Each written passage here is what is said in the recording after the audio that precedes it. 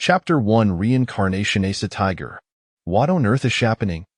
Have I a real light traversed into another realm? Hanya Gazetta the surroundings, utterly bewildered. Hari Khaled lying awake he in the dead off night, having just opened a video featuring Mustafa, eager to indulge in its delights. Yet, as soon as she had powered up his computer, a sudden wavy of dizziness overwhelmed him. When he regained his senses, he found himself in thrice unfamiliar place. Before him lay an ancient forest, where a thunderbrush flourished wildly, exuding an array of phantomed wilderness. I seem to have been a longer rumen. Hanya stared at this tiger pause, murmuring to himself. Beep! The Beast King system has been activated. Host Kangan evolution points by hunting ether beings, facilitating a leap in. No issuing a novice gift pack, with a 3 Anona talent draw. Beep! Congratulations, host. You have Edron Thetulance hunting, Indomitable, and Bloodlock. Hunting after marking Capri, each attack will inflict an additional 50 damage. Indomitable for every 5 status points lost. Attack power increases B5 when status drops below 50. Attack power surges B 200. Bloodlock when status below 3. Blood is locked for any who rendering the host immortal. With a daily activation limito fonts. Attribute panel. Race mutated black tiger. Level. Evolution points 0. Evolution points required for next evolution 100. Talents hunting, Indomitable, Bloodlock. Note evolution point scan also absorbed from Thinner Jofiavin and Earth, Albitatus slow pace. Note each evolution significantly enhances physical strength and may awaken a udolence. Initially feeling despondent, Hanya now perceived this situation, with a glimmer of hope. These 3 talents were undeniably formidable. He released, the survival was no longer precarious. With that system in place, becoming Thesovirig Noth this forest was more limiter of time. He approached it as small puddle, observing his reflection in water. Now, hair assembled Asmalcub, own lie slight lie larger than an orangey cat. At that moment, his skinars detected rustling sounds from the near Bithicate. Suddenly a larger burst forth, charging a theme. Fisher was quitizable, roughly equivalent to an agile dog. Yet, Hanya felt no fear instead, excitement coursed through him. This will be his first pre. A flash of red light flickered in his eyes, and the Harua's marked with a crimson X. This mark was visible sola litahim had come in said the shunt. With a low growl, here I at this spa wand advanced. The disparity in size was significant. The small black digger Hanya was sent, flying Betheris collision. The system's attribute panel displayed that the Harish charge had cost him 35 status points. Once he Indomitable talent activated, no ton lidded disatic power increase, but he'll so became a more exhilarated. With a fierce roar, Hekarjadet the Harions Marie. The Harisimid taken aback this little cub displayed unexpected bravery.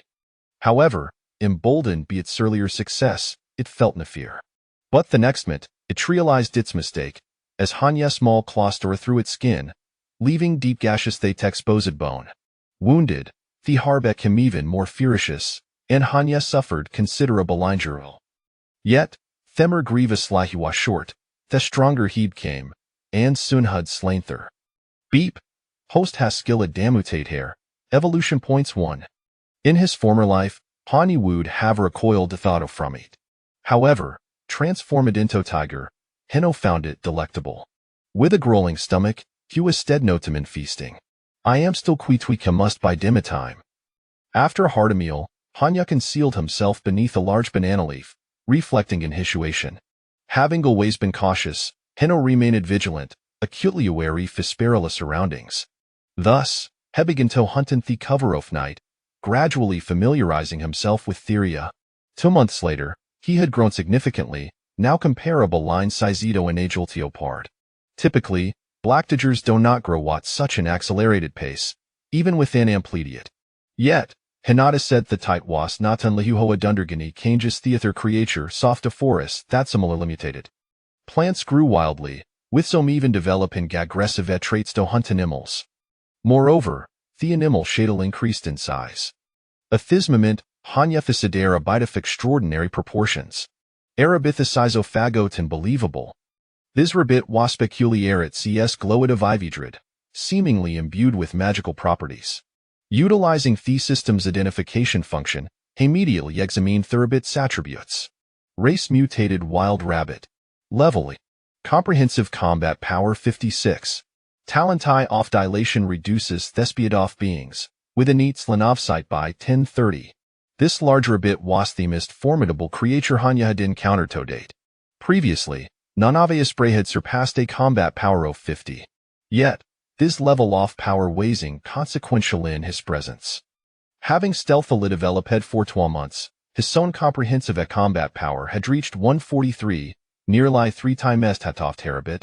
They had been locked in it insistent for several minutes, each observing Therabit's patience, however, proved less than Hanyas with a flash of Frednitzes.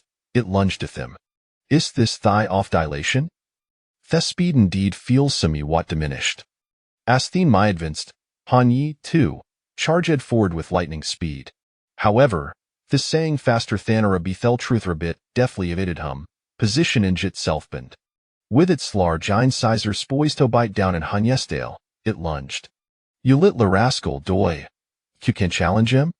Hanyi growled, swift lightning to sink his teeth into Thrabit's neck, warm blood gushing forth. Beep, host ha shunted and immutated Wilderbit, evolution points 11. Hanya glancedata attribute panel. Race mutated black tiger. Level. Evolution points 99. Evolution points required for next evolution 100. Talents hunting, indomitable, bloodlock. Comprehensive combat power 143. After a satisfying meal, Hanya pondered a pressing question. Ifivin aimer while drabby that developed so impressively, how power fuel would uris with talent superiordo the trabit nob? Clearly, their surgency of spiritual energy had persisted for quite some time, allowing ga host of formidable beings to emerge. The system indicates Tadelvel Sarah categorized into SSS, SS, S, A, B, C, D, and E. Wythiak level for their divide into Savin starings. Could it bethetess s level being sexist in this world now? Contemplating this revelation filled him with trepidation, prompting him to exercise caution. At that moment, a snake judden lid arted from beneath him, sink in jits fang sinto histiger leg. Thosmal, it possessed potent venom that made him feel a wave of paralysis wash over him. Yet, the sensation of numbness was feeding. How dare him a little serpentac so brazenly. With a fierce roar, Hanya raised dispa wan crushed the snake. Beep, host hashunta damutated venomous snake. Evolution points 2. Beep, current evolution point sallow the hosto evolviance. Woldio Lakita proceed? Yes, Hanya no dead in affirmation. Chapter 2 The Giant Civet. Hanya Fultager Jofanerge Europe Twithinium, Andy Viricelin his Babigantool. Moments later, a massive Eblactiger student his place. Post-evolution, Hanya measured near Lightwami Turson lengthened way a dover, 700 pounds. His sharp tiger fangs jitted out, reminiscent to Fassibertithid tiger. His spear sinjayeshal denin thralling power, radiating authority. Race saber-toothed black tiger. Level. Evolution points 1. Evolution points required for next evolution 1000. Talents hunting, indomitable, bloodlock, tiger Rornu. Comprehensive combat power 304.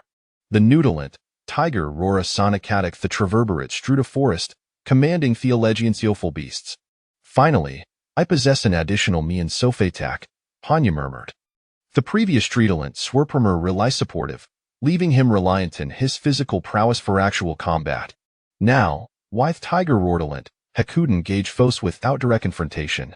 Having successfully evolved, Hanya felt confident the Thu is the strongest creature atop this mountain.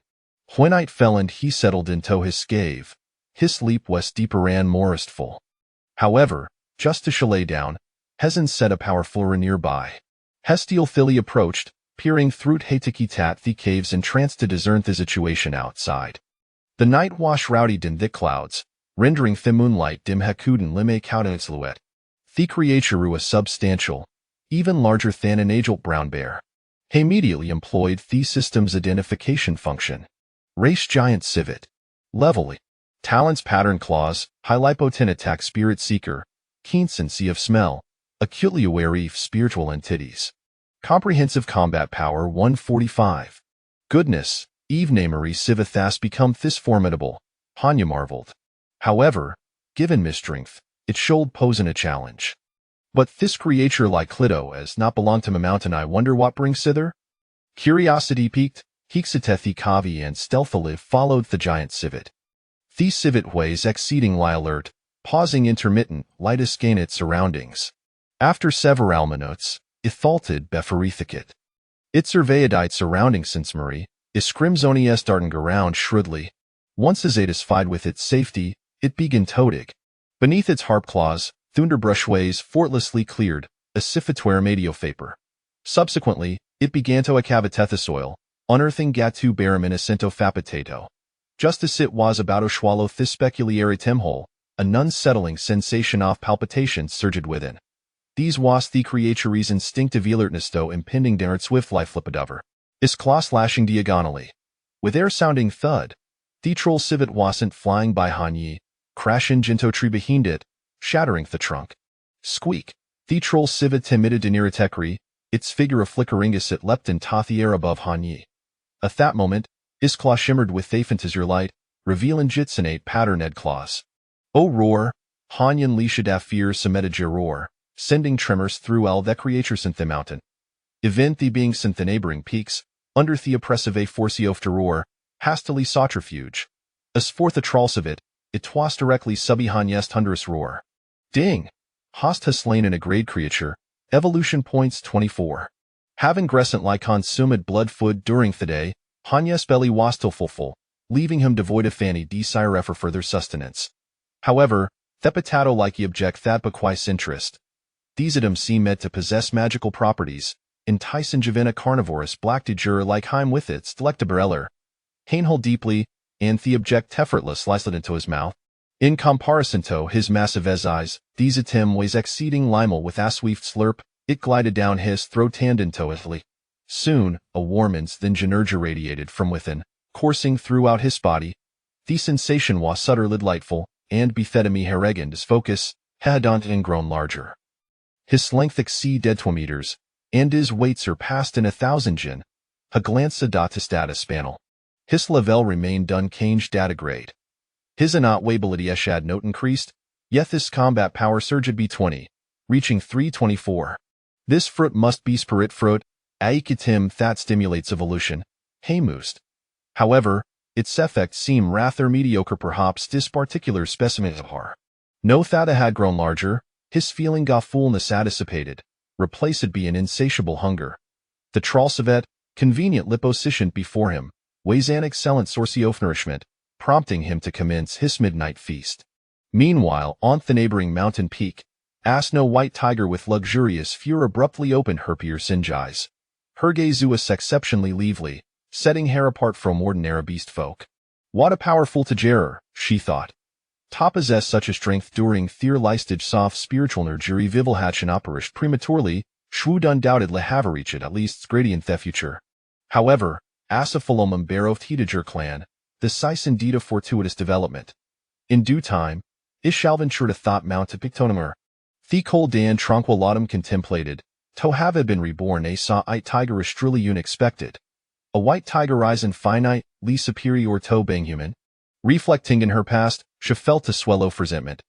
She, Lungchingchio, waste a woman who had consistent remain dath the forefront of evolution. Bethelator stage soft spiritual nergiri vival, her power had surpassed Devon Thatoff Tesses grade beast kings. Shuld humanity tore claimal territories and any beast folk. For decades, humanity flourished while it to beast folk dwindled in number. Duetto had remarkable achievements, shuas reverdas empress, basking in less glory. Yet, shunderestimate human nature. Possessing terrifying strength, it was no exaggeration to say she could dictate the lefan de the foul. Some feared her power, believing she should no Texas in this world, and thus conspired against her. At the time, the strength of T beast folk was no longer comparable to that of humanity. Consequently, her existence suis dimmed expendable line thigh soft manny. The number of toes wishing to eliminate hair was considerable. As the saying goes, a clear show to seize, Butah hid an arrow issued to defend against. Ultimately, the invincible unkickable was poisoned. However, before her demise, she fought valiant lions lemenio for would-be assassins. Yet, Thegazi soft he people peer said hurry art the regarded Harrisaminster. Once, During the time when humanity was being relentless lapusheto thebering kof extinction bethi beast folk, they had worshipped Heres a deity. Shafat her entire live for humanity, only to meet a tragicent. This left the arena statov deep depression upon Hera birth. However, time has a way of healing gallwounds, Angevin that shuis na longer human, her perspective underwent a significant transformation. Now, she had come to terms with her new existence. In Thizera, self-preservation ways therichispathy. Living for herself was sufficient she need not concern herself with the lives and deaths of other beings, nor indulge in pity. When I cultivate moonlight breathing techniquito the first year, mistrength will a levitotod grade. The first thing. I shall do upon leaving the mountainous sto subdue that individual next door. I twould be unwise to venturilo nire choir assistant sane gatherings, period fruit sto expedient strength enhancement. With a Seth Hots, lung king Caillou closed here isens Marie. Thuft he moonlight twasdem, alarof moonlight shimmered around her, as if the radiant moon had descended upon his place.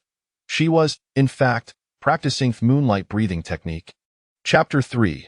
The wolf's trail. Han Yi was still oblivious to the attention he had garnered from the tigress, who was scheming to subdue him. To this moment, he had returned home and lay down to rest. In the latter part of the night, while he slumbered soundly, two large crimson rodents infiltrated his cave. One of them ascended to the meat rack and seized a piece of the mutated mountain hare.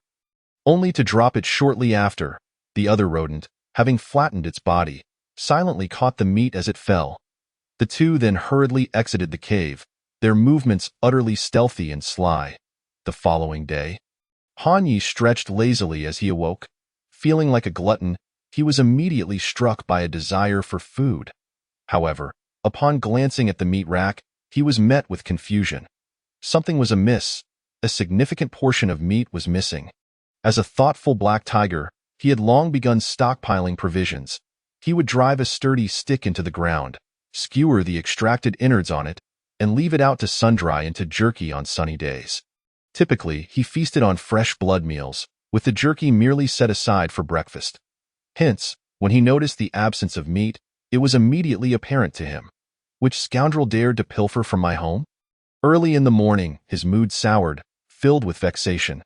With a deep breath, he consumed a piece of jerky and embarked on his hunting expedition for the day. The mountains and forests were vast and expansive. He had been hunting in these hills for over 2 months and had yet to deplete the food resources within. However, given the current pace of animal evolution, he felt he could sustain himself for quite some time. The creatures grew rapidly and reproduced abundantly, their numbers surging explosively at that moment. A rustling sound echoed around him. 3 fearsome wild boars charged forth. Each of these beasts weighed over 1,000 pounds. Their stampede akin to an earthquake, shaking the stones beneath. Had they come specifically to confront him? They suddenly surged from 3 directions, barreling toward him with a predatory intent that suggested premeditation. He surmised that these wild boars had discerned his daily routine and laid an ambush here. Han Yi roared mightily, instantly stunning the trio of wild boars. Blood streamed from their ears, mouths, and nostrils. As they were significantly injured by his thunderous roar, they halted, gazing at Han Yi with a flicker of fear in their eyes. Species: Tusker wild boar level, E-class talent, tough hide and thick flesh, possessing formidable vitality, overall combat power. 79. Surveying the scene, Han Yi noted that all 3 wild boars were of the same level. Given the inherent ferocity of wild boars, even A-class creature would struggle against their coordinated assault. Just then, a coarse boar's roar resonated from afar. Upon hearing this, the 3 wild boars suppressed their fear and charged at Han Yi once more. Truly, wild boars possessed impressive defenses. A mere roar had felled A-class civet, yet these 3 remained steadfast. As the trio bore down on him, Han Yi bared his teeth and met them head-on. The disparity in strength was vast.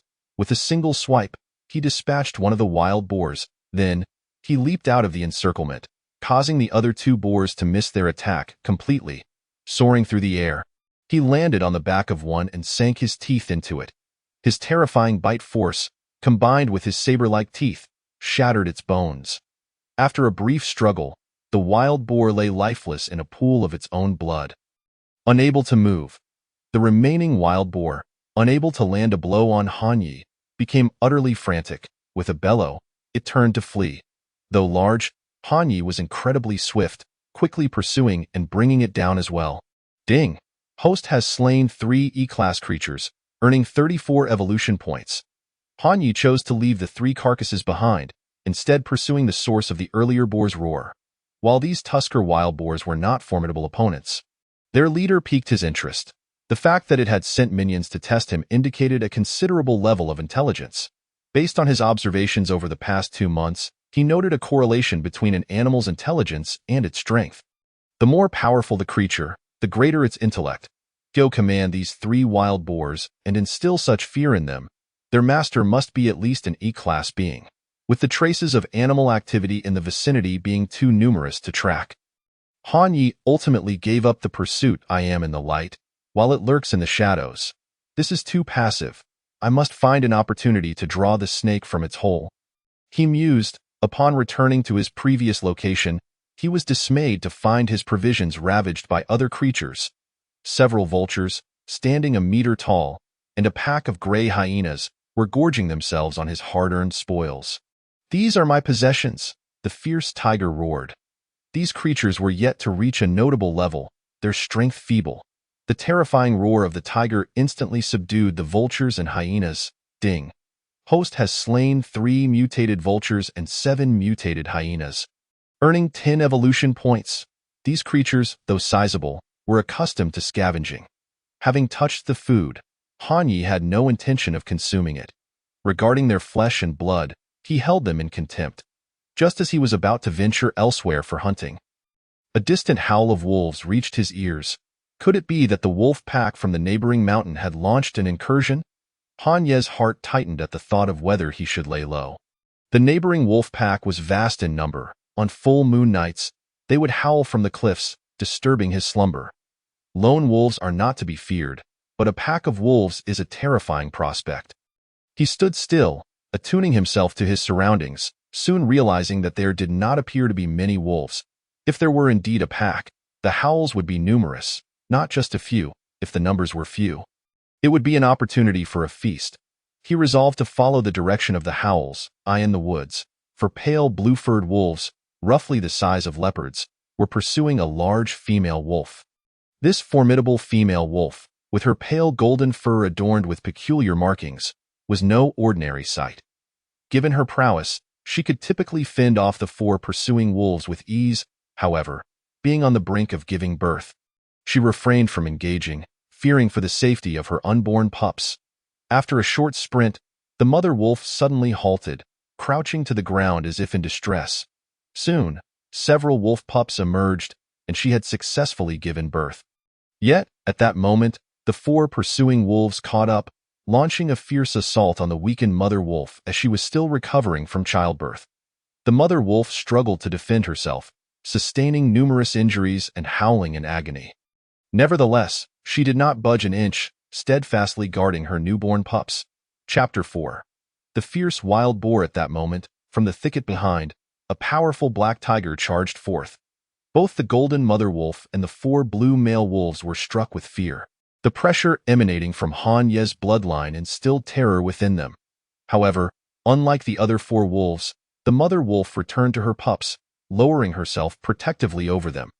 Hanyi bypassed her and lunged at the remaining wolves, swiftly eliminating them all. Ding!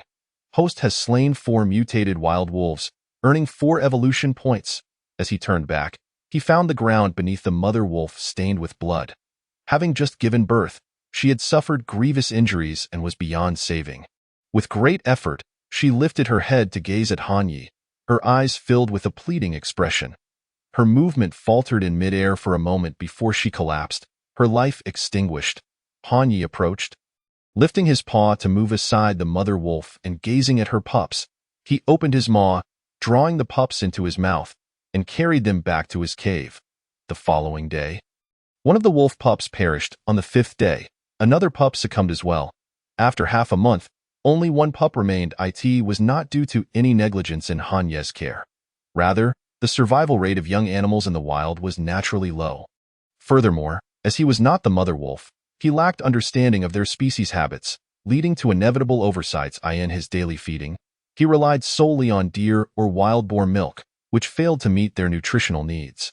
After half a month, the fact that one pup had survived was already an unexpected boon. Now, this lone wolf pup had grown considerably. It had weighed only 3 pounds at birth, but now exceeded 20 pounds. Moreover, it had inherited its mother's golden fur. "Why haven't you had your milk today, little one?" Wolves and dogs belong to the same family. Typically, pups are weaned at 1 to 1.5 months. Yet you, little one, are remarkably resilient and hardy. A true anomaly, Han Yi mused, observing the small golden wolf. Upon evaluating it with his system, he discovered the pup was quite extraordinary. Species: golden wind wolf level. Talent: golden claws. With claws imbued with the sharpness of gold. Wind chaser: exceptionally swift. Overall combat power: 24. This little creature possessed 2 talents, destined for greatness in the future. Han Yi contemplated. Initially, it was out of respect for the wolf mother that he took in these few wolf cubs. But he had not anticipated such unexpected joy. The little creature approached Han Ye's feet, affectionately nuzzling against him with its small head. "Little one, stay at home and be good. I shall venture outside to procure some fresh blood and food."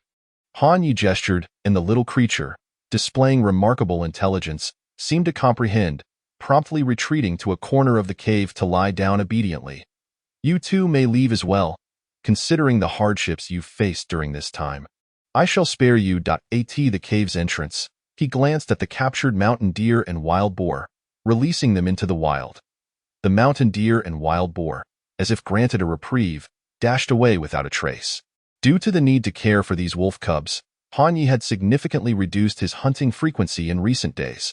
Today, however, he sensed an unusual stillness in the surroundings. It was too quiet. The usual chorus of birds was conspicuously absent, leaving behind an eerie silence.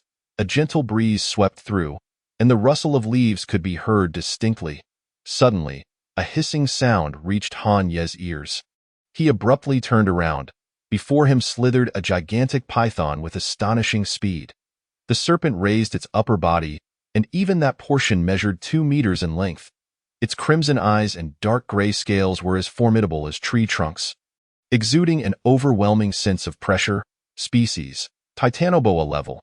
Ability: constriction, with a tripling of strangulation power once it wraps around its opponent. Overall combat power: 203. How could such a creature appear here? Han Yi pondered. Snakes typically possess a strong territorial instinct and rarely roam without purpose. Having lived here for nearly 3 months, if this Titanoboa were a native, a confrontation would have already occurred. Could it be? Just then, the Titanoboa lunged at him. With a mighty swing of its tail, it unleashed a terrifying force that even produced a sonic boom. A flash of red flickered in Han Ye's eyes as he marked the Titanoboa. He then leaped forward, roaring at the creature. "Ow!" The Titanoboa's tail strike missed, and it was met with the force of Han Ye's tiger roar, causing its head to drop immediately. Han Yi lunged at it, sinking his fangs deep into the Titanoboa's flesh. The 2 sword-like canine teeth embedded themselves firmly within. The Titanoboa let out a wail, its body convulsing violently. This Titanoboa, being of equal level to Han Yi, was not easily defeated. It endured Han Ye's bites, gradually coiling around him. Crack, crack. Han Yi felt several of his bones creaking under the immense pressure. The constriction of the serpent was fearsome, and its innate ability tripled its strength while in a constricting state. The power was indeed terrifying, yet the tighter it coiled, the more fiercely Han Yi bit back, each combatant vying to outlast the other. Just then, the ground trembled violently. Boom, boom. A massive wild boar, covered in bristles and with fearsome tusks, charged in from the distance. This wild boar was colossal, towering over 2 meters and weighing at least 3,000 to 4,000 pounds. Species: Rampaging wild boar level. Ability: Rampage, inflicting greater damage the further it charges. Overall combat power: 312. As expected, Han Yi had anticipated that the Titanoboa would not appear here without reason. This rampaging wild boar was likely the mastermind behind its presence. In truth, with his strength, the Titanoboa would have had no chance of ensnaring him. This was all part of Han Ye's strategy, designed to lure it out of hiding, and now the goal was achieved. Instantly, he transformed from a sickly tiger into a fierce predator, launching a frenzied assault on the Titanoboa. Having been constricted by the Titanoboa, his indomitable talent was activated, granting him significant damage bonuses. With a swift motion, his tiger claw pierced the Titanoboa's body, slicing through as if it were mere paper. Despite the Titanoboa's strong vitality, it could not withstand Han Ye's relentless onslaught. It succumbed, collapsing to the ground, unable to continue constricting. However, at that moment, the rampaging wild boar charged forward, its tusks piercing into Han Ye's body and propelling him forward. He crashed through several trees before coming to a halt. Were it any other creature, it would have certainly perished under the force of the wild boar's attack. Yet Han Ye possessed the bloodlock ability, which had now activated. Despite the prolonged constriction by the Titanoboa, his condition had not deteriorated significantly. But the wild boar's charge had activated his passive ability, showcasing its fearsome power. With a furious roar, Han Ye seized the wild boar's tusks, wrenching them free. Then, with all his might, he charged forward, sending the massive wild boar flying several meters away. Chapter 5. The Rodent Infestation. After activating his bloodlock ability, no matter how grave his injuries, he would not succumb to death immediately. However, he estimated that after an hour, his chances would be slim. Thus, he needed to end the battle swiftly to minimize his injuries. A resounding tiger roar echoed, the terrifying sound waves shattering the surrounding trees into fragments.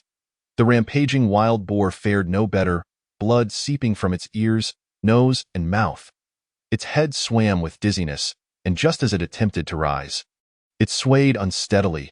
Han Ye pounced, biting down on its thick, short neck. The excruciating pain drove the wild boar into a frenzy, its massive size and strength formidable. Having been struck by Han Ye, it was caught off guard and unprepared.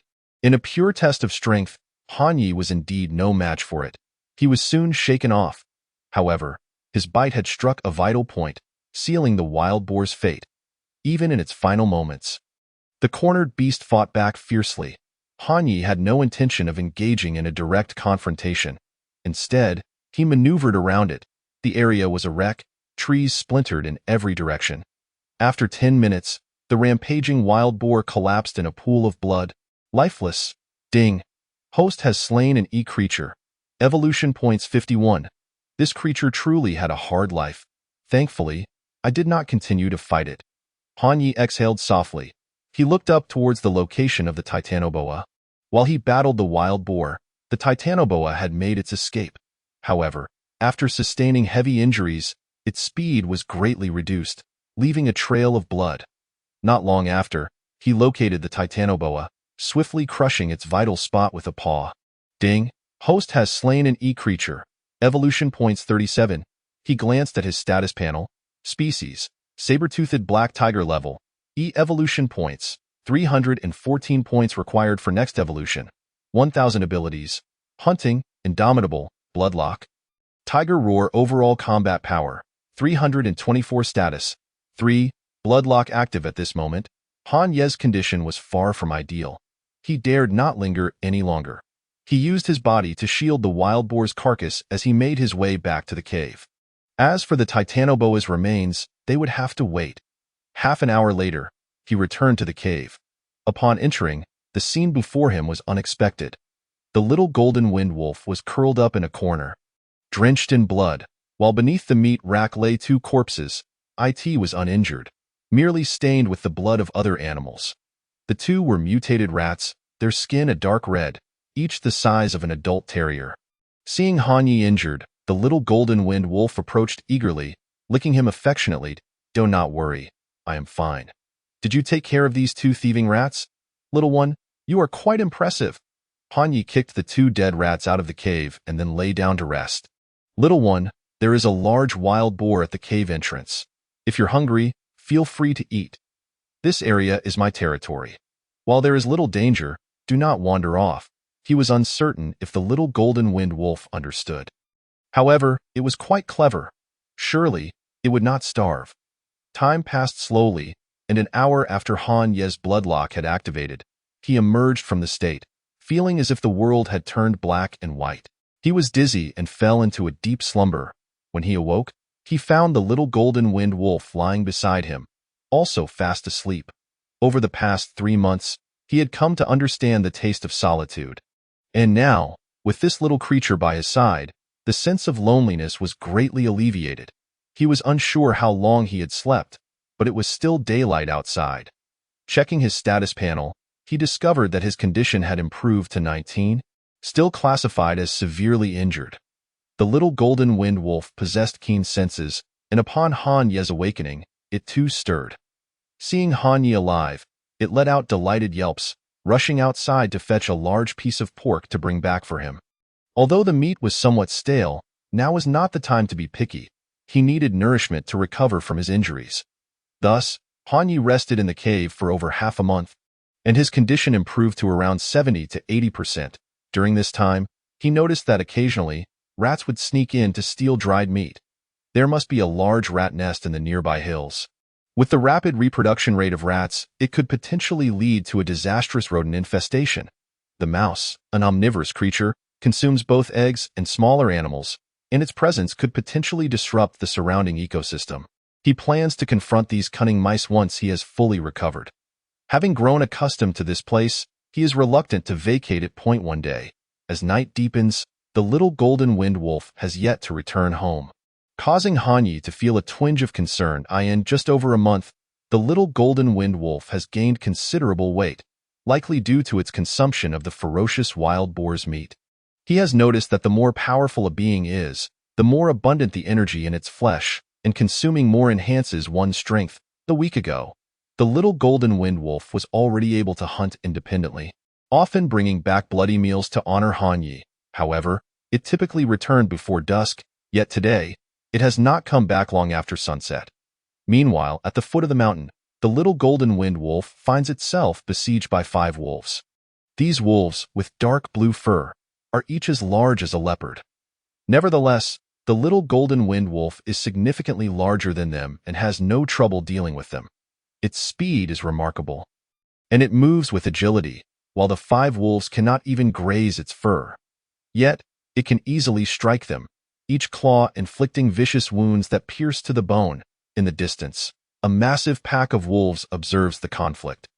The pack exceeds 100, with several wolves as large as water buffaloes. The alpha wolf, exuding a regal aura, is surrounded by a faint blue wind, emanating an imposing presence. However, the alpha seems wary of something, refraining from sending more wolves across the boundary at the foot of the mountain.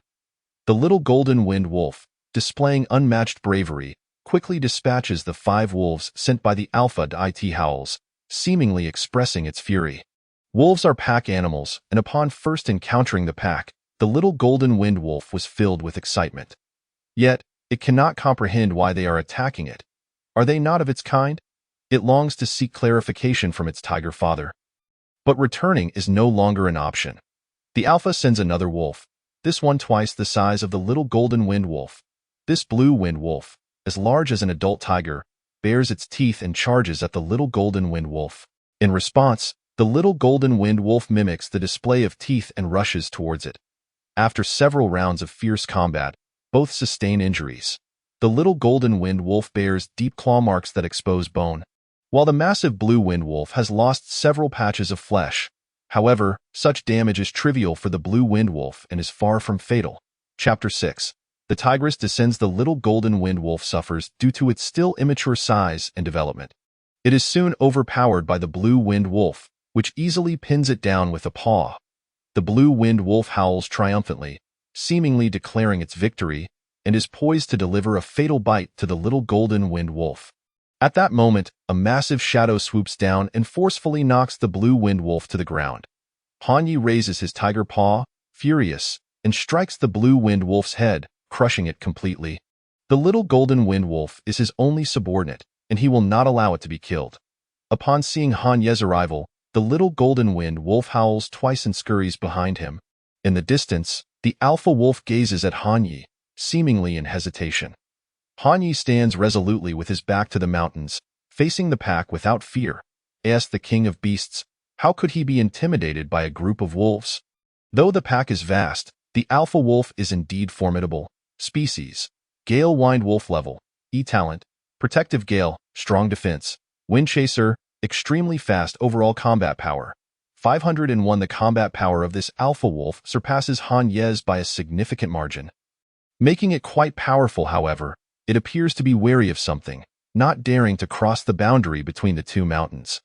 After casting one last deep glance at Han Ye, it leads its pack away and vanishes. Han Ye, not foolish, does not believe the alpha fears his strength. More likely, something lurking in the mountains instills such caution in the alpha. He promptly returns to the cave with the little golden wind wolf. Vowing to be more cautious in future hunts. One day, on the neighboring peak, the reincarnation of the empress, Long Qingqiu, is practicing at the edge of a cliff. The soft moonlight cascades over her pure white fur, lending her an ethereal aura reminiscent of a mythical white tiger. After a long while, she opens her tiger eyes, a hint of pride flickering within. She has barely managed to cultivate halfway through the first layer. With the enhancement of spiritual energy, her combat power should now reach E. However, this pace is still too slow, risking the loss of opportunities. The opportunities she refers to are the emergent chances arising during the resurgence of spiritual energy across the lands. Oh, is that the moon petal flower? To her surprise, it has begun to bloom at this moment. Suddenly, she whips her head towards the mountain where Han Ye resides. That being still sleeps, unaffected even by the fragrance of the moon petal flower. TSK, when it awakens, it will surely be a D-level being. She weighs the pros and cons. If she heads over to seize the flower and happens to encounter the being awakening, it would spell disaster. If that occurs, she will have to resort to her trump card. One must take risks to reap great rewards, and this moon petal flower can significantly enhance her physical prowess. She cannot afford to let it slip away. She resolves to descend the mountain and head towards the neighboring peak. Halfway down, she suddenly recalls the tiger roar she heard months ago. It has been a long time since she last heard such a sound. Could that creature have already left its spot? This time, she plans to subdue him as well, to avoid prolonged uncertainties. She contemplates whether he still remains on that peak. Meanwhile, on the mountain peak, a massive black tiger lies beside a flower. Behind this black tiger follows a golden wind wolf, wagging its tail. It has been 3 months since their confrontation with the pack. Species: saber-toothed abyss tiger level. Evolution points: 467 evolution points needed for next evolution. 5,000 talent. Hunting: indomitable, bloodlock, tiger roar, abyss wave. Overall combat power: 702. Han Ye has stealthily thrived for 3 more months within the mountains. He recently experienced a breakthrough, achieving another leap in his existence. He has unlocked a new talent: Abyss Wave, an offensive skill that allows him to unleash a black wave of energy from his mouth to inflict harm on foes. This energy wave possesses a degree of corrosiveness and is exceptionally destructive. With considerable range and effectiveness, this moment, a mutated deer suddenly darts out from behind. This mutated deer possesses substantial strength, ranking at E, with a combat power of 132. It has also been drawn to the blooming moon petal flower. Seeking to seize the opportunity, Han Ye silently observes the oncoming mutated deer, remaining utterly unfazed. That moment, the golden wind wolf rises. With a few swift movements, the golden wind wolf lunges at the mutated deer. Wind Chaser seems to be one of the talents of the wolf clan, which he previously noted in the alpha wolf on the neighboring peak. Though common among wolves, its effect is remarkable, demonstrating extraordinary speed. Caught off guard, the mutated deer attempts to turn and bite the golden wind wolf as it draws near.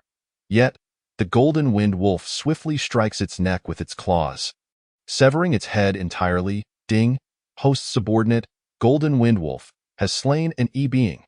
Evolution points 14. This is one of the hidden functions Han Ye discovered after exploring the system, allowing him to bind his subordinates. The results of his subordinates' hunts can be transferred to him. However, this function has a limitation. Only one binding can be unlocked per evolution. Since his rebirth, he has evolved twice, allowing for the binding of 2 subordinates.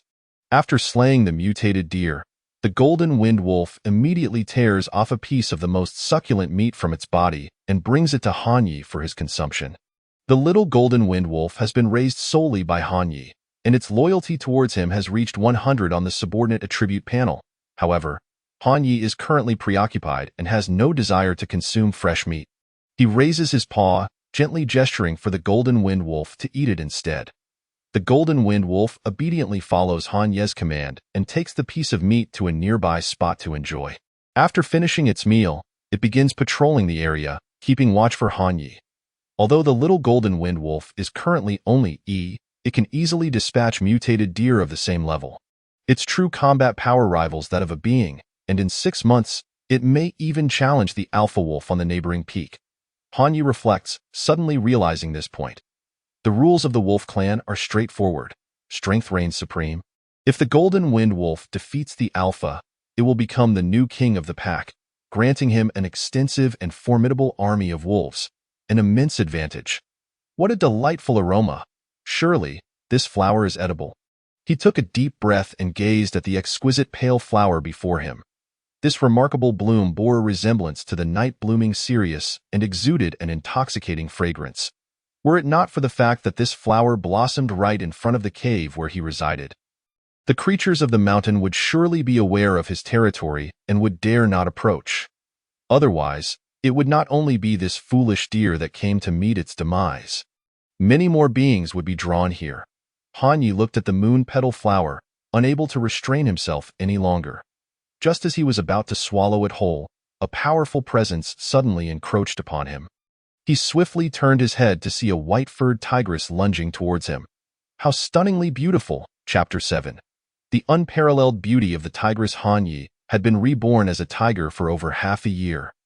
Spending most of that time in the form of a black tiger, his animal instincts gradually began to overshadow the humanity of his former life, altering his perceptions entirely. At this moment, the white tiger appeared to him as a paragon of beauty. Her snow-white, flowing fur, her captivating muscular curves, and her enticing aura ignited a tempest of hormones within Han Yi. This was an instinct of the beast. An audacious thought surged within him at once. Long Qingqiu glanced at Han Yi, her fury igniting. As a fellow member of the tiger clan, she could see clearly the state he was in. How dare this fellow covet me? I, Long Qingqiu, the formidable empress, am being pursued by a mere beast. But it seems I am no longer human myself. Yet, that is unacceptable. Such insolence cannot be tolerated, even if tarnished by the very thoughts of this black tiger. She would not allow it. She charged forward, engaging Han Yi in a fierce battle. In the distance, the loyal Jin Feng wolf wanted to assist, but Han Yi quickly instructed it to return to the cave and not to emerge. The Jin Feng wolf dared not defy Han Ye's command and promptly retreated. How apt it is to liken a fierce woman to a tigress. This woman is truly ruthless. Han Yi and the white tiger clashed for a while, accumulating numerous claw marks and bite wounds. The white tiger showed no mercy, attacking with lethal intent, while he, in his chivalry, refrained from harming her. However, his repeated forbearance only emboldened her further. At this moment, both Han Yi and Long Qingqiu found themselves in a state of frustration. This black tiger is remarkably strong. In pure hand-to-hand combat, I cannot best him, Long Qingqiu thought in shock. Her breathing technique not only allowed her to absorb the spiritual energy of heaven and earth, but also enhanced her physical prowess. She knew that Han Ye's level was not inferior to hers, nearly on par. However, to her astonishment, her own physical form was not superior to his despite their equal rank, a fact that her proud heart found hard to accept. Just as she was about to retaliate, a terrifying roar of a tiger erupted in her ears. Ow! Han Yi howled fiercely, momentarily stunning her. Seeing the white tiger sprawled on the ground, he believed himself victorious. He approached, displaying his muscles with an air of dominance, reminiscent of a bodybuilder showcasing his physique in competition. Tigress, do you see these muscles? This is no jest. With my imposing appearance, I am undoubtedly a paragon among the tiger clan. You shall obediently submit and become my mate. Such were Han Ye's thoughts, yet the outcome proved contrary to his expectations. What in the world? He doubted his own eyes. The voluptuous white tiger, upon rising from the ground, regarded him with a look of disdain. Indeed, it was a look of contempt, filled with scorn and defiance. She roared, and a layer of moonlight suddenly enveloped her. Then, A beam of white energy burst forth from her mouth. Humph! No wonder this tigress carries herself with such pride. She possesses the means to do so. Han Yi scoffed inwardly. Dark wave. A dark aura enveloped him as he unleashed a black wave of energy. The clash of black and white waves resulted in a stalemate. I shall see just what you are made of. Species. White tiger level. E abilities. Moonlight. A beam attack utilizing the essence of the moon. Sovereign aura, capable of diminishing the enemy's combat strength by 10-30. Longevity. Lifespan of 1,000 years with significant extension as strength increases. Self-healing. Healing ability twice that of beings of the same level. Tiger wings. Capable of flight. Overall combat power. 693. The revelation was staggering. This white tiger possessed 5 abilities, her combat power nearly matching his own. Yet, this only excited him further. Only such a tigress was worthy of being his mate. A glimmer of red flickered in his eyes as he marked the white tiger with the hunting sigil. Once marked, each attack she endured would inflict an additional 50 damage. This effect immediately shifted the tide of battle. As Han Ye's dark wave began to gain the upper hand, forcing the white tiger's white wave to retreat. With a thunderous crash, the white tiger was sent flying, crashing through several trees before coming to a halt. What caused his attack power to surge so suddenly? Long Qingqiu felt a surge of alarm. Though reborn, she still held an indomitable spirit, and when comparing her current power to that of her past life at the same level, she found it baffling that in her current form as a member of the Tiger Clan, her strength was not superior. This meant that, regardless of her past or present, she was not a match for this black tiger at the same level. Once invincible in her former life, Long Qingqiu's pride could not accept this truth. Yet, I refuse to believe I cannot defeat you. She rose from the ground and charged at Han Yi once more. Han Yi had already abandoned any thoughts of taming her peacefully. In the wild, strength was the only language that mattered. As they battled fiercely, Han Yi maintained the upper hand against the white tiger. Moreover, as the fight progressed, bolstered by the fearless ability, he grew increasingly emboldened. The white tiger was on the verge of collapse. At this moment, Han Yi had the white tiger pinned down. Without entering the tiger's den, how could one hope to catch a tiger cub? Han Yi roared triumphantly, asserting his might. Long Qingqiu, now subdued, felt an overwhelming sense of frustration. How infuriating, as an empress, to be unable to best this black tiger at the same level. However, I will not allow you to succeed. Just as Han Yi was about to commence the natural process of reproduction, an overwhelming surge of energy erupted from the white tiger. Absolute zero. Crack, crack, crack. The surrounding foliage and towering trees were instantly encased in ice. Han Yi too was transformed into an ice sculpture, lying motionless within. The white tiger flipped over, rising once more. Humph! You cannot even begin to imagine the extent of my abilities. This technique was originally intended for that fellow. To think it would be used on you, black brute? The white tiger cast a glance at Han Yi before turning her attention to the moon petal flower. Truly a spirit herb. Even absolute zero cannot freeze it. Quite impressive. Feeling quite pleased, Long Qingqiu approached, ready to indulge. However, at that moment, a loud bang echoed. Han Yi shattered the ice and lunged forward, bringing the white tiger down. What on earth just happened? Long Qingqiu was utterly bewildered, unable to comprehend the situation. She was certain that this absolute zero would obliterate the black tiger, perhaps even be effective against D-rank magical beasts. Yet, Han Yi, in that moment, silently rejoiced. Thankfully, he possessed the blood lock ability. Otherwise, he would surely have met his end today. Long Qingqiu's technique had reduced his state to 3, triggering this passive ability. He glared at the white tiger beneath him, frustration boiling over. After such a long period of solitude, he sought her companionship, yet she looked down upon him. Initially, he had shown her mercy, but she now sought to inflict harm. It was utterly intolerable. Chapter 8. Moon Petal Flower. The reproductive cycle of a tiger typically lasts no longer than a minute. However, in the context of the revitalization of spiritual energy, the animals experienced significant mutations. Half an hour later, the white tiger descended the mountain, returning in defeat, having not only failed to obtain the moon petal flower but also jeopardizing her own well-being.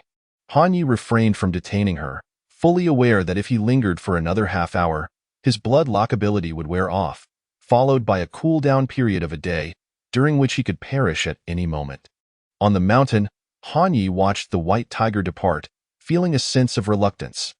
"Tigress, wait for me to increase my strength, and I shall come for you." When he had initially ventured into the dragon's lair, he had not given it much thought. Now, the memory of the tigress unleashing absolute zero flashed vividly in his mind. Without sufficient strength, having her by his side would be akin to harboring a ticking time bomb. He returned to the spot where the moon petal flower had bloomed, now beginning to wilt, with petals falling away. If he did not consume it soon, it would be a waste. He opened his jaws and devoured the moon petal flower in one bite. Soon, a wave of pure, soothing energy spread from his belly throughout his entire being.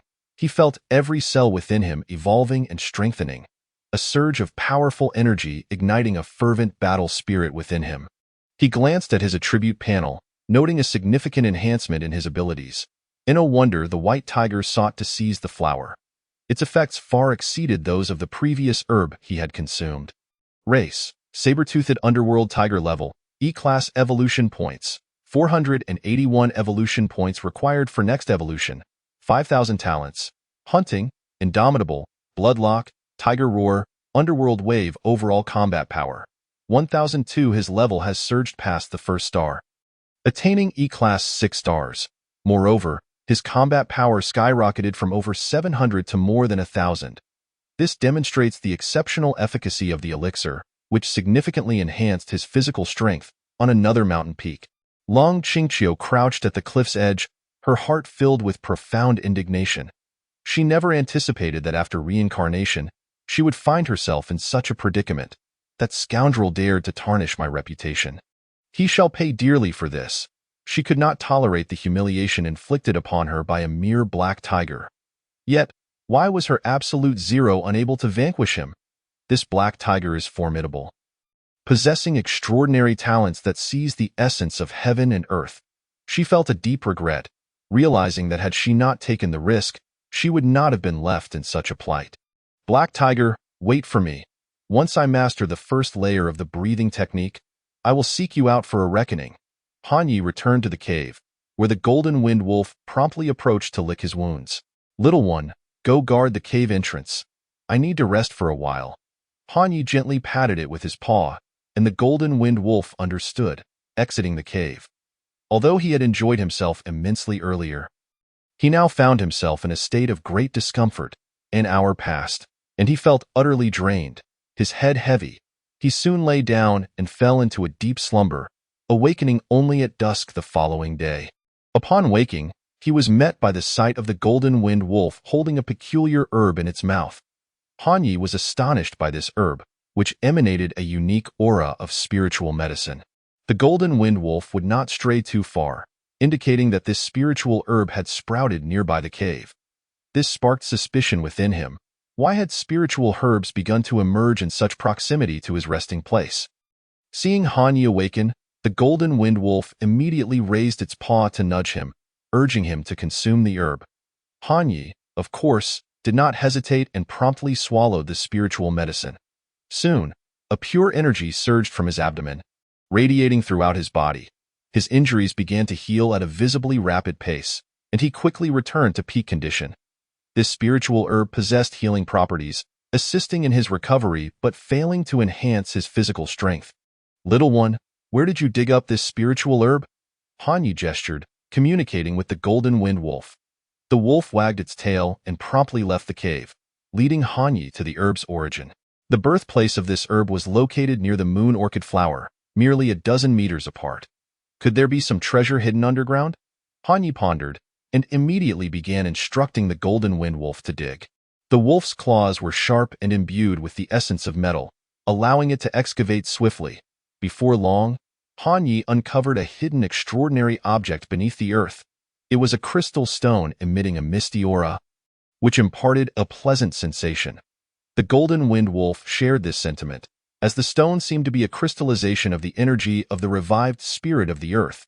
It was precisely due to its nourishing presence that this place could continuously yield spiritual herbs. After some contemplation, Hanyi decided to bury the crystal stone once more. Though it was splendid, he did not know how to utilize it effectively. Simply remaining nearby to absorb its energy would be a waste, as his breathing rate could not match the stone's rate of energy emission. Consequently, a significant portion of its energy would inevitably dissipate, which would be a loss. It would be wiser to bury it again and allow it to continue producing spiritual herbs. Of course, he remained skeptical about whether this location could continue yielding spiritual herbs, given that the soil had been disturbed and the crystal stone had been exposed to the air, potentially leading to unforeseen changes. If, after some time, no spiritual herbs emerged, he planned to excavate the crystal stone and carry it with him to absorb its energy directly. Having slept soundly from the previous night until now, Hanyi felt his stomach growling. He then took the golden wind wolf with him to hunt in the mountains. "Little one, you head back first. I'll take a trip to the neighboring peak." After a hearty meal, Hanyi looked at the remaining bloodied food and suddenly recalled the white tiger. The white tiger had also been injured by him the night before and might still be recuperating. Perhaps if he brought her some food, she would be more amenable to him. After all, animals are much more straightforward than humans. He refused to believe he had failed so miserably as to be unable to capture a female tiger. The golden wind wolf obediently returned to the cave, while Hanyi ventured for the first time away from the mountain, reaching the foot of the neighboring peak. Surely, there could not be any fearsome beings dwelling upon this mountain. He felt a surge of anxiety within. Despite having survived for over half a year, he still felt weak and ill-equipped to face the unknown dangers of the outside world. If the female tiger could reside on the mountain, it must be safe enough. With that thought, he steeled himself and ascended the mountain. At the cliff's edge, Lung Qingqiu was enveloped in a layer of orange light. This was a different breathing technique. Harnessing the power of the sun specifically for healing purposes, by practicing the radiant sun breathing technique, she could return to her peak condition in just 3 days. That detestable black tiger has caused me to waste 3 precious days. For Lung Qingqiu, time was of the essence. She had to seize every moment to stay ahead in her evolution and take control of her destiny. Thus, she begrudgingly set aside several days for recovery, which left her feeling quite uneasy. Gurgle at that moment, her stomach growled. Since returning from the neighboring peak the previous night, she had not eaten, and now she felt a pang of hunger.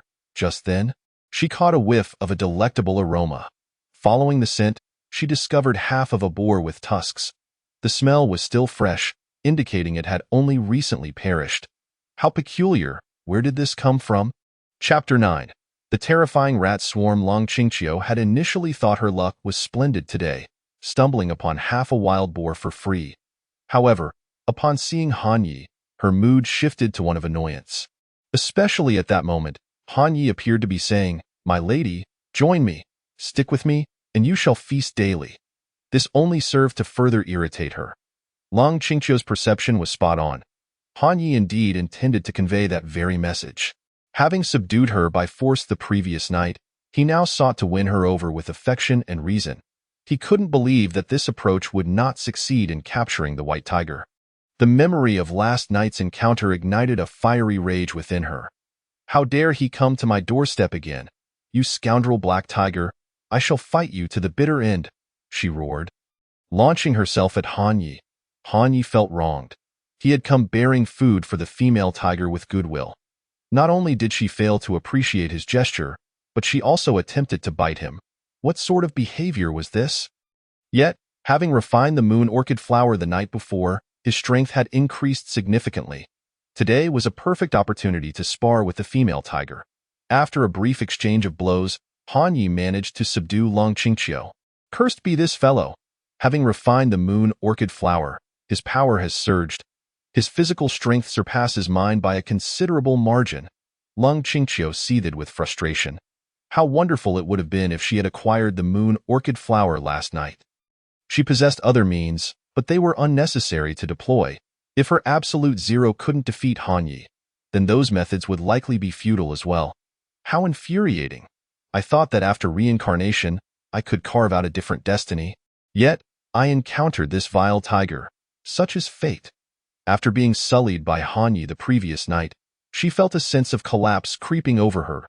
An overwhelming sense of powerlessness washed over her. leading her to contemplate the end of her brief and tragic existence, even if it meant losing the chance for reincarnation. Han Yi worried that the female tiger might unleash the same attack as the previous night.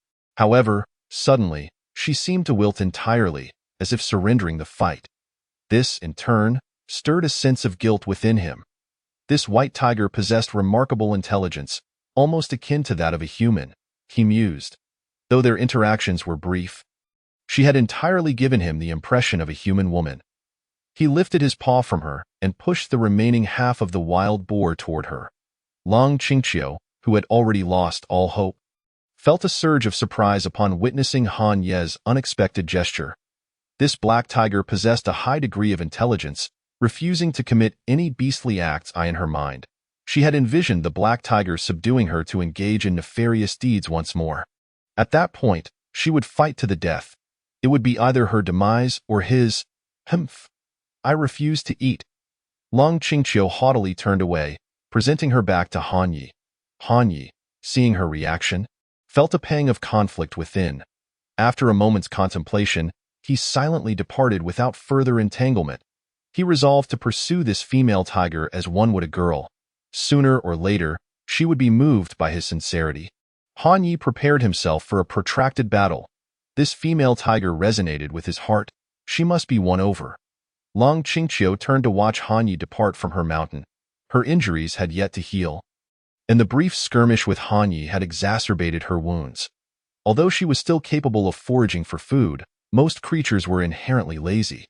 When there was something readily available, why would they go to the trouble? This meat would be wasted, attracting flies. Reluctantly, she decided to consume it. She was certain that Han Yi had already descended the mountain, which is why she stepped forward to indulge herself with great delight. By the time Han Yi returned, nightfall had already enveloped the land. The appearance of the tigress added a significant measure of intrigue and challenge to his otherwise tranquil existence. He had begun to envision a promising future. However, upon returning to the cave, a sense of foreboding washed over him. Several corpses of mutated mice lay strewn across the ground. These aberrant creatures had come to pilfer meat but had been dispatched by the golden-winged wolf. This was not the second wave of rodents attempting to invade his lair. He had lost count of how many incursions there had been. In any case, it seemed that nearly every day brought an unwelcome visit from these rodents. The rodent infestation was becoming increasingly severe. Recently, the population of wildlife in the forest had plummeted, undoubtedly due to the presence of these rodents. If this continued, this place would no longer be suitable for his gradual development. Han Yi pondered, resolved to eradicate the rodent nest. Little Jean, can you locate this nest? He communicated with the golden-winged wolf. Being a member of the canine family, the wolf possessed an acute sense of smell. Particularly after its mutation, all its bodily functions had seen a substantial enhancement. Thus, he believed that the golden-winged wolf might be able to pinpoint the location of the nest. The wolf was uncertain whether it could find the nest, but having had extensive dealings with the rodents, it had become quite familiar with their scent. It felt that perhaps it was worth a try, so it left the cave and began to search. Not within this mountain. Before long, Han Yi followed the golden-winged wolf to the foot of the mountain. On their left lay a mountain inhabited by a pack of wolves, while on their right was the territory of the tigress. To the north and south were a series of undulating peaks. The direction in which the golden-winged wolf gazed was toward the mountain to the north of them. Little Jean, you should return home. I will venture to the northern mountain alone, Han Yi communicated. The golden-winged wolf obediently turned back toward the cave, but after a short distance, it glanced back, seemingly uneasy. That moment, there was a disturbance among the wolves on the left. A horde of mutated wild wolves charged down. The Wolf King looked at Han Yi with trepidation, having initially thought that Han Yi was coming for them. Han Yi sensed the wolves' hostile gazes, and he turned around with an air of calm. Now, he was a formidable figure, exuding a deep and oppressive aura. The presence of the King of Beasts was magnificently evident in him. Not only did the wild wolves within the pack feel fear, but even the Wolf King instinctively took a step back, intimidated by Han Ye's fierce glare. With his current strength, he could undoubtedly break through the pack and directly confront the Wolf King. However, he still had use for this pack, intending to leave them for the golden-winged wolf. Reflecting on the moment he had discovered the golden-winged wolf, he realized that it likely bore the bloodline of the previous Wolf King. Matters concerning their kind should be resolved by their own kind. He soon vanished into the vast darkness of the night. The Wolf King, too, retreated with its pack, unwilling to cross the mountain's boundary to venture elsewhere. Logically, there should be a plethora of animals active during the night. Why was the northern mountain shrouded in silence? Upon ascending the mountain, Han Yi only heard the sound of crickets, with no other creatures in sight. Suddenly, an unusual commotion erupted on the mountain. Squeak, squeak, squeak. It seemed as if a swarm of mice was rushing down, shaking the very ground beneath them. Feline creatures possess excellent night vision, and Han Yi was no exception. He quickly discerned that indeed, a horde of rodents was charging forth, a vast swarm of mutated mice, but most of them were not particularly strong. Just the right opportunity to gain some experience. Han Yi felt a surge of excitement. With a mighty roar, he unleashed a tiger's cry, instantly slaying a multitude of mutated mice with the sonic waves. Ding. The host has hunted 172 mutated mice. Evolution points 172. Ding. The host has hunted 13 E-grade red skin mice. Evolution points 130. Ding. The host has hunted 9 E-grade fire mice. Evolution points 241. Ding. The host has hunted 3 E-grade purple fire mice. Evolution points 125. His innate talents would increase in power as his strength grew. With Han Ye's current prowess, a single roar was sufficient to vanquish E-grade beings. Such wide-range attacks were utterly exhilarating. Han Yi felt invigorated. His roar had garnered him an impressive number of evolution points. His journey had not been in vain. Just as he was about to advance further and locate the rodent's lair, the ensuing events spiraled beyond his control. A tide of mice surged from all directions. Among them were even some mutated mice with remarkable resistance to sonic waves, and a portion of the mutated mice quickly closed in on him. Given his strength, dealing with these rodents was merely a matter of a single swipe. However, the sheer number of rodents was overwhelming. He simply could not keep up with their numbers. Even he had to retreat, lest he be overwhelmed by these creatures. Suddenly, an acute sense of danger gripped him. Animals possess a keen awareness of peril, and he did not believe this was mere figment of imagination. He roared, expelling a wave of dark energy that forced the surrounding mutated mice back. Then he leapt into the air, hastily attempting to escape. In that very moment, the ground where he had previously stood collapsed. Suspended in midair, he saw clearly. It was the gaping maw of a colossal rat. This creature's mouth could easily engulf a radius of 10 meters. It erupted from the ground, bringing earth and stone along with it. Intent on devouring everything in its path, had Han Yi not vacated the area in time, he would have surely been consumed. Species: giant demon rat level, E-grade talent, devour, possesses exceptionally potent digestive enzymes. Capable of digesting most substances, infinite growth, rapidly gains mass with no upper limit. Comprehensive combat power. 2022. Han Yi stared in disbelief. This creature's combat power exceeded 2,000, yet he himself barely surpassed 1,000. The disparity was staggering. Good grief. I am but a single star away from it, and the gap is this immense. Han Yi had no desire to linger and simply wished to flee on the right mountain. Long Qingxia was cultivating at the edge of a cliff. However, the recent tiger's roar left her unsettled. What was that black tiger thinking, provoking a horde of mice for no good reason? The Rat King was not to be trifled with. Had it not been for its fear of another creature, it would have long since descended the mountain to wreak havoc in the vicinity. She opened her tiger-like eyes and gazed in that direction. Honestly, why was I worrying about him? If he perished, my vendetta would be avenged. Oh, she closed her eyes once more, but soon reopened them. No, he cannot die there as a dignified empress. How could I not take vengeance with my own hands? She took a deep breath and promptly descended the mountain, racing toward the northern peak. Damn it, Bloodlock activated. The giant demon rat's offensive power was indeed formidable. Han Yi found himself in dire straits, having been struck by the tail of the colossal rat. This blow activated his Bloodlock passive ability. What was even more terrifying was that the swarm of rodents continued to pursue him relentlessly. He would have to contend with the horde, and it would be difficult to shake them off within an hour. If he could not escape the peril within that time frame, he would truly have to bid farewell to this world. At this critical juncture, the temperature around him plummeted. This sensation felt vaguely familiar. Crack, crack, crack. Ice formations crystallized. It was the absolute zero of the tigress. Long Qingqiu exerted her strength, creating a barrier of ice. With this barrier in place, the rodent horde was temporarily halted. Wu Wu, what a wonderful partner. I am truly touched that you came to save me. Han Yi felt an overwhelming urge to cry. This was an incredibly rare occurrence. Seizing the opportunity, he sprinted away. Long Qingqiu did not dare to linger, following him down the mountain. Suddenly, with a loud bang, the ice shattered as the giant demon rat broke through the frost, lunging forward.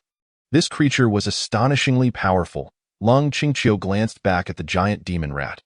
Although her absolute zero had a wide range, its individual attack power had diminished significantly. Yet, the fact that the giant demon rat could break through the ice so swiftly underscored its formidable strength. Fortunately, that previous freeze had granted them ample time.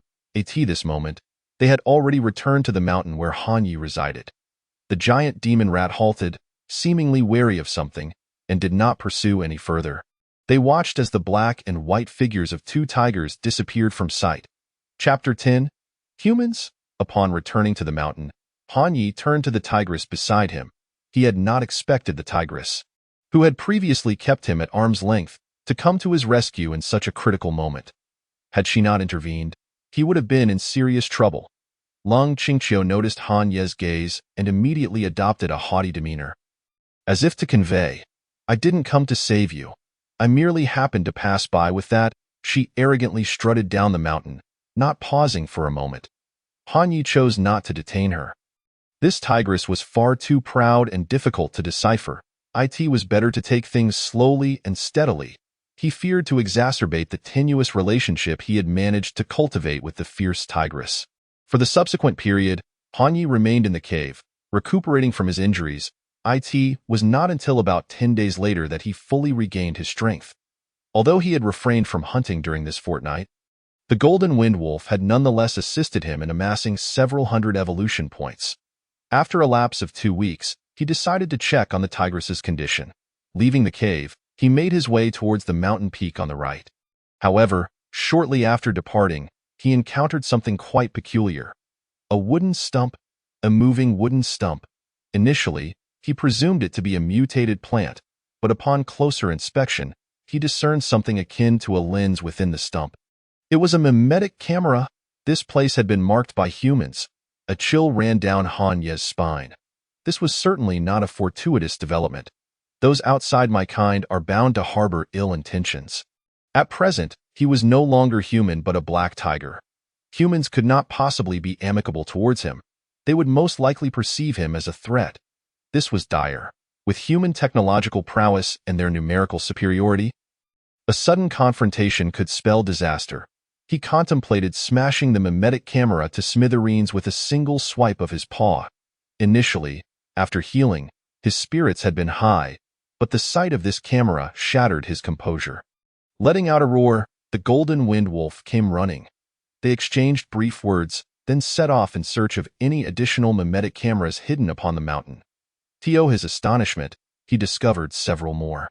Some camouflaged as large boulders, others as dense bushes, all rendered with striking realism. Any ordinary creature would struggle to detect their anomalies. As dusk approached, he hunted down a mutated elk and, with the bloody prize in tow, sought out the tigress. Upon the cliff, Long Qingqiu felt an undercurrent of melancholy. A few days prior, she had discovered mimetic cameras in the mountains and had obliterated them all, yet the looming sense of impending trouble continued to gnaw at her. She was acutely aware of human nature and knew that the days ahead would not be peaceful. Worse still, given her current level of evolution, she was no match for humans. By her calculations, the rate of spiritual energy accumulation had already surpassed a year, while she had only been reborn 6 months prior. Compared to other beings, she had fallen significantly behind. Although her breathing techniques had helped bridge some of that gap, she felt it was still insufficient against the top-tier powerhouses. At that moment, she sensed a familiar aura approaching. Turning around, she saw the black tiger coming. He held a mutated elk in his mouth. reminiscent of a suitor presenting flowers in a previous life. What brings this fellow back again? Still not giving up on me, however. Long Qingqiu was determined not to indulge this foolish beast. With a haughty toss of her head, she appeared keen to avoid his gaze. Han Yi, accustomed to her demeanor, was well aware that this proud tigress was not easily won over. As he ascended the mountain, he too searched for any hidden mimetic cameras but found none on this peak. He set down the mutated elk and let out a howl before descending, a mere female beast. A little indulgence would surely secure her affection. As Han Yi moved further away, Long Qingqiu stepped forward, devouring the elk with great gusto. Waste not, for to waste is a shame. Having saved this creature once, she rationalized that consuming a bit of his bounty was inconsequential. Chapter 11. The playfully varied white tiger in a military base located in the northern provinces of the Great Xia Kingdom. Director Zhang noted a peculiar situation worthy of attention. We have received reports of a special circumstance. Some of the mimetic robots deployed in the Womong Mountain region have been compromised near Wu'er Ridge. Based on the last transmitted surveillance footage, the culprits were identified as 2 tigers and a wolf. These 3 beings are all mutated species: 1 white tiger, 1 black tiger, and 1 golden wolf. Preliminary assessments suggest that the 2 tigers possess significant evolutionary levels, ranking among the formidable in the E-grade category. The golden wolf appears to be average, yet its fur and physique suggest it likely carries the bloodline of a wolf king. The footage from various mimetic robots indicates that the fauna in the vicinity of Wu'er Ridge has evolved at an accelerated pace. In one location, a massive horde of mutated rodents was even spotted. The intelligence officer's words captured the attention of many present. The ability to destroy mimetic robots indicated a high level of sentience among these creatures, perhaps rivaling that of humans. Such beings were exceedingly dangerous and must be eradicated swiftly. Moreover, the rodent swarm posed a significant threat. According to Article 9 of the Emergency Statute, Clause 8, any discovered mutated rodent population must be exterminated with utmost urgency. Thus, I propose the implementation of Plan C for Wu'er Ridge. Director Zhang announced, clad in military garb. All units, mobilize immediately. Begin at once. Yes. The individuals seated nearby sprang into action. At this moment, Han Yi remained blissfully unaware of the impending crisis. He was crouched before the cave, silently awaiting the blooming of the spiritual herb. After having buried the mysterious crystal stone for half a month, new spiritual shoots began to sprout. By today, this herb had grown robust and was on the verge of flowering. Splendid! This truly is a land of fortune, he exclaimed. Little Jean, I'll indulge myself a bit first, and then we can share later. The golden-winged wolf understood his meaning, letting out a howl that seemed to convey, I need not partake. In the wolf's eyes, Han Yi was the closest companion. When something good came along, he should enjoy it first. As time passed, the night deepened, and soon it was the latter half of the night. Under the gentle caress of moonlight, the bud began to bloom, revealing a delicate blue flower before Han Yi. The mere fragrance made him feel as though every pore in his body was revitalized. An exquisite sensation. On the adjacent mountain, Long Qingqiu was practicing at the edge of a cliff. Bathed in moonlight, her already pristine form radiated an even more ethereal quality. Suddenly, she opened her eyes, a glint of confusion flickering in her tiger gaze as she turned to look at the mountain where Han Yi resided. Is that the 6 brocade flower? Its medicinal properties rival those of the moon petal flower, both exceedingly rare. Puzzled, she wondered why this mountain was producing spiritual herbs in succession. After a moment's hesitation, her curiosity overwhelmed her, and she rose to approach Han Yi. Surely this flower is edible? The rich aroma was tantalizing, making her mouth water. Han Yi stepped forward, preparing to savor the flower entirely. However, he suddenly sensed a familiar presence approaching. Turning, he saw the white tiger sister from the neighboring mountain. Little Jean, you should return home. He cast a glance at the golden-winged wolf, who understood immediately and scurried back to the cave. Returning to this familiar place, a pang of sorrow crossed Long Qingqiu's eyes. It was here that she had lost her purity in this lifetime. How detestable! I should never have saved him. It would have been better if that vile rodent had simply bitten him to death. The memory of that day filled her with bitterness. Meanwhile, Han Yi glanced at the white tiger, then back at the spiritual herb point. One cannot reap rewards without first making sacrifices. His own beloved, after all, was not to be shared with others. He stepped aside, raising his paw to gesture as if to offer the herb to the white tiger sister. Long Qingqiu, taken aback, noticed the unexpected kindness in the black tiger's demeanor.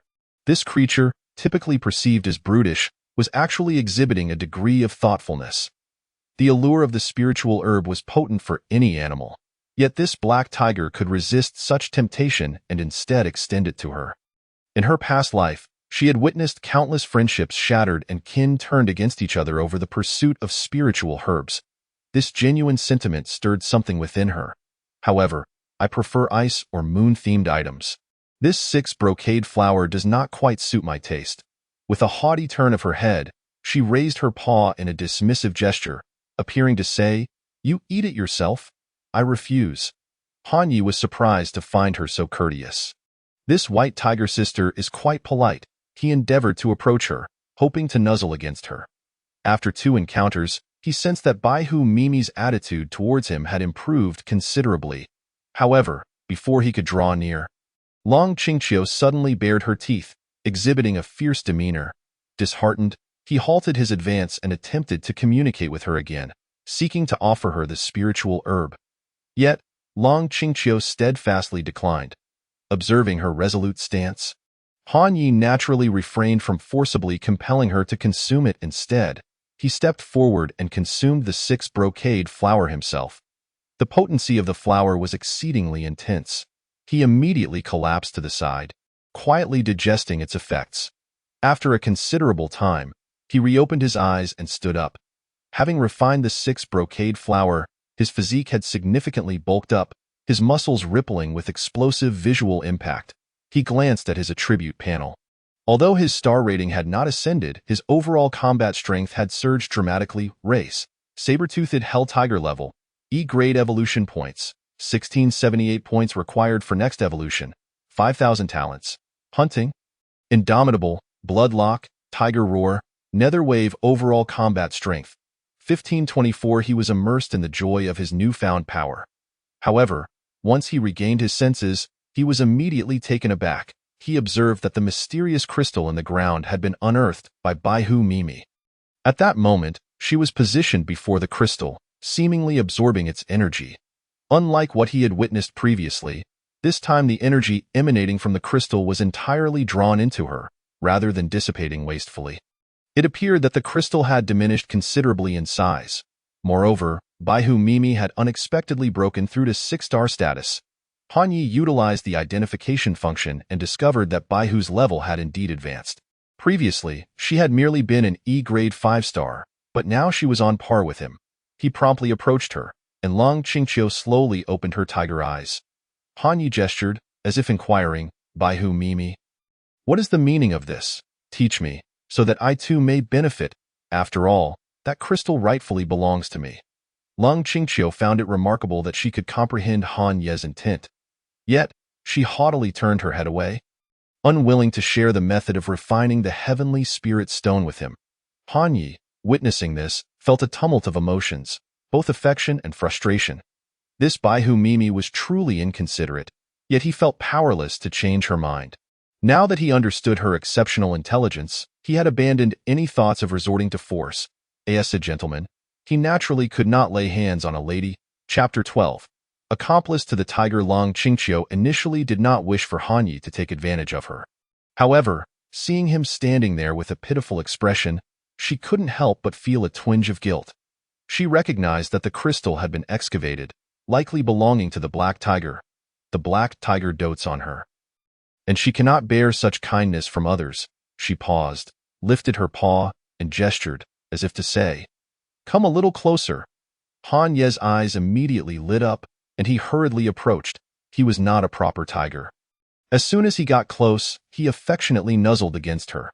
However, upon seeing the fierce glare from Long Qingqiu, he promptly backed off and became obedient. Subsequently, Long Qingqiu continued to refine the heavenly spirit stone. While she refined it, she also channeled a portion of its energy into Han Ye's body. Spiritual energy is the primary source of power for biological mutations and evolution. Spiritual herbs can have a devastating effect merely because they contain a concentrated amount of spiritual power. Therefore, as the spiritual energy entered his body, Han Yi felt each cell rejoicing, an overwhelming sense of comfort washing over him. After a considerable time, his physique expanded once more, reaching approximately 5 meters in length and weighing over 3 tons. His considerable weight was due to high muscle density and robust flesh. He had broken through to a grade 7 star. His combat strength skyrocketed by 1,000, reaching 25-24, surpassing even that of the large rat. Additionally, he had unlocked a new talent. According to the system's evolution line, each evolution would grant a new talent. The newly acquired talent was the natural evolution state, when a being surpasses its own limits. There is a possibility for the manifestation of a talent ability. His new talent was named Accomplice. The term refers to the notion that after a tiger kills, the souls of the deceased are unable to find peace, becoming the tiger's accomplices bound to serve it. His accomplice talent bore similarities to this legend. The beings he hunted would take shape as accomplices available for his command. However, these accomplices were not particularly powerful, possessing only about 1/3 of their former strength. Furthermore, there were limits to their numbers. They could not be amassed indefinitely, as it depended on his physical strength. The stronger his physique, the more accomplices he could sustain. With his current physique, he could likely maintain around 3 accomplices. This ability seemed to belong to the common talents of their tiger tribe, akin to the windchaser talent of the wolf tribe. He mused. Looking down, he noticed that the mysterious crystal had completely vanished, reduced to a pile of powder. He turned to Baihu, seemingly expressing gratitude. "Thank you, Baihu Mimi."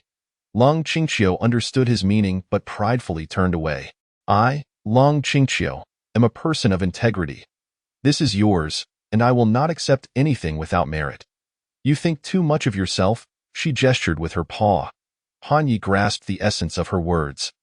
An amused smile creeping onto his face. Although he had been single in his previous life, he had seen enough to recognize the signs. This Baihu Mimi was likely swayed by his sincerity, her resolve gradually crumbling. Long Qingqiu did not linger, fearing that the black tiger might unleash its ferocity and bully her again. Han Yi watched as Long Qingqiu descended the mountain, contemplating her ample tiger form, silently admiring her. The next day, "What? Xiao Jin, you wish to leave me?" Han Yi gazed in astonishment at the golden wind wolf before him. The golden wind wolf howled, attempting to explain, and Han Yi gradually comprehended its intention. The golden wind wolf felt overly comfortable here, which hindered its growth. It aspired to become the Wolf King and sought to venture out for training. Han Yi did not insist on keeping it. Xiao Jin had its own ambitions, which was commendable. Moreover, its desire to become the Wolf King was indeed what he had hoped for. However, the outside world was fraught with danger, and he could not predict if they would have the chance to meet again. Before departing, the golden wind wolf licked Han Ye's tiger paw, filled with reluctance. Yet, its gaze gradually hardened, and it finally sprinted down the mountain. Han Yi watched it disappear, feeling a bittersweet pang in his heart, akin to that of a father witnessing his child grow up and venture into the world. Chapter 13. Breaking the calm beep beep beep, calling the control center. Machine 1 has arrived at the designated location. Machine 2 has reached the designated position. Machine 3 is in place. On this day, Han Yi was hunting in the mountains. Suddenly, a buzzing sound echoed in his ears. He looked up to see several aircraft in the sky. Realizing the impending danger, he quickly dashed towards the neighboring peak, hoping to urge Baihu Mimi to escape with him. Meanwhile, on the adjacent peak, Long Qingqiu, who was cultivating near the cliff's edge, also noticed the aircraft. Her first thought was to find the black tiger, wishing to flee together. The two swiftly descended the mountain, coincidentally meeting at the foot of the mountain. This Baihu Mimi was truly clever, aware that the aerial contraptions posed a threat. Han Yi mused. Long Qingqiu muttered to herself, "This black tiger possesses considerable intelligence.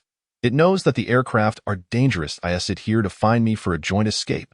It seems to exhibit some conscience." The two tigers exchanged glances before racing deeper into the mountains. The bomber squadron was in position, immediately commencing fire coverage. Beep, beep, beep, received. A total of over 10 large bombers flew overhead. Boom, boom, boom. bombs rained down upon the forest, triggering horrific explosions. The force of the blast was terrifying. A single bomb was enough to create a pit approximately 10 meters deep and 100 meters in diameter. Rumbling, the fearsome explosions leveled the surrounding peaks. Countless boulders tumbled down, some even striking Hanyi and Long Qingqiu. These were EQUI-type bombs, powerful explosives crafted by humanity's top scientists utilizing the forces of spiritual energy. How ruthless! This is an attempt to raze the entire forest to the ground. Long Qingqiu thought, her speed reaching its limit. This black tiger has not abandoned me to flee alone. She cast a glance at Han Yi, her heart stirred. She recognized that Han Ye's physical strength was significantly greater than hers, and his speed could surpass hers as well. Yet, at that moment, he did not sprint ahead. Instead, he silently kept pace beside her. Suddenly, a bomb landed in front of them. Having witnessed the destructive power of these explosives, Han Yi quickly dove to the side, shielding Baihu Mimi with his own body. Boom! The bomb detonated with a thunderous roar, and the tremendous shockwave was enough to overwhelm even Han Ye's formidable defenses. His body bore extensive injuries, with several shrapnel pieces embedding themselves in his powerful muscles. Long Qingqiu, pinned beneath Han Yi, was momentarily stunned. An indescribable emotion surged within her. In my previous life, I toiled tirelessly for humanity, only to be met with betrayal. Though the black tiger is indeed a beast, it stands as my guardian. Han Yi let out a pained cry, its roar echoing through the mountains. With force, he expelled the shrapnel lodged within his body. Noticing that the white tiger, his sister, was staring blankly at him, he promptly lifted his paw to pat her on the head. Qingqiu, coming back to her senses, immediately joined him in their escape. At that moment, a terrifying beastly roar resonated from a distance. Is that direction my home? Han Yi turned to see that the sound originated from his dwelling. Could it be that slumbering, fearsome creature? With a whoosh, a brilliant beam of light shot skyward, striking down a bomber. That dreadful entity unleashed a series of dazzling beams, targeting the aircraft above. Command Center, Command Center. The fleet is under attack by a D-class creature. Should we evacuate? The pilots of the warplanes received orders to retreat immediately. Subsequent combat personnel, prepare to engage. Understood. In a matter of moments, several bombers were brought down from the sky. Han Yi looked up, relieved to see the aircraft fleeing the area. The planes were positioned too high for him to attack. However, the explosive power of their bombs was considerable. If they continued to bombard, he too could face the peril of being obliterated. Observing that Han Yi had slowed, Qingqiu bared her teeth, signaling him not to let his guard down. This was the early stage of spiritual energy revival, and humanity's common strategy was to first suppress weaker mutated creatures with overwhelming firepower, followed by elite squads entering the battlefield to finish off any remaining threats. As she contemplated this, the sounds of combat erupted around them. Ahead, two humans wielding knives obstructed their path. Han Yi gazed at the pair. A man and a woman clad in camouflage. Race, human level, E-talent, thunder, possessing a measure of thunderous power, comprehensive combat power. 887, excluding weaponry and other factors. This was the man's assessment, which did not overly concern Han Yi. Yet, the tall woman exuded an undeniable danger. Race, human level, E-talent, hurricane, wielding a degree of wind power. Inferno, wielding a degree of fire power. Teleportation, possessing the ability for instantaneous movement, with limitations on frequency and distance. Varying with strength, comprehensive combat power. 2116. The woman possessed three formidable talents, and while her overall combat strength was approximately 500 below his, it surpassed that of the Rat King. If she wielded any potent weaponry, the situation could become quite troublesome. This was a lethal creature listed on the watch list. Our luck seems to have run out. Rose, which of these tigers do you wish to engage? The man inquired, appearing quite relaxed and unconcerned about the two tigers. The tall woman replied coldly, Chen Yu, do not be complacent. Both these tigers possess intelligence that rivals our own. I sense a tangible threat emanating from them. The black tiger seems stronger. I will handle it. Keep an eye on the white tiger and do not let her escape. Once I have dealt with the black tiger, I will assist you. Upon hearing this, Yu appeared somewhat displeased. Humph. I can subdue the black tiger without your help. After toiling for half a year, we have finally acquired a fine blade. Watch how before Yu could finish. A terrifying roar of the tiger thundered in their ears. Blood gushed from his 7 orifices as he was instantly silenced by the roar. Though Rose did not perish, her head buzzed, leaving her disoriented. What an awe-inspiring roar! This must be the black tiger's innate ability. Shaking her head to regain clarity, she suddenly vanished, teleporting above Han Yi and Qingqiu. Wind slash. She struck down with her blade, the azure energy radiating a sense of dread. The tiger fur bristled on Han Yi, who swiftly evaded the attack. Qingqiu reacted equally swiftly, the 2 tigers dodging in unison. The ambush attempt had missed, surprising Rose. These 2 creatures are remarkably formidable. Noticing the 2 tigers turning their gazes toward her simultaneously, she inwardly sensed danger and hastily teleported back to her original position. With a resounding crash, boulders tumbled from the mountain sides. After dodging, Han Yi and Qingqiu immediately counterattacked, unleashing waves of energy. Han Ye's dark wave and Qingqiu's white wave were both immensely powerful. Witnessing this, Rose felt a surge of relief. Had she not evaded in time, she would have surely suffered severe injuries from the 2 tigers. Chapter 14. Human experts, what astonishing creatures! Rose's beautiful eyes narrowed as flames ignited around her battle blade. Wind and fire blade. She slashed once more. This strike, fueled by the wind, was swift and expansive. In this constricted canyon, Han Yi and Qingqiu had nowhere to escape. Han Yi had already summoned his true fire. He had been minding his own business at home, yet found himself under attack. A glint of crimson flashed in his eyes as he marked this woman for the hunt. With that, a wave of dark energy surged from his mouth, aimed at Rose. Meanwhile, Qingqiu redirected her internal energy to envelop both herself and Han Yi in a faint blue shield. Han Yi was astonished and turned to his white tiger sister. This ability was not among her known talents. What exactly is going on with her? His curiosity piqued, as her capabilities consistently left him astounded. In the distance, a loud explosion erupted. The thick wave of dark energy shattered the fiery blade's edge. Barreling toward Rose, however, the wave merely created an opening, as the residual blade energy surged forward. The shield Qingqiu had conjured was remarkably effective, successfully blocking the fiery blade's assault.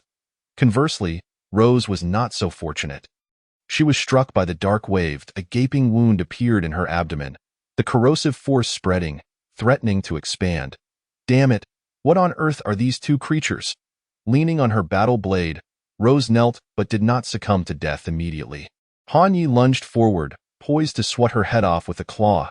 Yet, at that moment, a resounding bang echoed. A human sniper had arrived nearby, landing a shot squarely on Han Yi. This was no ordinary sniper rifle. It had been modified into a spiritual source sniper rifle, possessing astonishing power. The human's equipment is truly impressive. This shot reduced my status to 10. Han Ye's heart sank, and he observed his status change through the system. Beside him, Qingqiu roared twice, seemingly urging him not to linger in battle but to retreat swiftly. Fueled by a murderous intent, Han Yi remained undeterred by the sniper's shot, continuing his advance toward the human woman, unwavering in his course. Just then, a figure clad in white suddenly appeared, hovering in mid-air. In an instant, he materialized before Rose, delivering a punch that sent Han Yi reeling. This human possesses strength even greater than mine? Han Yi was alarmed. Utilizing the system's appraisal function, he realized the gravity of the situation. Race, human level, D talent, flight, with the capacity to vary based on strength, dominant body, possessing high resistance and immunity to control. Strength, with significant growth potential, comprehensive combat power. 3678. This human's strength had reached D level, and with a commendable talent, his combat power exceeded Han Ye's by 1,000. Captain. Rose managed to lift her head, looking toward the man in white, relieved. Simultaneously, several medics appeared, swiftly placing Rose on a stretcher and evacuating her from the area. You 2 beasts have killed Yu and nearly brought Rose to death's door. Today, I shall ensure your demise. The man in white flashed to Qingqiu's side, attempting to kick her away. However, suddenly, the temperature around plummeted. Absolute zero. A flicker of anger sparked in Qingqiu's tiger eyes. Much like Han Yi, she had been diligently training at home, only to have her sanctuary leveled, a blatant affront. The frost instantly enveloped everything nearby, including the man in white, who found himself ensnared. Seizing the opportunity, Han Yi charged forward, aiming a claw at the frozen figure. Just then, with a crack, the ice shattered. The man in white burst forth from the ice, delivering a powerful punch toward Han Yi. The force behind this punch was terrifying. Han Yi felt as though his bones were breaking. A glance at the system attributes revealed that this punch had lowered his status to 1/8 is. This the strength of a D-level being? Han Yi endured the pain and struck down with his claw. The man in white was taken aback, astonished that Han Yi had withstood his powerful punch without being sent flying, and thus did not evade the blow. Although his strength was formidable, he was still merely a mortal. Han Yi's strike inflicted damage upon him, causing his expression to darken instantly. Uncertain of how many skilled humans were present, Han Yi immediately turned to his sister Bai Hu and roared twice, indicating that she should leave first while he held the rear. Cold Qingqiu, proud by nature, was reluctant to flee alone. However, the terrifying gaze of Han Yi compelled her to ponder for a moment before gritting her teeth and rushing forward. With her current strength, she would only be a hindrance. She believed that this black beast must possess some hidden prowess, making it wise for her to depart and not interfere with him. Upon seeing Cold Qingqiu attempting to escape, the man in white naturally could not allow her to go unchallenged. He soared swiftly into the air, positioning himself above her. That moment, Han Yi lunged from behind. With a fearsome tiger roar, even with his formidable physique, the man was momentarily dazed. In that fleeting instant, Han Yi pounced. The man in white scoffed, "Very well. I shall dispatch you first, then capture your beloved." The clash between the man and the tiger ensued. The man in white delivered powerful blows, relishing the combat. It had been a long time since he had encountered such an opponent. Even the recently defeated D-class rainbow deer had not provided him with such exhilaration. The man's strength was overwhelming, and Han Yi, despite his size, found himself becoming a mere punching bag. Before long, his condition had plummeted below 30. His passive talent, Indomitable, had already reached its maximum state, granting him a boost of 200 in attack power. Damn it, what kind of beast are you? The more we fight, the fiercer you become. After a flurry of strikes, the man in white cursed angrily. He had expected to swiftly subdue this black tiger. Yet it only grew more tenacious with each exchange. Moments later, Han Yi seized an opening and whipped his tail, sending the man flying. The man felt several ribs crack, realizing that blow was life-threatening. Han Yi had long since noted this weakness. While the man's offensive power was fierce and he possessed an almost unyielding physique, his own defense was lacking. He could be struck dozens or even hundreds of times. But if he were to be hit just once by Han Yi, it would be perilous. Seeing his sneak attack succeed, Han Yi lunged to bite the man. "Captain, the boxing gloves." At that moment, a helicopter appeared overhead. A metal box was dropped from it. The man in white leapt into the air to catch the box, retrieving a pair of red boxing gloves from within. "You wretched creature, today I shall make you aware of your mistakes." Han Yi roared fiercely, unleashing a wave of dark energy that shot forth and brought down the helicopter. After such a prolonged battle, he had ignited true fury within him. After donning the gloves, the man's strength surged dramatically. His punch landed squarely on Han Yi, breaking several bones in no time. Han Yi's condition dwindled to a mere 3, entering a state of critical health. Yet, he did not choose to retreat. Instead, he continued to engage the man in white, seemingly with a purpose. "Still holding on? You beast, you truly are resilient." The man in white laughed mockingly, charging up a punch aimed at Han Yi's head. Just then, a piercing sound rang out as an ice spear shot through his body from behind. He turned to see, in disbelief, that the white tiger had reappeared. She had seemingly fled, yet now stood at his rear. Seizing the opportunity, Han Yi attacked, aiming to bite the man in white. The man gritted his teeth and pulled out the ice spear that had pierced his abdomen. "You two beasts, wait for me." Fury etched across his face, He soared into the sky and it turned out he could not only fly low but could also ascend higher. Han Ye's pounce missed, and he could only watch helplessly as the man in white flew away. Cold Qingqiu did not employ any further means to detain him, having expended much of her spiritual energy after stealthily approaching and attacking. She glanced at Han Ye, secretly muttering about how resilient this black beast was. Han Ye, feeling a surge of anger, looked at Cold Qingqiu and raised his claw to pat her rear. Cold Qingqiu felt the tremor of her rear and was filled with a mix of embarrassment and ire. Just as she was about to vent her frustration, she noticed Han Ye's body was sunken in several places, blood flowing from his mouth to his neck, and she felt a pang of reluctance to strike. Han Ye gestured animatedly, seemingly chastising her. "Foolish woman, did I not instruct you to leave first? Why have you returned?" The earlier onslaught from the man in white had been fierce, yet Han Ye was confident he could outlast him, albeit at a grievous cost. However, sensing Cold Qingqiu's presence returning, he had altered his strategy to buy her time. The two tigers displayed remarkable synergy in this exchange. Cold Qingqiu turned her head away in pride, thinking, "I came back to save you, and you still dare to criticize me?" Unable to contend with her, Han Ye raised his paw and gently stroked her, urging her to continue fleeing. He was uncertain whether there were stronger individuals among this group of humans than the man in white. They needed to depart swiftly, lest they fall into peril once more. In the northern province, at military base number 1. What? Captain Mo is severely injured, and elite team member Chang Wei is on the brink of death? The White Crane Special Forces lost 7 men? What transpired? Is there a formidable hidden creature in Wu'er Ridge? The head of military base number 1 stared incredulously at Chen Luo, the vice captain of the White Crane Special Forces. Chen Luo replied, somewhat dejected, "There is a newly classified D-level rainbow deer hidden in Wu'er Ridge." The head furrowed his brow. A rainbow deer? Is it not within Captain Mo's capability to handle it? With his strength, subduing it should be a matter of course. After the operation commenced, the captain had indeed suppressed the rainbow deer and confined it in a beast cage. However, those 2 tigers in Wu'er Ridge were exceptionally powerful. The black and white tigers, both gifted, nearly cost Chang Wei her life.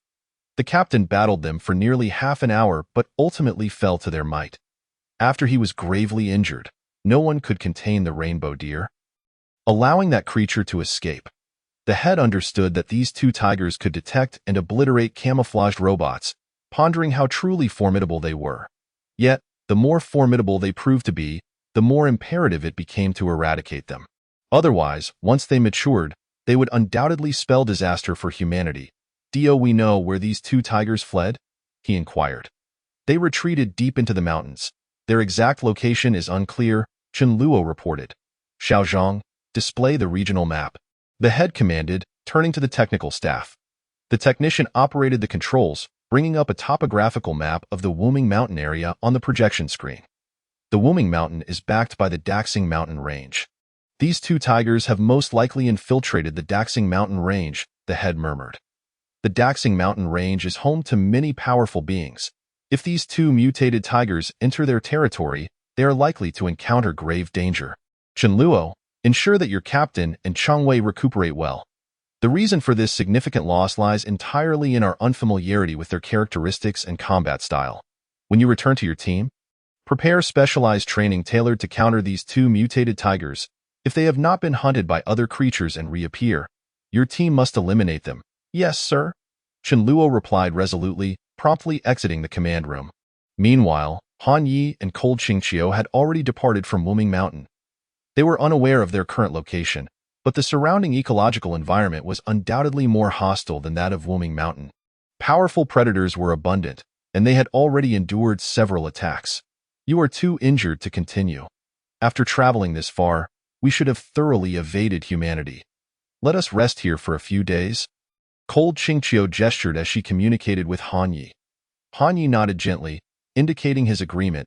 He then gestured, expressing, "You have worked hard on this journey." He had long since escaped the state of being locked in place.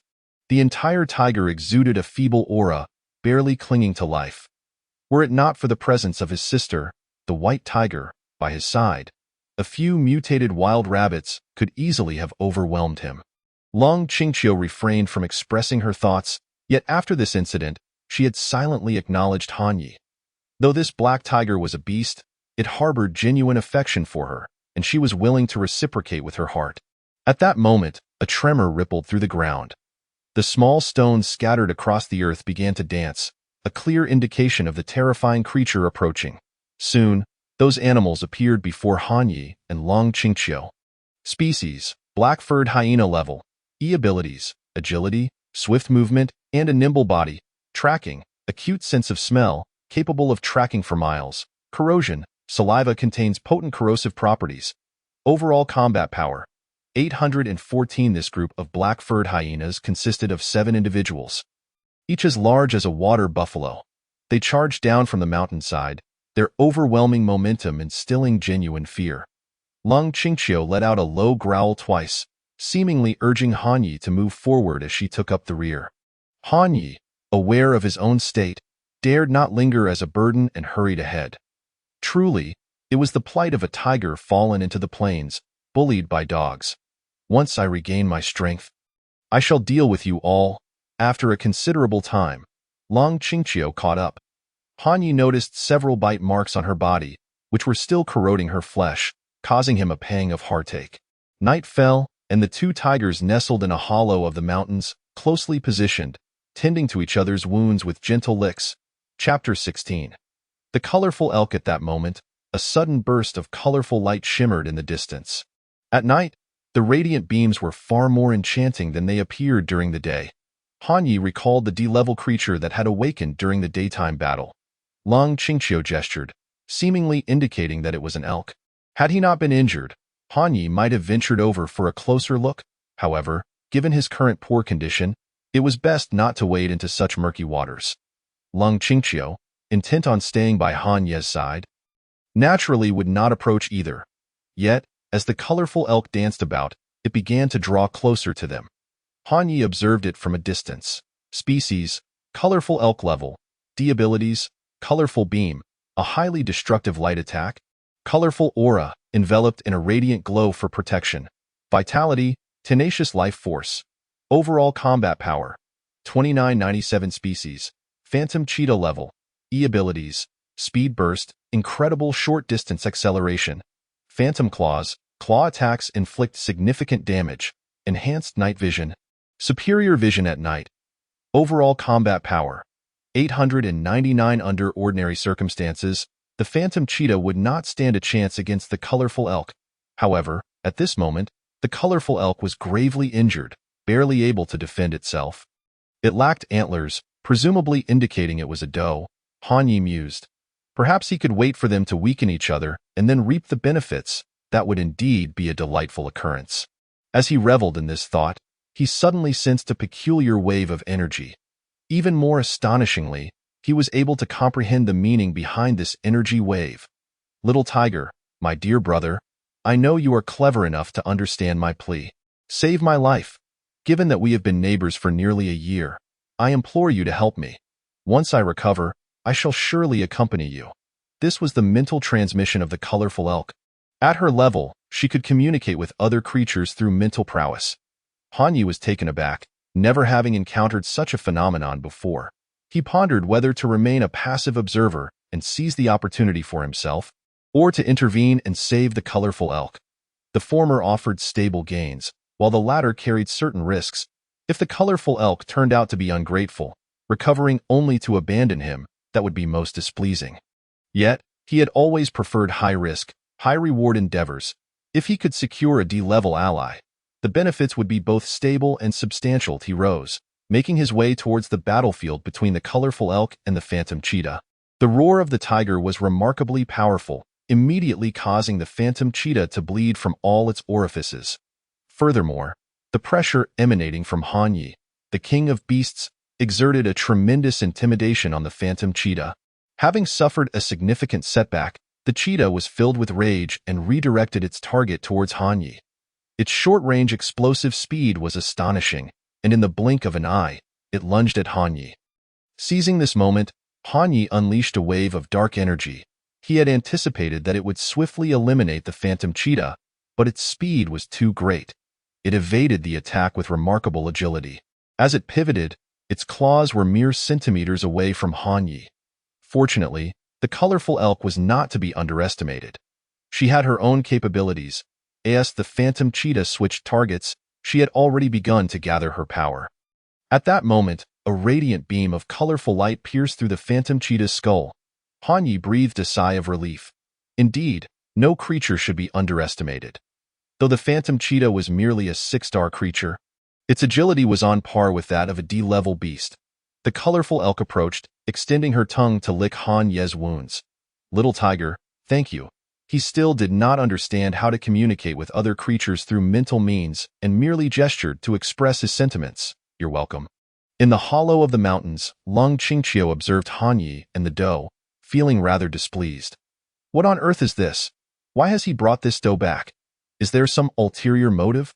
Women are inherently suspicious. And now, transformed into a fierce tigress, she retained this characteristic. Although they were not of the same species, she felt a twinge of irritation when the elk licked Han Yi's wounds. Han Yi returned, carrying the corpse of the phantom cheetah.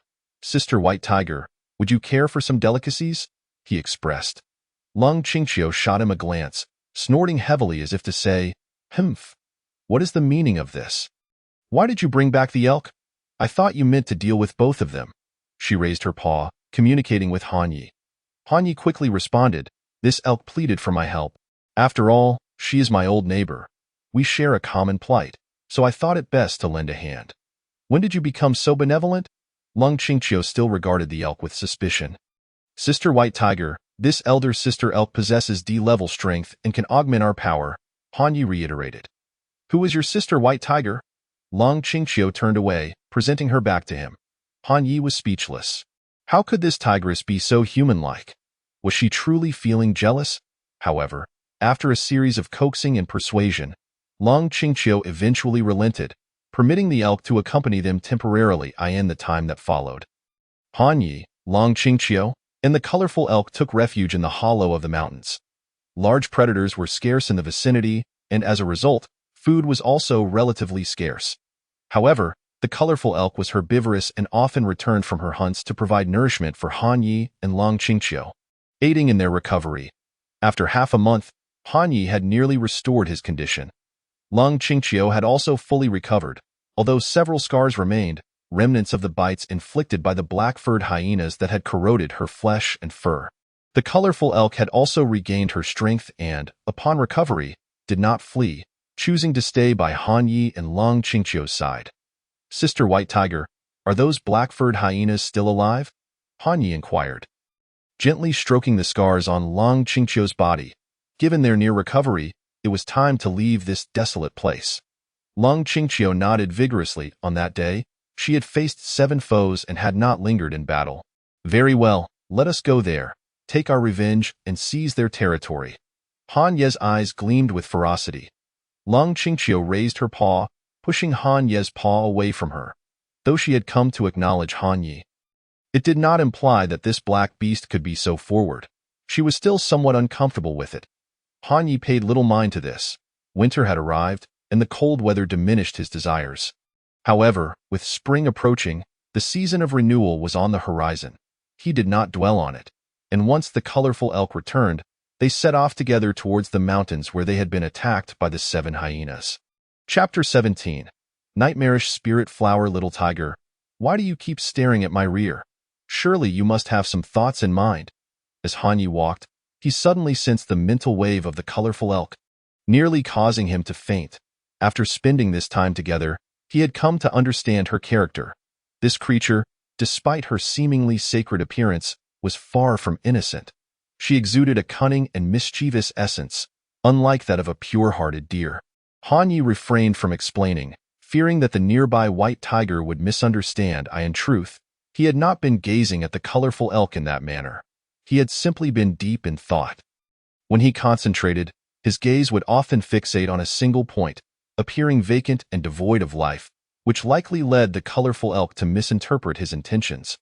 "Why isn't Little Tiger responding?" "Oh, is it because of your fierce elder sister?" The vibrant reindeer continued to communicate with Han Yi through mental prowess, carrying a hint of playful teasing. Han Yi jotted down notes, contemplating that when his sister Baihu was not around, he would ensure that the colorful reindeer understood its place. He paused, lifting his paw to pat the ground. Both Long Qingqiu and the vibrant reindeer turned to him, their expressions filled with confusion. Han Yi moved aside, gesturing with his paw, asking, "Have we been wandering in circles here? I've observed this tree no less than 3 times." The reindeer shook her head, indicating she had not paid attention. Long Qingqiu nodded slightly, sensing something was amiss, though she had been distracted by her thoughts on cultivation and was hesitant to assert her suspicions. Han Yi took a deep breath, clawing a mark into the tree before continuing onward. Seeing his action, Long Qingqiu silently acknowledged his cleverness. The trio walked for an extended period, only to find themselves back at the same spot. The claw marks on the trunk were unmistakably left by Han Yi. "What on earth? Is it a ghost wall?" Han Ye's heart raced. He glanced at the vibrant reindeer and Long Qingqiu, seeking their insight.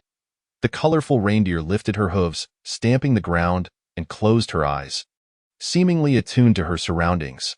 After a considerable time, she opened her eyes, communicating with Han Yi through mental energy. "There exists a formidable life force surrounding us, enveloping the area, gifted with a unique sensitivity to life force." She discerned that this was not a supernatural occurrence, but rather that they were ensnared by something invisible. He looked again at the claw marks on the tree, only to discover they had vanished. A wave of dizziness washed over him. Could he have been affected by some hallucinogenic toxin? He gestured, sharing his hypothesis with them. The colorful reindeer had no solution to offer. However, Long Qingqiu raised her head with a trace of pride. In her previous life, she had been the strongest among humans, an empress, transcending even the SSS level. Having accumulated extensive knowledge, she possessed some understanding of antidotes. A glimmer of blue light flickered in her eyes, and the scene before them shifted dramatically. Surroundings morphed into a circular flower bed, revealing that they had been traversing in circles around it, effectively trapped. Soon, a faint azure mist began to emanate from her. Upon inhaling it, both Han Yi and the reindeer quickly regained their senses. They realized the area was encircled by vines, forming 2 concentric rings.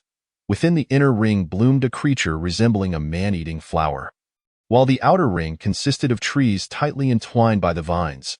They had been spiraling between these 2 circles. The inner flower appeared to be the nightmarish spirit flower. Long Qingqiu recognized it upon closer inspection. This mutated, aggressive plant possessed an exceptionally tenacious life force, sprouting countless vines, and could release a colorless, odorless hallucinogenic toxin. It was a high-level predator in the jungle, adept at setting traps. Most creatures found it difficult to discern the trap's nature until it was too late. Once ensnared beings began to relax, the nightmarish spirit flower would launch its assault.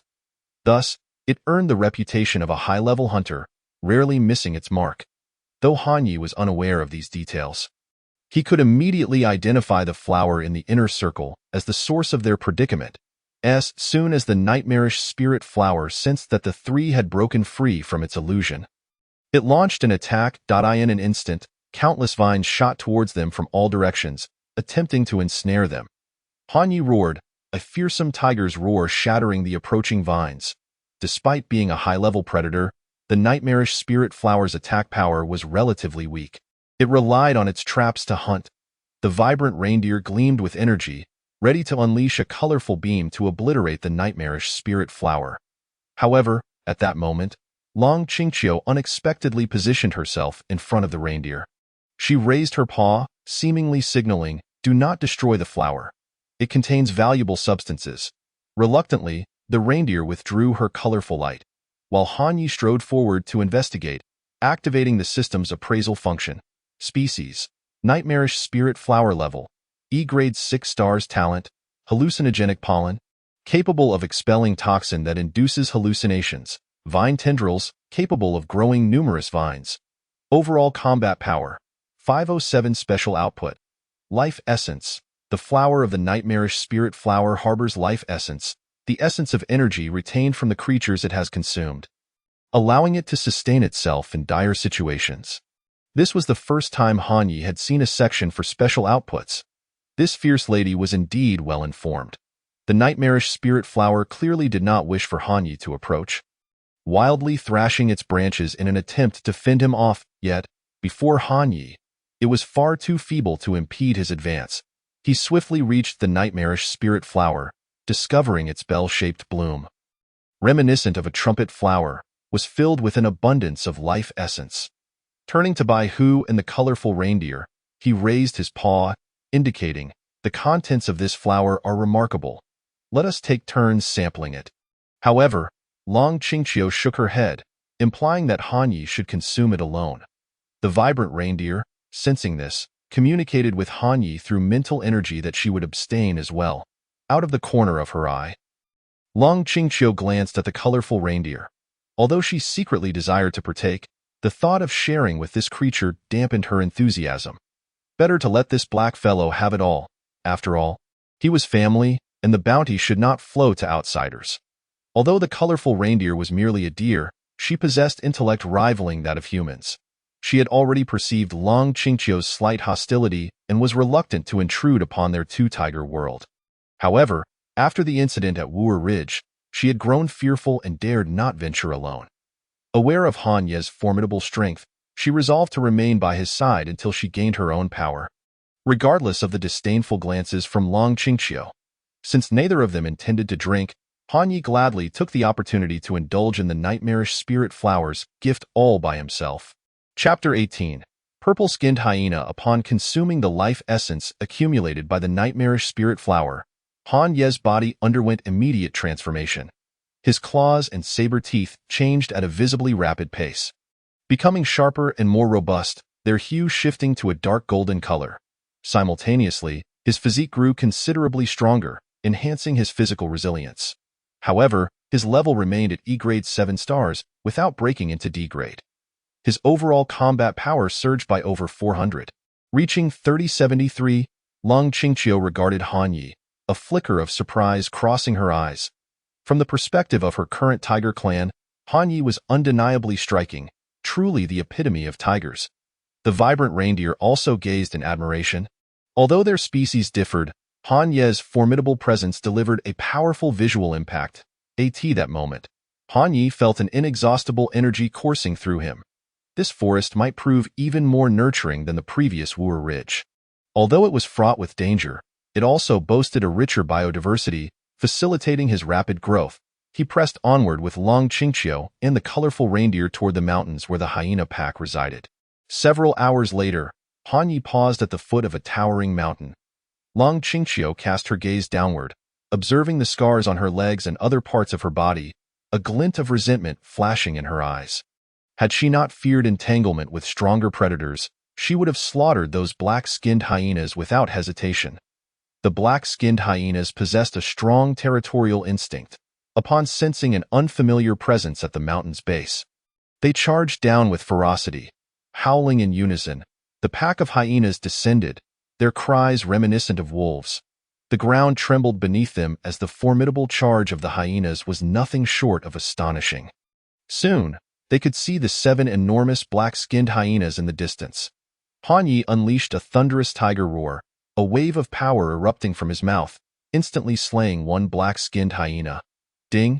Host has slain an E-grade 6 stars creature. Evolution points 269. Simultaneously, the colorful reindeer unleashed a radiant beam of colors, while Long Qingqiu emitted a wave of white tiger energy, both successfully dispatching another black-skinned hyena.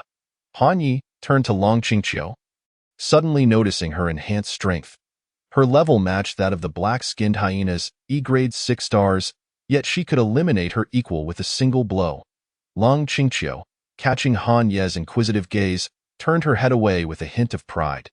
"Just you wait. There will be plenty more surprises in store for you," she thought to herself.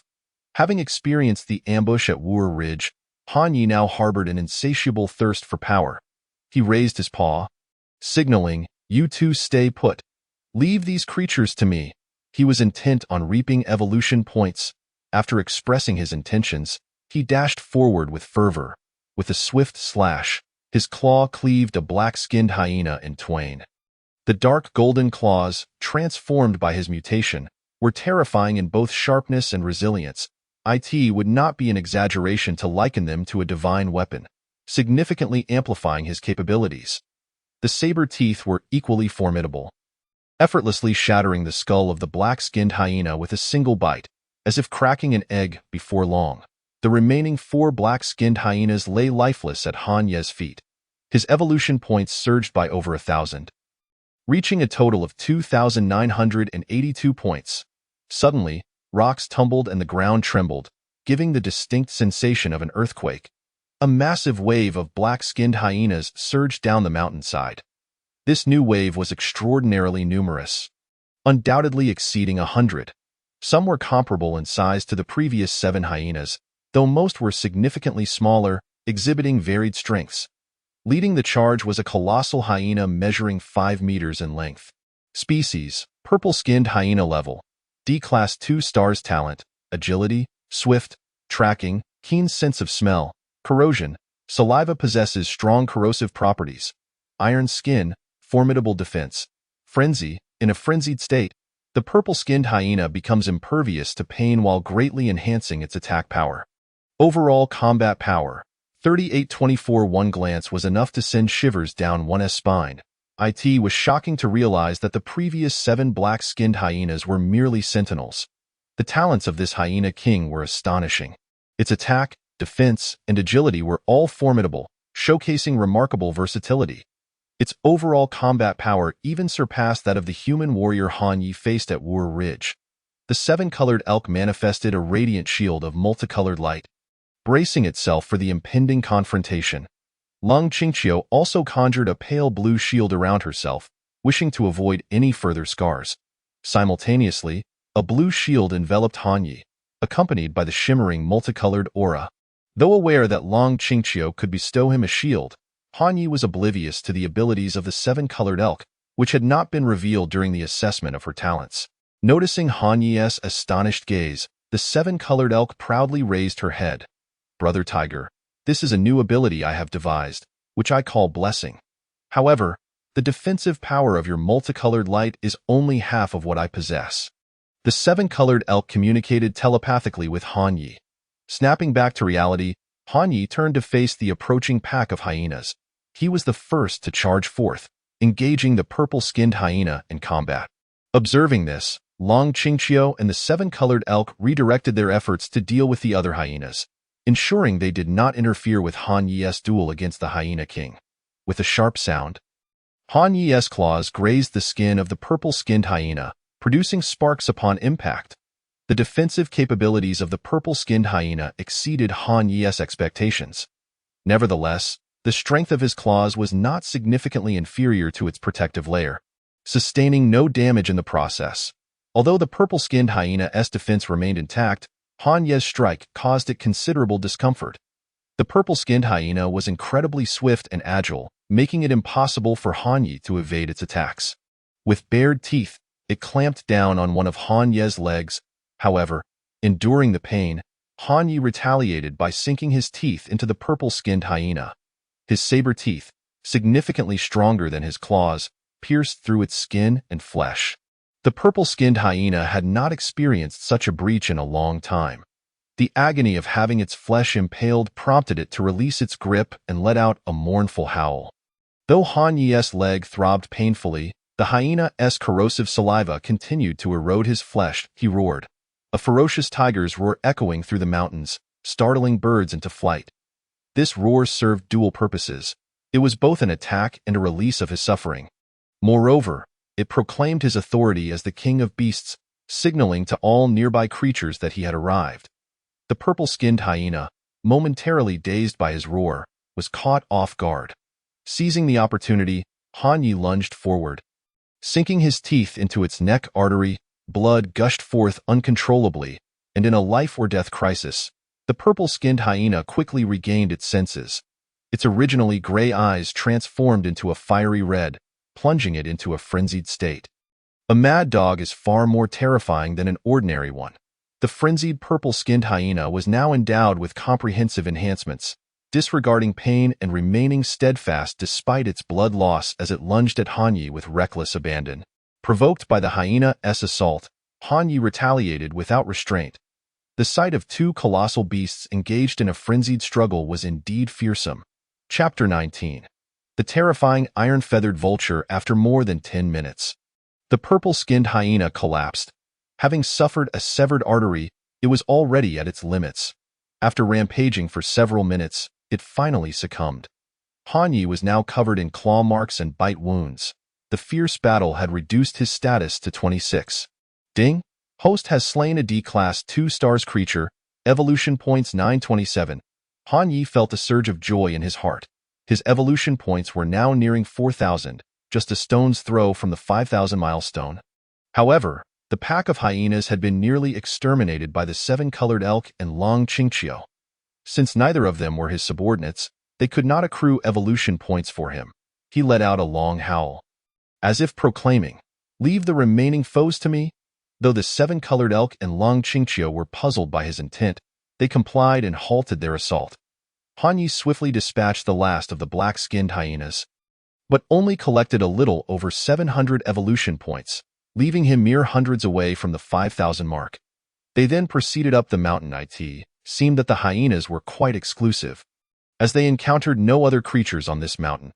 Hyena dens were scattered throughout, and the hyenas appeared to fear the cold, with each den lined with ample animal pelts and furs. After a thorough search, Han Yi discovered a cave near the mountainside. This cave was pitch black, its depth unknown. More importantly, there was no trace of the hyena's lingering scent. In the outside world, caves were rare habitats. After the revival of spiritual energy, animals had significantly enhanced their intelligence. These hyenas were unlikely to be foolish enough to leave an existing den unoccupied to create their own. Perhaps something terrifying lay hidden within, Han Yi pondered. The cave was peculiar. Even their Tiger Clan's night vision could not penetrate its depth. He turned to the 7-colored elk beside him, requesting her to project her multicolored light inside. This would allow them to see within and test for any lurking creatures. The 7-colored elk nodded slightly, striding forward with noble grace. A beam of multicolored light shot forth, penetrating the cave. However, as soon as the light entered, it inexplicably vanished. Once inside, it disappeared entirely, leaving them still unable to discern the cave's interior. Inherently cautious, Han Yi deemed it prudent to refrain from entering the cave at this moment. He specifically instructed Long Qingqiu and the 7-colored elk to avoid any rash actions. Upon returning to the mountainside, they found the surroundings rife with mutated vultures. These vultures were feasting on the carcasses of the hyenas, displaying little wariness as Han Yi and his companions approached without fleeing. Amongst these vultures, there were even D-class specimens. Han Yi roared, intending to drive them away. After all, food was scarce, and he was no philanthropist willing to gift such abundant meat to them. Some weaker vultures were immediately struck dead by the force of Han Yi's roar. Yet, this action undoubtedly provoked the entire flock of mutated vultures. The leading D-class 1-star vulture soared into the air, rallying the vulture swarm to attack Han Yi and his companions. All three possessed ranged attack abilities and were unfazed by the vulture onslaught. Multicolored beams, white tiger waves, and nether waves swiftly felled dozens of vultures. However, the vultures were incredibly swift, and Han Yi and his companions sustained injuries from their sharp beaks. Han Yi deliberately feigned a vulnerability to lure the D-class vulture. The vulture, seemingly lacking in intelligence, fell for the ruse. It dove down, aiming to crush Han Yi's skull with a single talon. Yet, Han Yi suddenly pivoted and leaped, bringing the vulture crashing to the ground beneath him. He bit down, and the vulture let out a piercing scream. At that moment, Han Yi suddenly sensed the sky darkening. Looking up, he beheld a gigantic vulture with a wingspan exceeding 15 meters. The vulture obscured the sun, casting its own shadow over Han Yi and the others below. Species: Iron Feather Vulture Level, D-Class 5 stars Talent, Feather Kill, capable of shooting deadly hardened feathers. Dive, can build momentum with greater impact from higher altitudes. Rapid, adept at explosive speed. Omnivore, possesses powerful digestive enzymes capable of consuming even stones. Overall combat power: 60-80. Upon utilizing the system identification function, Han Yi was left utterly astounded. This iron feather vulture was exceedingly formidable. Beyond their capacity to contend with, the 7-colored elk and Long Qingqiu were not oblivious either, already sensing the terrifying prowess of the iron feather vulture. The three of them had no time for anything else and hurriedly fled towards the mountains. The D-class one-star vulture that Han Yi had just slain was one of the offspring of this iron feather vulture. Upon witnessing its child lying weakly on the ground, beyond saving, it erupted in fury. The iron feather vulture let out a piercing cry and dove from the sky. Though the mountain was obstructed by trees, it showed no fear. Its defensive capabilities were formidable, shattering tall trees with ease. With a single swipe of its claw, even large boulders were crushed. Han Yi and Long Qingqiu split up to escape, narrowly avoiding capture by the iron feather vulture several times. Their adept evasion only served to further infuriate the already enraged creature. With a mighty cry, it paused midair and unfurled its wings. Whoosh, bang, bang, bang. It unleashed its feather kill ability, shooting out iron feathers several meters long, resembling deadly swords. The feathers fell like rain, enveloping the entire area. As the iron feathers struck the ground, some even sank completely into the stone and soil, demonstrating their terrifying impact. Not good. Sensing the impending danger, Han Yi urgently roared for the two of them to draw closer. They could bolster his defenses, but they needed to be within proximity to do so. Suddenly, Han Yi felt that Long Qingqiu could not evade. The density of the feathers falling in that area was too great. No matter how fast she ran, she could not avoid them. If she were to be pierced by those sword-like feathers, he had no doubt she would perish on the spot, as a man. He could not bear to let such a fate unfold before his eyes, so he immediately lunged forward to shield her. After all, he possessed the blood-lock talent, and being pierced by the feathers would not spell his demise. A shadow loomed over Long Qingqiu, and looking up, she saw Han Yi leaping towards her. With a whoosh, a massive feather pierced Han Yi's body, droplets of blood splattering onto her face.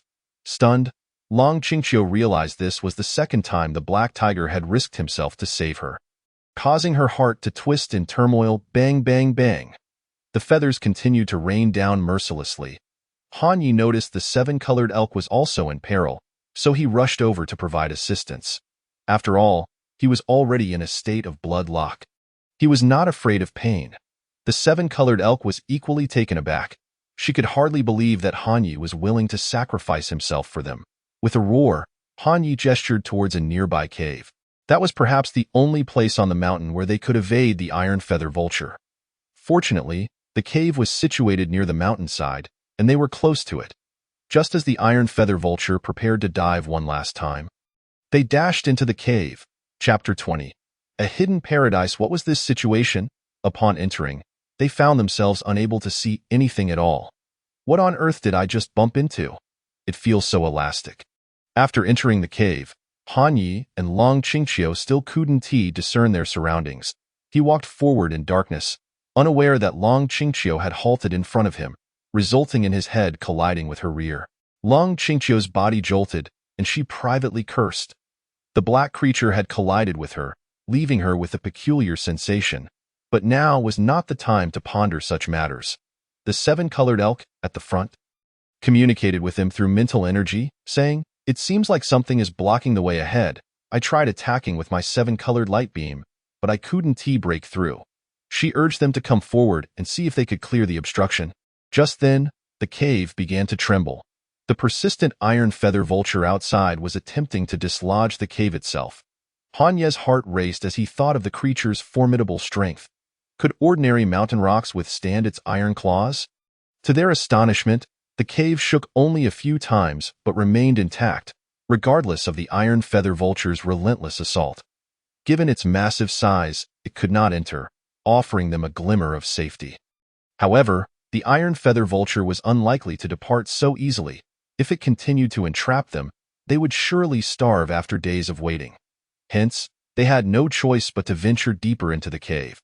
Hoping to find some opportunity for change, the seven-colored elk, being relatively petite compared to Han Yi and Long Qingqiu, quickly made way for Long Qingqiu to advance. Long Qingqiu raised her paw and struck down fiercely. Yet, it felt as though she was striking a mound of cotton, frustratingly ineffective. This substance seemed familiar, she thought. Having battled for many years in her past life, her experience was vast, especially regarding beast and insect tribes. I think I might understand what creature inhabits this cave. No wonder the iron feather vulture couldn't penetrate. The cave must be coated with the spiritual silk of the jade spider. The silk is incredibly resilient and can absorb energy waves while releasing dark essence. Thus, upon entering, they found themselves enveloped in darkness. Moreover, the seven-colored elk's light beam vanished instantly, absorbed by the surrounding silk. Recalling her previous encounters, Long Qingqiu knew that jade spiders were not easy foes. Yet, having spent some time in the cave, the jade spider had not made a move, suggesting there might be some twist within. The iron feather vulture outside was undoubtedly terrifying. Stepping outside would mean certain death. She steeled herself to press onward.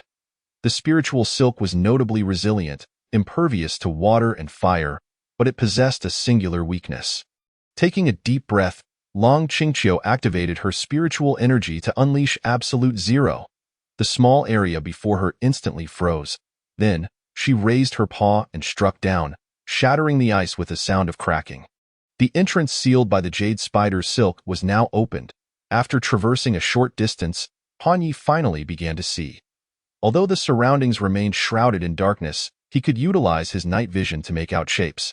Unlike before when it felt as if a layer of something was obscuring his view. The cave walls were devoid of silk, and the further they walked, the wider the passage became.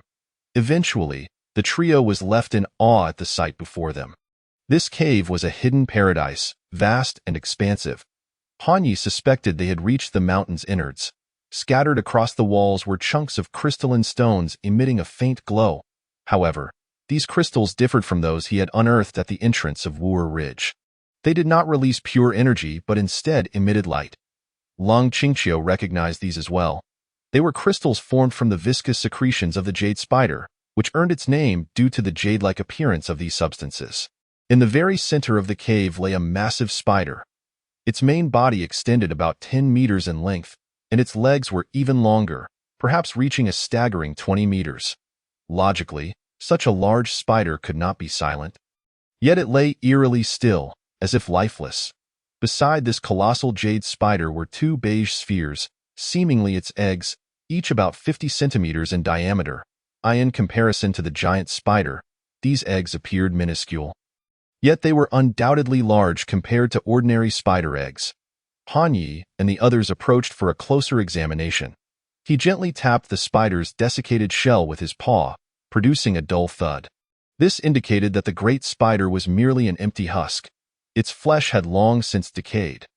This suggested that the jade spider had perished quite some time ago. No wonder this mountain had been overrun by hyenas.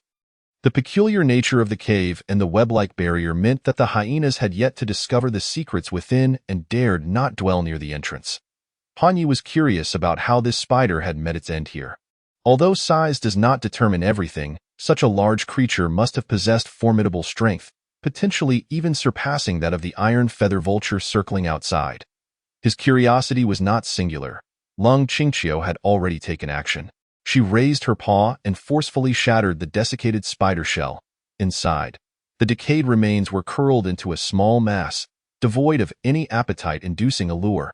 However, nestled within the spider's abdomen was an unexpected discovery. A crimson orb floated in midair, exuding an air of mystery, a spirit pearl. It was indeed a spirit pearl.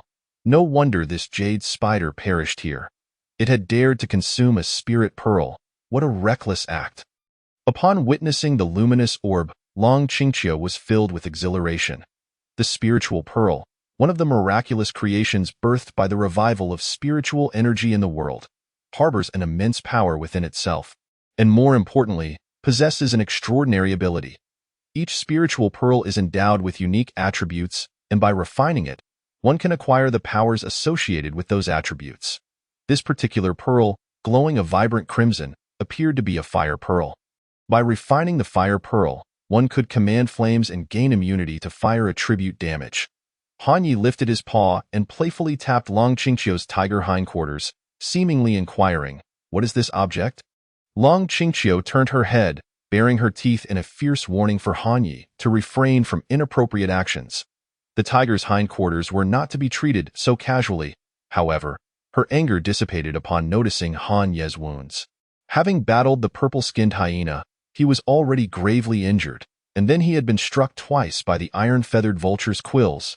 In her understanding, it was impossible for Han Yi to survive such severe injuries. Yet, he stood before her, and she was unaware of any special abilities he might possess. But the blood loss would not lie. Soon, he would be on the brink of death once more. After a moment's hesitation, she ultimately resolved to allow Han Yi to refine this fire spiritual pearl. She had an inkling that without taking this action, Han Yi might perish shortly. Not that she particularly cared for him. After all, he had merely shielded her moments ago. She found herself in a whirl of conflicting thoughts. Han Yi, perplexed by her gesture of pushing the pearl towards him, could not comprehend her intentions. Long Qingqiu cast a wary glance at the nearby multicolored deer, who, perceptive as it was, promptly distanced itself to avoid any misunderstandings. Subsequently, she positioned herself behind Han Yi, her paws resting upon him, urging him vocally to consume the pearl. Intent on assisting him in refining this precious fire pearl. Chapter 21. Beast Fire. Once the fire pearl entered his belly, Han Yi felt an inferno surging within him, as if it threatened to consume him. A peculiar energy coursed chaotically through his body, seemingly on the verge of eruption. At that moment, Long Qingqiu sprang into action. She infused her spiritual energy into Han Yi, guiding the tumultuous energy within him with the power she had cultivated. As the spiritual energy began to circulate within Han Yi, the fiery sensation in his abdomen gradually subsided. Han Yi marveled at the miraculous nature of this phenomenon, keenly attuning himself to the rhythm of the energy's flow within. After a while, Long Qingqiu withdrew the spiritual energy she had imparted. Yet, Han Yi remained unfazed. His innate understanding was exceptional, and he had already memorized the sensation in such a short span of time. Mimicking Long Qingqiu's earlier guidance, he began to operate his internal spiritual energy. Gradually, this energy entwined itself within his flesh and bones, becoming an integral part of him. This dark creature possessed remarkable abilities. And to his astonishment, his comprehension was extraordinarily high. Even without her intervention, he would eventually discover the art of breathing techniques as he ascended to higher realms. Long Qingqiu observed cautiously from behind, ready to intervene should Han Yi show any signs of discomfort, prepared to redirect his internal energy once more. However, it seemed she would not have that opportunity. Han Yi appeared to be thriving. 2 hours later, Han Yi, whose eyes had been tightly shut, suddenly opened them wide. Simultaneously, dark golden flames erupted in clusters from his body. The distribution of these flames was uneven, yet they exuded a formidable and enigmatic aura. The beast fire had manifested. How fortunate this dark creature was, moreover. He had likely ascended to D rank. A flicker of astonishment crossed Long Qingqiu's eyes. Certain creatures closely aligned with fire attributes might awaken their beast fire upon reaching D rank, given the right circumstances. The temperature of beast fire far exceeds that of ordinary flames, rendering it immensely powerful. Furthermore, as one's strength increases, the purity and might of the beast fire also amplify. She recalled from her past life that to confront a mutated beast possessing beast fire, it would require the combined efforts of 3 human warriors of equal rank to stand a chance. The distant multicolored deer, observing the dark golden flames engulfing Han Yi, felt a pang of trepidation. Recognizing the formidable nature of his newfound power, Han Yi marveled at the flames enveloping him, feeling a sense of wonder.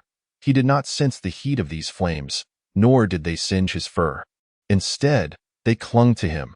With a mere thought, the flames swirling around him receded into his body. He could summon and retract the flames at will, completely under his control. This pearl was indeed a remarkable treasure. Not only had it healed my injuries, but it had also propelled me to D rank and awakened my fire affinity. This tiger lady appears to have a significant background, with an exceptional eye for treasures. He turned to glance at Long Qingqiu, contemplating her enigmatic nature. Noticing Han Ye's unwavering gaze upon her, she promptly turned away, presenting her back to him. She was reluctant to reveal that she was, in fact, the reincarnation of a human empress. There was no particular reason for her secrecy. She simply wished to keep this matter to herself. Han Yi, observing her reaction, refrained from pressing further and instead examined his own status. Race: saber-toothed phantom tiger. Rank: D rank 1-star evolution points, 4,890, pending remote calculation, evolution points required for next evolution, 5,000 talents, hunting, indomitable, bloodlock, tiger roar, netherwave, wraith, 15, purple-skinned hyena, innate beast fire, new, fire immunity, new, fire control, new, overall combat power, 4821 dependence, golden wind wolf, bound, status viewable, loyalty 100 multicolored deer, loyalty exceeding 92, surpassing system judgment value of 80, available for binding, white tiger, loyalty 93. Unknown risks present, cautious binding, dependent slots, 12, 1 vacancy remaining. Upon reviewing his attributes, Hanyi discovered changes in the dependence section. Previously, the loyalty of both the multicolored deer and the white tiger had not exceeded 80, hence they were not displayed. However, now they had both surpassed that threshold. He surmised that during their recent escape, he had shielded both of them from fatal blows, thus significantly boosting their loyalty towards him. Bind the multicolored deer as my dependent, ding, binding complete. Now, Hanyi felt a sense of ease, having gained another ally to earn evolution points for him without charged. Why Tiger Lady carries unknown risks. System, you are being unfair. What risks are involved? This fierce tigress cannot bite you. What are you afraid of? Hanyi found himself somewhat speechless, yet he did not dwell on it over time. He had come to understand the Tiger Lady's nature and demeanor. Ding. Host has hunted a D-rank 1-star creature. Evolution points 734. Ding. Congratulations. Host has reached the required points for evolution. Automatic evolution in progress. Having previously battled the pack of hyenas and subsequently slain the vulture swarm. Han Ye's evolution points were nearing the 5,000 mark.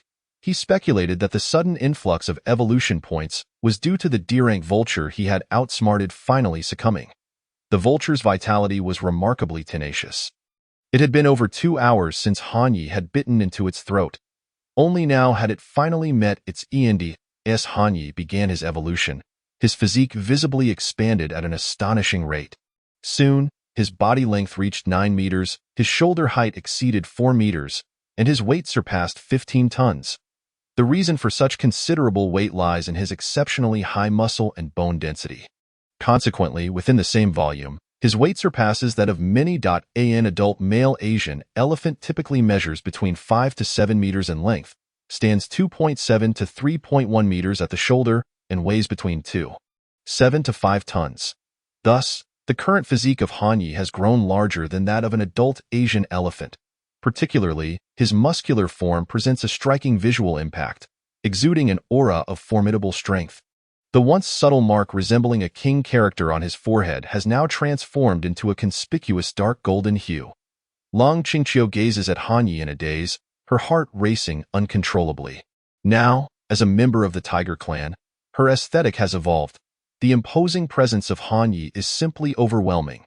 She recalls that in her previous life, she was not one to swoon, yet since her transformation into a white tiger, she seems to have become more sentimental.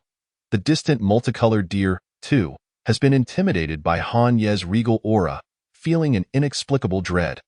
Ever since the resurgence of spiritual energy, she has experienced a series of fortuitous encounters, allowing her to attain D rank. However, this black tiger before her is utterly extraordinary, continuously evolving and growing stronger right before her eyes, leaving her feeling as though she is in a dream. Moreover, Han Ye's recent evolution has brought about changes beyond mere physicality. Chapter 22, Claiming the Mountain as King Race. Hellfire King Tiger Level. D rank 3 stars evolution points. 624 points required for next evolution. 50,000 talents. Hunting, unyielding, bloodlock, tiger roar, netherwave, wraith, 27. Purple-skinned hyena, iron-feathered vulture, beast fire, fire immunity, fire control, sovereign domain, new, comprehensive combat power, 6221 dependence. Golden wind wolf, bound, status viewable, loyalty 100 multicolored deer, bound, status viewable, loyalty 93 white tiger, loyalty 94, unknown risk, caution advised for binding, dependent quota, 23. 1 slot remaining. In this evolution, Hanyi has directly surpassed 2 star levels. His comprehensive combat power now exceeds that of the D rank 5-star iron-feathered vulture circling above the cave. The newly acquired talent of Sovereign Domain is an exceptionally powerful ability. Upon activation, it instills a sense of dread in other beings, reducing their attack states by 10 to 30. The potency of this talent is on par with the 3 talents he received from his novice package.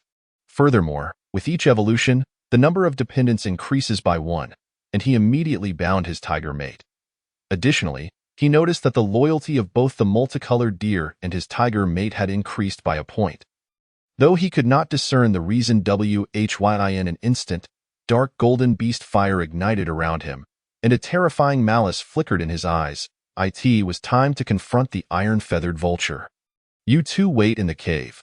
I shall return shortly. After breaking through to Deerank, Hanyi felt as though his meridians had been unblocked, enabling him to communicate with other beings through mental energy.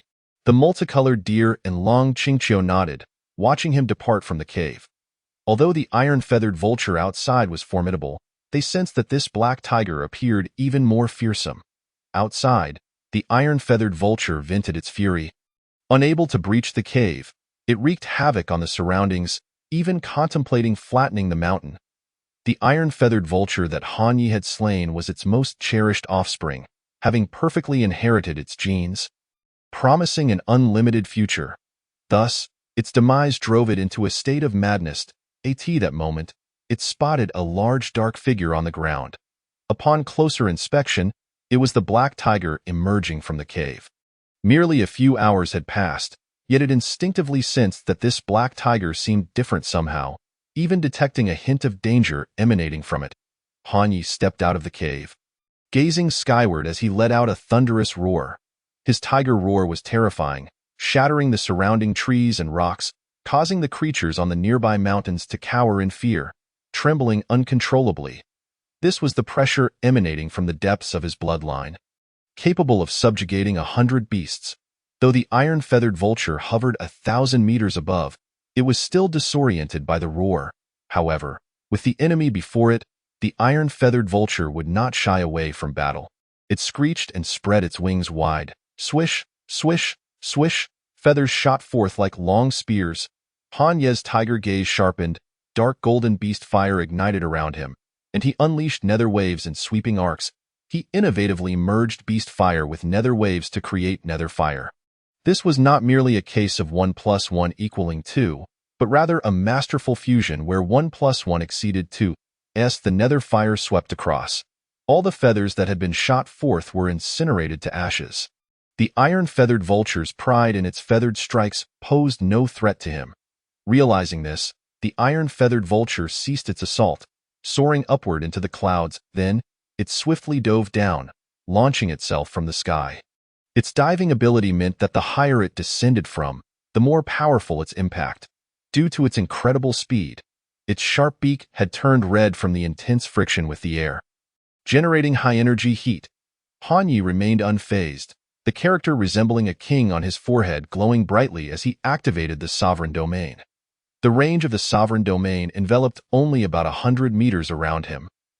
Thus, the talent had no effect when the iron-feathered vulture was at a high altitude. However, as it dove down, Hanyi seized the opportunity to unleash his power. At the same time, a glint of red flashed in his fierce tiger eyes as he marked the iron-feathered vulture with a hunting sigil. He then attempted to harness the spiritual energy within him as a power source to expel the nether fire. The original nether fire, a fire column about 0.5 meter in diameter, now erupted into a sea of flames, fueled by spiritual energy.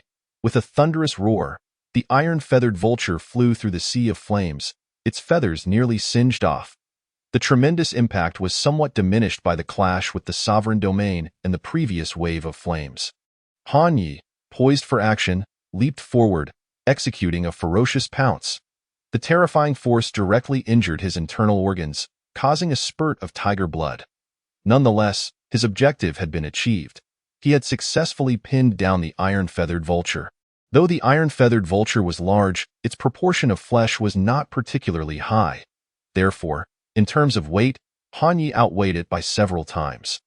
Once pinned down, the iron-feathered vulture had no chance of taking flight again.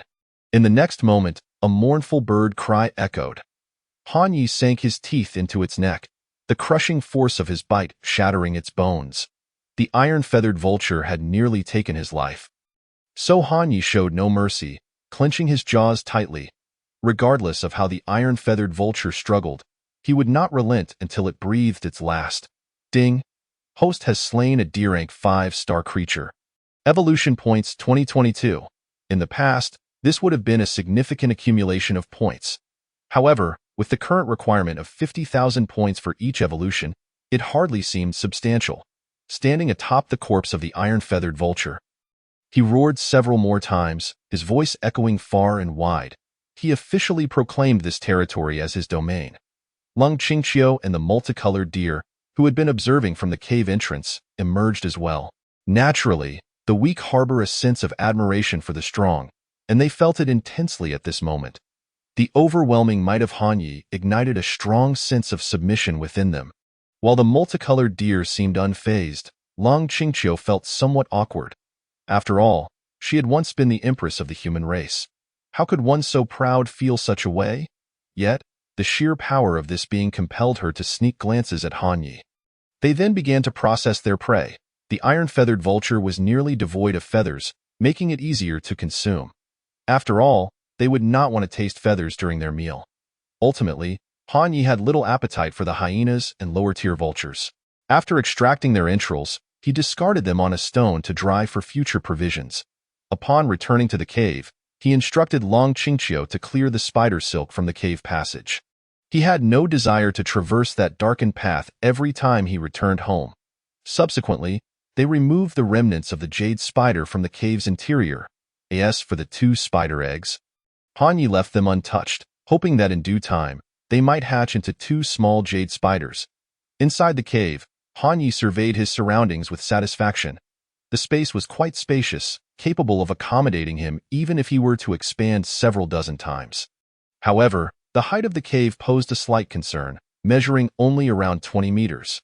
After a few more evolutions, he might find it impossible to exit through that opening and would need to carve a new one.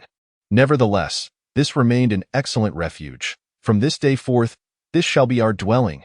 Chapter 23. Winter high-level creatures possess immense nutritional value.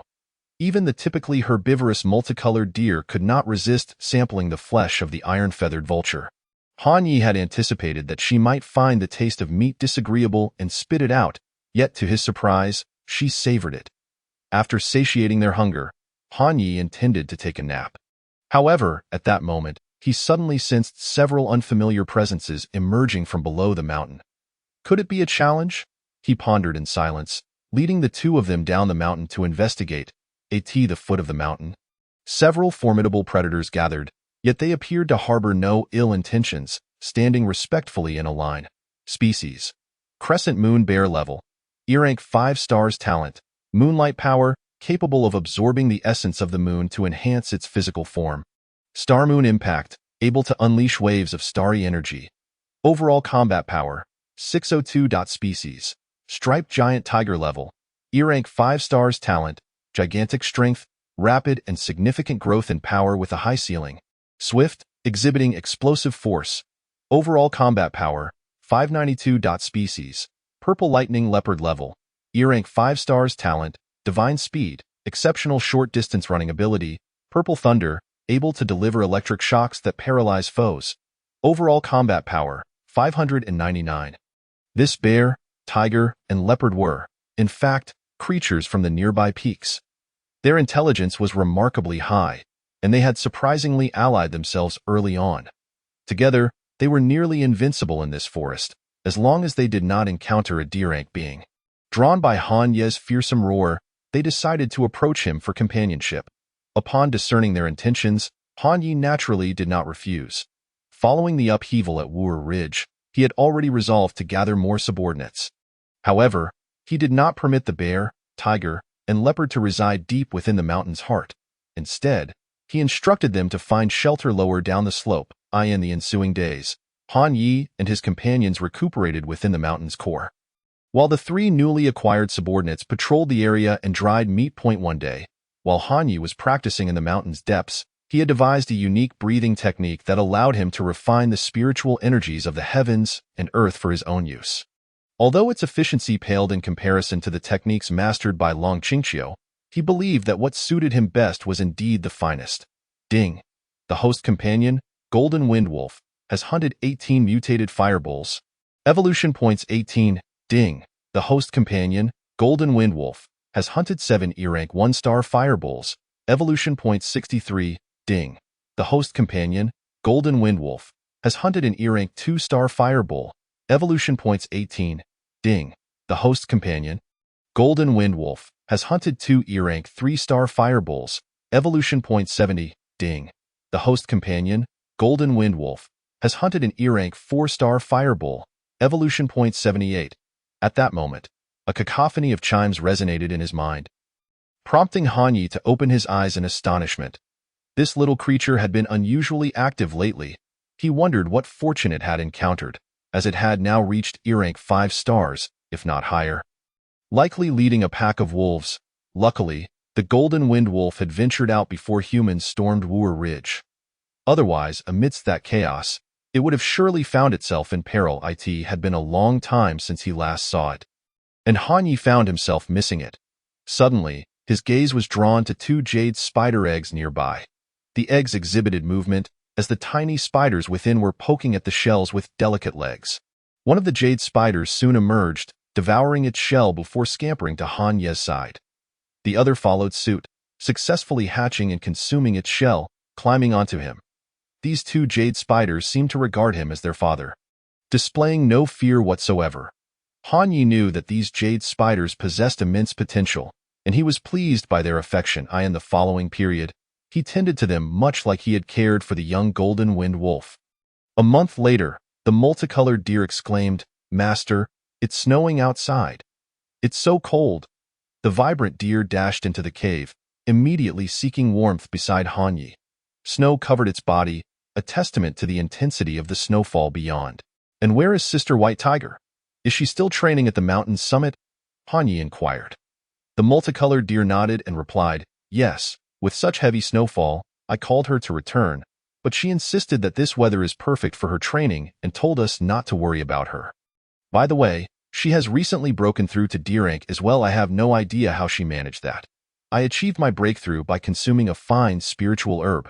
She spends all her time at the summit, and I have no clue what she is busy with." Hanyi was not surprised. He had long known that the Tiger Lady was no ordinary creature. With winter's arrival, many animals had gone into hibernation. "Fortunately, we have stockpiled so much dried meat. Even if winter lasts for 6 months, we can endure," Hanyi remarked. "Indeed, during winter, there is hardly any grass to eat, so I shall switch to a meat diet," the multicolored deer replied. Hanyi shot her a glance. "Haven't you already been indulging in meat for quite some time?" Ever since that last meal, the multicolored deer had abandoned her vegetarian diet. "Not at all. How dare you slander my innocence?" the multicolored deer retorted playfully. "Just because you possess a formidable tiger tail, do not think I fear you." After becoming familiar with one another, this cheeky deer had grown increasingly outspoken, leaving Hanyi at a loss for words. Meanwhile, in a county town in the northern province of the Great Xia Kingdom, a young officer clad in special forces attire addressed a few individuals across from him. "How have you all been faring lately? The food here is rather lacking. It's all meat, overly greasy, and lacks nutrition.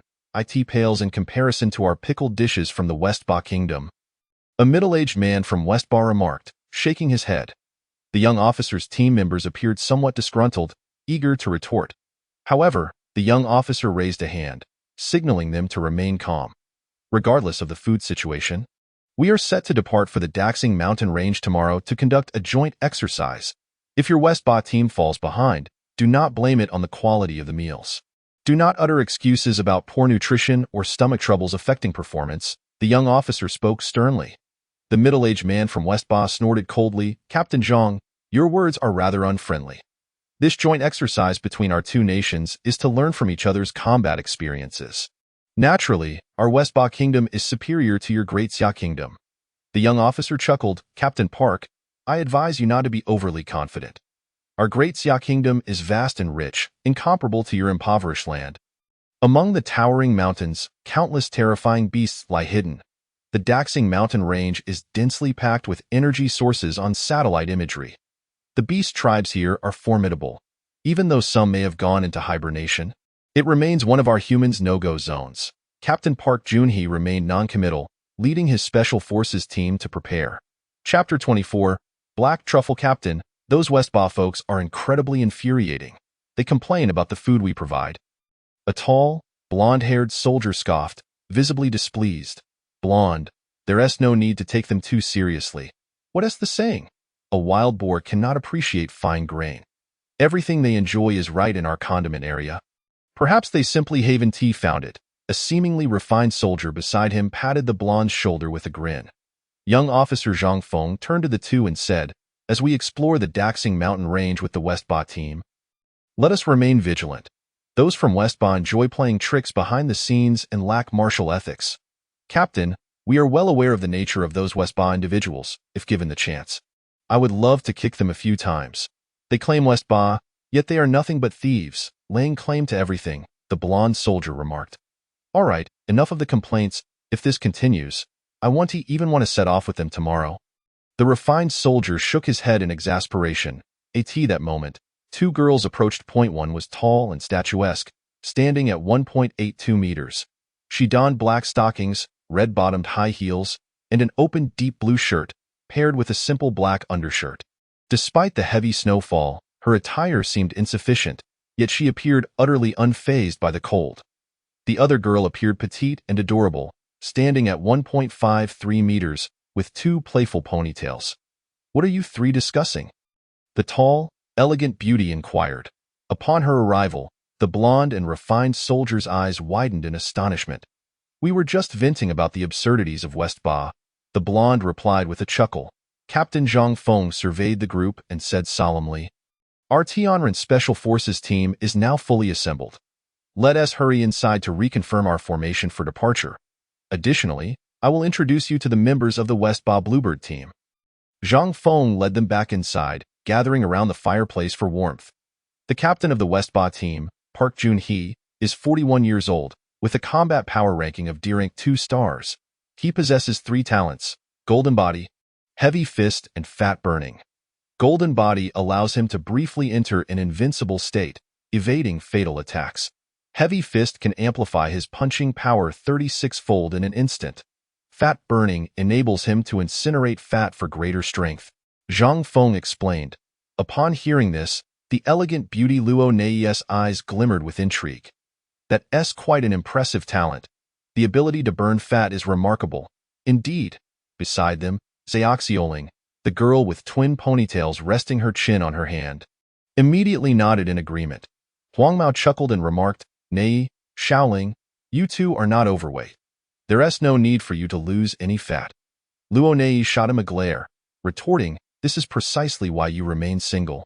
You know nothing. Observing that their conversation was straying further off topic, Zhang Feng cleared his throat to bring the discussion to a close. Ahem, here are the details on the captain of the Shiba Nation team. His strength is estimated to be on par with mine. As for the remaining 4 individuals, I want to introduce each of them individually. You can review the materials yourself.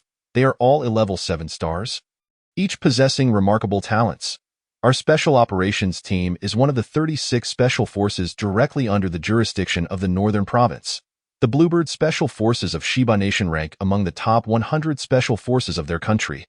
Although the people of Shiba are often unlikable, their strength cannot be underestimated. Each of them is quite capable. Once we reach the Daxing mountain range, we should pay close attention to their combat strategies and survival tactics. If we observe anything noteworthy, it would certainly be worth our time to learn and summarize. Zhang Feng added. Understood, Captain. The group nodded in unison, rising to check their gear and prepare, in the depths of winter. Heavy snow blanketed the mountains. Amidst the vast expanse of white, a group of individuals trudged forward slowly. Ba. This place is absolutely dreadful. We've been walking for 2 days and nights, only to encounter a few mutated squirrels and a couple of mutated elk. Captain Zhang, are you sure this location is viable for exploration? I doubt it has any value. There might not even be D-level creatures here. A youth from the Shiba team expressed his impatience. He was a combative individual, particularly fond of battling these mutated animals. However, since their arrival in the snowy mountains, he had yet to have an opportunity to engage. The feeble mutated creatures could be crushed with a mere flick of a finger by others, rendering the experience exceedingly dull. Huang Mao had long found this youth from Shiba to be irksome and snapped. In the dead of winter, it's natural for some animals to hibernate. Kid, if you encounter any terrifying creatures later, don't wet your pants in fear. Humph. I would actually welcome the chance to face some formidable opponents. The youth from Shiba, clad in a down coat, scoffed. Suddenly, another member of the Shiba team exclaimed excitedly, "Captain, look, the spirit detector is reacting. Is there a spirit herb hidden beneath this thick layer of snow?" Upon hearing this, the Shiba captain, Park Junhee, cast a wary glance towards Zhang Feng and his team. Zhang Feng, feeling slightly irritated by the suspicious gaze, replied, "Captain Park, you needn't be so cautious. We agreed before departing that whatever spirit objects are found belong to the discoverer, and there will be no contention over them. Even if you unearth a high-grade spirit herb, I, Zhang Feng, assure you I will not attempt to seize it." Park Junhee chuckled heartily, saying, "Captain Zhang has misunderstood. I am not watching you but rather keeping an eye on our surroundings. I have a nagging feeling that some creature is watching us. My apologies for any misunderstanding. Choi Anming, Park Tai-hui, hurry and excavate that object," he commanded. "Yes, Captain." Choi Anming, holding the detector, immediately put it aside and began to dig. Park Tai-hui, who had an attractive appearance, also joined in to assist with the spade. Before long, they unearthed the object. The group stared at the dark, hard mass before them, exchanging puzzled glances. "Captain, you are well read. What on earth is this?" Choi Anming inquired. Park Junhee stepped forward, feeling, knocking, and even sniffing it. A faint aroma wafted from the dark mass. "I suspect this is a black truffle."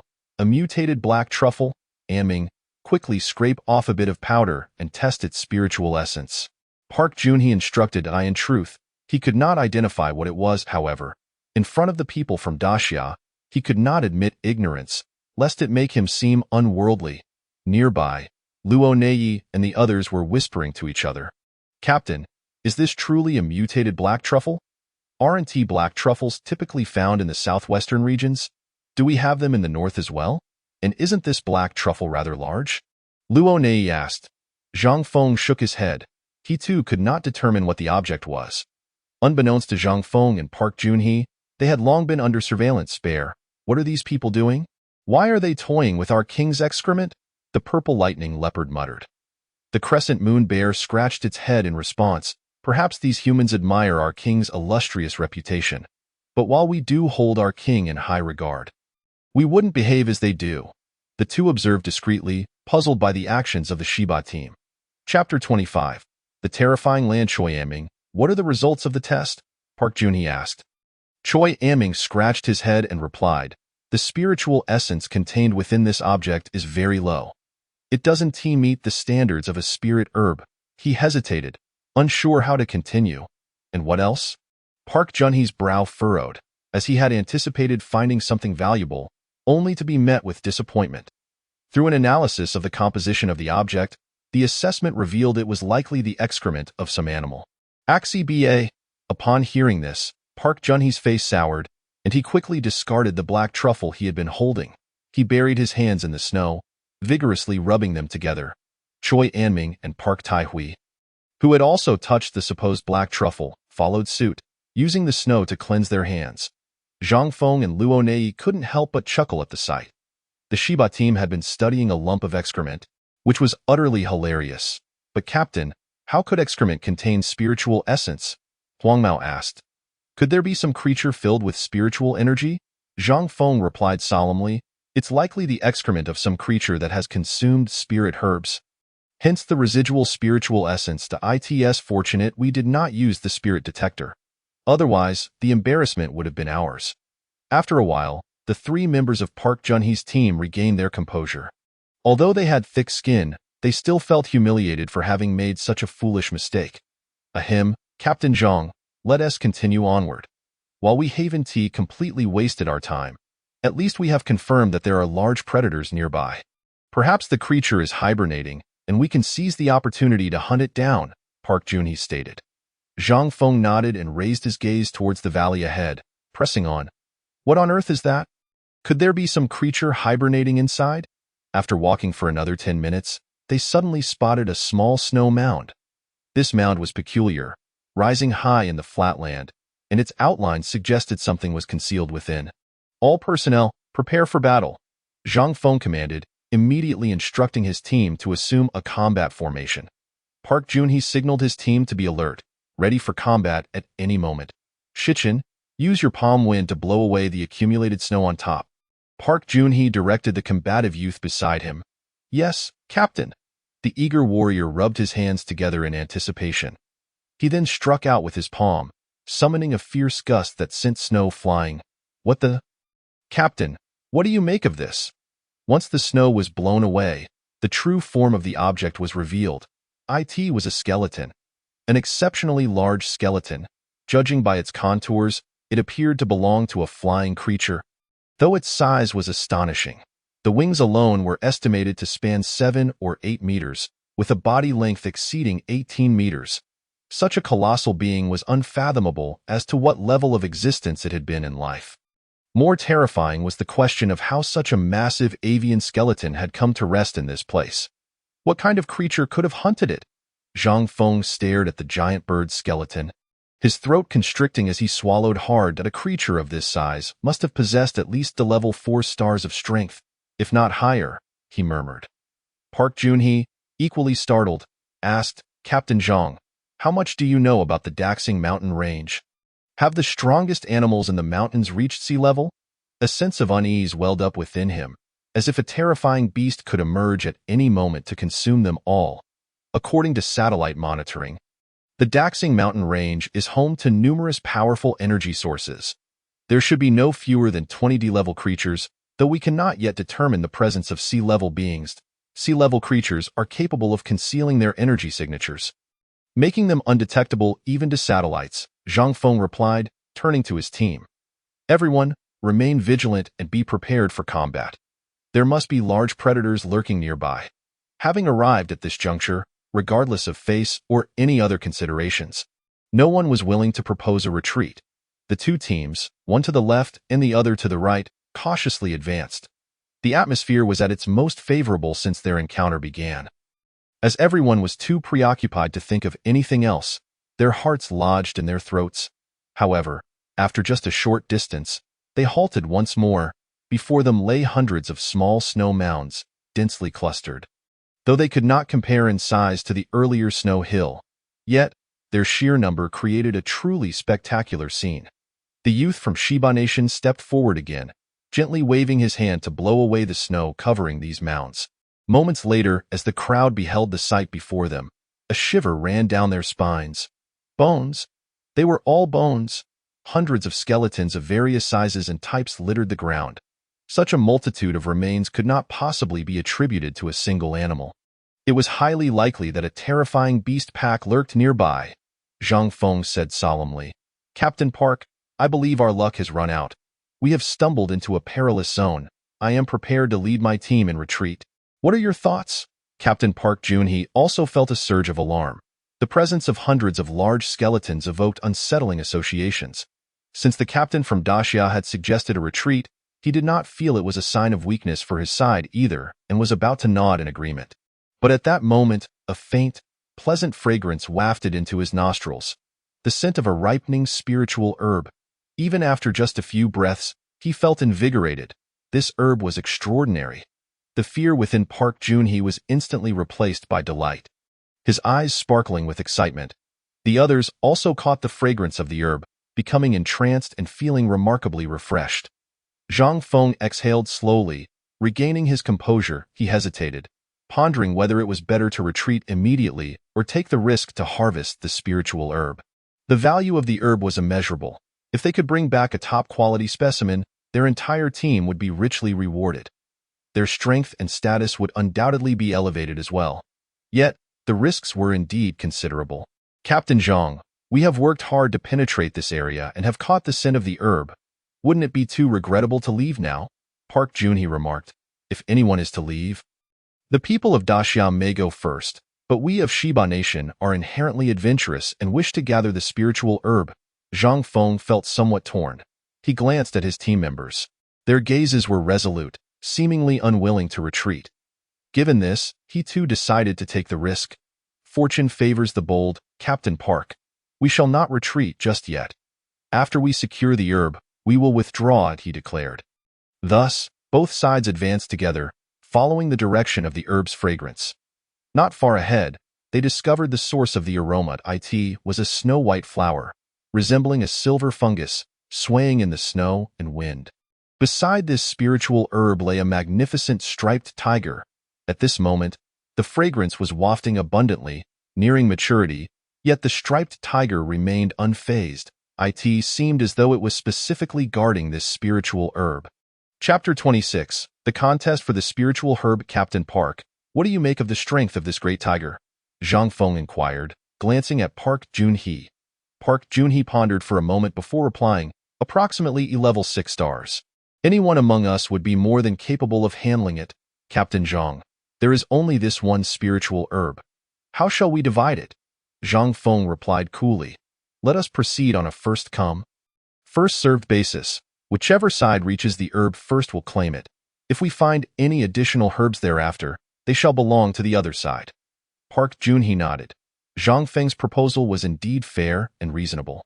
He turned to signal to his companions, urging them to be assertive when the time came. Captain Park, while we compete for the spiritual herb, let us ensure that our two teams maintain their camaraderie. Zhang Feng remarked ominously. Based on his understanding of these Shiba people, he was certain they would not play fair. Park Junhee chuckled, reassuring, Fear not, Captain Zhang. We of Shiba Nation are the epitome of politeness and friendliness. In the distance, the purple lightning leopard and crescent moon bear exchanged glances as they observed the group. Big Bear, what should we do? It seems this group intends to seize the king's spiritual herb. The big cat cannot fend them off alone.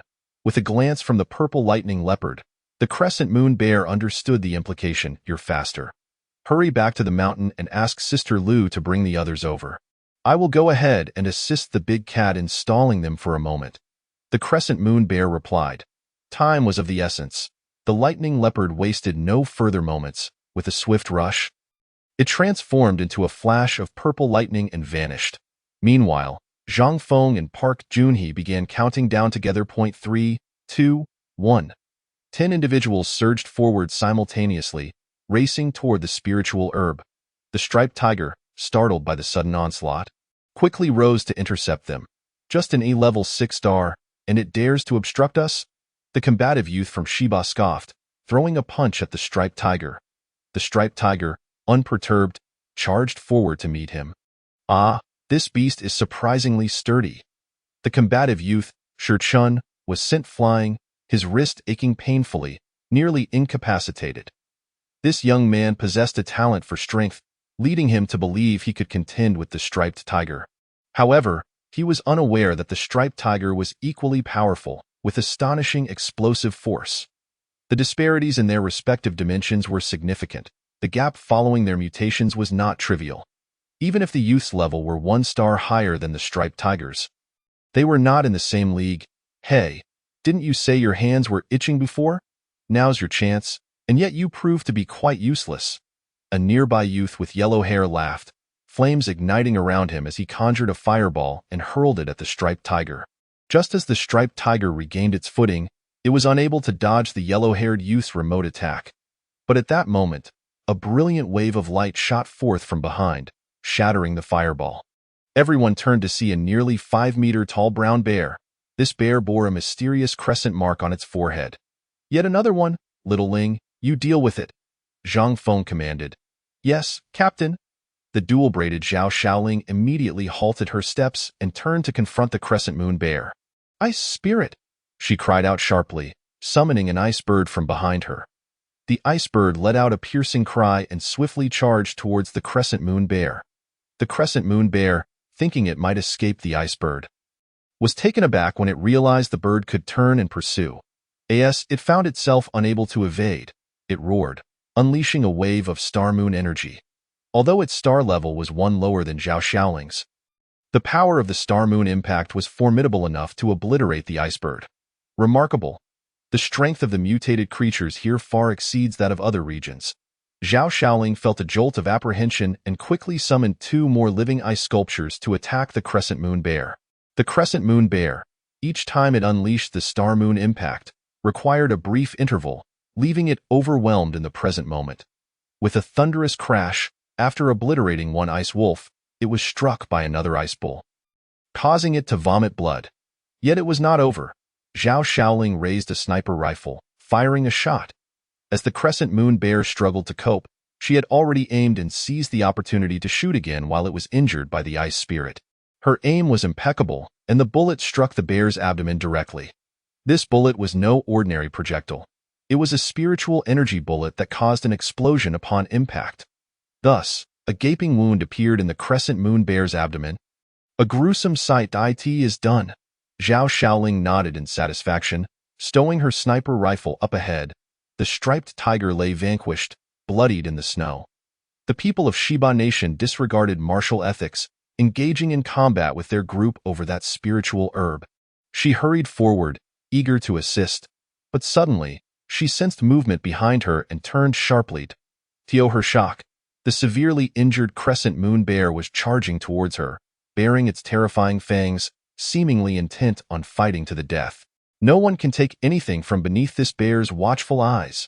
The Crescent Moon Bear roared, its fearsome voice causing others to glance over in alarm. The mutated striped tiger, lying in the bloodied snow, struggled to rise, howling fiercely as it lunged at the surrounding individuals. A flicker of confusion crossed Zhang Feng's mind. Why were these 2 creatures so determined when they should be fleeing? Would this commotion attract the attention of that unknown terrifying entity? Everyone, retreat immediately. Disregard the spiritual herb. Let Shiba Nation have it. Upon hearing this, the yellow-haired youths immediately withdrew, ceasing their conflict with the Shiba members, and retreated without delay. Zhao Shaoling, having just taken down the Crescent Moon Bear, quickly followed suit. Those from Daxia truly are lacking. They are running away. If you do not want this spiritual herb, then we of the Bluebird Special Forces shall not be polite. After once again sending the vibrant and powerful giant tiger flying, Park Junhee strode towards the precious herb before him. He bent down, poised to pluck it, when suddenly an avalanche erupted from the mountains. The ground trembled ominously beneath them, followed by a terrifying commotion behind. Turning around, they found themselves surrounded. Hundreds of diverse creatures emerged around them, most possessing strengths around level 4 stars. Park Junhee's gaze sharpened, instantly captivated by a resplendent rainbow deer among them, sensing an unmistakable aura of danger emanating from it. Suddenly, the encircling horde parted, seemingly to welcome the arrival of some formidable being. It was long before they laid eyes on this entity. The combative youth, Shirchun, paled, his legs trembling uncontrollably. A warm stream involuntarily trickled down his legs. He was utterly terrified. Chapter 27. Nightmare. The beasts were greeting a colossal and formidable black tiger, its body stretching an impressive 10 meters in length and standing over 5 meters tall at the shoulder. Its fearsome saber-like teeth struck terror into their hearts, while the dark golden flames engulfing its body seared their skin with pain. A chilling sense of dread enveloped them, a pressure that resonated from the depths of their bloodlines. A profound fear of the monstrous being before them. Han Yi cast a glance at the fallen crescent bear and the vibrant giant tiger, and rage surged within him. The terrifying roar of the tiger triggered an avalanche, causing several nearby snow-capped mountains to collapse simultaneously.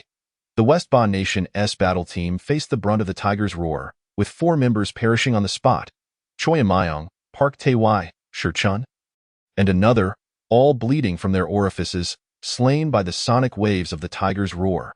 Although Park Junhee survived the roar, he felt dizzy and his ears rang as he touched his face. He discovered blood trickling from his nostrils. At that moment, the fearsome black tiger unleashed a torrent of flames. The terrifying inferno surged towards him like an unstoppable tide, leaving him no time to evade. Golden body. In this life-and-death moment, Park Junhee regained his composure and hurriedly shielded himself. His entire form shimmered as though coated in gold, emerging unscathed from the sea of flames. Han Yi, slightly intrigued, utilized his system abilities to assess the situation and realized that this individual possessed the golden body talent. However, after employing the golden body, he would be unable to use it again for a period, much like Han Yi's own blood-locking talent. Seizing the opportunity, Han Yi launched another attack, once again unleashing a simple torrent of flames. This time, Park Jun-hee had no means to defend himself and was engulfed by the inferno. Given his strength, he had a chance to escape a short distance, yet he was completely paralyzed by Han Yi's intimidation. His legs seemingly glued to the ground. Ding. Host has slain 4 level 7-star beings. Evolution points 1800. Ding. Host has slain 1D level 2-star being. Evolution points 1020. Sister deer, use the healing herb to tend to their wounds. Han Yi instructed the rainbow deer. Yes, my lord, replied the rainbow deer, promptly retrieving the healing herb it had brought from the mountain's depths. This herb had been discovered by Long Qingqiu, who dried it using a marvelous method to ensure its long-term preservation. Pursue! Leave none behind. Whoever has harmed my brethren shall face my wrath, Han Yi commanded, leading the horde of beasts in pursuit of the fleeing group. These beasts had been gathered by him over time. With most voluntarily joining his cause, he was now a formidable overlord with numerous subordinates under his command. Captain, what level of creature was that? A single roar caused an avalanche across the surrounding peaks and made my nose bleed. My head is ringing, Zhao Shaoling exclaimed, her face pale with fear. The others looked equally ashen, enveloped in a shroud of impending doom. Zhang Feng replied, I don't know, but it's likely a terrifying entity residing here. The people from the West Ba nation have probably met their end. Huang Mao added, thank goodness for your wisdom, Captain, urging us to retreat. But before he could finish, he felt the ground tremble beneath them. Turning back, he was struck with terror at the sight of the pursuing horde of beasts, their monstrous forms intimidating. Yet, what terrified him most was the leading black tiger, larger than an Asian elephant. Its body ablaze with dark golden flames. Was this creature truly a living being? The overwhelming aura sent chills down his spine, causing his heart to nearly stop. Zhang Feng cursed himself, regretting his earlier greed. Perhaps this outcome could have been avoided. Nai Yi quickly assessed this creature. Understood, Captain, I'm on it. Nai Yi, her high heels lost in her haste, focused intently on the fearsome black tiger, species, Hell King tiger level, D-level 3-star talents, hunting, indomitable, bloodlock, tiger roar, nether wave, wraith, beast fire, fire immunity, fire control, King S domain rating, defensive power SSS, attack power SSS, speed SSS, agility SSS, vitality SSS, talent SSS. After observing Han Yi, Nai Yi was left questioning her very existence. Nai Yi, why are you dazed? Quickly tell us, what are this creature's weaknesses? Where is it vulnerable? Zhang Feng urged. Captain, it has no weaknesses, Nai Yi murmured. 6 major evaluation indicators, 4 SSS, and 2 SSS. What? Zhang Feng and Huang Mao exclaimed, their eyes nearly popping out. What the hell is this? Even the typically composed glasses-wearing man couldn't help but curse. Among humans, having even one indicator reach S level was considered genius, a sure sign of becoming a master. Yet this black tiger appeared to defy all reason, as if it were a cruel joke. Han Yi, who never sought trouble but was unafraid of it, felt compelled to act. The crescent bear and vibrant giant tiger were his loyal subordinates. Having assisted him in numerous tasks, particularly the crescent bear, which had foregone hibernation to guard the herb and patrol the mountains, he could not tolerate seeing his devoted companions nearly killed.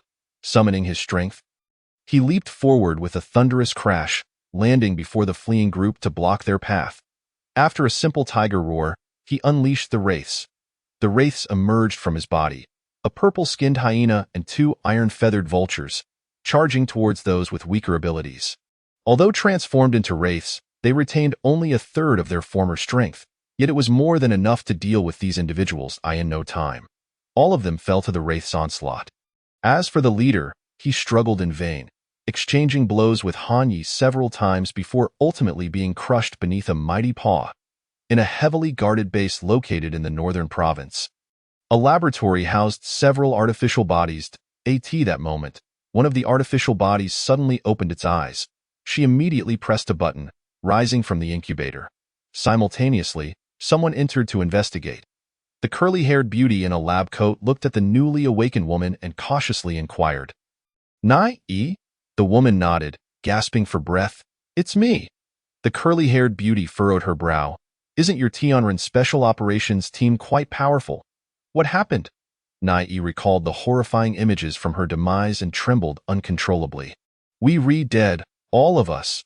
We were annihilated. It was terrifying. That thing was far too frightening." Seeing her curl up, muttering incoherently as if in a trance, the curly-haired beauty quickly approached and administered a calming injection. "You should lie down and acclimate to this body before meeting with the commander," she sighed softly. In this laboratory, all were spare bodies. Individuals like Nai, possessing mental talents, were exceedingly rare in the entire northern province. Only 4 existed, and 1 had already perished. Those with mental talents could transfer their consciousness to genetically engineered artificial bodies after their physical forms were destroyed. However, they were not immortal. The previously deceased individual had failed during the second consciousness transfer. Thus, the researchers speculated that despite having mental talents, they could only resurrect once. Given the current technological capabilities and research outcomes, this was the extent of what could be achieved. Chapter 28. Formidable Foes. Meanwhile, in the Daxing mountain range, Han Yi returned to find the crescent bear and vibrant giant tiger recovering under the nourishment of the herb, his spirits considerably lifted. With a bit more time to recuperate, these two would fully regain their strength. His gaze shifted to the herb resembling a silver ear. Although its exact level remained unknown, it emanated an aura surpassing all previous herbs Han Yi had encountered. He approached slowly, ready to consume it. However, just then, the ground shook, and 3 enormous creatures suddenly appeared around him. Among them was a serpent, its body covered in pure white scales, with strikingly eerie light blue eyes. It measured over 20 meters in length and was more than 3 meters thick, exuding a formidable presence. This was the frost giant serpent, a D-level 6-star creature, a neighboring terror of Han Yi's in the northern region. It surpassed even the iron-feathered vulture Han Yi had previously hunted by an entire star level, possessing 3 formidable talents: freezing, strangulation, and duplication. The freezing talent bears resemblance to the absolute zero of Baihu's Long Qingqiu, albeit with diminished potency. The strangulation talent is akin to the diamond python that Han Yi encountered on War Ridge. Once it ensnares its prey, it can unleash 5-fold strangulation power. Lastly, the duplication talent is exceedingly rare. Every fragment of flesh and drop of blood that it sheds can transform into a small frost giant serpent. If severed in twain, it will immediately become 2 frost giant serpents, and so forth. To utterly vanquish it, one must also annihilate all its duplicates, rendering this creature exceedingly difficult to eliminate completely. The comprehensive combat power of this frost giant serpent stands at 7121. Nearly 1,000 points superior to Han Yi. Besides this frost giant serpent, the other 2 creatures are equally formidable. The old white ape, in particular, exudes an air of cunning wisdom. Its gaze is as animated as that of a human, seemingly calculating something at every moment. The old white ape's level is slightly inferior to the frost giant serpent, rated at D-level 5 stars. Its talents include dominance, evasion, monkey fist, and mental impact. The dominance talent is a power-type ability, which Han Yi has encountered frequently and finds unremarkable. However, the evasion talent is something Han Yi has only witnessed in this creature. The old white ape's agility is unparalleled, allowing it to evade nearly all attacks from creatures of the same rank. To effectively deal with it, one must employ area attacks, leaving it with no means of escape. Relying solely on biting or close combat would result in being dragged to death by it. Additionally, the monkey fist talent appears to be an exclusive ability of simians, endowing its strikes with internal force. While the surface of the body may remain unscathed upon being hit, the punch's energy penetrates into the prey's body, inflicting far more grievous harm. Lastly, the mental impact talent is exceedingly rare, targeting the opponent's soul and posing a significant threat to most creatures. Its comprehensive combat power is 6231, comparable to Han Yi. Yet, this 3-meter-tall, somewhat aging white ape poses an even greater threat than the frost giant serpent. The final creature is a purple flame centipede. A centipede engulfed in purple flames. It also ranks at D-level 5 stars. Measuring 10 meters in length, with a carapace that appears exceptionally tough. It possesses 3 talents: Beast Fire, Poison Gas, and Petrification. The Beast Fire is a flame that clings to its surface, with a temperature rivaling Han Ye's Beast Fire. The Poison Gas talent is relatively rare, enabling it to exhale toxic gas that can lethally affect weaker creatures. The Petrification talent is a defensive ability, allowing it to enter a petrified state instantaneously, tripling its defensive power. Moreover, this petrification can last a considerable duration, even up to a day or two. The comprehensive combat power of this purple flame centipede is 60-29, the lowest among the 3. Yet its petrification talent makes it no easy foe. The trio positions themselves with the frost giant serpent to the north, the old white ape to the east, and the purple flame centipede to the west. They recognize Han Ye as a formidable opponent, hence they have maintained an uneasy peace. However, today, it appears they cannot resist the allure of the spiritual herb. Lujia, lead everyone in retreat. I shall handle this. Han Ye communicates with the 7-colored deer. The 7-colored deer, though concerned for Han Ye's safety, promptly directs the beast herd to withdraw.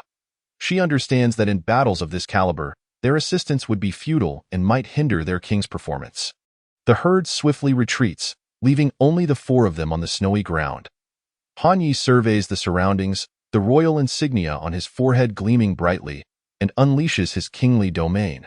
Under the encompassing aura of this domain, the trio's powers are severely suppressed. He leaps to a high vantage point and emits a thunderous roar.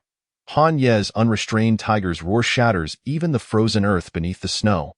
The old white ape squints its eyes and stealthily steps back. Its hands tremble, blood circulation within its body disrupted. Though it does not bleed, the impact is profound. The frost giant serpent is also affected by the tiger's roar, instinctively experiencing a flicker of fear. Its white scales splintered, it momentarily loses focus. Regaining its composure, it erupts in fury, roaring defiantly at Han Ye. Yet, this sound is harsh and grating, lacking any true lethality. The purple flame centipede, with its formidable defense, also quivers slightly. It had been dazed by the roar, now snapping back to reality, its flames burning even more fiercely, seemingly enraged by Han Ye's bellow, poised to strike at any moment. Tiger King, we should share the spiritual herb equally. We 4 are the rulers of this era. Dividing it fairly will help avoid disputes. The old white ape communicates telepathically. The frost giant serpent adds, Tiger King, we acknowledge your impressive strength. However, it is impossible for you alone to contend against the 3 of us. Each of us shall have a share of the spiritual herb, and we shall not complicate matters. The purple flame centipede expresses the same sentiment. The reason for their reluctance to engage in direct conflict is that each harbors ulterior motives. Before Han Ye's arrival, they had been vying against one another, engaging in covert skirmishes. At this moment, they have only united due to shared interests, yet mutual suspicion and wariness linger, making cooperation in battle exceedingly challenging. If it's a fight you desire, then so be it. Does this king fear you? Han Ye bellows, his beast fire surging dramatically, burning even more intensely. He refuses to take a step back. Once he compromises, these 3 will surely harbor ill intentions, believing him to be an easy target. The old white ape and its companions, sensing Han Ye's overwhelming dominance, become visibly displeased. The 3 exchange glances, seemingly reaching a consensus. Han Ye's display of strength instills a profound sense of threat, compelling them to unite and eliminate him. Just then, a whooshing sound emanates from the distance, suggesting the approach of a large, predatory bird. However, upon closer inspection, it is not a bird at all, but a white tiger with wings.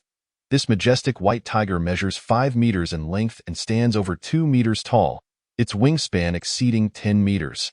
The white tiger descends beside the black tiger and bellows at the trio with righteous fury. Though Long Qingqiu's roar lacks the terror of Han Ye's, it possesses a formidable authority.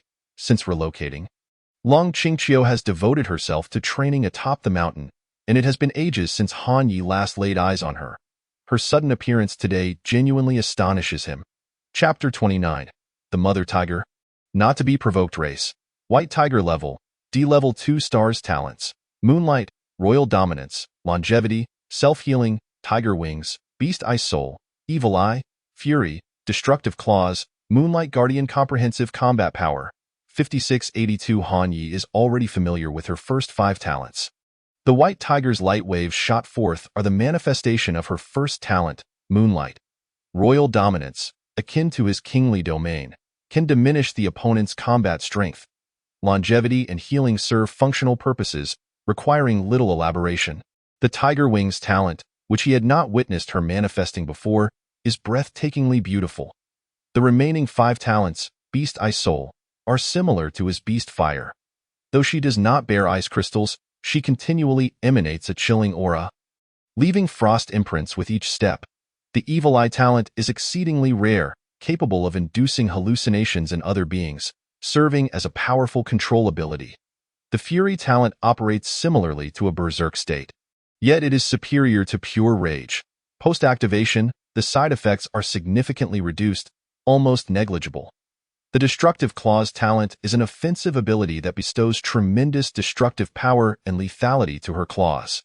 Lastly, the moonlight guardian, which Han Yi feels he has encountered before, can create a shield for her or others. Without making a sound, Long Qingqiu has ascended to a level equal to Han Ye's, albeit with a combat power still several hundred points lower. After all, Han Ye's talents lean predominantly toward offense, endowing him with remarkable combat prowess. Wife, your arrival is timely. With your assistance, we can undoubtedly repel them. Han Yi communicates with her mentally. I merely descended for a stroll. Long Qingqiu replies, proudly lifting her tiger head. I did not come specifically to aid you. Understood. Han Yi chuckles. This tiger lady is simply stubborn. The attention of the old white ape and its companions is entirely fixated on Long Qingqiu. From her presence, they too sense a dangerous aura, previously unaware of the existence of such a companion to the black tiger. They hesitate, contemplating whether to attack. At that moment, the white tiger opposite suddenly launches an assault. Absolute zero. A rustling sound echoes as the surrounding wind and snow seem to shift by in an instant. The old white ape and its companions are encased in ice. Following this, Han Yi unleashes a terrifying underworld fire. This fusion technique of beast fire and underworld waves inflicts tremendous damage. With a resounding crash, ice shards scatter as this strike shatters the ice sculpture of the old white ape. Next, a crisp sound rings out as the frost giant serpent and the purple flame centipede break free from their icy prison. The old white ape, however, is not dead. It has merely sustained severe injuries and retreats to a safe distance. Its eyes narrow to slits, darting back and forth between Han Yi and Long Qingqiu. Finally, it flickers and vanishes into the pristine white snow. The frost giant serpent and the purple flame centipede confront Han Yi and Long Qingqiu. After a brief standoff, they too withdraw. With the old white ape gravely wounded from a surprise attack, the 2 remaining creatures no longer possess the confidence to secure victory, thus they must retreat. Our cooperation is truly harmonious. With just a glance, I discerned the meaning behind it, Han Yi remarked, lifting his paw to stroke Long Qingqiu. Her fur was soft and smooth, providing a delightful sensation to the touch. Rather than shying away from Han Ye's mischievous paw, Long Qingqiu pondered the current time. For a normal creature to evolve to degrade, even with numerous adventures, it would take at least a year or 2. As time progressed, the difficulty of leveling up increased exponentially, with the duration possibly extending to several times that of the earlier stages. The formidable beings encountered earlier were already D-grade 5 or 6 stars. Achieving such a status would be exceedingly challenging without 3 to 5 years of effort. The timeline had become somewhat hazy. She thought to herself that she should capture a human to inquire about the current year. Suddenly, her powerful frame trembled, and she bared her teeth, displaying a fierce countenance.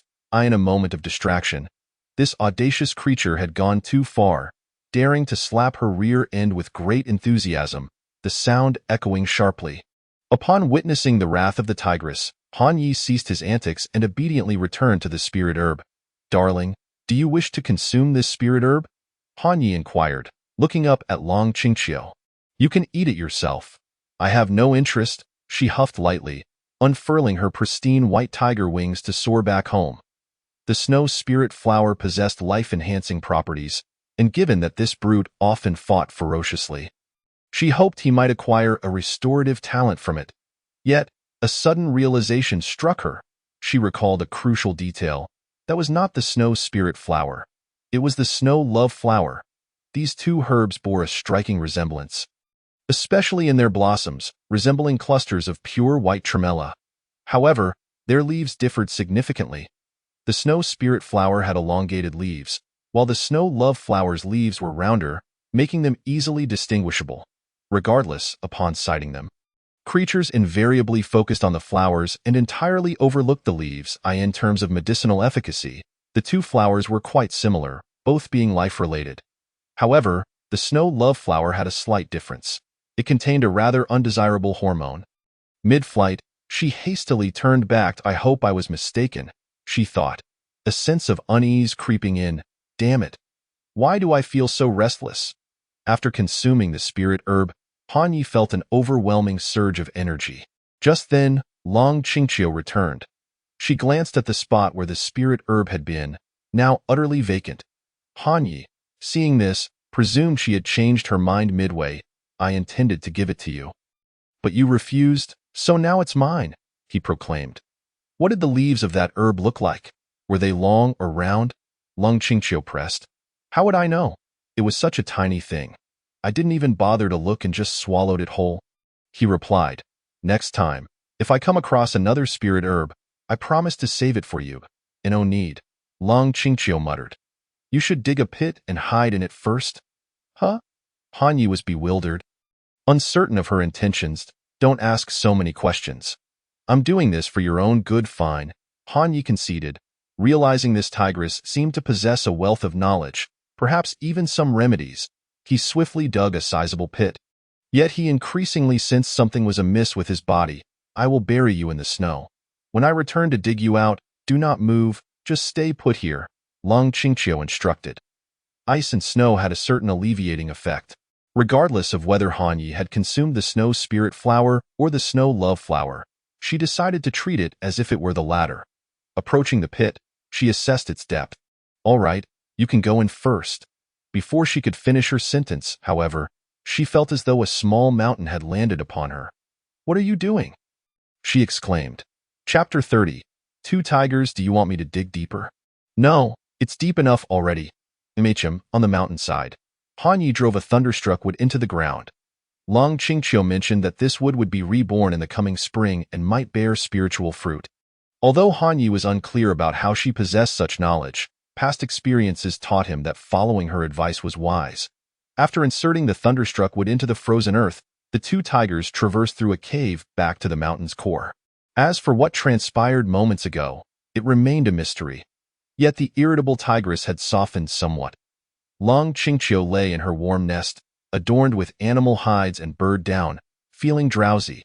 Initially resistant, her primal instincts gradually subdued her rationality, leading her to succumb to the comfort. Throughout their return journey, she found herself viewing Han Yi with newfound fondness, her demeanor significantly gentler. Suddenly, she seemed to have discovered something, and she lifted her gaze to Han Yi. She sensed a mischievous smile upon his face. You cheeky fellow, a little sunshine and you bloom, she remarked, rising to approach him. What are you laughing at? She asked. Han Yi was momentarily taken aback. He hadn't anticipated that this tigress would notice his amusement, considering he had attempted to conceal it. Isn't that a rhetorical question? He chuckled. Long Qingqiu initially failed to grasp his meaning but soon realized, her anger flaring. Do you take me for a fool? Was I deliberately orchestrating this? She instantly bristled, realizing why Han Yi was grinning. He must think that today's events were a feigned ploy on her part, given her reputation for knowing everything. He likely believed she had anticipated the effects of the spirit herb. Playing a game of coyness. The moment she recalled how smug he had been throughout their journey, her irritation flared, and she promptly pounced on him as the two tigers playfully tussled. An odd sound echoed within the mountain's core. Afterward, Long Qingqiu felt an inexplicable sensation, as if she were dreaming. Nevertheless, her ambitions transcended mere play. Her ultimate goal was to pursue the pinnacle of evolution. I shall return to the mountain's peak to cultivate. Be cautious and refrain from provoking those creatures for the time being. Today, We managed to drive them off solely because they underestimated my strength, and we seized the advantage in a direct confrontation. Even if we could defeat them, we would undoubtedly suffer grievous losses. She rose and departed the cave. Han Yi did not impede her. The priority now was to enhance their strength to survive in this harsh world. As for their moments of joy, those could come later. Understood, he affirmed, lifting a paw to pat the tiger's rear. Long Qingqiu abruptly turned her head, baring her teeth at him. If you move again, I'll break your paw. Han Yi, feeling aggrieved, lowered his paw, pondering how swiftly this tigress could turn hostile. She hadn't been like this just moments ago. Upon returning to the mountaintop, Han Yi shifted his focus to sensing his own transformation. After refining the spirit herb, his physique remained unchanged, and he had not advanced in star level. However, he felt a newfound vigor coursing through his veins, significantly enhancing his vitality.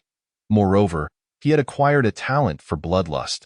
Activating this bloodlust talent would grant him restorative abilities for a brief period, allowing him to devour the life essence of others to recover, thereby enhancing his endurance in battle. This talent was crucial for him at this stage, elevating his combat capabilities to a new tier. At that moment, a colorful deer entered the scene. Her footsteps resembled the sound of a woman in high heels, crisp and clear. This fellow, even in the dead of winter, still has the energy. What a lecherous tiger, the colorful deer mused, eyeing Han Yi. She had intended to enter and share some news, but upon hearing the commotion within, she wisely chose to linger outside for a while. Sister deer, what brings you here? Han Yi inquired. Since long ago, he had referred to the colorful deer as sister deer. Her current role resembled that of a house manager in a grand estate. Several more corpses have appeared on the back mountain, she reported. These corpses, like those previously encountered, bear no signs of injury. They were not killed by other animals. I suspect it could be a contagious disease. We have 6 companions exhibiting strange symptoms, weak limbs and feverish bodies. I fear they may have contracted something. Han Ye's tiger eyes narrowed, taking the matter seriously. Did you not provide them with healing spirit herbs? We did, but there has been no noticeable effect. The colorful deer shook her head. Moreover, the healing spirit herbs we had stockpiled are now entirely depleted. First, let's relocate those brothers to the neighboring mountain. Additionally, anyone who had close contact with them should be moved to another mountain peak. Since the spirit herbs proved ineffective, we have no other options but to leave their fates to chance, hoping they can endure. Understood, the colorful deer grasped Han Ye's intention. Time was of the essence. She would make the necessary arrangements immediately. Wait, Han Yi called out to her. Ensure you bring enough jerky and fodder. Don't forget to pack food. Rest assured, my lord, I shall make the necessary arrangements. The multicolored reindeer nodded in agreement. After the vibrant reindeer departed, Han Yi was not idle. He proceeded directly to the back mountain. The back mountain was devoid of any animal inhabitants, and the recent carcasses found here had all originated from the south. This territory, which Han Yi now claimed, was known as Yunling. To the north lay Danshan, the domain of the frost giant serpent. To the east, the Julian Peaks, ruled by the old white ape, and to the west, the Grand Canyon, home to the purple flame centipede. As for the southern region, he had yet to explore it. 30 miles south of Yunling, a horrifying scene was unfolding within the mysterious forest. A grotesque mass of flesh emerged from the depths of the unfrozen spring, presenting a peculiar sight. This flesh mass was a sickly pink hue, with its organs appearing haphazardly assembled, truly terrifying. At that moment, a massive rat approached slowly from the edge of the unfrozen spring. Had Han Yi been present, he would have recognized it immediately as the giant demonic rat. His former neighbor from Wuer Ridge, had evidently evaded extermination by humans and fled here. For reasons unknown. It had surpassed its limits and evolved into a degrade creature. My lord, I have followed your orders and driven the infected animals to the surrounding areas. It won't be long before the local fauna becomes infected and a significant number perish. At that time, we shall emerge from the mountains and dominate this vast region. All the spiritual herbs within will belong to us. The giant demonic rat communicated telepathically with the terrifying flesh mass. The mass did not respond, instead submerging back into the depths of the unfrozen spring. Chapter 31. The Rat King's soul meets its end. Why is this place so desolate? Han Yi departed from Yunling, venturing south to investigate. Along the way, he scarcely encountered any animals. The few he did manage to capture were merely weak rabbits and squirrels. Larger predators seemed to have vanished entirely as he delved deeper. The desolation intensified in some areas. Even the vegetation had withered, leaving behind only barren soil. After advancing approximately 20 more miles, he began to notice numerous animal skeletons scattered across the desolate landscape. Squeak! At that moment, his keen ears detected the sounds of rats. Having dealt with mutated rats back in Wuer Ridge, he was certain of his identification.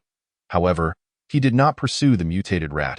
Instead, he continued forward calmly. After a while, the number of rats surrounding him increased significantly. Suddenly, the horde of rats, unable to contain themselves any longer, surged forth to launch an attack. These mutated rats were the size of adult spotted deer, and several hundred of these gray behemoths erupted from their hiding places, creating quite a commotion. Yet, Han Yi paid them no heed and continued his forward march. He suspected that the illness afflicting the animals was related to the rats. Possibly a plague. The hundreds of mutated rats showed no fear of Han Ye's imposing figure, rushing toward him with reckless abandon. However, before they could close the distance, they were incinerated by the beast fire emanating from Han Yi. Like moths drawn to a flame, they charged forward one after another. Yet, unlike moths, the rats, witnessing their fellow creatures perish upon nearing him, quickly scattered in retreat, disappearing in an instant. Why, Lord, trouble arises. The black tiger has come. This creature was once my neighbor, but now it has grown remarkably powerful. Why, children perish in flames upon approaching it. The giant demonic rat reported to the horrifying flesh mass hidden beneath the spring's surface. Upon hearing this, the mass surfaced from the water, its human-like eye seemingly deep in thought. Bring it here, I shall deal with it personally, commanded the flesh mass. Understood. I will certainly lure the black tiger here. The giant demonic rat replied eagerly as it hurried down the mountain. Meanwhile, Han Yi had already discovered the rat's nest. He unleashed a fiery assault, incinerating a vast number of mutated rats. His evolution points surged by over 12,000, a testament to the sheer abundance of rats inhabiting the mountain. Their reproductive capabilities were formidable, and their adaptability was unmatched. If left unchecked, they would surely wreak havoc on the local ecosystem. However, he remained uncertain whether this was indeed the source of the plague. Upon the giant demonic rat's arrival and witnessing the decimation of its kin, it was consumed by rage. You vile tiger, instead of staying in your own territory, you dare to wreak havoc here. I shall remember this grudge. You will pay. The giant demonic rat spat out its threats before fleeing, intending to lure Han Yi to the unfrozen spring. Han Ye's keen eyes recognized the giant demonic rat as his former neighbor, prompting him to reflect on the capricious nature of fate. He had not forgotten how nearly this enormous rat had claimed his life. After nearly half a year, he finally had the opportunity to avenge himself. You vile tiger, having slaughtered so many of my offspring, I shall savor your flesh. It was uncertain what fortune had befallen this creature, granting it such newfound strength. Just a glance at it sent shivers down Han Ye's spine. With my speed, it should be able to catch up to me, right? Although the giant demonic rat feared Han Yi, it was nonetheless confident in its own speed. It did not believe Han Yi could surpass it. A member of the rat clan endowed with acceleration abilities, It turned to confirm, but, strange, why can't I see him? It shouldn't be like this. Is he really that slow? The giant demonic rat looked around, scanning for Han Ye's presence, but suddenly, it caught a whiff of an overpowering stench wafting from ahead. Turning around, it was greeted by a gaping maw. The distance between them had closed beyond its reaction time. It was too late to stop. It collided headfirst into Han Ye's awaiting jaws. With a resounding crunch, Han Yi bit down at the perfect moment, cleaving the giant demonic rat in two. He then spat out the rat's head, expelling several mouthfuls of saliva. With improved conditions, he had developed strict dietary preferences, and the rat's head was certainly not on the menu. Ding. Host has slain a D-grade 1-star giant demonic rat. Evolution points 732. Annihilate all these rats. Leave no trace. He did not pursue the fleeing mutated rats, as their scattered retreat would be too laborious. He resolved to summon his beast horde to cleanse the area upon his return. Just as he turned to leave, a sudden burst of purple light shot forth from behind. The purple light struck Han Yi, piercing a hole in him, causing blood to gush uncontrollably. Fortunately, his heart was positioned somewhat off-center. Otherwise, this strike could have potentially pierced straight through, leading to his demise. This was the first time Han Yi had failed to sense an imminent danger, prompting him to remain on high alert. The creature that had ambushed him revealed its true form. Upon seeing it, Han Yi felt a wave of nausea wash over him. The assailant was none other than the horrifying flesh mass from the unfrozen spring. Standing roughly 3 meters tall, its shape was entirely irregular, devoid of the symmetry typical of most organisms. Its surface displayed a sickly pink hue, devoid of any hair, with the exposed flesh writhing continuously. Species, flesh mass Taishui level, degrade 7-star abilities, devour, can consume living beings to significantly enhance strength. Split, each piece of flesh can become an individual entity. Toxic source, can release infectious toxins. Particle beam, linear attack, water immunity, immune to water-based attacks, fire immunity, immune to fire-based attacks, super strong body, immune to freezing, petrification, and other control methods. Concealment, can suppress all its presence. Remaining undetected, overall combat power, 9999 special product, life crystal. Upon identifying the creature, Han Yi realized why it appeared so repulsive. It was a mutated form of Taishui. Taishui is a large slime mold complex composed of slime molds, fungi, and bacteria. This aberration had likely formed through a fortuitous amalgamation of decaying flesh, resulting in a new life form. Black Tiger, your strength is commendable.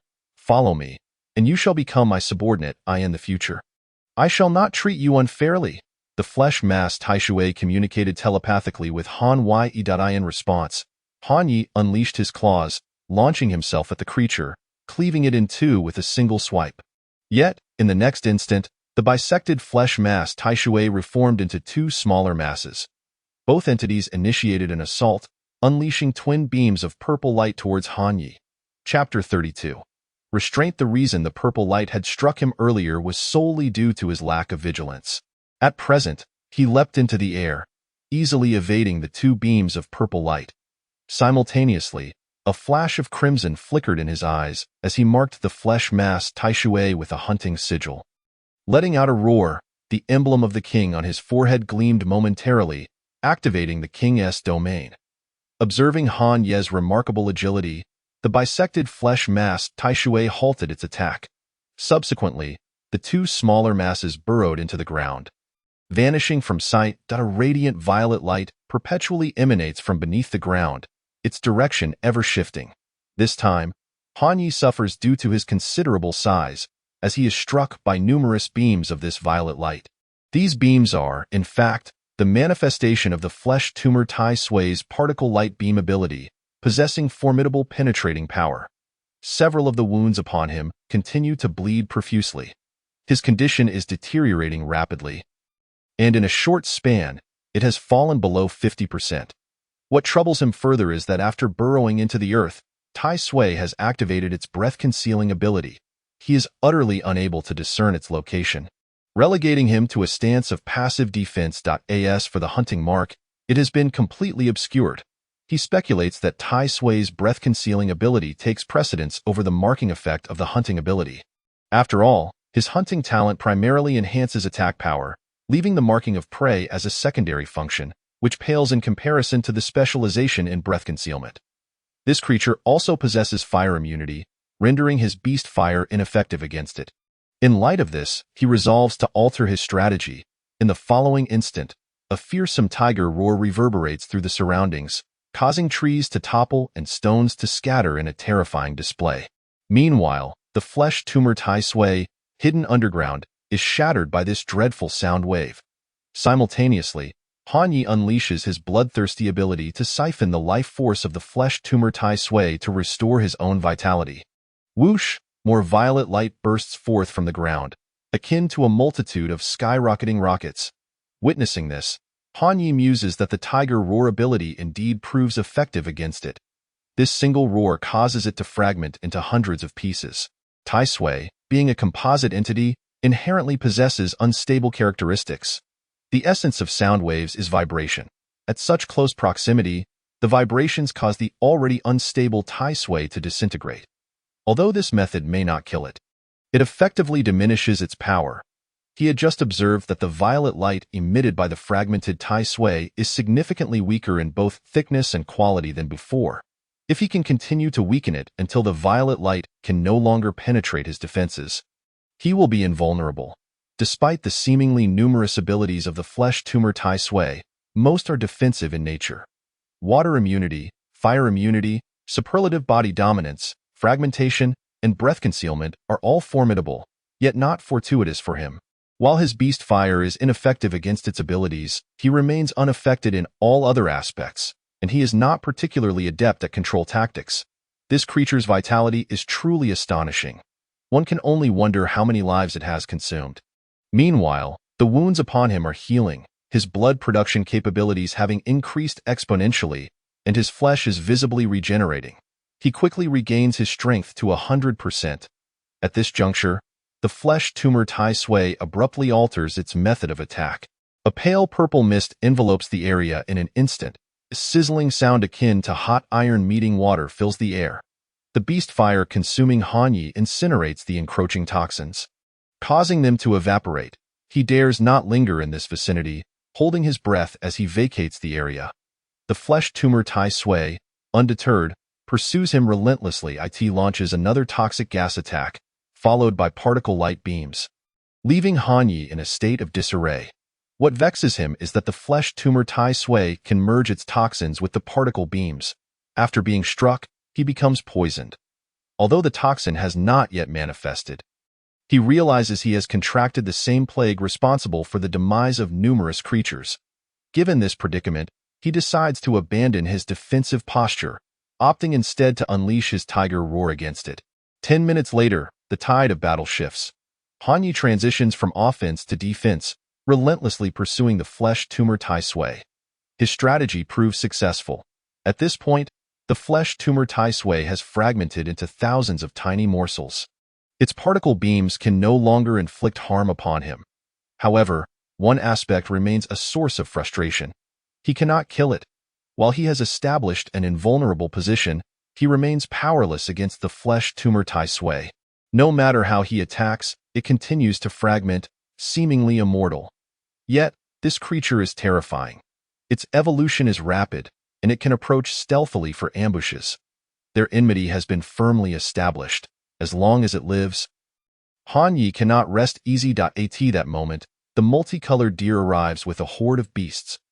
They are nearly 30 miles from Yunling, and although Han Ye's tiger roar is fearsome, it cannot carry such a distance. The multicolored deer has brought the beasts for assistance because among them is a mutation bat of considerable rank. The bat possesses an exceptional sense of hearing, particularly attuned to sound waves. Han Ye's continuous roar during the confrontation with Tai Sui alerted the bat to the gravity of the situation, prompting it to report back to the multicolored deer. When Han Yi departed, he had specifically informed her of his predicament. Thus, the multicolored deer is aware of his formidable adversary and hastens to offer assistance. Han Yi scans the beasts and fixates on the two jade spiders. They arrive just in time. You two, capture those Tai Sui morsels and restrain them, he instructs. Use your silk to tightly bind these morsels together. Since he cannot completely eliminate the flesh tumor Tai Sui, he resolves to seal it instead. The jade spider's silk is remarkably resilient, capable of absorbing energy waves and releasing dark essence, making it ideal for sealing the individual Tai Sui morsels. Consequently, Han Yi and his subordinates embark on a widespread capture of the Tai Sui morsels. The mutated bat performs exceptionally well. Under its sound wave detection, the Tai Sui morsels have nowhere to hide. Though Tai Sui's breath concealment can suppress all sense, its existence remains objective, making it vulnerable to sound wave detection. Are you poisoned? At this moment, Lung Qingqiu approaches Han Yi and inquires. Han Yi nods. It seems so. Stay away from me. This creature's poison is contagious. To his surprise, Lung Qingqiu does not retreat but instead draws closer. Fortunately, the situation is not yet dire. Curing this poison is not difficult.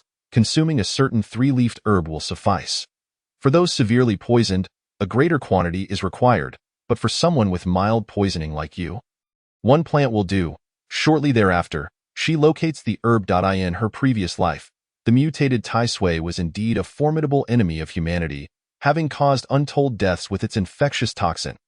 Eventually, researchers discovered that a particular three-leafed herb effectively countered its poison.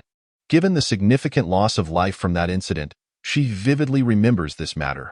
She quickly finds the herb in the mountains, and Han Yi promptly consumes one. By the way, does the flesh tumor Tai Sui not possess life crystals? He suddenly recalls. Leave these matters to me, Long Qingqiu says. She understands that the mutated Tai Sui harbors abundant energy capable of producing life crystals, the value of which rivals that of the snow love flower Han Yi previously refined, quite a rarity. All right, Han Yi agrees without hesitation, not bothering to elaborate further. Though Long Qingqiu can be somewhat fierce at times, she treats him quite well.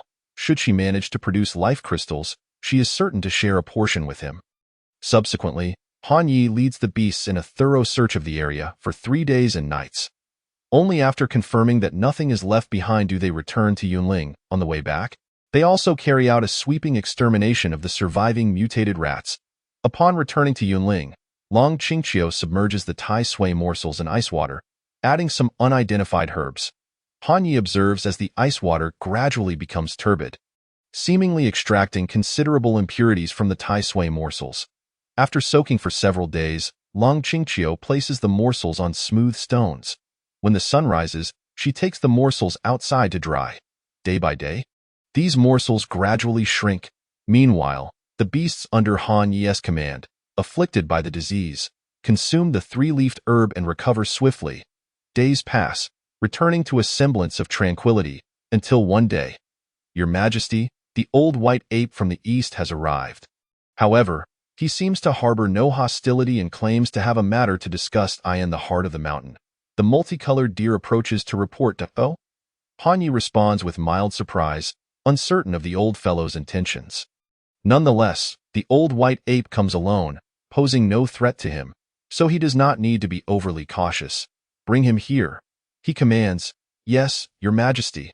The multicolored deer promptly descends the mountain to guide the old white ape to the heart of the mountain. The old white ape appears quite curious about the place, glancing around and occasionally nodding in appreciation. Tiger King, your lair is indeed a treasure trove, so spacious and warm. I truly envy you. The old white ape communicates with Han Yi through mental energy. Han Yi gazes down at the old white ape, replying coolly, Old monkey, just speak your mind, and no need for pleasantries. Then I shall speak frankly. The old white ape nods. Is there a disease spreading in our vicinity? Many of the monkeys in my mountain have contracted this strange illness, feeling weak and feverish. Some have even succumbed to it. I noticed that the white snakes to the north and the centipedes to the west are also afflicted. Yet here in your territory, Tiger King, everything appears normal. Han Yi questions, What, do you suspect that I have poisoned you? The old white ape shakes his head. No, I know that with your strength, Tiger King, you would not resort to such base tactics. Moreover, the spread of this disease poses a grave threat to the surrounding ecosystem. The Tiger King and the formidable beasts under your command also require sustenance, do they not? Surely, you would not engage in actions detrimental to your own interests. Han Yi has already surmised the true intention of the old white ape's visit. You wish to inquire why I remain unscathed in this matter? The old white ape replied, Indeed, I have been remiss in my previous conduct. I, the old ape, extend my sincerest apologies to the Tiger King. I humbly request your guidance on how to alleviate this epidemic. Han Yi chuckled softly. Old monkey, when you conspired with the cold snake and the centipede to demand the elixir from me in the snow ridge, you did not present yourself in such a manner. The old white ape retorted with a hint of reluctance. Tiger King, I acknowledge my errors. I implore you to forgive my presumption. If you can assist our monkey tribe in overcoming this crisis, I assure you that I shall never oppose you again. Han Yi responded, Let us dispense with the pretense and speak of tangible matters. I can save your monkey tribe, but you must offer something that meets my satisfaction. The old white ape pondered for a moment before deciding to make a painful sacrifice, for the well-being of his tribe far outweighed his attachments to material possessions. Very well. I possess a spirit brew crafted from the purest mountain spring water and various seasonal herbs and fruits. Its unique flavor is complemented by potent medicinal properties that significantly enhance physical strength. I have refrained from consuming it, saving it for this moment. The old white ape sighed deeply. This brew represents years of effort. Parting with it feels like losing years of hard work. Agreed. Hanyi was certainly not inclined to refuse such a favorable deal. You shall bring all the monkeys from your tribe tomorrow. Regardless of their health status, we must ensure that none are secretly afflicted, lest they inadvertently spread the contagion to others, and then you might accuse me of neglecting my duty to heal. Understood. I shall also bring a portion of the spirit brew with me tomorrow, the old ape responded. Once my monkeys have fully recovered, I will present the remainder to the Tiger King. Hanyi raised his paw and said, No need. You can deliver it all at once they are cured. A glimmer of doubt crossed the old white ape's eyes. Are you not concerned that once you heal my monkey tribe, I may refuse to settle our debts? Hanyi laughed heartily, patting the old white ape on the shoulder. If this old monkey dared to pursue such a course, he would not hesitate to discover the taste of monkey brain. The old white ape said little more and quickly descended the mountain to prepare. Upon reaching the foot of the mountain, he glanced back, reflecting that the Tiger King's might extended beyond mere combat prowess. He truly possessed the demeanor of a ruler, worthy of the title King of Beasts. The following day, the old white ape arrived at the neighboring peak with a multitude of monkeys. Hanyi had already ordered his subordinates to vacate the area to prevent any potential infection from the monkeys. He then personally administered crushed trifoliate herbs to them, ensuring that the secret of the antidote would not be divulged. Tiger King, I have brought all the spirit brew, the old white ape declared, leading Hanyi to a pile of bamboo tubes. The brew was contained within these bamboo tubes, which were sealed with bamboo lids, not left open. These monkeys had developed considerable intelligence, capable of crafting and utilizing tools. Hanyi was taken aback by the old white ape's promptness in bringing everything today.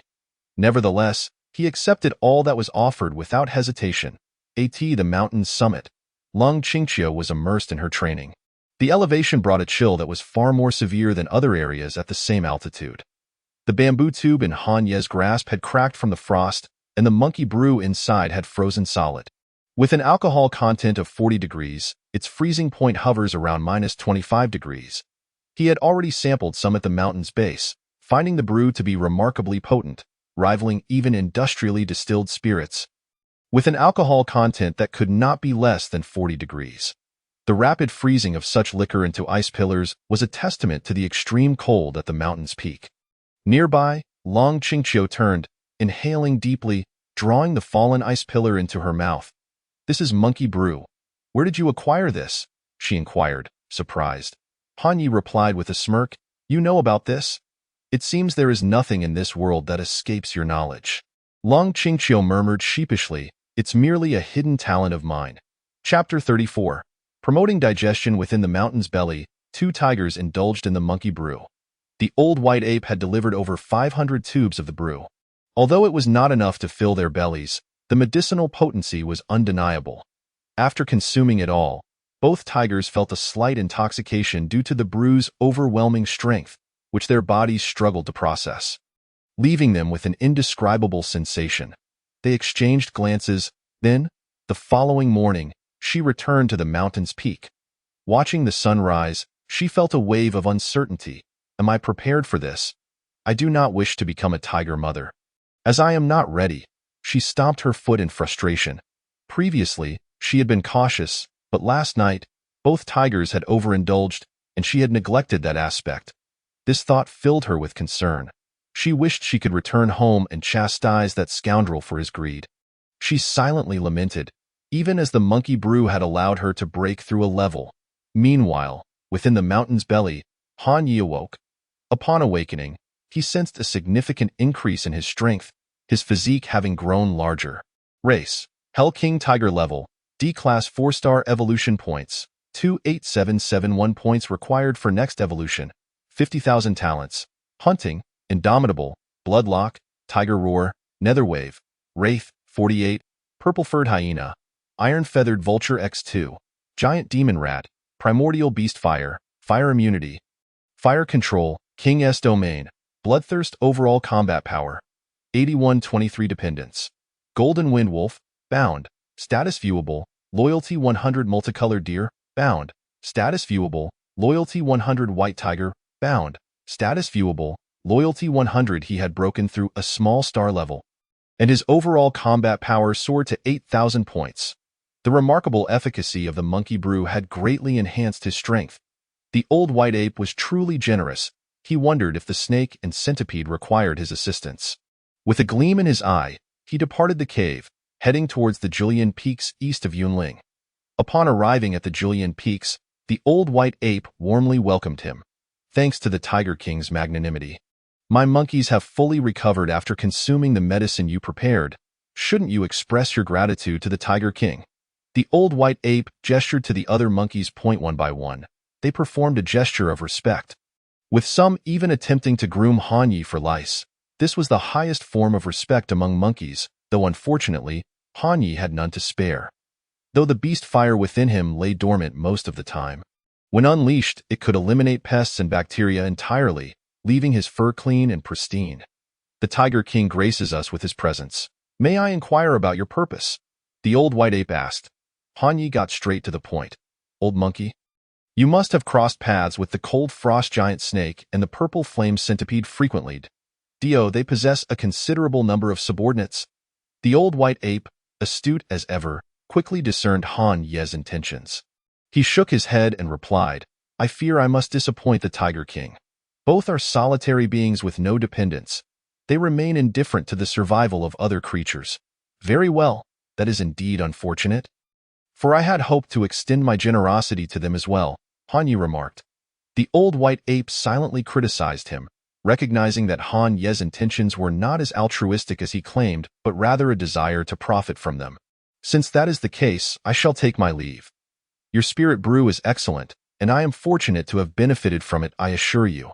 As long as your monkey tribe does not engage in excessive mischief, I shall not impose upon you, Han Yi stated as he prepared to depart. However, the old white ape appeared to hesitate, ultimately steeling his resolve and fixing Han Yi with a determined gaze. Tiger King, I have a humble request. Speak, Han Yi replied, halting his steps. A few years ago, I suffered severe injuries that have left me with little time left. Yet, my monkeys are still quite vulnerable. I fear that upon my demise, they will fall prey to other creatures. Thus, I wish to seek refuge with you, Tiger King. I believe I can hold on for a few more years. During this time, I am willing to aid you in expanding your territory and waging war across the land. I only hope that when I pass, you will look after my monkeys in consideration of our past. The old white ape implored. Oh? Han Yi was taken aback, not expecting the old white ape to make such a request. The old white ape was of high rank, with formidable talents and combat capabilities that were undoubtedly top tier. Very well. This is an excellent proposition. As long as the old monkey sincerely resonates with you, I assure you, in the future, I shall treat you and these monkeys with kindness, he immediately replied. From now on, the old ape shall serve with utmost loyalty. I shall not disappoint the Tiger King. The old white ape felt a great sense of relief. He had been troubled by this matter for quite some time, and today, at last, there was a resolution. However, he did not fully trust Han Yi. Time would be needed to ascertain his reliability. Subsequently, the old white ape summoned the monkeys in the mountains to gather dry fruits and accompany Han Yi back, migrating to Yunling. The troop of monkeys numbered over 100. Although their ranks were all below D level, several possessed noteworthy star ratings, indicating potential for future breakthroughs. After subduing the monkey troop, Han Ye's influence had considerably strengthened. As the long winter lingered, heavy snow fell. With fewer creatures venturing out during winter, the frequency of their activities diminished. Thus, the toxin from the meat tumor had not spread for long before it completely vanished, failing to inflict a catastrophic blow to the local ecosystem. On this day, Han Yi was cultivating within the heart of the mountain.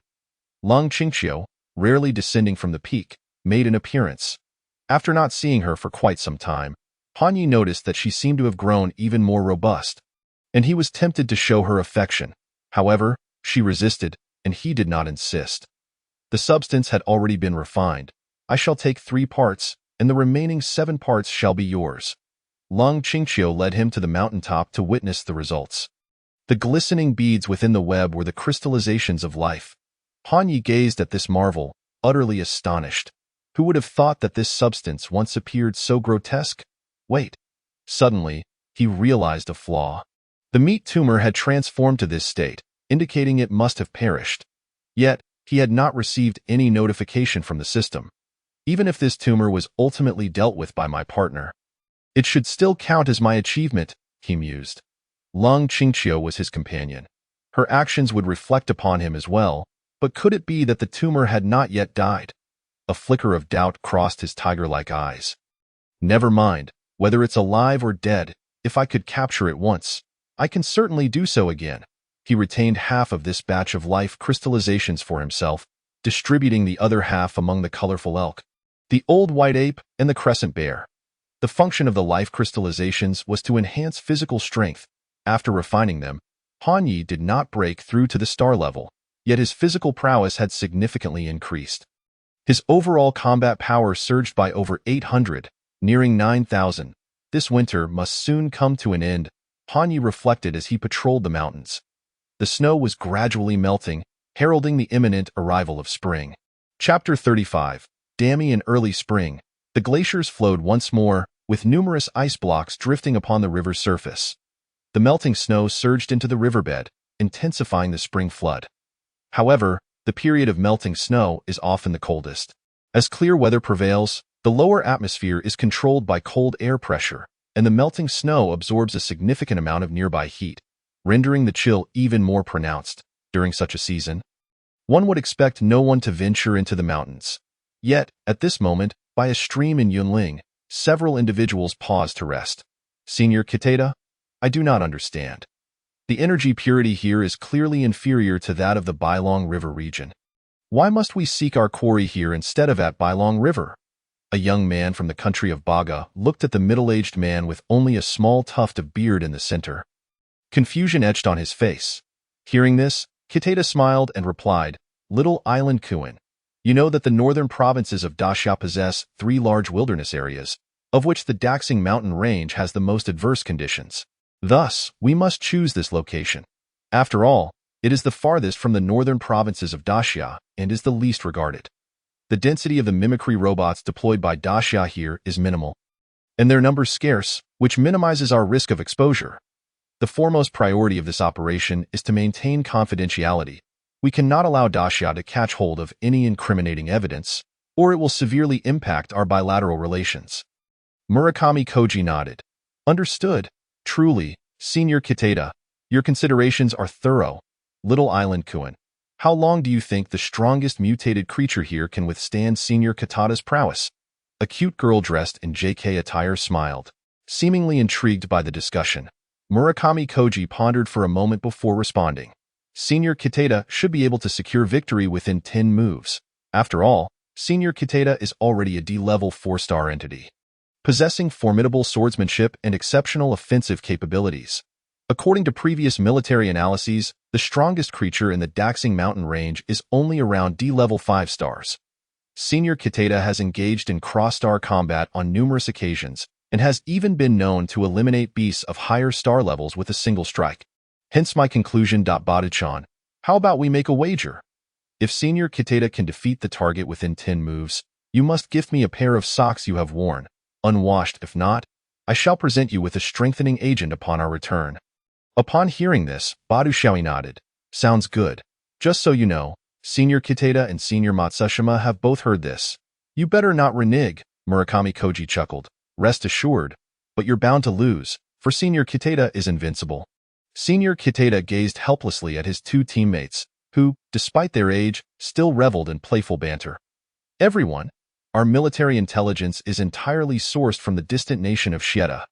Daxia has developed rapidly in recent years, particularly in the field of satellites. Before departure, Senior Kai informed me that our intelligence may contain discrepancies. Therefore, we must remain vigilant. Do not worry, Senior Kiteda, we understand. Murakami Koji and the others replied earnestly. At that moment, a sudden thud resounded as something fell from the sky. Murakami Koji was struck by a clump of off-white substance. This sticky mass emitted a foul odor. The group looked up to see a massive bird soaring overhead. Drip, drip, the bird droppings fell from Murakami Koji's cheeks and hair, making him resemble someone who had just emerged from a pit of bird excrement. Baga Yaru! Murakami Koji shouted furiously, drawing his sniper rifle to shoot at the giant bird above. Senior Kitata quickly intervened. Little Island Kuin, please maintain your composure. Gunfire will expose us. Our spiritual source firearms lack silencers. Remember that. Shaking with rage, Murakami Koji lowered his head. Senior Kitata, I understand my mistake. Bada-chan, lend me your perfume to mask the stench. Badu Xiaoi recoiled in disgust, immediately retreating behind Senior Kitata. Dammy yo, dammy, dammy. Little Island Kuin, keep your distance. Murakami Koji, exasperated, was about to jump into the stream to cleanse himself. But just then, numerous wild beasts suddenly emerged from the surroundings. These beasts were of considerable rank, forming a rare mixed herd consisting of bears, tigers, mountain deer, and wild rabbits. However, what captured the eye most was a magnificent elk radiating with vibrant colors. Humans! This is the territory of our king. Our king does not favor humans. You must depart swiftly to ensure your survival. The colorful elk conveyed its thoughts through mental energy. Seeing that the colorful elk was D-level, Senior Kitata became excited. What is the strength of your king? He inquired, also communicating with her mentally. This is none of your concern. Should you fail to leave, you shall remain here forever. The colorful elk replied, rallying the crescent bear and others. Preparing to attack, the old white ape was fast approaching. Although she sensed that the human with the tuft of beard posed a considerable threat, she felt no fear. Senior Kitata chuckled and continued. I mean no harm. I hail from the distant nation of Baga, not from Dacia. We are here seeking potential partners. If your king is powerful enough, we shall choose to collaborate with you. Following this cooperation, we will provide you with special medicines and even spiritual elixirs. The colorful elk was skeptical of the human's goodwill and intentions. Just as she was about to take action to drive them away, the old white ape slowly approached. Dear Commander, do not act. The king has instructed me to bring them back. The old ape addressed the colorful elk. He then communicated with Senior Kitata, leading them further into the depths of Yunling. Iti the mountain's foot. The old white ape halted. You all may proceed, but this foul-smelling creature shall remain here to wait. The king's dwelling must not be sullied. The old white ape glanced at Murakami Koji. At this moment, the bird droppings on Murakami Koji had solidified, and the odor had diminished considerably in the haste of their journey. He had not had the chance to clean himself thoroughly, but he had attempted to tidy up along the way. Now being ordered to halt, he felt both ashamed and furious, his face reddening. These beasts dare to look down on me, Baga, Baga. Kuwaitian Axie cast a glance at him, and a mere look was sufficient to convey his intent. Murakami Kojima had no choice but to remain in place. Watching as his senior, Kuwaitian, and the others ascended the mountain. Before the cavern, the white ape came to a halt. Hanyi, feeling disinclined to reveal himself, opted instead to communicate with Kuwaitian Axie through his mental prowess. Human, what year is it now? What is the current year of the Common Era? This inquiry was, in truth, a request from Long Qingqiu for him to investigate. After such a long passage of time, it seemed that humanity had once again set foot in his territory. Although Kuwaitian Axie could not behold Hanyi's true form, he was acutely aware that mental strength was typically correlated with one's own capabilities. He sensed that the Beast King here was formidable. Even a mere mental connection instilled in him a sense of unease. It is the year 2312 of the Common Era. Beast King, allow us to meet. I wish to discuss a matter with you, Kuwaitian Axie replied. Within the mountain's depths, Hanyi could not help but let out a cold chuckle upon hearing Kuwaitian Axie's words. He had little faith that humanity could harbor any noble intentions. Chapter 36. Confrontation. What is it? Speak, for I am listening, Hanyi replied in a deep voice. Kuwaitian Axie furrowed his brow, stating, Beast King, if we are to collaborate, I must first assess your strength. Therefore, I propose that you reveal yourself and engage in a contest with me. Han Yi found no interest in this individual. His overall combat prowess was even inferior to that of the iron-feathered vulture from before. Mr. Kuwait, perhaps you should first spar with that old white ape beside you. Only by defeating him will you earn the right to face me. Kuwait Axi turned to the side where the elderly white ape stood, having sensed that this aged and stooped creature was anything but ordinary. It exuded a subtle oppressive aura. Very well. I shall first engage this old monkey in combat. He promptly made his way to a nearby clearing. After receiving Han Ye's directive, the old white ape followed suit. Bodachan and several others watched intently, hoping to glean insights from Kuwait Axi's exceptional combat techniques. Blades are blind. Should I inadvertently harm you, I beg your forgiveness. Kuwait Axi deemed the duel sacred, even addressing the old white ape with honorifics. The old white ape replied, "Feel free to make your move. Should I fall short, my king will certainly not hold it against you."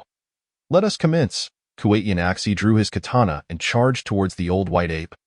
The speed at which Kuwait swung his blade was astonishing, creating a flurry of slashing shadows. These shadows converged upon the old white ape, seemingly leaving him with no chance to evade, no doubt. Kuwaitian Senpai, it appears this strike will determine the victor. Alas, I must prepare a pair of stinky socks for Kojima-kun, Bodachan murmured, her eyes filled with yearning. She too aspired to possess Kuwait Axi's strength one day.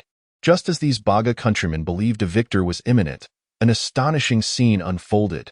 The blade shadows flickered, yet the old white ape remained utterly unmoved. What on earth is happening?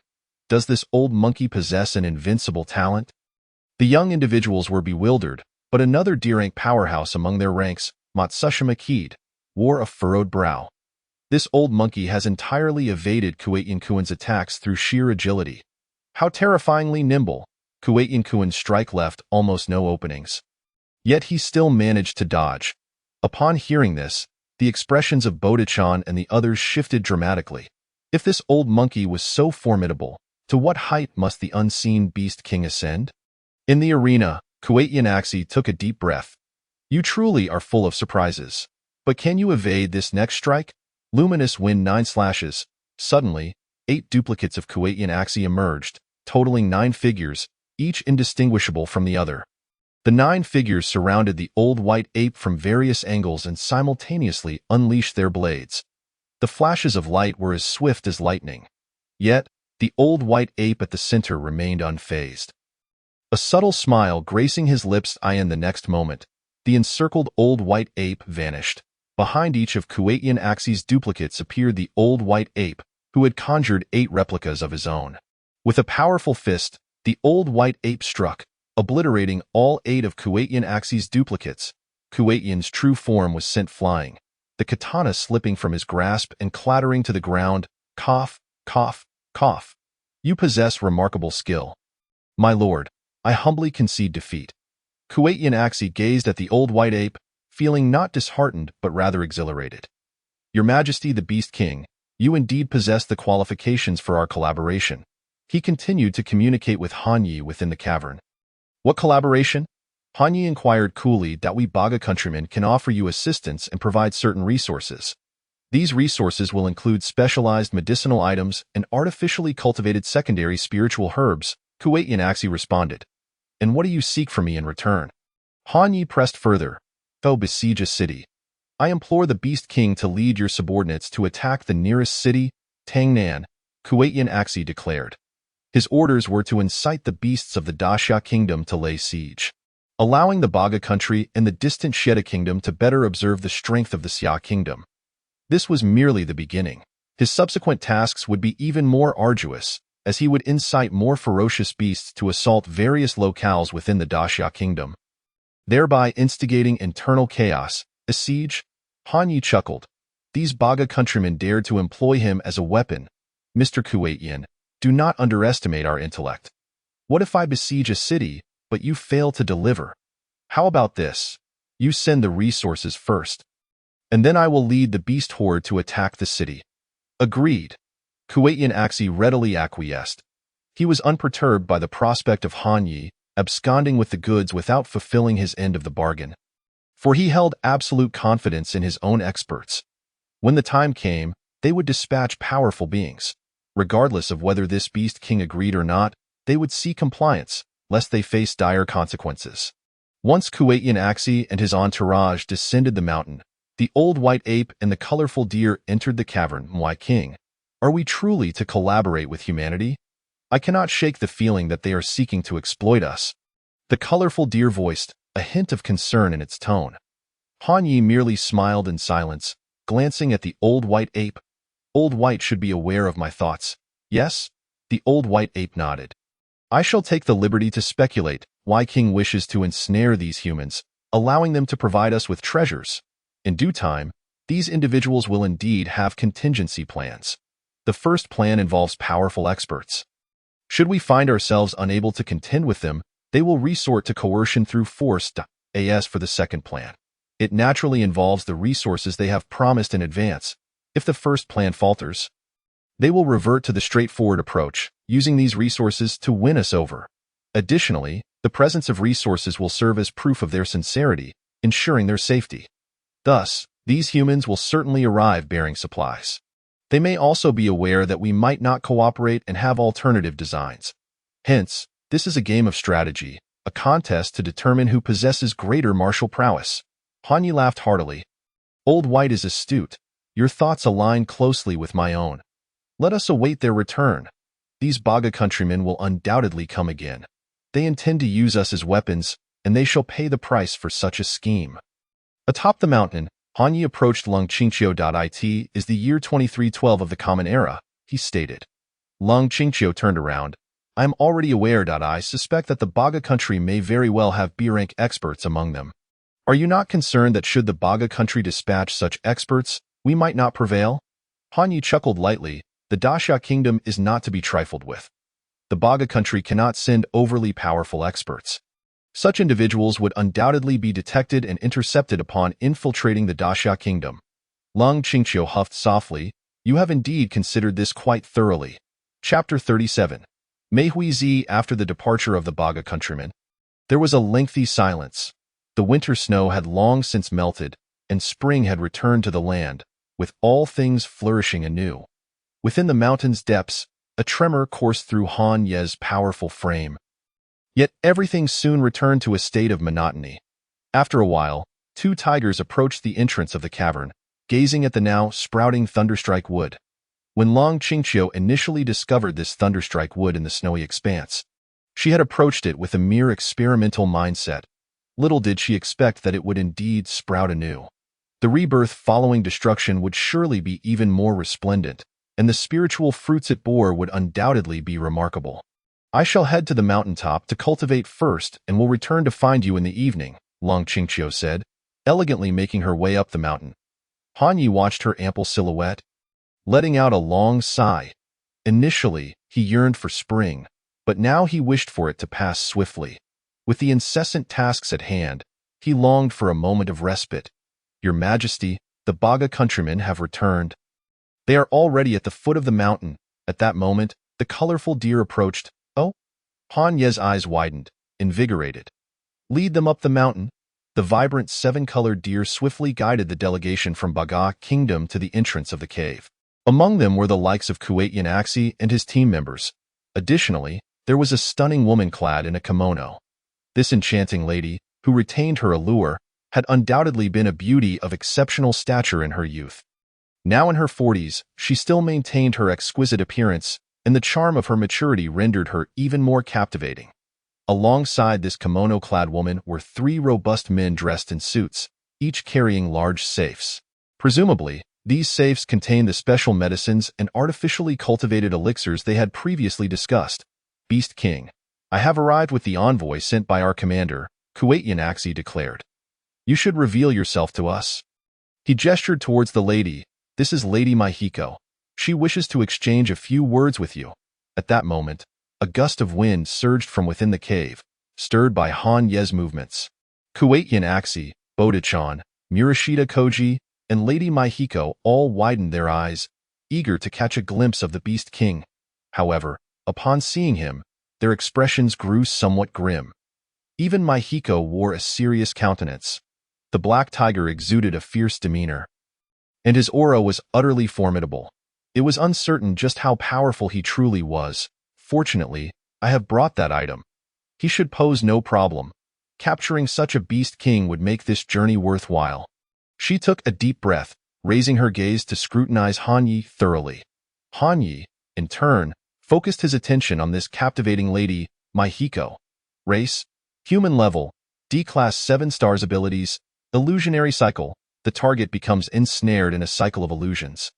Struggling to escape, crimson lotus fire, a high temperature, explosive flame that never extinguishes, nihility, merging oneself with the void, entering a state of nothingness to evade all attacks, usable only once every 24 hours, overall combat power, 9923 special output.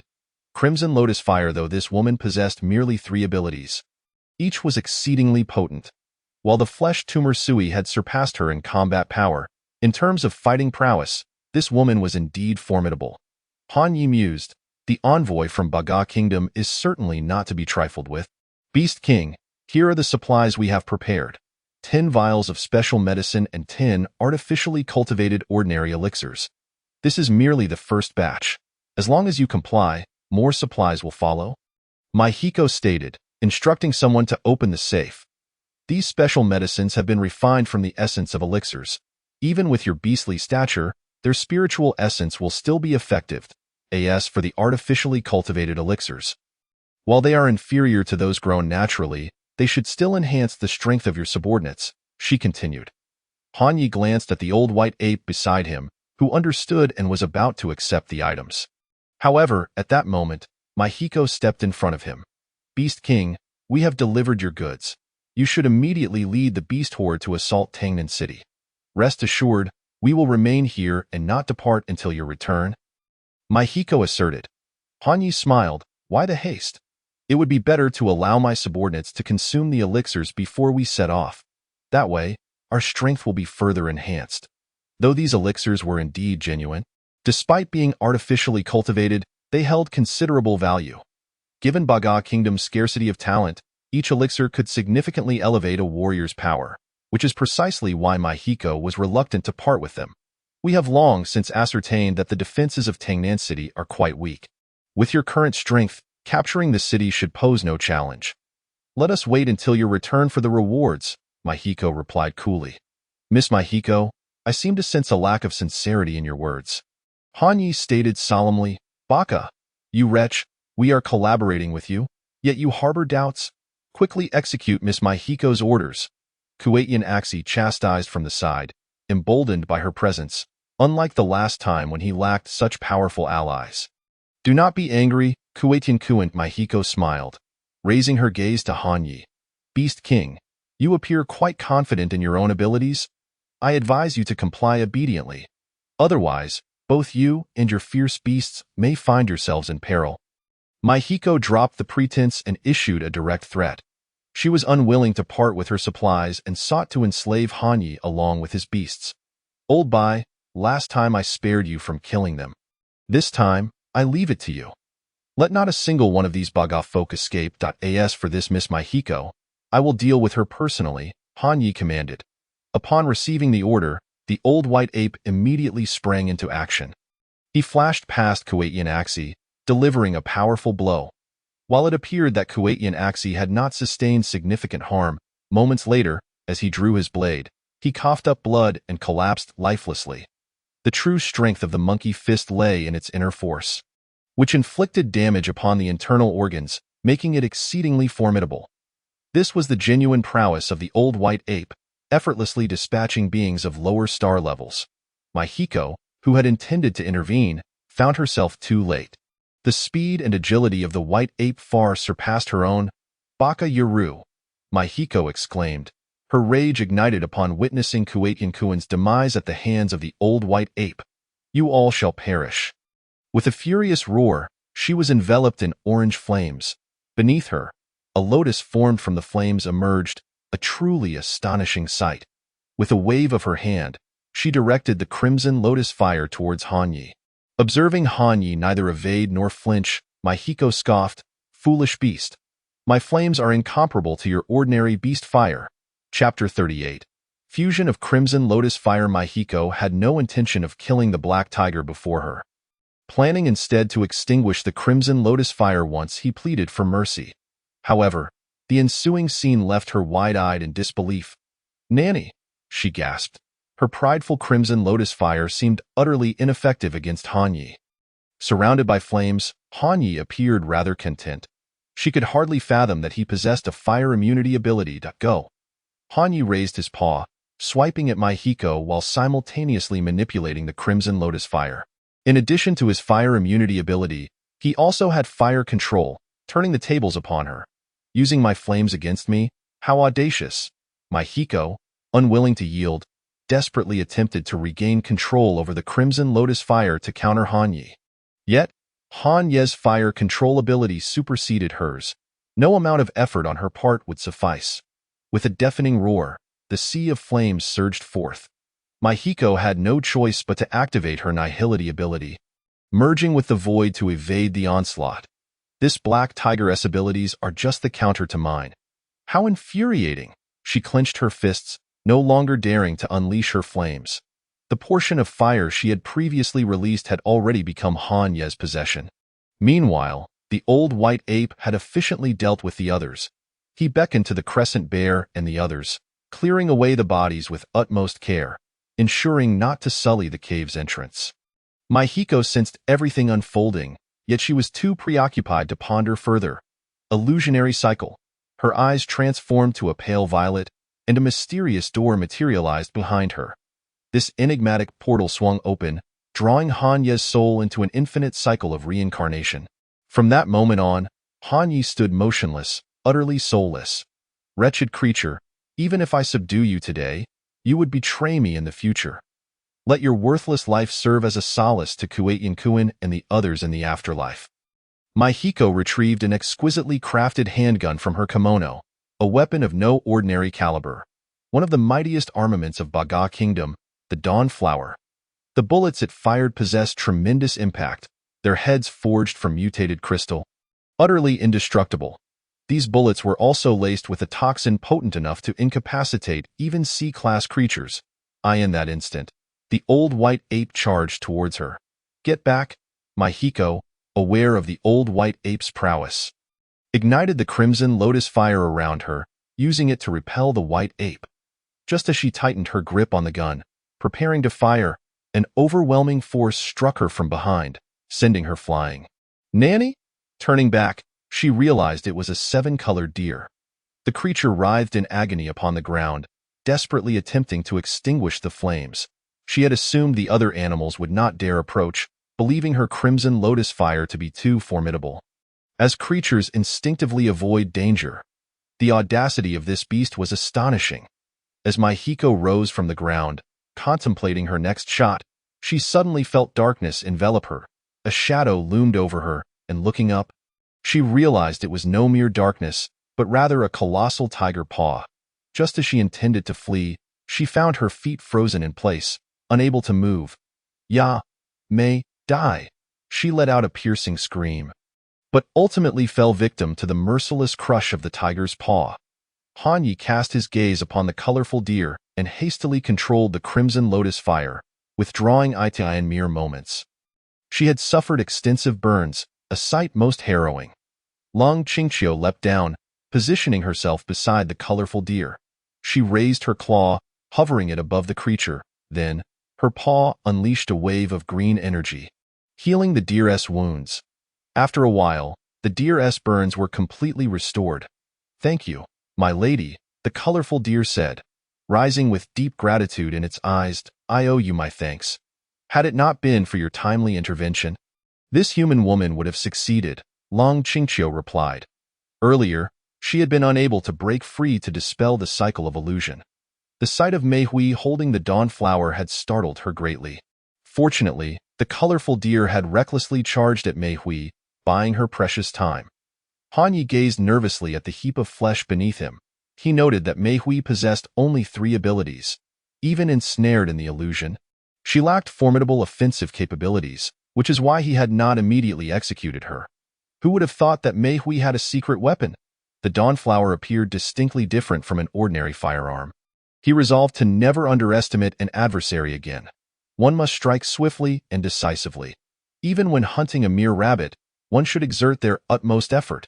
He reflected on this lesson, vowing not to be careless in the future. The elimination of Mei Hui had granted him 3,765 evolution points. He had now accumulated over 40,000 points, drawing near to his fourth evolution. And then there was the Crimson Lotus Fire. The flame would never extinguish. Although Mei Hui had perished, the fire remained. He opened his maw and inhaled, devouring the remnants of the Crimson Lotus flame. Now a masterless entity, the fire merged with his innate beast fire upon entering his body, ultimately condensing into a new type of flame, more potent than the original Crimson Lotus fire.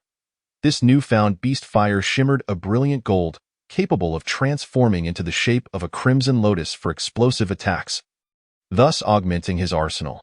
Subsequently, he sought out an injured beast to test the efficacy of the special potion brought from the Baga nation. The potion proved remarkably effective, restoring the injured beast to a lively state in an instant. After observing for a period, he tentatively concluded that the potion exhibited no severe side effects and could be stored for future use. The items brought by the Baga people were indeed authentic. He also distributed the artificially cultivated spiritual medicines to his subordinates. While these medicines held minimal benefit for him, they were perfect for nurturing his underlings. With the assistance of this batch of spiritual medicines, the crescent bear, the violet lightning leopard, the striped mighty tiger, and the previously meritorious blood-sucking bat all successfully broke through to D rank. Baga. Miss Mei Hui and her companions have been annihilated. These detestable beasts dare to commit murder and plunder. They treat our Baga nation as fools. In a military base on a small island in the Baga nation, a middle-aged general in military attire erupted in fury. General Yutiao, how shall we explain this to the Suzuki family? Miss Mei Hui was an elite nurtured at great expense by the Sato family. Will her sacrifice in this mission impact our base? A staff officer murmured. General Yutiao snorted coldly. Is that even a question? We must avenge Miss Mei Hui and Kurita. How dare these mere fledgling beasts bully our Baga nation? It is absolutely outrageous. But, General, Miss Mei Hui was no weakling. If she has fallen, who can we send in her place? Higher-ranking strong warriors will find it difficult to evade scrutiny by the Great Xia nation and enter its territory, the officer said, furrowing his brow.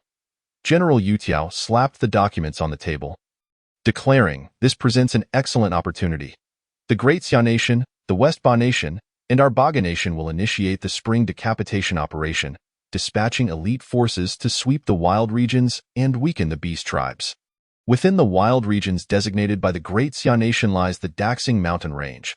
We can enlist Saburo Watanabe's assistance to hunt down that black tiger and ensure its head is delivered to the Sato family as an apology.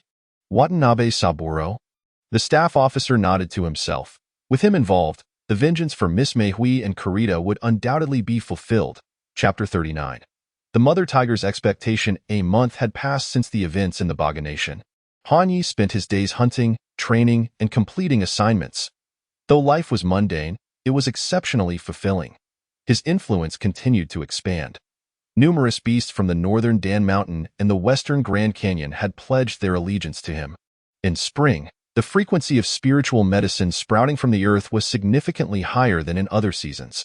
Han Yi did not impose upon his subordinates to turn over any spiritual medicines they found. As a result, many beasts experienced a surge in strength due to the blessings of spring. This policy endeared him to the beasts, solidifying their loyalty. Despite his growing power, Han Yi had not ventured north or westward.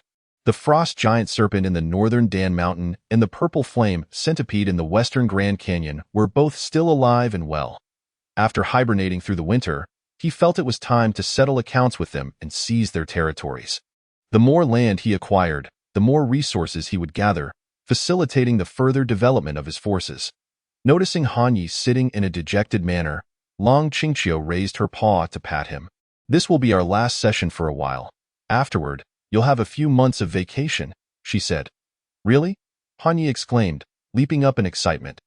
What kind of reaction is that? Long Qingqiu asked. Am I so terrifying? Back in our homeland, who was the one so proactive upon first sight? Feeling somewhat guilty, Han Yi chuckled. No way. You've wronged me. I was merely expressing regret.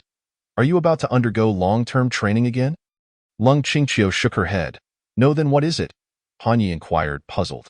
Are you leaving here for a while? Not that either. Then what? Han Yi scratched his head. Are you really that dense? I'm going to be nurturing a cub? Lung Qingqiu thought Han Yi was rather obtuse. How could he not grasp such a simple matter? It had been quite some time, and with their health intact, it was certain there would be some developments. Nurturing a cub? Han Yi exclaimed in shock. When did you become pregnant? He asked hurriedly. Lung Qingqiu muttered. It should have been about half a month ago. No, I felt it half a month ago. Oh, it must have been even earlier. It's strange. Before I became pregnant, I felt a bit resistant to the idea of being a mother. But now that I know I'm expecting, I feel a sense of anticipation, eagerly awaiting the arrival of my child. Han Yi let out a long howl of excitement. He had never imagined he would soon become a father. It was truly miraculous. How could you keep this from me for so long? Han Yi complained. I just didn't have the courage to say it, she replied. Then she added with a huff, Isn't this all your fault? You've made me feel all sorts of strange. Feeling he had been a bit harsh earlier. Han Yi quickly lifted his paw to stroke her smooth and silky fur. Now that she was carrying a tiger cub, he couldn't afford to make her angry. If he upset the little one, it would be disastrous. However, he couldn't help but mutter, by the way, will this month be detrimental to the cub? Lung Qingqiu shook her head. Not at all. It's perfectly safe. However, starting today, you must be patient for a while. Han Yi thought to himself, who's the one that needs to be patient? All right, I'm going to be a tiger dad, he proclaimed, overjoyed, and immediately hugged her. From today onward, you will rest at home. I'll protect you every step of the way until the tiger cub is born. In the natural world, mother tigers, upon discovering they are pregnant, typically drive away the male tigers to live in solitude. However, they were not ordinary tigers, and such rules did not apply to them. Han Yi had initially intended to subdue the frost giant serpent and the purple flame centipede. But he decided to set that aside for now. Later, he summoned all the beasts under his command to gather at the foot of the mountain. He intended to organize the beast horde to strengthen patrols and security around Yunling. For ordinary tigers, the gestation period typically spans 3 to 4 months. Han Yi was uncertain how long it would take for these mutated tigers to give birth. Nevertheless, no matter how long it took, he would remain by her side until the mother successfully delivered and completed the nursing period. Meanwhile, in the Ming Mountain, hurry, control the troops and seal off the manifestations of the frost giant serpent. Don T. Dawdle, quickly pursue. A significant portion has already escaped. Not a single one can be allowed to slip away, or this creature will rise again. To be fair, this beast was exceptionally difficult to kill. Even when reduced to a mere mass of flesh, a single drop of its blood could allow it to survive. Captain Lin, it is fortunate that your great nation, the Daxia Kingdom, has invented the vacuum bullet. Otherwise, capturing this enormous white snake would have proven exceedingly difficult. A tall, slender, middle-aged man, bespectacled and possessing a refined appearance, remarked. The robust man beside him responded, Captain Watanabe, you flatter us. It is also thanks to your ability to segment this great white snake into so many pieces. Otherwise, with the strength of our small team and that of the Shiba Nation S team, we would certainly be unable to contend with this creature.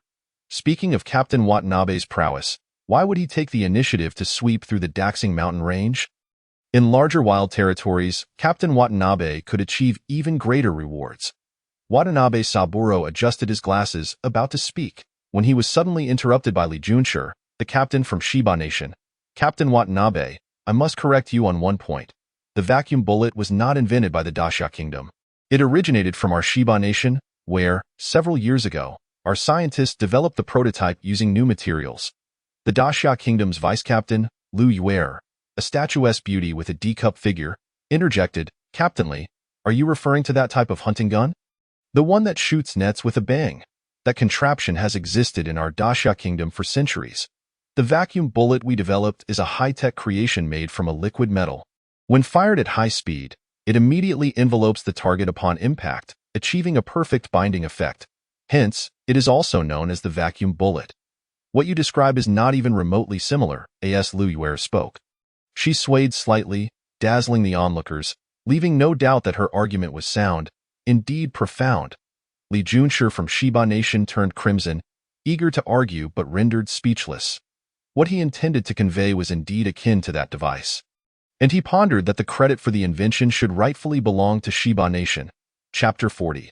The returning golden cub on the outskirts of Yunling, the crescent bear was savoring a large fish freshly caught from the stream. Suddenly, he felt a slight tremor beneath his feet, which intensified, suggesting an approaching presence. Attention, everyone! Remain vigilant and allow no creature to breach our defensive line, lest we disturb the king and queen. The crescent bear communicated telepathically to all surrounding animals. Immediately, the wolves, tigers, and leopards sprang into action, dispersing into defensive positions, ready for any threat. After a while, the crescent bear's heart sank. The commotion was too great.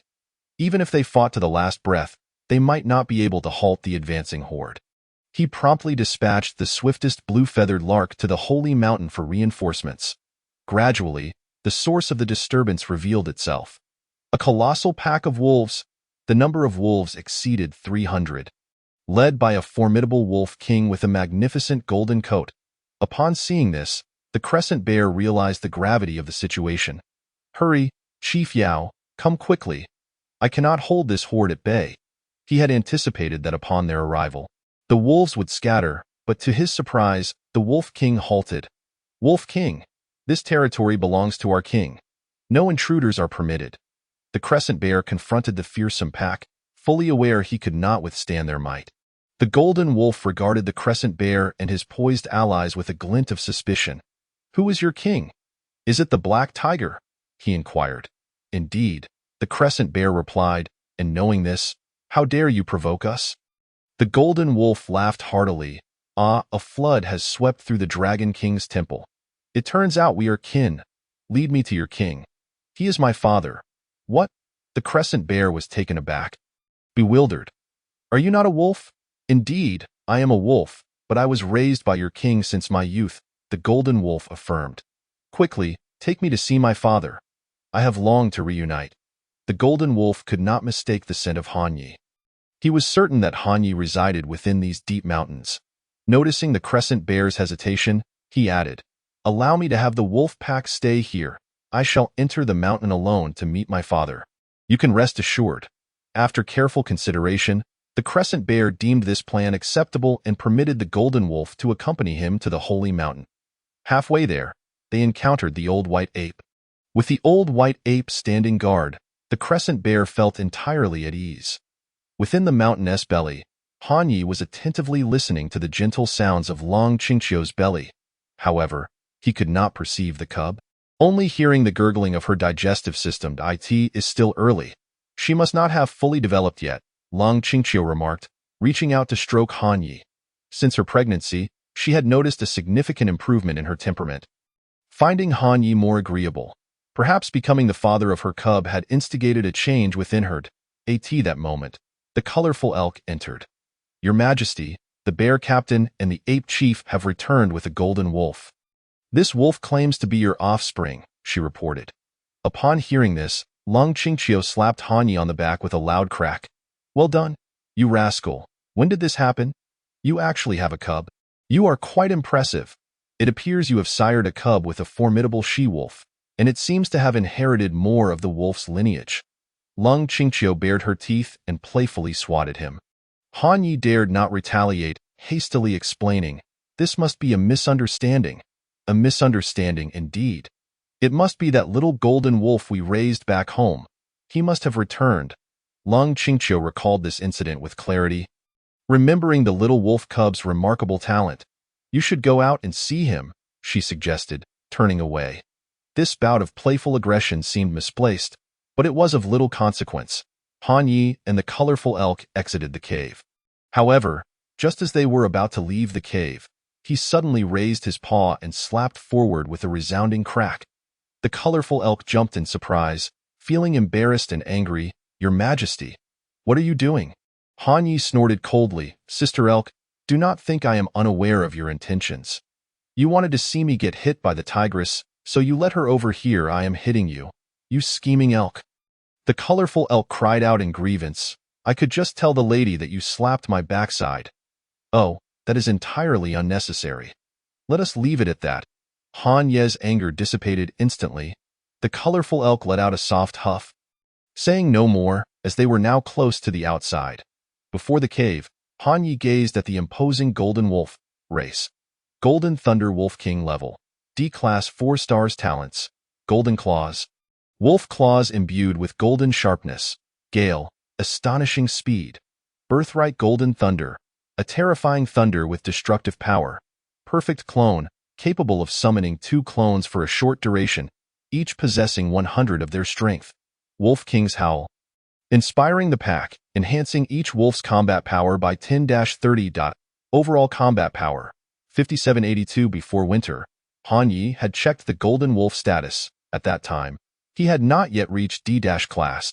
To his astonishment, after 1 winter and half a spring, he had become so powerful. This little fellow, whom he had raised since childhood, was undoubtedly the valiant Wolf King standing before him. "Father, I have returned," the Golden Wolf exclaimed, excitedly nuzzling him. Han Ye felt a swell of joy upon witnessing the Golden Wolf's growth and strength. "It is good to be back, very good. Where have you been all this time?" "That place should be called Siberia," the Golden Wolf replied. "It is a harsh land, yet brimming with opportunities. I was fortunate there and inadvertently made significant breakthroughs. By the way, why are you here? Why not in our homeland? Are the wolves from the neighboring mountains still around?" "I wish to settle the score with them." As he spoke, he led the Golden Wolf deeper into the mountainous belly. Upon hearing that the wolf pack had likely been wiped out by humans, the Golden Wolf felt a tinge of regret. When he learned that Long Qingqiu was pregnant, he praised Han Ye for his remarkable prowess in taming the fierce tigress. The Golden Wolf had encountered the white tiger a few times in the past, so seeing him again was not entirely unfamiliar. His return brought Han Ye great happiness. At present, he felt more vulnerable than ever, and the addition of the Golden Wolf and his 300 companions significantly bolstered his strength. Chapter 41. The invasion to the north of Yunling, in Danshan. Finally, we have apprehended all the split bodies of this creature. I will retain a miniature sample to take back for laboratory analysis. Captain Watanabe, please ensure that you destroy all remaining split bodies.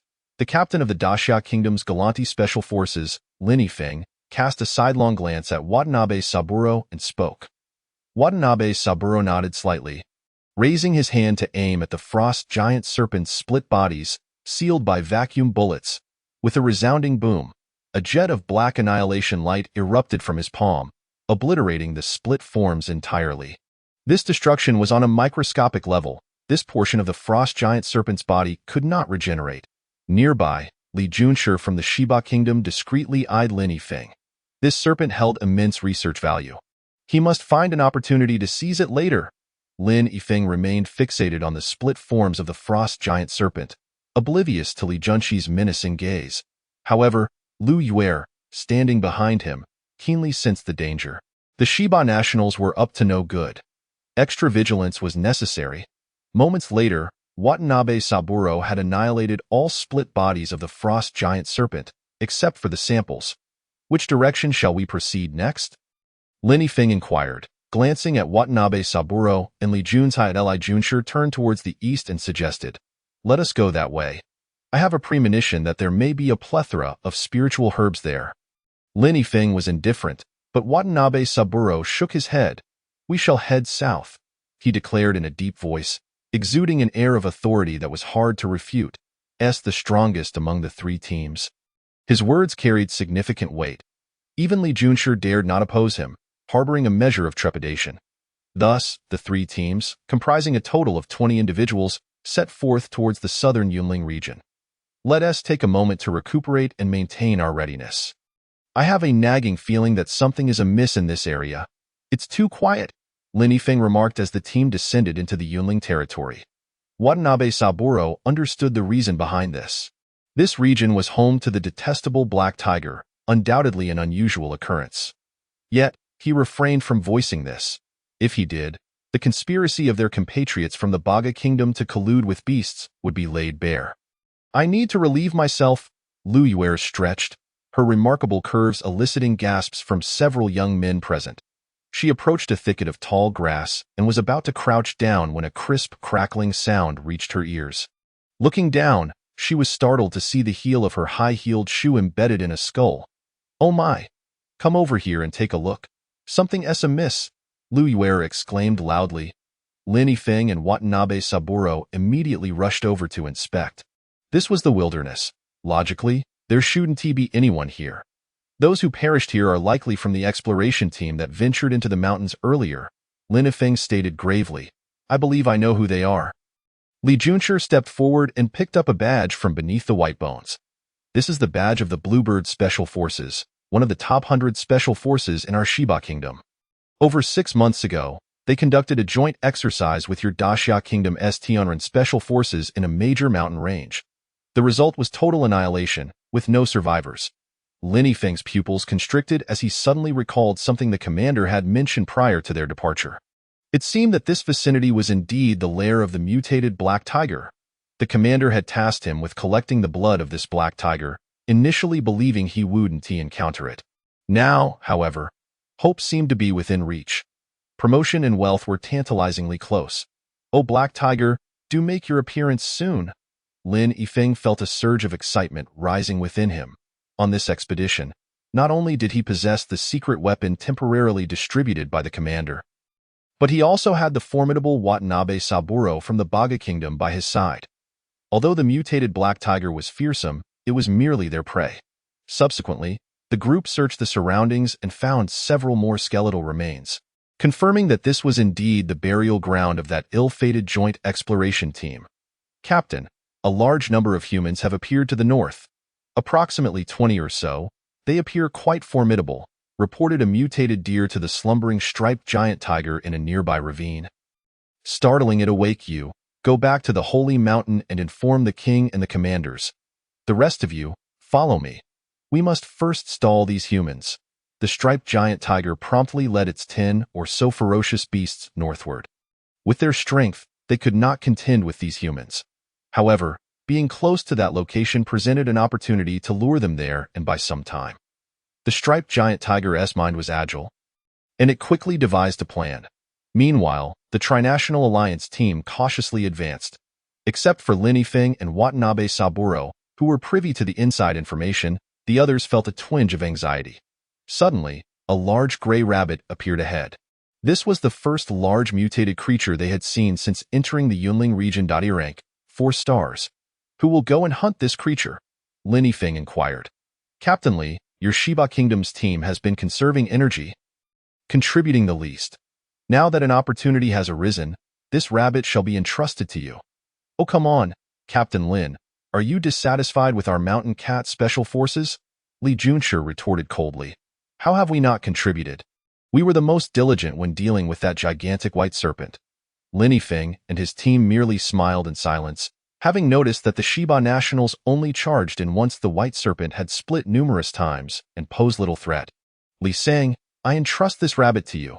Watanabe Saburo directed his gaze towards Li Junshi. Seeing that everyone from Daxia and Baga was now looking at him, Li Junshi had no choice but to send his subordinate to hunt the gray rabbit. "Park Junin, you go." "Understood." Park Junin waved his hand impatiently. "Oh, come on. As a full-star expert, it's embarrassing to deal with a mere 4-star rabbit." Park Junin felt like a monkey, forced to perform for everyone. Stepping forward, flames flickered in his palm. "Go!" With a loud explosion, he launched a fireball, which seemed destined to hit the rabbit. Unexpectedly, the rabbit exhibited astonishing agility, leaping away and evading the fireball. He had hoped to defeat the rabbit in one swift move, thus bringing glory to his Shiba Kingdom, but now he felt humiliated. "Damn it!" Park Junin seethed, pursuing the gray rabbit relentlessly. The rabbit scurried and leaped, while he chased after it, yet he was unable to land a hit. The striped giant tiger, observing from the shadows, chuckled to itself. This rogue rabbit lacked offensive abilities, possessing only weak evasion and acceleration talents. Unless one was a D-rank powerhouse, no one could hope to catch it. Not bad, not bad. They were nearly lured to the designated area. Chapter 42. Joy turns to sorrow. "Oh, come on. Park Junin, this fool, can't even handle a low-star rabbit. It's truly a disgrace to our Shiba Kingdom." Li Junshi clenched his fists in frustration, his body trembling with anger as he watched his subordinates' pitiful display. What was even more exasperating was that others couldn't assist. If they intervened, it would further highlight the weakness of the Shiba kingdom. This idiot Park Junin, once we return home, I must expel him from the special forces, he thought bitterly.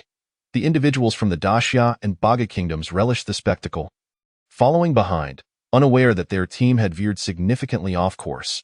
After a while, Lin Yifeng and Watanabe Saburo realized that something was amiss with the rabbit. Captain Li, it's been long enough. Let us wrap this up. Lin Yifeng spoke solemnly. Li Junshi wasn't foolish. Seeing Lin Yifeng offer him an out, he readily obliged.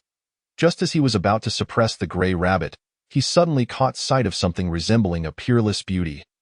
His eyes widening in astonishment. Spiritual herbs. Ha ha ha. Everyone, our luck is indeed exceptional. Look, there are plenty of spiritual herbs here. In truth, he had sensed the unusual aura of spiritual energy in this area, which prompted him to have his subordinate Park Junin lead the chase. Everything was well within his control. Li Junshi laughed heartily. Lin Yifeng, Lu Yuer, and Watanabe Saburo also displayed invigorated expressions. Indeed, the valley was abundant with spiritual herbs, and the quantity was substantial. These herbs resembled mushrooms, with pale red caps and slightly darkened stems. Each was about the size of a 500 milliliters mineral water bottle, exuding a unique fungal aroma.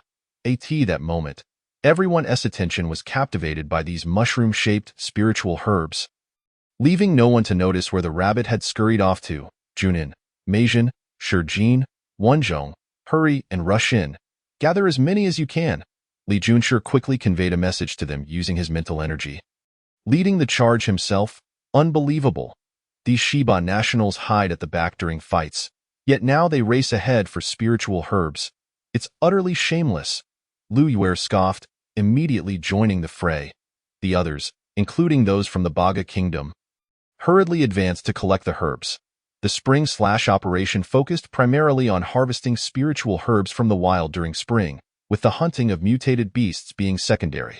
However, the Shiba nationals charged ahead the fastest. Previously, Park Junin was closest to the spiritual herbs. Ha ha ha, first one secured. Li Junshi was exceedingly pleased with himself. Despite his combat abilities being significantly inferior to those of Watanabe Saburo, and even weaker than Lin Yifeng, he prided himself on his speed, believing he could outpace anyone present. A glance at his subordinates, who had also gathered spirit herbs, brought him further delight. Excellent, Park Junin, when we return, I shall not expel you from the team. Splendid work. According to their previous arrangement, the first to harvest the spirit herbs would claim them, and this endeavor proved to be a substantial gain for their Western Ba nation. However, Li Junshi's joy was short-lived as existential doubts crept in once more. One moment in heaven, the next in hell, bang, bang, bang. To his horror, the mushrooms they held exploded. The force of the explosion was terrifying. Even he felt his entire arm go numb. The hand that gripped the mushroom turned black and swollen. Losing all sensation, he considered himself fortunate. Around him, Park Junin fared worse, with some suffering the loss of entire hands. It seemed the explosion triggered a chain reaction, causing the mushrooms throughout the valley to detonate in succession. Some mushrooms, still underground and yet to surface, exploded right in the soil. What the hell is going on? Lu Yuer cursed loudly before turning to flee. Watanabe Saburo and his men immediately followed suit. Hidden in the shadows, the striped giant tiger chuckled to itself. The mushrooms, which appeared to be spirit herbs, were, in fact, explosives. Previously, brothers in the mountains had been killed here, and afterward, Han Yi had strictly forbidden anyone from approaching this area. After a while, the number of explosive mushrooms in the valley exceeded his expectations, sufficient to keep these intruders busy. They would undoubtedly need time to recuperate. This could be considered a minor victory. He exhaled in relief. On a flat patch of grass, Lin Yifeng and his companions gasped for breath. He surveyed the scene, noting that two of his subordinates had been injured by the explosion. One could not walk properly, while the other had sustained serious lung injuries from flying debris. The situation for the Ba nation squad was similarly grim. The worst off were the members of the Western Ba nation team, who had been closest to the explosive mushrooms and suffered heavy casualties. with nearly everyone injured. Lu Yuer looked at Park Junin's severed hand, her heart racing. Fortunately, we didn't rush in. Otherwise, the casualties would have been even more severe. Li Junshi was cursing, his face turning a shade reminiscent of pig liver. I suspect we have attracted the attention of the mutated beasts here. Seems these creatures set a trap for us, deliberately luring us in. Lin Yifeng took a deep breath, analyzing the situation rationally. Watanabe Saburo, upon reflection, agreed that such a possibility was high. Otherwise, the timing would be too coincidental. Damn. These beasts are cunning. Kawasaki-kun, quickly take out your infrared scanner and see if there are any animals lurking nearby. Yes, Watanabe-senpai. A Ba-Ga Nation member dressed in a sailor suit unstrapped a backpack and retrieved a piece of equipment. The device buzzed like a drone as it began scanning the area. Kawasaki-kun, what's the situation? Watanabe Saburo inquired.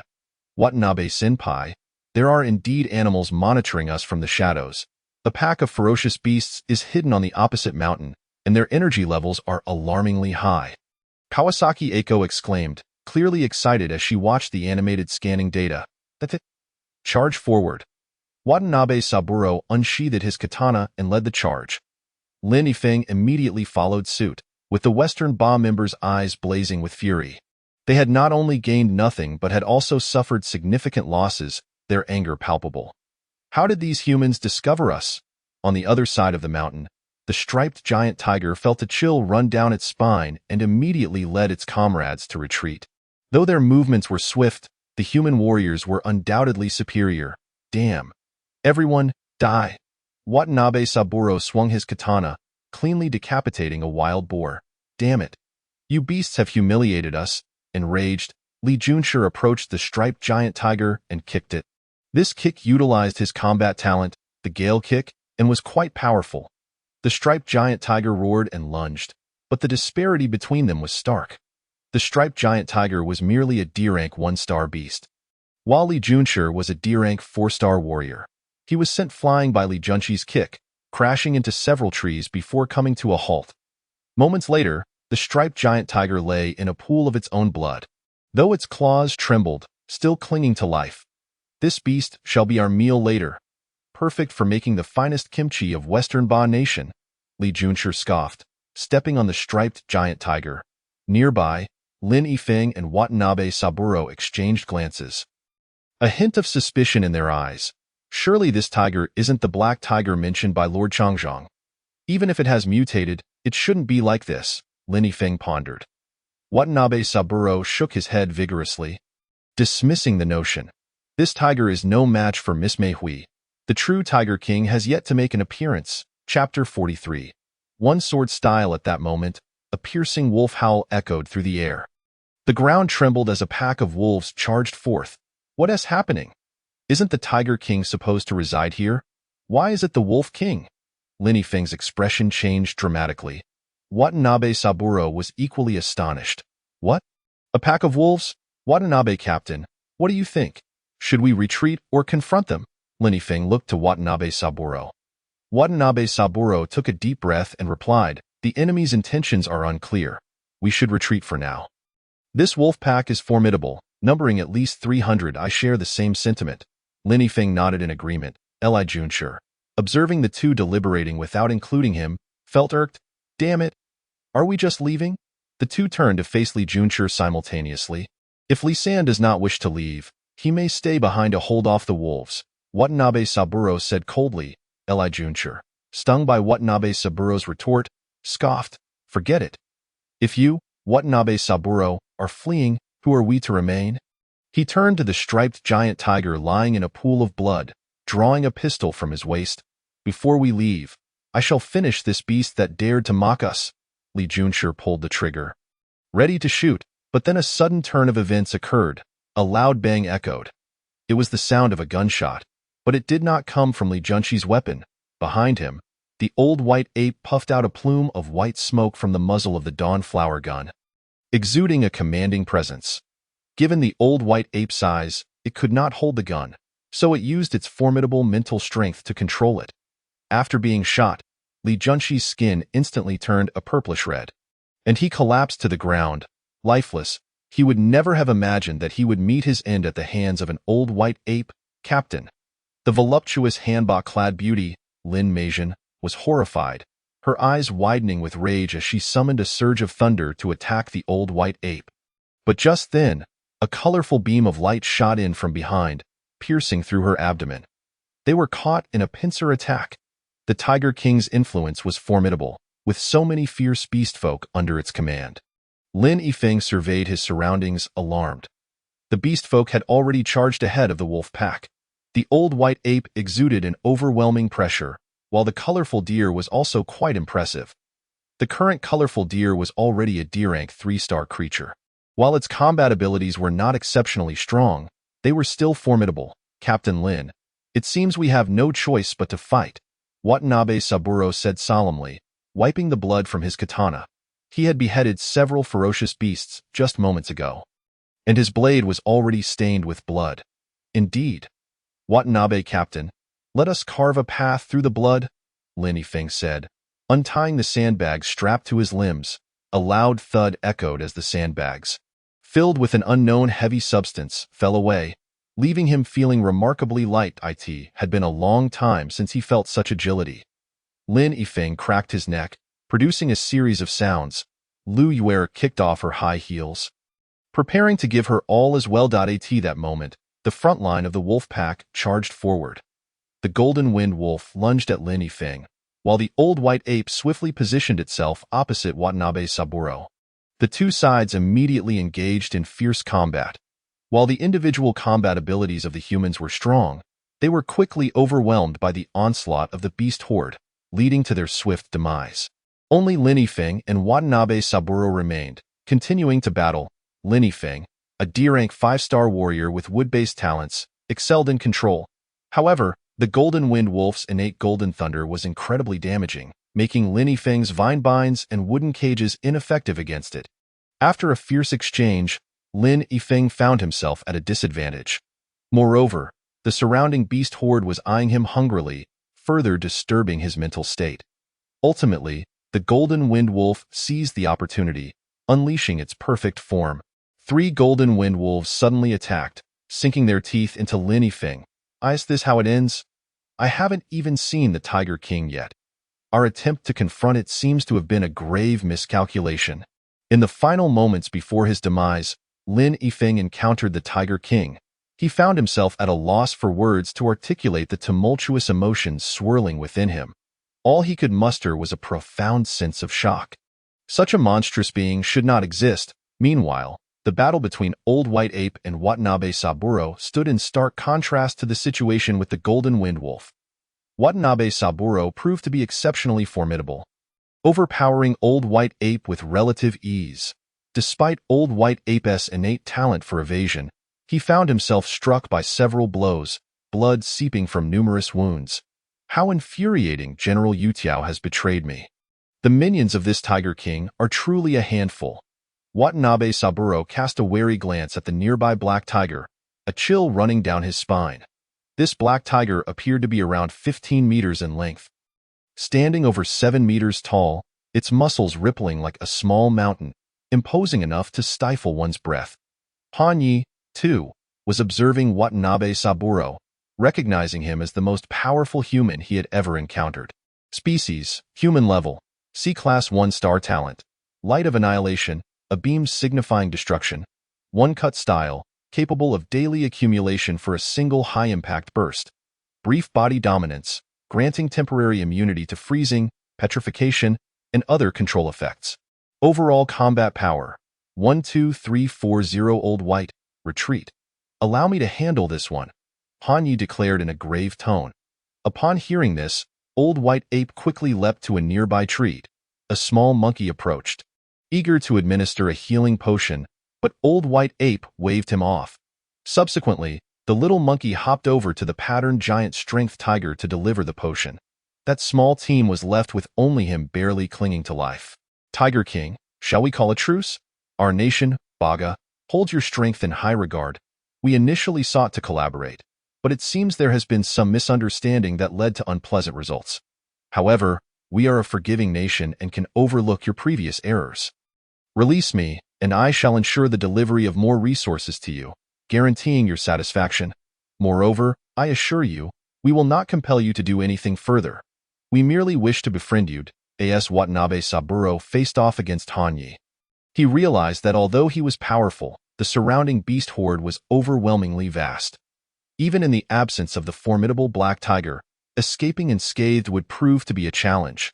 Hanyi surveyed Watanabe Saburo, murmuring, I merely desire a peaceful existence, yet you persist in disturbing my tranquility.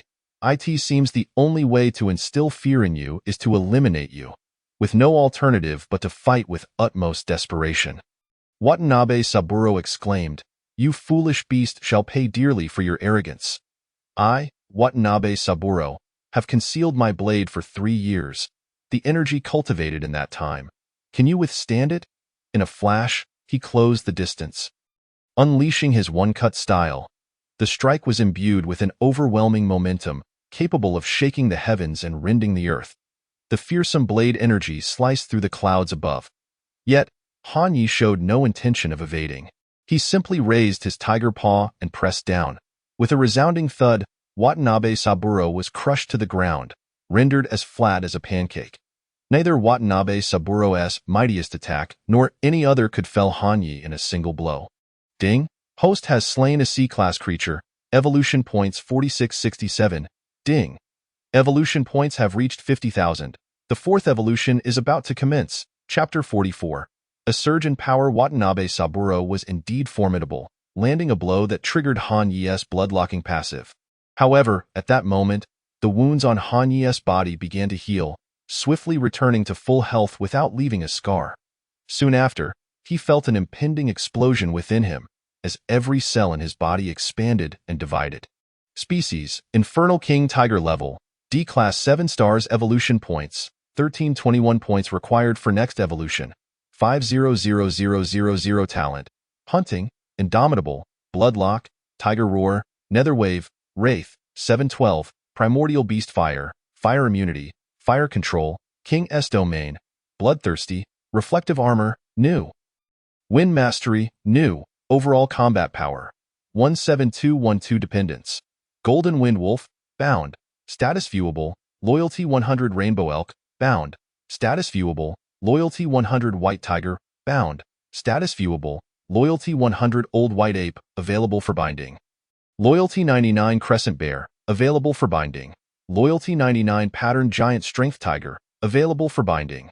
Loyalty 99 3 binding slots have been filled, with 1 still available. This evolution resulted in Hanyi's physique expanding significantly, rendering him even more robust. His general appearance remained unchanged, and his species had not transcended. However, the enhancement in other aspects was notable, with his star rating elevating from 4 stars to perfect 7 stars. He also acquired 2 additional talents. The Reflective Armor talent proved to be exceptionally potent, offering 2 primary benefits. Upon receiving an attack, the Reflective Armor talent automatically activated, boosting his defense by 30, specifically for physical defense.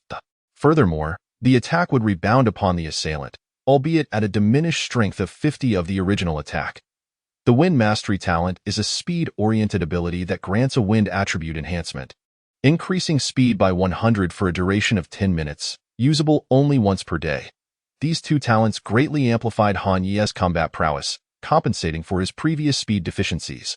Although his physical strength had previously allowed him remarkable speed without a speed talent, the acquisition of this acceleration talent enabled him to better exploit his physical advantages. Additionally, his binding slots increased by 1 as per usual, prompting him to immediately bind Old White Ape. However, he noted with dismay that the next evolution would require an astonishing 50,000 points. With his mate pregnant and unable to assist in amassing points, he was left to rely on the Golden Wind Wolf, the Rainbow Elk, Old White Ape, and himself. He could only wonder how long it would take to gather enough. Hanyi sighed inwardly. While he was content with this evolution, the point requirement left him feeling somewhat disheartened.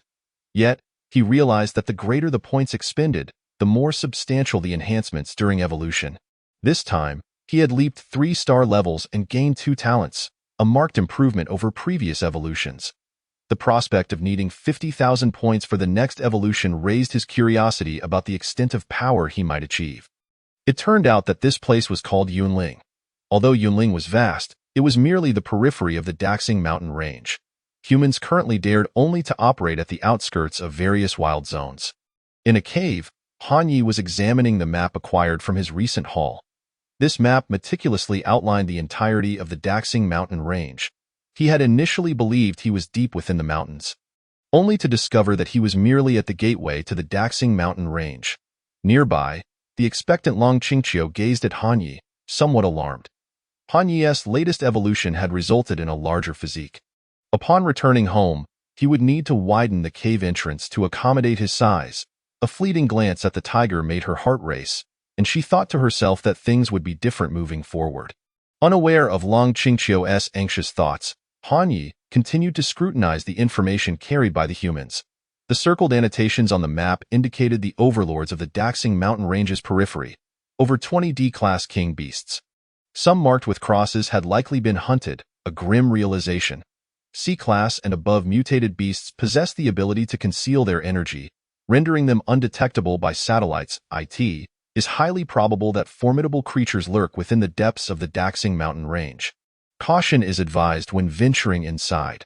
Upon reading this note beside the map, Han Yi's tiger eyes narrowed slightly. Dear mate, look at this map. Han Yi enveloped the map with his mental strength, directing it to float before Long Qingqiu. After examining it, she nodded softly. There must be C-class beasts within the mountains. As for those above C-class, I am less certain. From her recollection, it is now the year 2312. 10 years have passed since the spiritual energy resurgence. There are undoubtedly A-class and even S-class beast kings in the depths of the ocean. On land, the emergence of such beings is typically slower. The Daxing mountain range, among the myriad wild zones, has a relatively low concentration of spiritual energy, thus the creatures here would evolve more slowly than elsewhere on land. While B-class might not be guaranteed, C-class certainly exceeds 1 or 2. However, she felt that Han Yi, in his current state, was entirely comparable to a C-class beast king. His presence exuded a pressure even more formidable than that of an average C-class beast king. She was curious as to how he had evolved so rapidly, surpassing her own advancements. Yet, she refrained from questioning him, as she too harbored her own little secrets. Stop calling me dear mate. It sounds so outdated. Just call me Qingqiu. I adore autumn. Let us stick with that, she added. Very well, little Qingqiu. Han Yi nodded. With a sudden swat, Long Qingqiu playfully scratched him. You scoundrel, how can you utter such a thing? It's utterly cheesy. Seeing her grimace, Han Yi quickly adjusted his words. Meanwhile, in a military base located in the northern province of Daxia, a report was delivered. Commander, the Galanti Special Forces have been entirely wiped out. This operation was conducted jointly by the Three Kingdoms Alliance. Even disregarding the feeble squad from Shiba, Watanabe Saburo from Baga remains a formidable opponent. Though a mere C-class 1-star, Watanabe Saburo was not a D-class creature to be trifled with. I find it utterly perplexing as to why they were completely annihilated at the periphery of the Grand Mountain Range. According to satellite positioning, their demise occurred in a location strikingly similar to that of the previously fallen Tianren Special Forces and the Lan Yao Special Forces from Shiba Nation, both situated in the Yunling region. Could it be the Black Tiger? Yet, prior to the onset of winter, the intelligence procured by the young lady indicated that this Black Tiger was merely a D-level 3-star entity. In less than half a year, she pondered, her expression one of deep confusion. With her golden hair styled in curls, complemented by her fair complexion and striking features, adorned with golden-framed glasses, she exuded an undeniable charm. General Du took a deep breath, murmuring, the Trination Alliance has consistently remained on the outskirts. They should not disturb the formidable beings deep within the mountains. It is most likely still that Black Tiger. With 6 dimensions, 4 SSS and 2 SSS ratings, the Black Tiger is capable of contending across at least 3 star levels. Given its growth over the past 6 months, it stands a significant chance of rivaling Watanabe Saburo. Alas, the situation in other wild territories is not favorable. The military elites cannot extricate themselves, otherwise, I would have eagerly eradicated this Black Tiger by now. There is no need for concern. General, I received word yesterday that Lord Beiwei is preparing to return from the south. In due time, we can have Lord Beiwei address this lurking threat, Lin Jilan remarked. Beiwe, if she is willing to undertake this journey, I shall rest easy, the general replied with a smile. Chapter 46. The frustrated three-tailed red fox in the heart of the central peaks of Yuling. Han Yi stowed away the map and gently caressed the smooth fur of Long Qingqiu. With Jin's eye returning with the wolf pack, I need not worry about our safety for the time being. I plan to venture out to procure some supplements for you, he stated. Initially, he intended to remain steadfastly by the side of the tiger matron, but the evolving circumstances prompted him to reconsider. Long Qingqiu turned to him, her gaze unwavering, then do return promptly. Also, do not venture too deep into the mountains in search of medicinal herbs, even if you fail to find any good supplements. It matters not. Worry not, enjoy your time at home, and I shall return in a few days. Han Yi gently stroked her tiger head twice with his paw before rising to leave the mountain's belly. And the white little snake that had been guarding the entrance immediately followed suit. This white little snake was none other than the frost giant snake from earlier. It had suffered significant losses in strength, its rank having plummeted to a level 1 star. Han Yi spared its life due to possessing a particular piece of intelligence. Tiger King, have you truly made up your mind? That area is the territory of a sea-level beast king. You cannot conceal your energy aura. The instant you step into its territory, you will be detected. A fierce battle is inevitable, the frost giant snake inquired. Han Ye's gaze was resolute, should it wish to fight. I shall gladly oblige, however, should you dare deceive me, I will roast you into jerky with raging flames. The frost giant snake shuddered, hastily assuring, fear not, Tiger King, I would never dare to deceive you. There truly exists a precious ginseng there. Unlike other spiritual herbs, it can disguise itself. Had I not inadvertently consumed a similar precious ginseng years ago, I would have never discovered its existence. While the Beast King possesses sea-level strength, it likely remains unaware of its presence. The ginseng I consumed back then was potent enough to elevate me 4 stars, and the one we seek now has absorbed several more years of spiritual energy. The potency would undoubtedly be superior. If I can truly acquire this precious ginseng, I shall ensure you are not neglected in the future, Han Yi declared. Neglect? Had it not been for you, Tiger King, my fate would have been far worse than death. I sincerely apologize for any past grievances, the frost giant snake replied. Han Yi journeyed northward, scrutinizing the defense situation of Yunling as he departed from the mountains. The incorporation of the wolf pack significantly bolstered Yunling's defensive capabilities, effectively creating an unassailable fortress. 2 days later, in an unfamiliar forest, Han Yi marveled. No wonder these powerful beast kings seldom venture outward. The energy of this realm is notably more concentrated. As he delved deeper, he noticed that the spiritual energy only intensified. The frost giant snake remarked, indeed, had I not feared being regarded as prey by these beast kings, I would have long desired to reside here. Tiger King, ahead lies the territory of that creature, with the precious ginseng on the outskirts. We might be able to swiftly resolve this before it even realizes our presence. However, at that moment, Han Yi abruptly halted. The frost giant snake quickly sought refuge. Is this fox king truly so perceptive? We have yet to enter her territory and have already been detected, it muttered from beneath the withered leaves. Han Yi observed the three-tailed red fox before him, his tiger eyes betraying no emotion. Species: three-tailed red fox level. Sea-level 2-star abilities. Allure, capable of enchanting the mind. Fox claws, sharp and resilient, highly lethal. Triple life, possessing 3 lives, losing 1 tail with each death. Evasive weakness, exceptionally agile and adept at dodging. Overall combat power, 13,232. This red fox posed little threat to him. The only aspect worthy of caution was its alluring ability. This fox was indeed quite provocative. He also detected a distinctive scent unique to foxes, which did not particularly appeal to him. The three-tailed red fox was assessing Han Yi with an approving gaze. Ah, what a magnificent black tiger! Little tiger, come here and become my servant, won't you? Your fox sister will reward you, or if you prefer, punishment can be arranged. The fiery fox struck a flirtatious pose. What a brazen fox! However, I am a serious tiger, Han Yi mused. He looked down upon the fox, stating flatly, Fox King, I intend to procure something from your domain. What say you? The three-tailed red fox responded, "Little tiger, you truly are domineering. What do you wish to take? Surely you do not mean to take me, your fox sister?" Han Yi scoffed dismissively, proceeding forward. "Little tiger, this behavior is quite unruly." The three-tailed red fox narrowed her elongated eyes. In the next moment, a soft pink glow flickered in her gaze, and Han Ye's eyes transformed to mirror that hue. Alas! The Tiger King has fallen under the Fox King's enchantment, the frost giant snake thought. Sensing the impending misfortune, the three-tailed red fox approached, gently stroking Han Ye's silky fur. "Oh my, what a robust specimen. It would be a pity to slay him outright. Perhaps I can control him. If I cannot, then I shall simply feast." Moments later, the pink glow in Han Ye's eyes dissipated.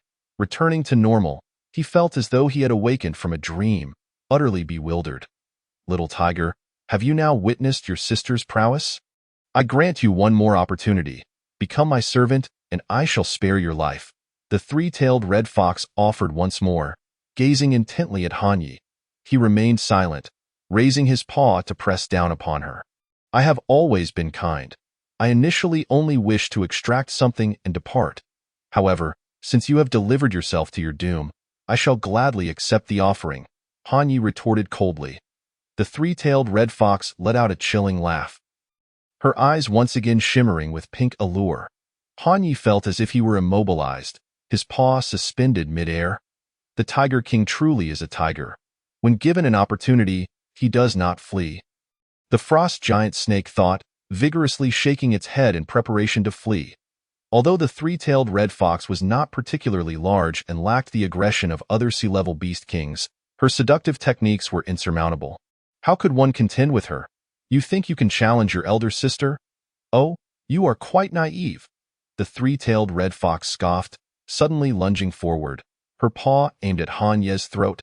Her sharp claws broke through Han Ye's outer skin but struggled to penetrate further.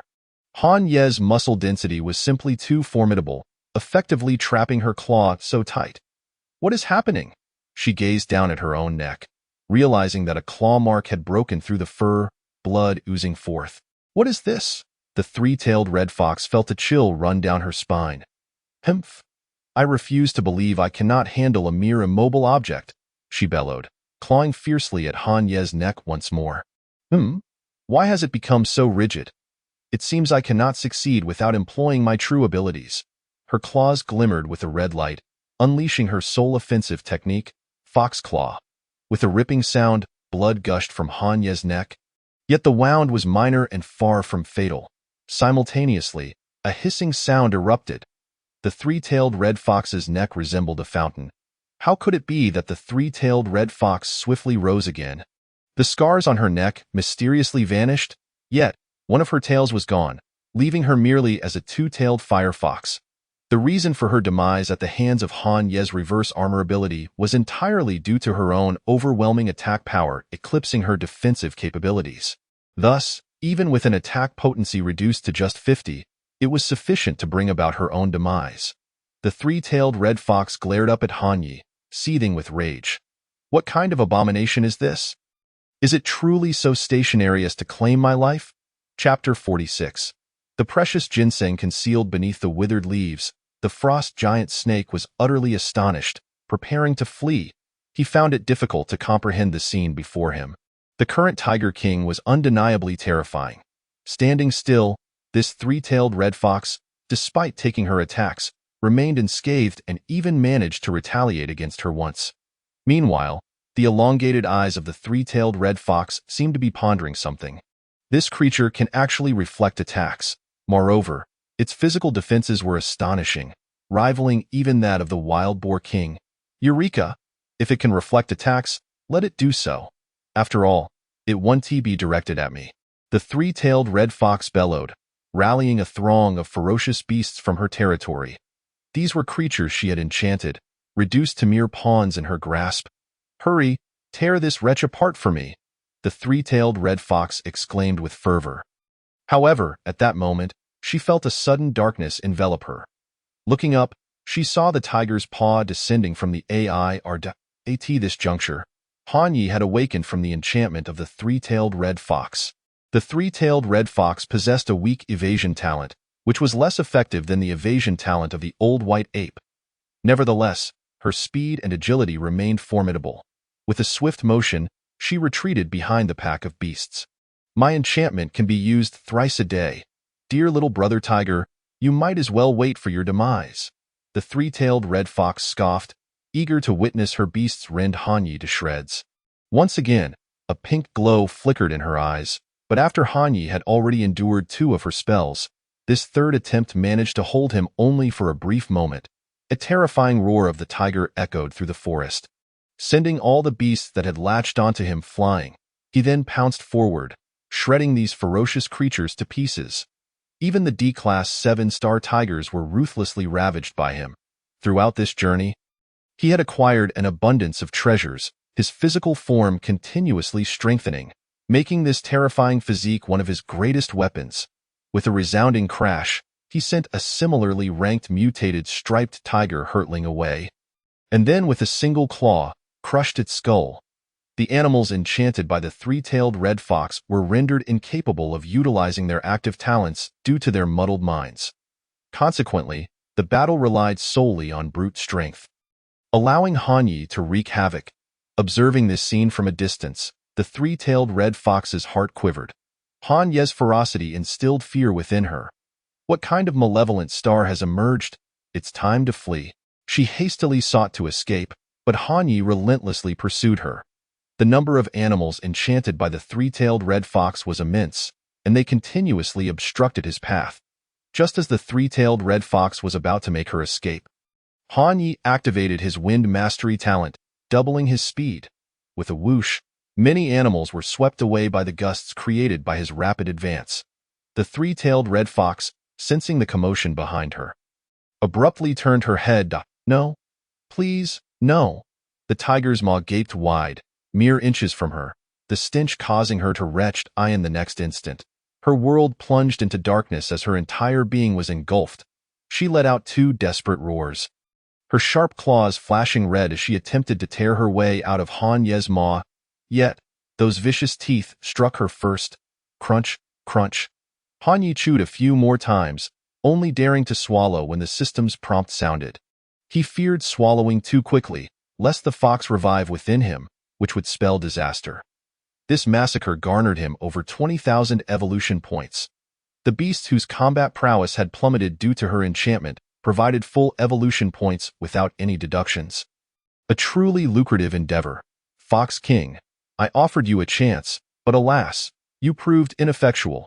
He raised his left foreleg to feel his swollen belly, muttering to himself. That moment, the frost giant snake slithered over. Tiger King, how magnificent! He was internally astonished, feeling grateful that he had not engaged Hanyi in battle then.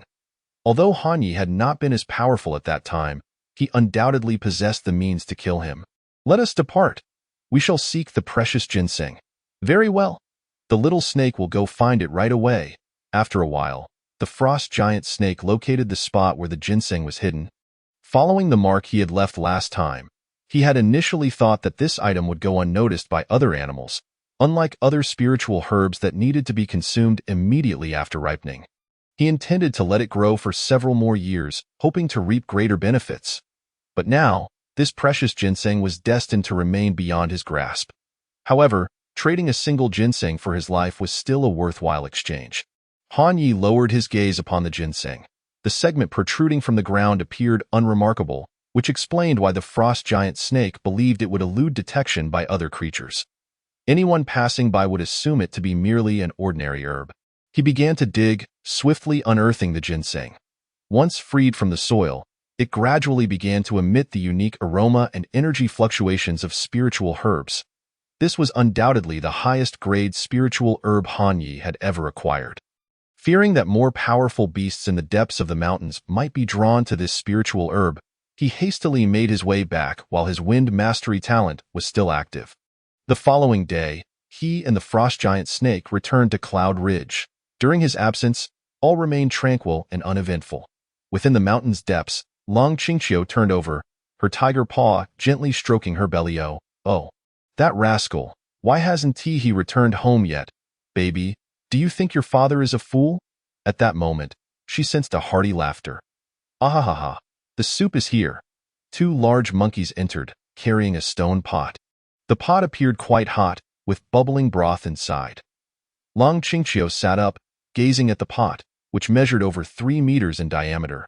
Within, there was some kind of poultry meat, its skin a deep yellow, reminiscent of salt-baked chicken, looking exceedingly delectable. Furthermore, this broth was peculiar, radiating a surging spiritual energy. Just a whiff left her feeling buoyant, surpassing a day's worth of cultivation. This water was infused with spiritual essence accumulated from mutated bamboo. I hunted this chicken on my way back, D-class 5 stars. Although it may seem meager, it is packed with essence. I even added a piece of precious ginseng. Hurry, eat, Han Yi said. Initially, he had not intended to go to such lengths, as they now preferred raw food.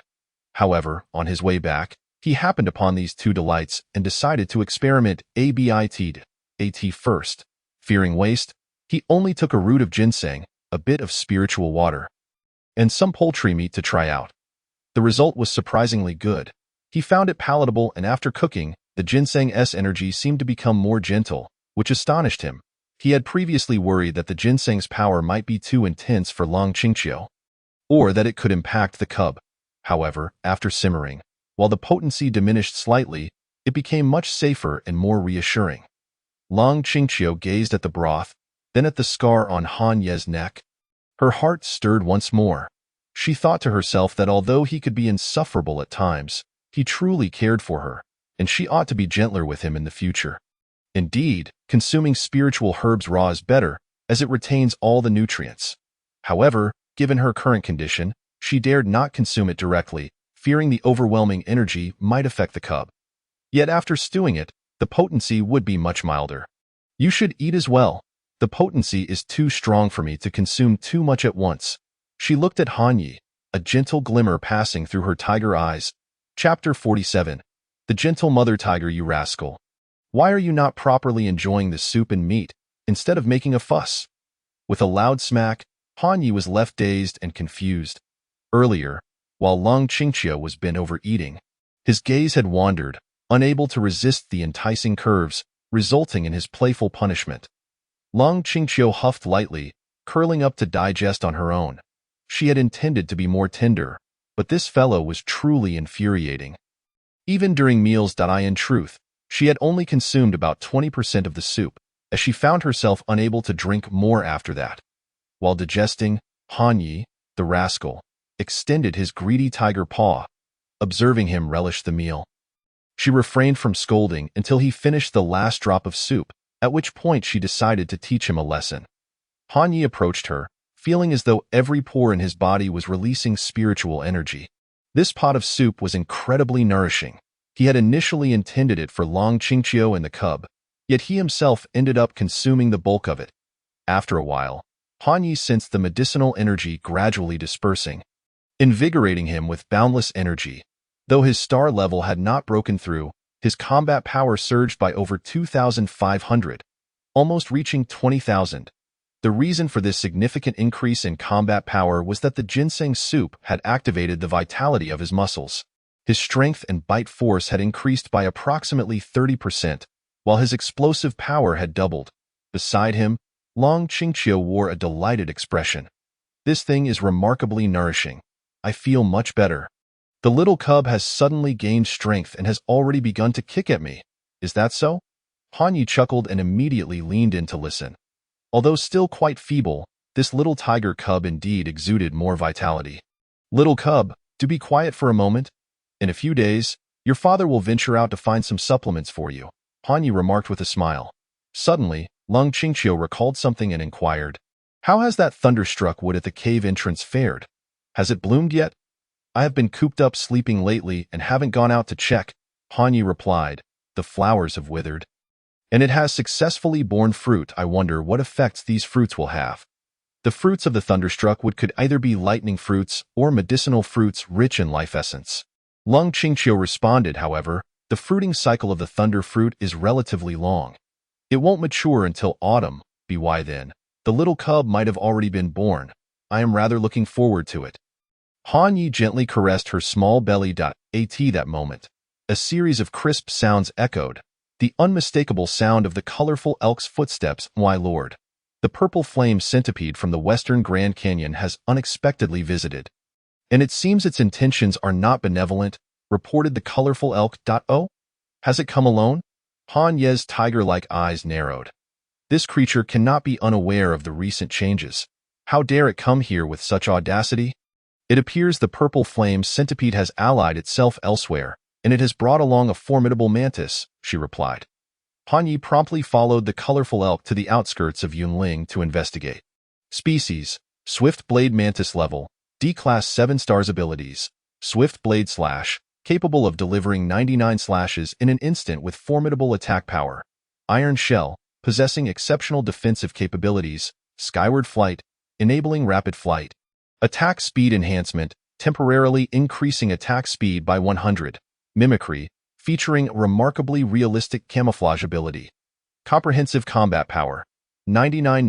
Han Yi gazed at the blue mantis, its scythe-like limbs extending roughly 10 meters, a glimmer of intrigue flashing in his eyes. This creature was no weakling. The purple flame centipede had not seen Han Yi for quite some time, and upon witnessing his imposing presence, it felt a tinge of shock. Mantis Commander, this is the black tiger I mentioned. It gestured toward the swift blade mantis. The swift blade mantis seemed equally intimidated by the formidable black tiger before it. Is this truly the black tiger that is slightly stronger than yourself? It muttered. The purple flame centipede replied, the mantis commander was previously on par with me, only slightly stronger, but now. It found itself at a loss for words, unable to comprehend how much the black tiger had grown in strength during their time apart. Han Yi regarded the two with indifference, asking, do you have any business here? The purple flame centipede dared not speak, while the swift blade mantis regained its composure but avoided meeting Han Ye's fierce gaze. I am the first general under the Black King, the swift blade mantis. I come at the behest of our great king to recruit you, it declared, yet lacked any real confidence. The instinct to seek advantage and avoid harm is inherent in all creatures. And often, one can sense the strength of another immediately. At this moment, it merely wished to depart quickly. Should the black tiger suddenly attack, it stood no chance. What is the strength of your king? Han Yi inquired.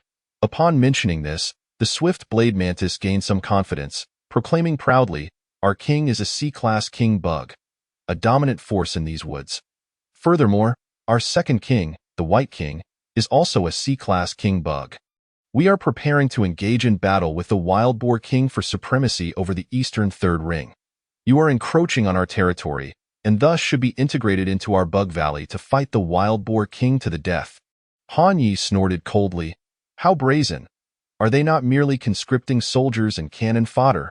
He would not be foolish enough to serve as their pawn, despite the formidable presence of the swift blade mantis. With Han Yi standing guard, Lao Bai, the ape, and Jean Feng, the wolf, felt no fear and promptly moved to drive them away. Under normal circumstances, the swift blade mantis would not have tolerated such treatment. However, with Han Ye's watchful gaze, it had no choice but to swallow its pride and retreat alongside the purple flame centipede. Lao Bai, do you know what this Black King and White King are all about? Han Yi asked the nearby Lao Bai. Lao Bai shook his head. I am not very familiar with them. However, I do know of the Wild Boar King. This scar on my abdomen was inflicted by its tusk years ago. The Wild Boar King has been a D-Class full star for 3 years. Now it is likely at least a C-Class 2 stars, perhaps even 3 to fortunate. It may break through to 4 stars. In that case, the 2 Bug Kings from the Western Bug Valley should have comparable strength, Han Yi mused, narrowing his tiger-like eyes. He thought to himself that if he were to exert himself fully, he could likely handle them. However, it would be best to avoid getting involved. If the 2 groups of beasts were to clash and mutually weaken each other, he might be able to take advantage of the situation. The swift blade mantis had mentioned the Eastern Third Ring. I too reside within the Third Ring. Is it possible that the Great Xing Mountain Range is divided into 3 major regions from the inside out? How powerful must the kings of the Second and First Rings be? A chill ran through him as he resolved to proceed with caution. Fortunately, the internal aura was more abundant, and the powerful beast kings tended to remain hidden within. Chapter 48. ruthlessness. Not long after the swift blade mantis and the purple flame centipede departed, a powerful creature made an appearance. Unlike the previous visitors, this one's temperament was far more volatile. It was intercepted at the outskirts of Yunling and immediately engaged in battle, attempting to break through. I am the first fierce general under the Wild Boar King. You think you can stop me? It was a D-class 7 stars hedgehog, standing an estimated 3 to 4 meters tall, with spines extending 7 to 8 meters. Each spine resembled a spear, hard and sharp, highly lethal. Lao Bai narrowly dodged its attacks with his agility. But Jin Feng, the wolf, was not so fortunate, sustaining multiple wounds and bleeding profusely. Many brothers around them suffered casualties, as the hedgehog showed no mercy. Lao Bai's expression grew grave. He contemplated using the Dawn Flower to eliminate this foe. Yet, he feared inciting the Wild Boar King's wrath, knowing all too well how terrifying it could be and that it was not to be trifled with. As he hesitated, the ground trembled. Bang, bang, bang. Han Yi charged in, colliding forcefully with the hedgehog. Species: Iron Spear Hedgehog level. D-class 7 stars abilities. Iron Ball, capable of curling into a ball and spinning rapidly, colloquially known as a meat grinder. Spear Rain, capable of launching its iron spikes at high speed. Devastatingly effective against armor. Stealth, capable of temporarily entering an invisible state.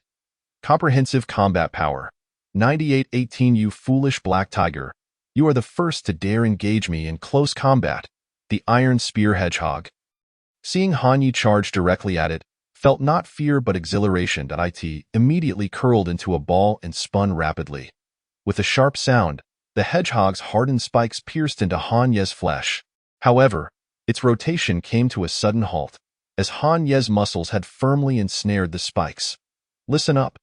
Regardless of the background of any intruder, if they dare to harm our brothers, it shall be a fight to the death.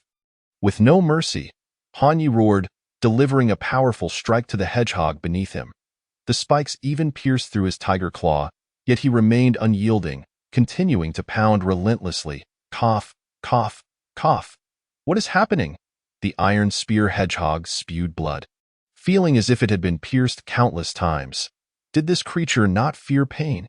As the saying goes, the reckless fear the dauntless fear the reckless. The Iron Spear Hedgehog panicked and sought to flee. But Han Ye's weight had surpassed 20 tons, pinning it down, rendering it incapable of escape. In the next moment, its eyes widened, its body stiffening.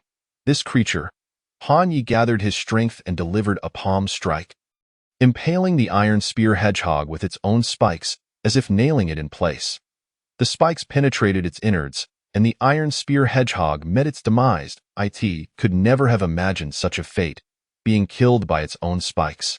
Nearby, Lao Bai and Jin Feng watched in horror, their scalps tingling. Such brutality! To dispatch the Iron Spear Hedgehog in such a manner was truly unprecedented. Lao Bai stepped forward, lowering his head. My lord, I was wrong. I should have used the Dawn Flower to eliminate this creature in one shot. That way, we could have spared several brothers. Han Yi turned to Lao Bai and asked, what is the origin of this creature? Is it from the Wild Boar King? Lao Bai nodded. Indeed, that is why I hesitated. It won't happen again. Next time, regardless of who comes, if they dare to be audacious, they shall not be spared. You are not at fault for thinking deeply. It is simply my style to act thus, Han Yi replied calmly. You serve under me, and you must adhere to my ways. Life and death are trivial, and if one is unwilling, then let them fight. Wild Boar King, humph. If this creature's subordinates are so crude, it stands to reason that it is no virtuous being. Heighten our vigilance and prepare for battle at any moment, should it dare to invade. We shall ensure it returns from whence it came. Upon returning to the cave, Han Yi found Lung Qingqiu glaring at him with a stern expression. You, of all beings, clearly had other means to deal with that hedgehog. She lamented, why must you inflict such injuries upon yourself? Though it was a reproach, it was tinged with a touch of concern. Han Yi remarked, after the enhancement of everyone's intelligence, they have become somewhat hesitant, losing a fraction of their ferocity. This battle is intended for their observation, hoping to rekindle their wild instincts. Only then can our beast tribe in Yunling rise to prominence and bolster its fighting prowess. In the past, Long Qingqiu might have grasped this notion. However, now swayed by emotions, she had overlooked this aspect. "All right then, I thought as much," she huffed lightly, raising her paw to rest upon Han Ye's shoulder. Subsequently, a faint azure glow enveloped her, and under its healing light, the wounds on Han Yi gradually mended. "Is it wise for you to expend such energy?" Han Yi murmured softly, "I am merely with child, not rendered into a useless tiger." "I am not so delicate," she replied. "Ha ha, very well." Han Yi chuckled. "I wonder what strength the wild boar king possesses. If I find myself outmatched, I may need your assistance." "That suits me just fine. I am nearly suffocating from boredom," Long Qingqiu muttered. Han Yi gently stroked her sleek fur, contemplating his good fortune in having such a partner. Species: White Tiger level. D-Class 5 stars. Talents: Moonlight, Sovereign Aura, Longevity, Self-Healing, Tiger Wings, Ice Soul, Evil Gaze, Ferocity, Destructive Claws, Moonlight Guardian, Healing, Teleportation. Comprehensive Combat Power. 7582. The Evil Gaze talent of the Tiger Matron is a control-type ability that can stun other beings. The Moonlight Guardian talent can provide shields, while the Healing talent allows for continuous restoration. With control, shields, and recovery, she is a quintessential support. However, Han Yi is unaware that Long Qingqiu possesses numerous offensive talents as well, yet she ultimately leaned towards the supportive role. She gradually came to believe that assisting the father of her child might yield more effective results. As for the father of her child, he was a rather formidable figure. She had to admit that even if she invested entirely in offensive abilities, she would still fall short. It was fortunate that the two tigers could adopt a strategy where one focuses on offense while the other supports, resulting in an effect greater than the sum of its parts. "I suspect the Wild Boar King will not attack. He is currently in a standoff with the Insect Valley. Should either party leave their territory, the other will react defensively. Their intelligence must not be underestimated if they have evolved to C-Class," Long Qingqiu added. "Let us hope so," Han Yi nodded. Although he was not afraid, he preferred to develop for as long as possible. At that moment, Long Qingqiu stepped back and gently tapped the tablet. This tablet had been seized during Han Ye's annihilation of the Three Kingdoms Coalition. Although the password was unknown, preventing access to the homepage, the date and time were visible upon activation. February 22nd, 10:56, 24. The father of my child, you must guard a certain location. There, a miraculous elixir will be born. Once you discover it, consume it without delay. She calculated the timing, feeling it was nearly time. In her previous life, she had risen to prominence in the northern provinces, thus her recollection of the timeline was vivid. In a few days, a wondrous flower was set to bloom on the outskirts of the Daxing Mountains. Chapter 49. Nature's Bounty. This extraordinary flower stirred considerable commotion. Due to its location in the Daxing Mountains, humans did not partake in its benefits. However, the ongoing battles in that region garnered significant human attention. Over those days, an area on the periphery exhibited an extraordinary density of energy sources. On the final day, the energy surge was astonishing. Numerous C-Class Beast Kings were present, and there might have been even more terrifying entities. Subsequent satellite imagery indicated that the Beast Kings appeared to be vying for something. The surrounding peaks were leveled, revealing the immense allure of this unknown object. What it was remained a mystery. Yet 3 years later, the Daxing Mountains, long regarded as an ordinary wilderness and seldom scrutinized, birthed a fearsome Beast King. This Beast King wreaked havoc, igniting the first true conflict between humans and beasts. Subsequently, battles erupted across various regions, leading to continual human retreats and territorial contractions. That Beast King survived into later stages and became a super overlord. Research analysts speculated that this Beast King likely consumed something peculiar, resulting in a meteoric rise in strength, enabling it to dominate the Daxing Mountains. This change was likely connected to the earlier bizarre conflict among the beast tribes. Reflecting on time, Long Qingqiu felt the moment was near. Thus, she aimed to have Han Yi seize this opportunity. Han Yi glanced at his tiger mate, pondering whether she could foresee the future. Yet, trusting her instincts, he believed she would not deceive him, especially at this juncture. Despite the risk of powerful adversaries launching a surprise attack on their home, she insisted he venture out. "Very well. I shall set off immediately and return as swiftly as possible." He declared that if during my absence, the wild boar king or formidable foes from the western insect valley strike, do not engage. Retreat is paramount. Lung Qingqiu responded with a soft acknowledgement and began to detail the location to him.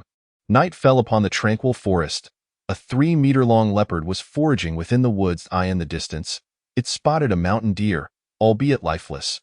However, it had gone several days without food, and even a corpse would suffice. Cautiously, it approached, vigilant for any impending danger. Sensing minimal risk, it dashed forward with the swiftness of lightning. Yet, it soon sensed something amiss. The surroundings felt unusually hot and sticky, accompanied by a peculiar odor. An instinctual sense of danger surged within it, prompting an attempt to flee. Just then, the earth suddenly gave way. Creak, creak, burp. Thank you, nature, for your bounty. Han Yi exclaimed with satisfaction. He had been in this location for several days without a meal, enduring hunger thrice daily. Finally, he managed to catch a deer, reluctant to consume it all, leaving a portion as bait. To his surprise, fortune favored him today, as an animal had indeed taken the bait. Logically, the better the environment, the superior the elixirs produced. What good elixir could possibly arise from this desolate place? He mused. Fortunately, I can now suppress my aura. Otherwise, the last of my food would have fled long ago. At that moment, his tiger eyes widened as he stood up.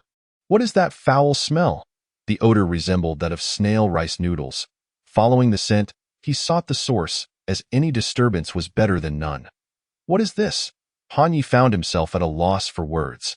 Before him was an extraordinarily grotesque flower, its appearance uniquely unconventional. Some petals were large, some small, some deformed, others symmetrical, with colors of red and green combined. Could this be the extraordinary treasure the tiger matron spoke of? It certainly lacks any appetite appeal. Moreover, he detected no energy fluctuations emanating from it. I suppose I shall observe it for a few days.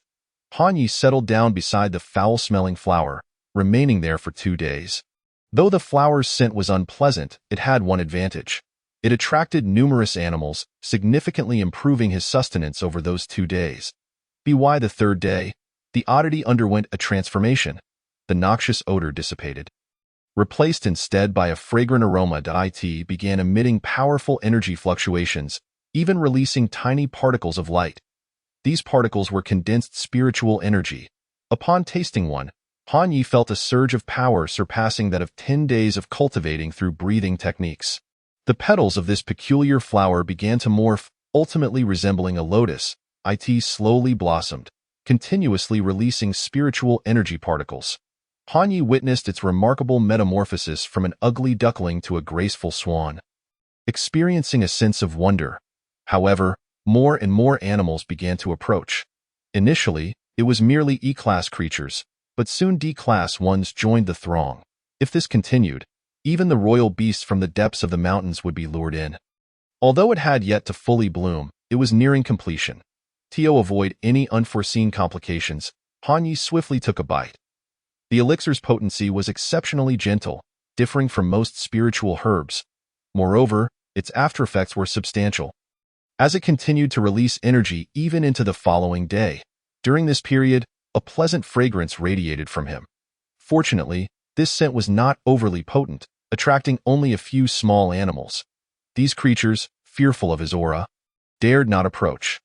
Nonetheless, some bold ones attempted to challenge him, only to meet a tragic fate, falling victim to his reflective talent. Meanwhile, in Yunling, a little monkey administered a healing potion to the old white ape's arm, and the effects were immediate, swiftly mending his injuries. The old white ape rose, prepared to re-engage in battle, but Long Qingqiu halted him. You have sustained injuries thrice. It would be prudent to rest for a while. Allow me to handle things outside. She slowly made her way outward.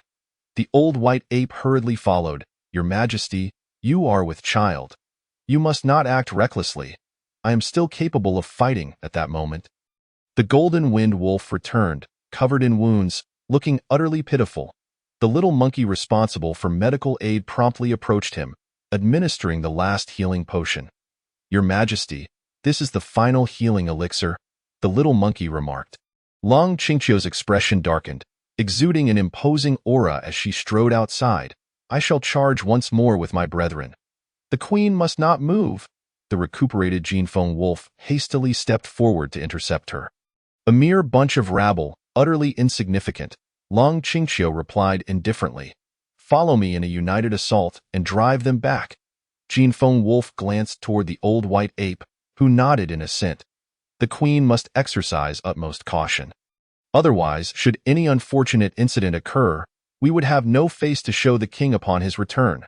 The old white ape intoned gravely. Long Qingqiu said nothing, her murderous intent barely contained. She was not a woman of gentle temperament, and being confronted at her doorstep was intolerable. Before long, on the outskirts of Yunling, Jinfeng wolf and the old white ape stood astonished. The queen, who seldom took action, displayed such formidable strength. They had intended to flank Long Qingqiu, ensuring her safety, yet she had instead gone on a rampage, driving off the wild boar king and the enemies dispatched from the western insect valley. Does a tiger not roar, and am I to be regarded as a mere sickly cat? Long Qingqiu scoffed, watching the two groups of beasts flee in terror. That wretched soul, it has been quite some time. Why has he not returned? Chapter 50. For every day I do not confront him, I shall find no peace. Akiyu remarked, "It's rare for me to sneeze. Perhaps my wife is missing me." Han Yi muttered. Rising from the ground, it had taken him nearly half a month merely to refine this spiritual herb. However, the benefits it conferred were unprecedented. Species: Infernal Monarch Tiger level. C-Class 2 stars evolution points. 37321 next evolution requirement. 500,000 talents. Hunting: Indomitable, Bloodlock, Tiger Roar, Netherwave, Wraith, 915, Beast Fire, Fire Immunity, Fire Control, Sovereign Domain. Bloodthirst, Reflective Armor, Wind Mastery, Imperial Command, New. Dominating Body, New.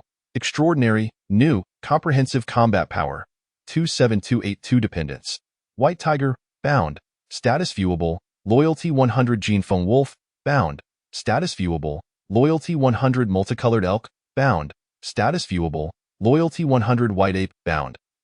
Status Viewable, Loyalty 100 Han Yi stomped his foot, causing the entire hillside to tremble. This transformation bestowed not only 3 new talents but also significantly enhanced his physical form. His length now reached 30 meters. His shoulder height exceeded 12 meters, and his weight approached 50 tons. All solid muscle, from a distance, he resembled a small mountain, standing tall and imposing, instilling dread in all who beheld him. These 3 new talents were remarkably powerful. The Imperial Command was akin to the Jinfeng Wolf's Wolf King Howl. However, the latter's effects were limited to uplifting members of the wolf pack. In contrast, the Imperial Command could empower any sentient being that genuinely submitted to him, inducing an exhilarated state in those influenced, rendering them immune to pain and enhancing their attack power by 30-50. This group talent was far more formidable than the Jinfeng Wolf's Howl and was undoubtedly among the rarest of abilities. Moreover, the dominating body was similar to what Han Yi had previously encountered, offering immunity to freezing, petrification, dizziness, and other control effects, further bolstering his consistent output capabilities. Lastly, the extraordinary talent was a growth-type ability, possessing a singular effect. It increased the rate of absorbing the world's spiritual energy by 10-fold. In the short term, this talent seemed somewhat lackluster, but when viewed over a longer timeline, it emerged as the most advantageous ability, ensuring rapid and stable growth, promising him a place in the world if he could endure. Time slipped by, and Han Yi gazed toward Yunling. While refining the spiritual herb, he had been asleep, entirely unaware of the passage of time. In the southern region of Yunling, the vibrant giant strength tiger declared, "Brothers, remain vigilant. Those rascals may yet return to harass us. Let us endure a while longer. When the king returns, the situation will surely improve." Suddenly, the ground trembled slightly, prompting them to heighten their vigilance. Is that the king? My word! How has he grown so much again? The vibrant giant strength tiger's heart raced, mirrored by the other beasts around him. A hedgehog, its quills bristling in fear, stood erect, unable to relax. This was the instinctive terror animals exhibited in the face of overwhelming dread, rendering them immobile. Han Yi, perceiving this, immediately suppressed his formidable aura. "Fat Tiger, why are several of your brethren missing?" Han Yi inquired, recalling the number of the giant strength tiger's followers when he had passed through here. "Upon your departure, my king, the wild boar king and the western insect valley simultaneously dispatched powerful foes to attack us. Many brethren perished in battle, but fortunately, the queen rallied against the tide, driving them away. Otherwise, the casualties would have been far greater," the vibrant giant strength tiger responded. "What?" Han Ye's eyes widened in disbelief.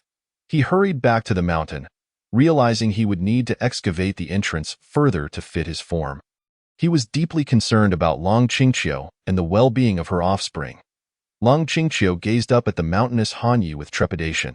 "If he were to press down upon me, I would surely be crushed," she thought, gripped by fear. Yet, it seemed he had succeeded. That spiritual herb was indeed the source of the formidable strength of that king beast, so remarkable. Seeing Long Qingqiu in good spirits, Han Yi felt a slight relief. "Are you well?" he asked, gently stroking her head with his paw. Long Qingqiu nodded. "I am fine. Neither the wild boar king nor the 2 insects from the insect valley have come, and the other creatures pose no threat to me. That is good to hear. Come with me. We shall seek vengeance," Han Yi declared. Rather than leaving her behind, he deemed it safer to keep her by his side. "Now?" Long Qingqiu murmured. "Perhaps we should rest for a day or two before proceeding." Han Yi replied earnestly. "The wild boar king and those 2 crawling insects dared to disregard Yunling, slaughtering my brethren. For every day I do not confront him, I shall find no peace. Everyone has just emerged from battle. It would be wise to take a moment to catch our breath before venturing forth." Long Qingqiu countered. Han Yi found merit in her reasoning and, suppressing his inner bloodlust, agreed. "Then let us rest for the night. Tomorrow, we shall launch a surprise attack on the western insect valley and then advance northward to confront the wild boar ridge. Attention all stations, the aircraft has arrived at the designated location. Received, proceed as planned."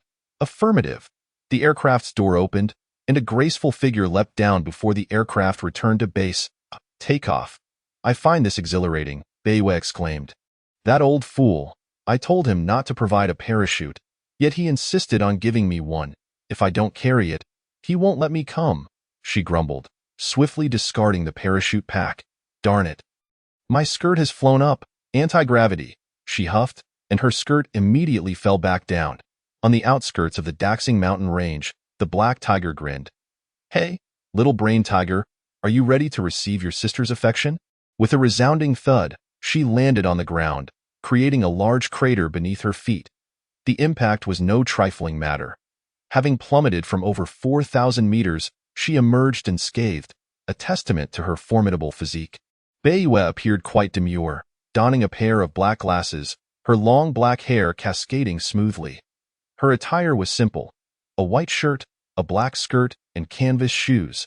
She had an endearing appearance, her delicate face fair-skinned, outshining various streamers.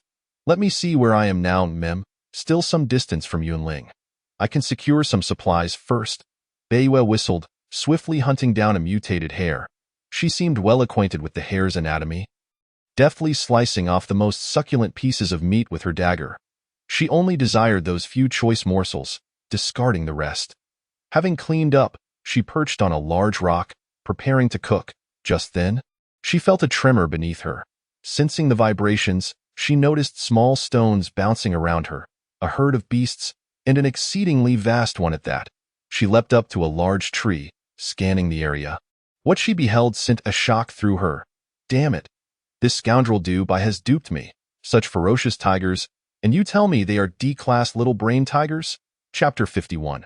Signal disruption. What astonished Beiwei was not merely Han Ye's size, but also the diverse array of beasts under his command.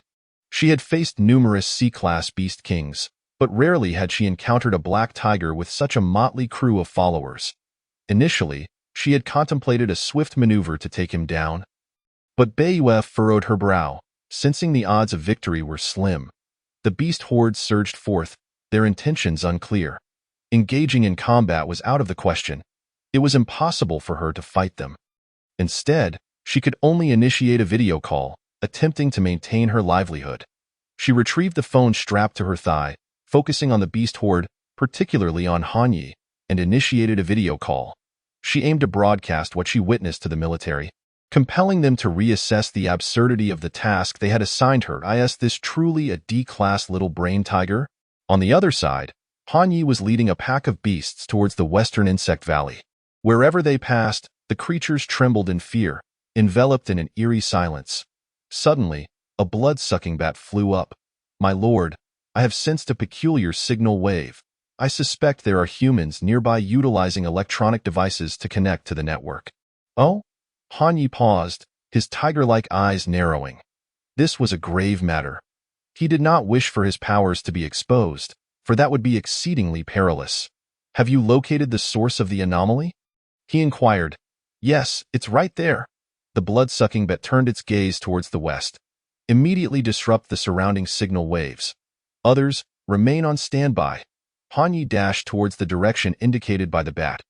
Meanwhile, at a military base in the northern province, a commotion arose. "Commander, Lord Beiwei requests a video link," exclaimed Lin Jilon, the blonde-haired operations officer, as she turned to the commander, Dubai, who was studying a sand table.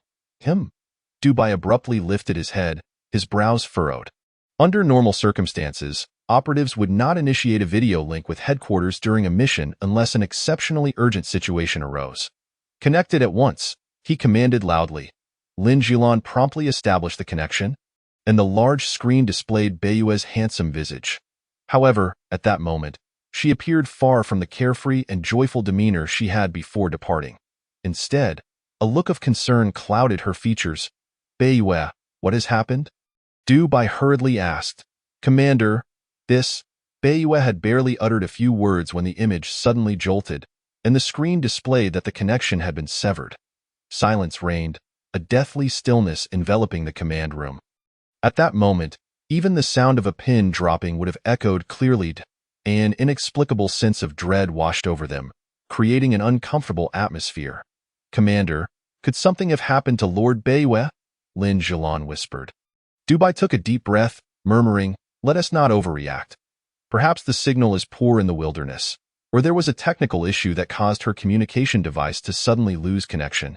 That girl Beiwei ranks among the top 50 in our northern province's 4 major field army C-series experts. Even if she encounters a formidable foe in the Daxing Mountains, she can escape if she cannot win." Lin Jilon nodded in agreement. Indeed, Lord Beiwei's strength is formidable. She is invincible against C3 series opponents, can contend with C4 series, and even against C5 series, she can retreat unscathed. Moreover, the aircraft has accurately delivered her to the designated location. She should still be near Yunling. Logically, she should not encounter any danger in this peripheral area. The dominant beast in this vicinity, the target of this decapitation operation, the Black Tiger King, poses no threat to Lord Beiwei. "That makes sense." Several advisors seated at computers nodded in unison. "Damn. The Black Tiger has an additional D-class bat in its ranks." Meanwhile, Beiwei, incensed, smashed her phone onto the ground, shattering it to pieces. Hanyi had already sensed Beiwei's presence. Race, human level, C-class 3 stars talent, diamond body, with a growth potential for defense 10 times that of ordinary creatures. Beast soul dharma, after refining her innate beast soul, she can enhance its power through the slaughter of similar ferocious beasts. Transformation, her physical form can expand or shrink up to 10-fold, with increased strength upon expansion and enhanced spiritual power upon shrinking. Fearless mark, each attack against an enemy increases her own attack power by 2. With a maximum increase cap of 256, comprehensive combat power, 18211. This human strength is not to be underestimated, and her talent is remarkable, possessing a star rating 1 higher than mine. Yet her combat power lags behind mine by 9,000. After repeated warnings proved futile, "Let it come, bring it on. I shall slay as many as dare approach." Hanyi took a deep breath, quickening his pace. His massive form and powerful rush caused the mountains to tremble. Knowing she was lacking in speed, Beiwei resolved to wait in place. "Human, why do you trespass upon my territory?" Hanyi roared, causing trees to topple and rocks to fly, the surroundings instantly stripped bare. Beiwei, dazed by the tiger's roar, touched her nose, feeling blood trickle forth. "Tiger King, Do not presume I am unaware. Yunling is indeed your territory, yet I have not set foot within Beiwei retorted. Where my feet tread, there lies my domain. Han Yi replied coldly, unleashing a wave of dark energy. Beiwei let out a sharp cry, expanding her form tenfold. She reached a height of over 17 meters, her weight increasing correspondingly. Though she had transformed into a giant, she still appeared somewhat frail before Han Yi. You vile tiger, so arrogant. If you are not eliminated today, you shall become a great threat to my kind. Grandmother wishes to see whether you are truly capable or merely a facade. Beiwei advanced boldly, charging at Han Yi. The clash of their bodies was thunderous, reminiscent of the earth splitting apart in the face of doom. Damn! This Tiger King's physique is too formidable. It feels like I'm being pounded. After a brief skirmish, Beiwei found herself utterly suppressed. This was partly due to her own diamond body, which granted her high defensive capabilities. Thus, Han Ye's reflective talent did not inflict significant harm upon her. Otherwise, her plight would have been even more dire. With a crack, Han Ye's tail, as strong as steel, lashed out, striking Beiwei and sending her flying. Coughing violently, Beiwei spat out several mouthfuls of blood. This wicked tiger grew bolder with each battle, undoubtedly possessing a talent akin to my fearless mark. Curse it, this creature excels in attack, defense, speed, and sensitivity. At that moment, she suddenly looked up to see Han Yi leaping towards her, akin to a famished tiger pouncing on its prey. His colossal form obscured the sky, instilling a sense of terror. Should he land a blow? She had no doubt she would be crushed into a pulp. With a fierce shout, she unleashed her ultimate technique. Beast Soul. A resounding bear roar echoed as the bear's soul emerged. Though its size was not as daunting as Han Ye's, it was still formidable. The Bear King's soul braced itself against Han Ye's onslaught, its forelimbs pushing forward to block the impact. However, the bear's soul's hind legs were already sinking into the ground under the pressure. How dare mere dead matter exhibit bravado before this king? Flames erupted from Han Yi, coalescing into a fiery lotus that drifted toward the Bear King's soul. The beast soul, a unique existence straddling the line between matter and spirit, was highly susceptible to fire. With a resounding explosion, the fiery lotus detonated. The beast soul was obliterated, and Beiwei was likewise blasted back to her original form, meeting her demise. This was Han Ye's first time utilizing the explosive fiery lotus, and its power exceeded his expectations. Chapter 52. Soul Power Nourishment. At that moment, the human woman suddenly stirred back to life, startling Han Yi considerably. However, upon closer inspection, the hand that reached out appeared to be a bear paw, and it was merely a spiritual entity. That a bear spirit emerged from the woman's lifeless body, followed by one after another, totaling over 500 bears, each varying in size but existing solely in a spiritual form. He quickly understood what the system meant by soul power nourishment. These bear spirits looked toward him, their gazes seemingly expressing gratitude. They then transformed into a flurry of light, drifting towards him, nourishing his soul. Causing his spiritual power to surge dramatically, he began to grasp the situation. This woman possessed the beast soul dharma talent, and these were the souls of the bears she had hunted. Previously integrated into the beast soul dharma as energy, now that the beast soul dharma had concluded, they were released, transforming into pure spiritual power. Han Yi gazed upon the scene with a sense of reflection. The world was indeed harsh. Humans, driven by fear of the unknown and a yearning for security, or perhaps for special reasons like this woman, engage in rampant slaughter of the beast tribes. Conversely, the beast tribes also hunt indiscriminately, from the largest to the smallest, without hesitation. The big fish devours the little fish, and the little fish preys on the shrimp, with few exceptions. It is not a matter of right or wrong, merely survival. Everyone seeks to exist well in this world, and he is no exception. Han Yi, not one to dwell on sentimentality, had these thoughts briefly surface before they swiftly dissipated, and he refrained from further contemplation. Coming back to reality, he realized his spiritual power had indeed doubled. This unexpected delight lifted his spirits considerably. He quickly returned to the beast pack, continuing their journey towards the western insect valley. In the northern province, at Military Base 1, Lin Zhilan hurriedly strode into the command room, her high heels clicking against the floor. Distracted, she had unknowingly snagged her skirt on something along the way. Yet she remained oblivious, too preoccupied to notice. Commander, Lord Beiyue's microlife chip has ceased responding. She has lost vital signs, and her blood has cooled. In some cases, individuals undertaking perilous missions or elite operatives have a microbiological chip implanted.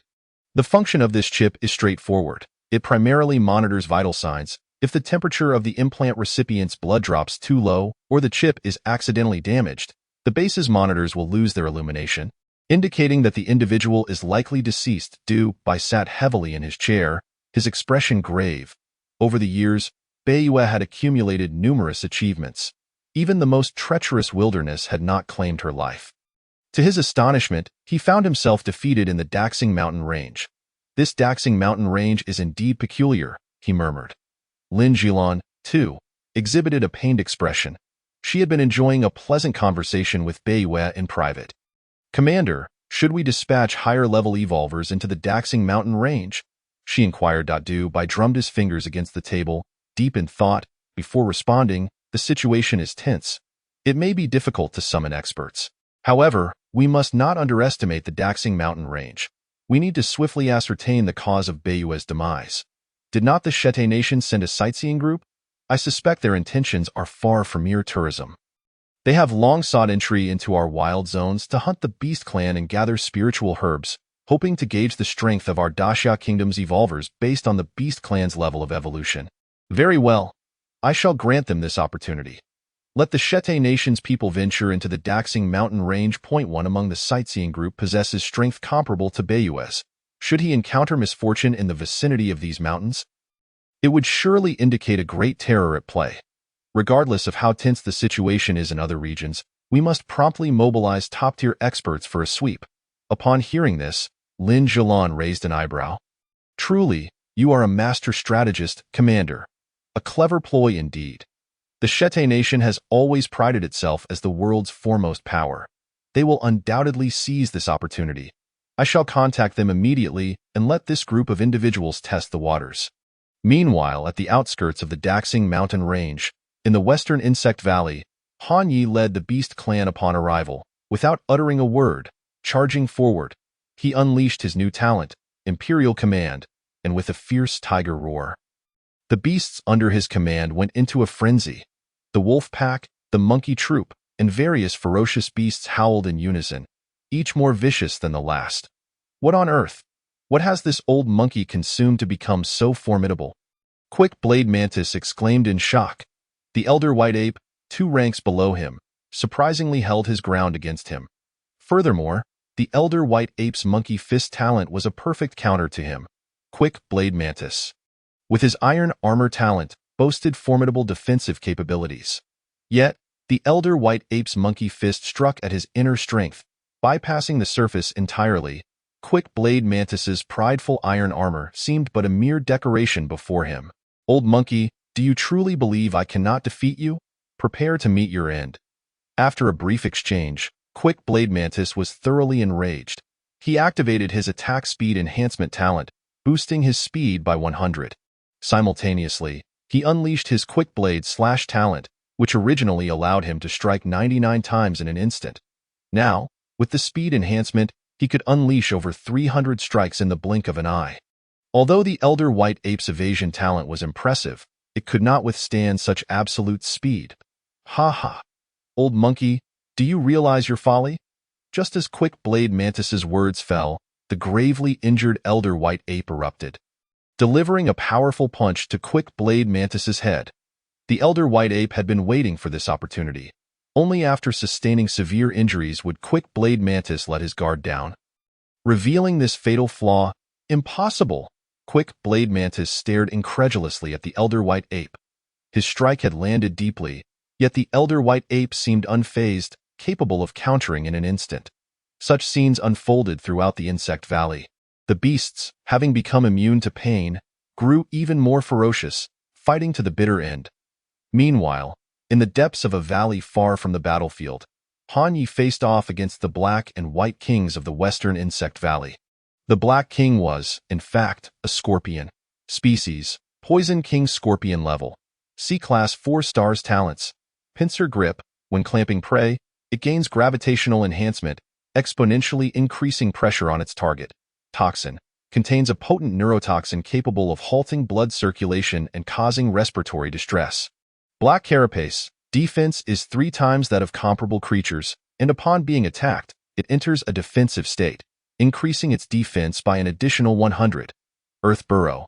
Capable of tunneling underground, usable once per day. Overall combat power, 22. 231 special output. Scorpion King Toxin Crystal. The so-called White King was actually a white spider, resembling a jade spider, yet they were 2 distinct species. White Hair Spider level. C-Class 3 stars talents. Web binding. Can instantaneously shoot resilient webs to ensnare enemies. Spider Silk. Extremely tough with strong penetrating power, akin to spears. Curse. Imposing a curse that suppresses the target's strength by 237. Regeneration. Exceptionally potent healing abilities. Overall combat power. 16,021. Chapter 53. Unexpected gains. The Poison King Scorpion's body exceeded 6 meters in length, its massive pincers appearing menacing, while its tail stretched over 13 meters. The barbs on its tail glimmered ominously, exuding an aura of extreme danger. The white hair spider was somewhat smaller, with a body length of 4 meters and a height of 2 meters. Its abdomen was notably plump, with 6 legs, each approximately 6 meters long, adorned with sharp barbs. At this moment, both parties had been engaged in battle for some time. Han Yi, single-handedly facing 2 foes, showed no signs of faltering. He placed one of his tiger claws upon the back of the Poison King Scorpion, impervious to its flailing pincers. The scorpion's most lethal toxin had no effect on him, as Long Qingqiu stood by to assist with detoxification. She seemed to possess a myriad of peculiar methods, none of which fell under her talents. As Han Yi suppressed the Poison King Scorpion, he unleashed his infernal fire against the white hair spider. Both creatures, possessing considerable intelligence, recognized the need to eliminate Long Qingqiu, who was aiding him. However, under Han Ye's relentless assault, the white hair spider found itself unable to divert its attention. The white hair spider's web binding was intended as a formidable control talent. But regrettably, Han Yi wielded the potent beast fire of his origin. The spider's silk could not withstand his flames. Upon contact, it ignited, rendering the web binding utterly futile. Each attempt by the white hair spider to launch its silk was met with fiery retribution, which seemed to incite its fury. It emitted a piercing shriek, its form shimmering with a white light. Suddenly, Han Yi sensed a significant decline in his own state, akin to running with a heavy burden. Feeling suppressed at the cursed talent of the white hair spider, even the tiger matron cannot dispel it, Han Yi muttered. His infernal fire pillars became thinner and less potent, even struggling to keep the Poison King Scorpion at bay. At this moment, Long Qingqiu communicated telepathically, "This curse possesses a high priority, and I am currently unable to dispel it. Moreover, while under the curse's influence, its effects will gradually intensify until it concludes. We must act swiftly. I will contain that spider. Seize this opportunity." With that, a glimmer of pale purple light flickered in Long Qingqiu's tiger-like eyes. Evil gaze. The white hair spider, previously in constant motion, suddenly froze in place. Its eyes shimmered with a faint purple hue, entrapped by Long Qingqiu's evil gaze talent, entering a state of stupor. Seizing the moment, Han Yi, who had been suppressing the Poison King Scorpion, leaped into the air. Opening his tiger jaws to bite down on the white hair spider clinging to the rock wall, by the time the white hair spider regained its senses, it found itself ensnared in Han Ye's maw. Crunch, crunch. Han Yi savored the crunchy texture of the white hair spider, relishing its exquisite flavor. The Poison King Scorpion, which had been under Han Ye's suppression, let out a piercing cry, its sonic waves shattering nearby rocks. Instead of attacking Han Yi, it swung its tail toward the distant Long Qingqiu. With a cold snort, Long Qingqiu unfurled a pair of pristine white wings from her back and soared into the sky. Failing to land a hit, the Poison King Scorpion burrowed underground. This turn of events surprised both Han Yi and Long Qingqiu, who mused about the creature's profound fear of death. How far could it possibly escape? Can it be tracked? He glanced up at the airborne Long Qingqiu. She shook her head. No, Its burrowing talent is exceptionally strong. It has already fled far. Han Yi, feeling helpless, lamented that he had allowed this creature to slip away. Throughout his pursuits, he seldom permitted prey to evade his grasp. To be fair, the creature's defensive capabilities were indeed formidable. It was incredibly resilient. Regardless, the fate of the two insect kings in the western insect valley was now sealed. One dead, one fled, and the battle's outcome was assured. Han Yi turned back, rejoining the fray to wreak havoc. Before long, the beast clan and insect clan of the western insect valley were entirely annihilated. This battle resulted in a staggering increase of over 40,000 evolution points for him. The elder white ape, the golden wind wolf, and the multicolored elk were all vanquished with ferocity, and considering his own achievements, such gains were entirely reasonable. However, this fierce conflict had not come without its toll. Many of the beasts under his command suffered casualties, originally intending to advance northward to Wild Boar Ridge after obliterating the insect valley. The current circumstances dictated a need for him to return home for recuperation. Just as he was about to lead the beasts back, Long Qingqiu suddenly flew over, advising him to hold on a moment. To his surprise, they discovered a rare spiritual spring within the western insect valley. No wonder the two insect kings possessed such strength. Their underlings were formidable as well. Long Qingqiu guided Han Yi deeper into the valley, where they uncovered a small spiritual spring. This spring was not large, measuring around 3 meters in diameter, continuously bubbling with water. Spiritual springs are a rare sight, often never running dry, providing a constant flow of spiritual essence. Drinking from it a few times daily would greatly benefit one's health. Moreover, the surrounding spiritual energy was far more abundant than in other areas. Long Qingqiu remarked. Han Yi had been puzzled earlier, wondering why the spiritual energy in this vicinity felt remarkably similar to that of the Red Fox territory he had ventured into previously. It turned out there was indeed a spiritual spring present. "Shall we relocate our home here?" he inquired. Long Qingqiu nodded. Although she had grown somewhat attached to Yunling after residing there for so long, the existence of this spiritual spring made moving here a prudent choice for future developments. "Let me sample the essence of this spring first." Han Yi opened his mouth wide and inhaled, the powerful suction drawing the spring water directly up without him needing to lower his head to lap it. Not bad. It certainly contains a substantial amount of spiritual power, albeit a bit too intense. Intense? A flicker of curiosity passed through Long Qingqiu's tiger-like eyes. In her previous life, her imperial palace was situated atop an enormous spiritual lake. The water from that lake was quite similar to that of the spring, imparting a soft, gentle sensation upon consumption, far from being overwhelming. She cast a careful glance around, and suddenly her gaze fixated on a small tree growing on the rocky wall, her eyes widening in astonishment. No way! How could there be a Qiyang fruit here? The red moon fruit was not yet ripe, but the leaves of the Qiyang fruit bore potent properties that enhanced firepower. They could elevate the flame prowess of beings possessing beast fire or innate fire, and grant fire affinity to those lacking such abilities. However, the fruit's effects were excessively fiery, likely to induce certain effects on male creatures. Its leaves contained similar components, though to a lesser degree. This Qiyang fruit was nestled among the rocks above the spiritual spring, its leaves falling into the water, and Han Yi had just consumed a significant amount, surely influenced by it, that fool, drinking so hastily, as if he's never had water before. It's infuriating. If only he had waited for me to examine it first. This situation could have been avoided. As it stands, I cannot assist you now, she mumbled. After a moment, seeing Han Yi truly in discomfort, her heart softened. There are always more solutions than difficulties, and shyly, she stepped forward. Chapter 54. Is this really happening? Han Yi was left dumbstruck. He had not anticipated such a situation. However, Long Qingqiu seemed somewhat bashful, instructing him to close his eyes and not to look. Unable to resist, he sneaked a few glances, only to be caught, prompting her to scold him sharply, causing him to yelp. After a while, everything became rather dull. What exactly is going on? Han Yi gently stroked Long Qingqiu's silky fur as he inquired. Long Qingqiu shot him a sidelong glance, exasperated. Did you see that small tree on the rocky wall?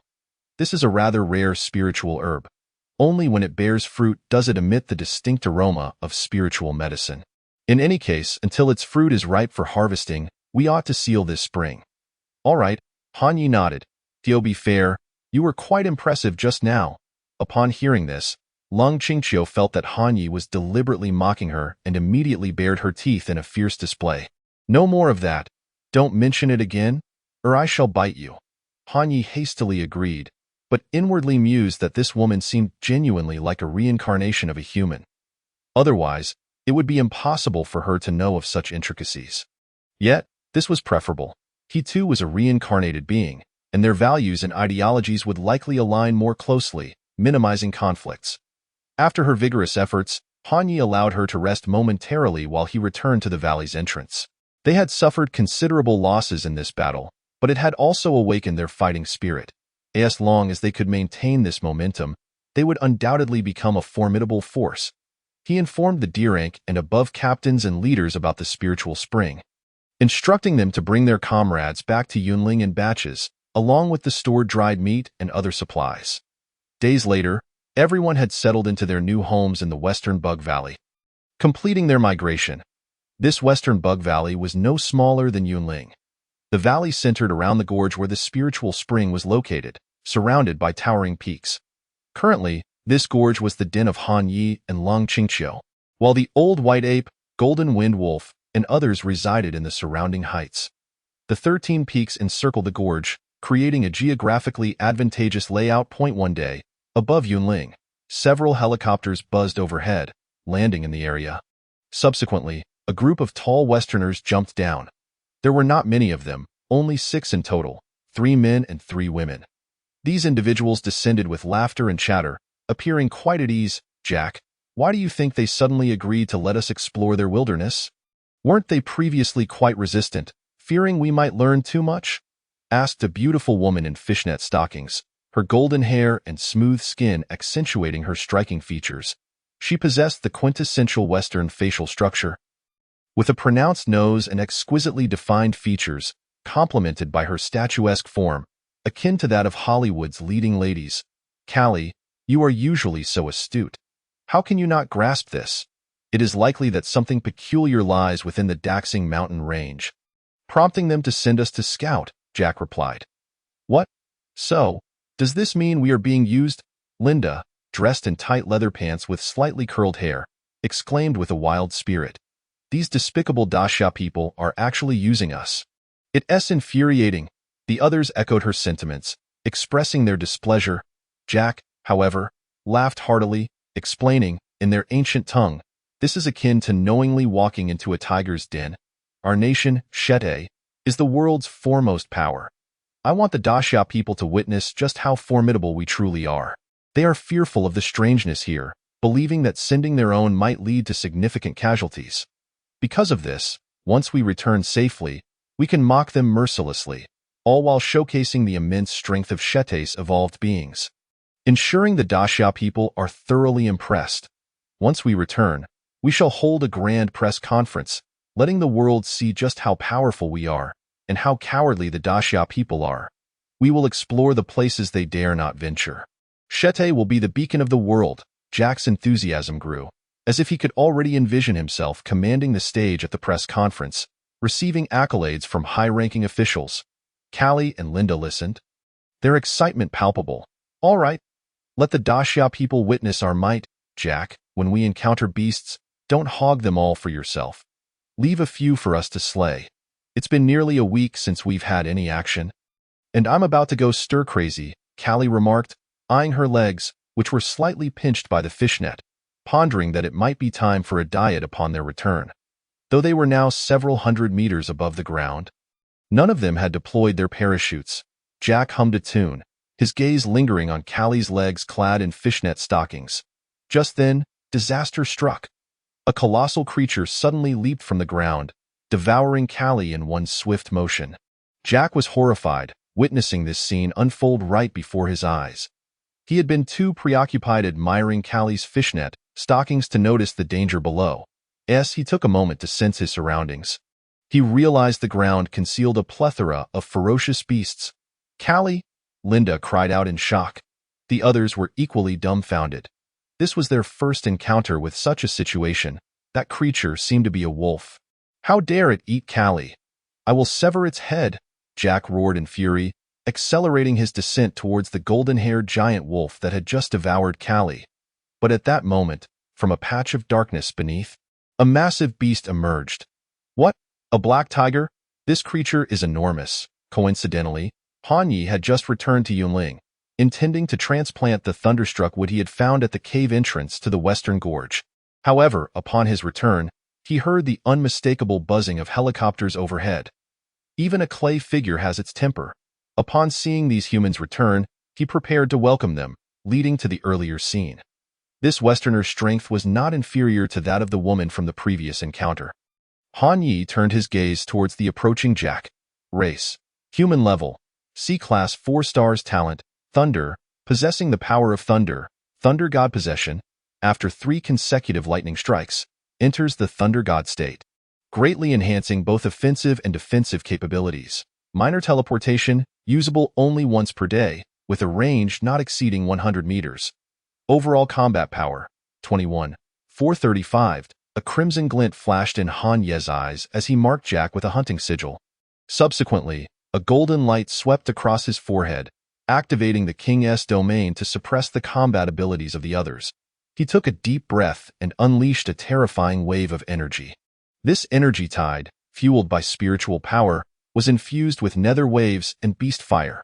Except for Jack, the others were engulfed by the spiritual tide, leaving no trace behind. Jack suffered significant injuries, shedding a layer of skin in the process. Damn! Those despicable people from the Great Xia Nation treat us as food to nourish their monsters. Chapter 55. Lin Jilan's audacious idea in the northern province of the Great Xia Nation. Base number 1. Lin Jilan hurried towards the command room. Today, she donned apricot-colored boots paired with white stockings, exuding youthful vigor. Commander, the team from the Shedder Nation has been completely annihilated. They were attacked by the Cloud Ridge beasts before even landing. She continued, moreover, several helicopters were destroyed by the raptors. However, at the last moment, the probe on the helicopter captured a bizarre scene. Lin Jilan said, swiftly activating the computer to project the footage. The screen displayed a colossal bat pursuing an aircraft. Yet, this bat appeared unhurried in its assault, seemingly searching for something. Moments later, the bat flew into the optimal capturing position of the probe. Subsequently, golden flames erupted from the ground, coalescing in the sky to form a message. Beast Clan territory. Humans stay away. Commander Dubai and the attending military advisors were taken aback. The Beast Clan has actually mastered our human language. A battle advisor with a square face remarked solemnly, Commander, the beasts of the Daxing mountain range have become a formidable force and must be suppressed swiftly. Otherwise, the nearby counties are likely to face danger. These beasts will not be content with their current situation and will inevitably launch invasions. Others chimed in, voicing their astonishment at this unprecedented situation. The 3 major wilderness areas near the northern province, once the least noteworthy, now appeared the most enigmatic. Dubai subtly gestured for Lin Jilan to replay the footage. She complied, and Dubai watched it repeatedly for over a dozen times. Pause at 48 seconds, magnify the ground. Dubai suddenly stood up, hands clasped behind his back as he approached the large screen. Lin Jilan quickly enlarged that segment. The image was peculiar, a dark blotch, somewhat blurry, obscured by other objects, rendering its outline indistinct. Dubai took a deep breath and turned to face everyone. That should be the black tiger. What? Lin Jilan and the others gasped, disbelief etched on their faces. Commander, surely you jest? Someone exclaimed. Considering the filming distance, if this dark shape is indeed the black tiger, how massive must it be? I boldly estimate that if this shadow represents the black tiger, its body length must be at least 30 meters. Its shoulder width at least over 10 meters. According to our research on mutated tigers, such a size indicates a strength of at least C-Class 7 stars, possibly even B-Class. However, we have had a few encounters with this black tiger. 6 months ago, its strength was merely average D-Class. Even if it had the fortune of obtaining numerous evolution elixirs during this time, it shouldn't have grown this rapidly. Others shared the sentiment. If this truly was the black tiger, It had indeed become an extraordinary being. Dubai remained silent, glancing at Lin Jilan. Jilan, what is your perspective? He inquired. Lin Jilan was no mere decorative figure. Her prowess was commendable, and her insights were sharp, earning her a position as a battle advisor in the command center. Lin Jilan squinted at the screen, her eyes narrowing. It's him. It's him. That's definitely him. Colleagues, Commander, what I am about to say may be somewhat revolutionary, but I urge you to hear me out. Many still cling to notions of nation and race, using them as dividing lines. However, I cannot agree with that. This global evolution is a catastrophe, potentially the dawn of an apocalypse. Whether we are human or these evolved beasts, we share a singular goal: survival and empowerment. The larger fish devours the smaller, while the smaller consumes the shrimp.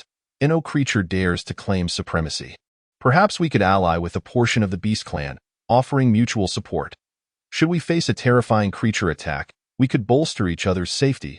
I cannot concur with Advisor Lin. Someone immediately stood up. Those not of our kind will surely harbor divergent intentions to join forces with the beast clan. How is that feasible? Our enemies are the beasts. Lin Jilan chuckled. From our perspective, we categorize all beings into two types: humans and non-humans. Yet, in reality, there exist countless creatures beyond humanity. Fish that fly and beasts that run, all form their respective clans. It is not merely humans and non-humans. For instance, if we were to reach an agreement with this black tiger, ensuring mutual non-aggression and assistance, our common enemy would be any being other than ourselves. This could include other beasts or even other humans. Surely, you have all reviewed enough materials to understand that while our current situation appears stable, we are perpetually on the brink of upheaval. Enough, Jilan, do not continue, Dubai interrupted her. Your thoughts are unique, forward-thinking, and intriguing. However, from a practical standpoint, they seem somewhat unrealistic. How can we ensure the effectiveness of such an alliance? How can we guarantee no conflicts arise within a specified time frame? Ideals may be grand, but reality is often harsh. It is not so simple. Uniting with a portion of benevolent beasts is what we must prioritize. Otherwise, we will face enmity with all beasts worldwide, Lin Jilan asserted. Benevolent beasts? Dubai and the other advisors shook their heads in disbelief. Are you referring to this black tiger? Consider how many lives it has already taken. Our people and foreigners alike, it has left not a single survivor. You expect me to believe in the benevolence of the beast clan? They cannot coexist peacefully with us, Lin Jilan responded, but that is only because we have sought to confront it. It has never initiated aggression. At its current strength, it could easily raid the nearest county.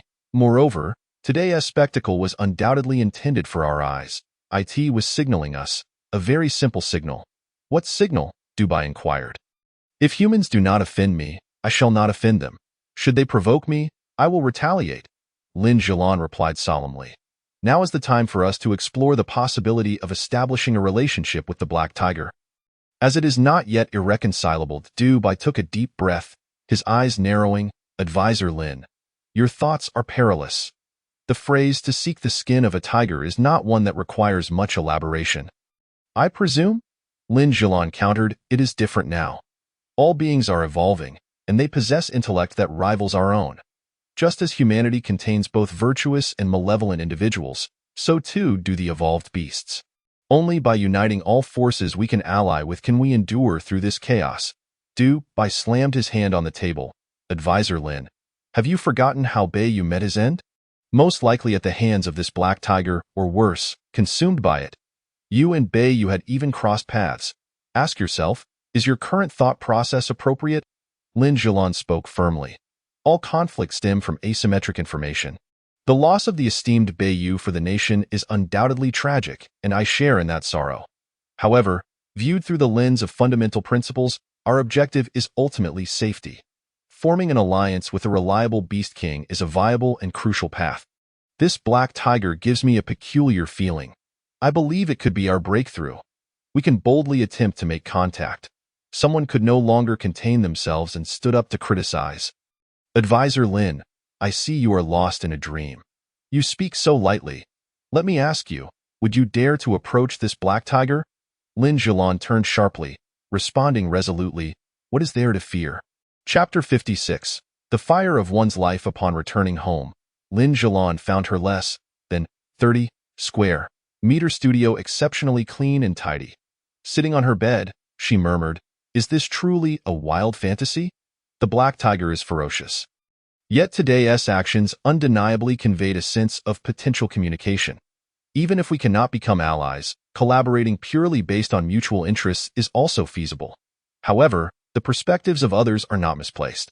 Those not of our kind will indeed harbor different intentions. Perhaps it would be prudent to observe the black tiger for a period, to discern its temperament before making a decision. She removed her pair of apricot-colored boots, her feet encased in delicate white stockings, and her toes grazed against one another slightly.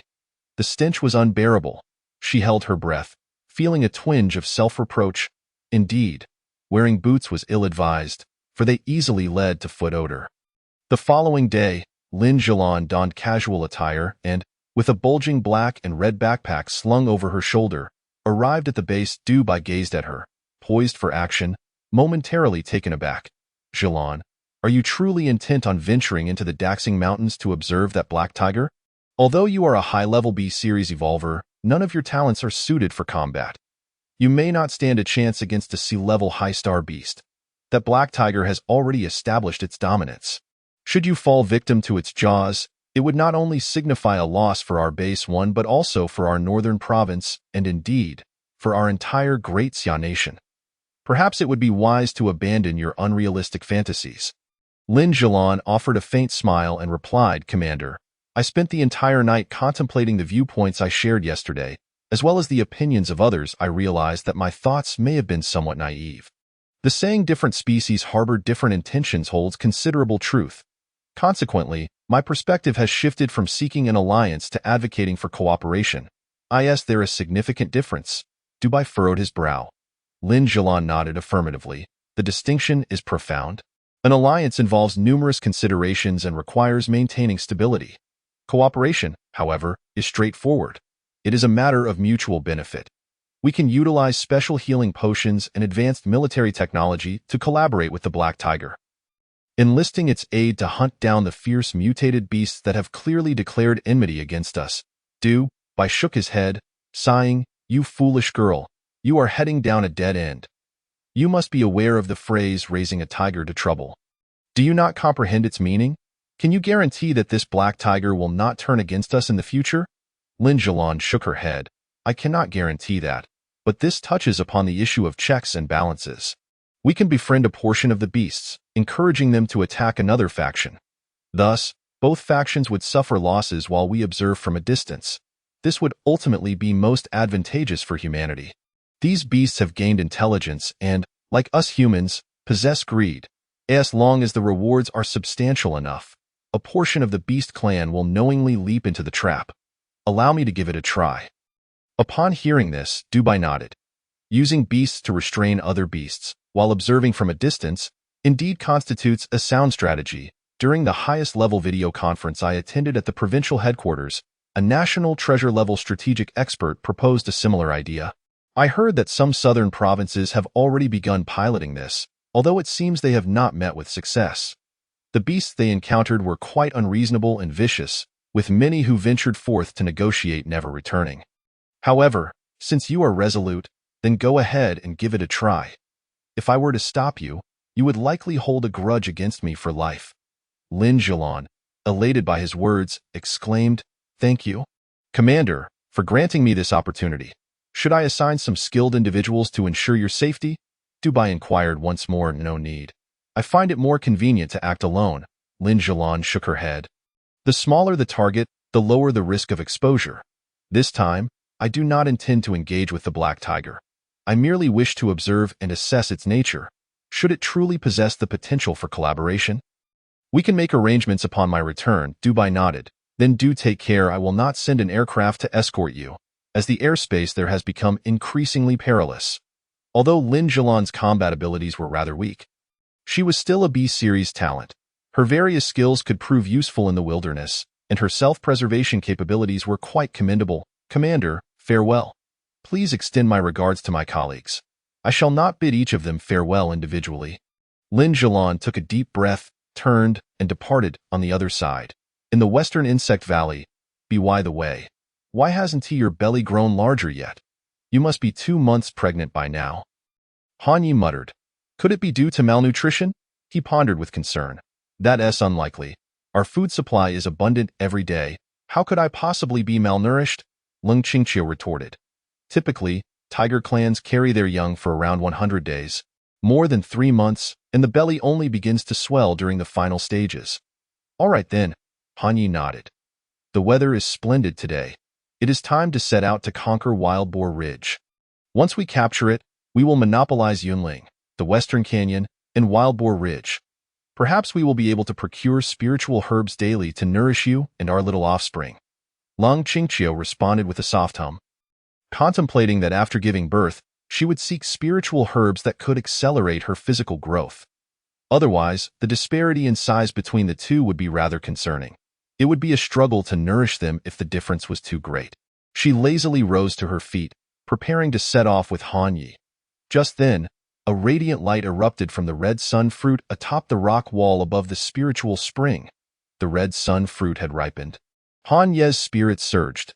Ever since he learned of its benefits from Long Qingqiu, he had been eagerly anticipating it was the perfect fruit to enhance beast fire and flame attributes, ideally suited for him. Long Qingqiu silently observed the scene, thinking to herself that she would soon be put through more trouble.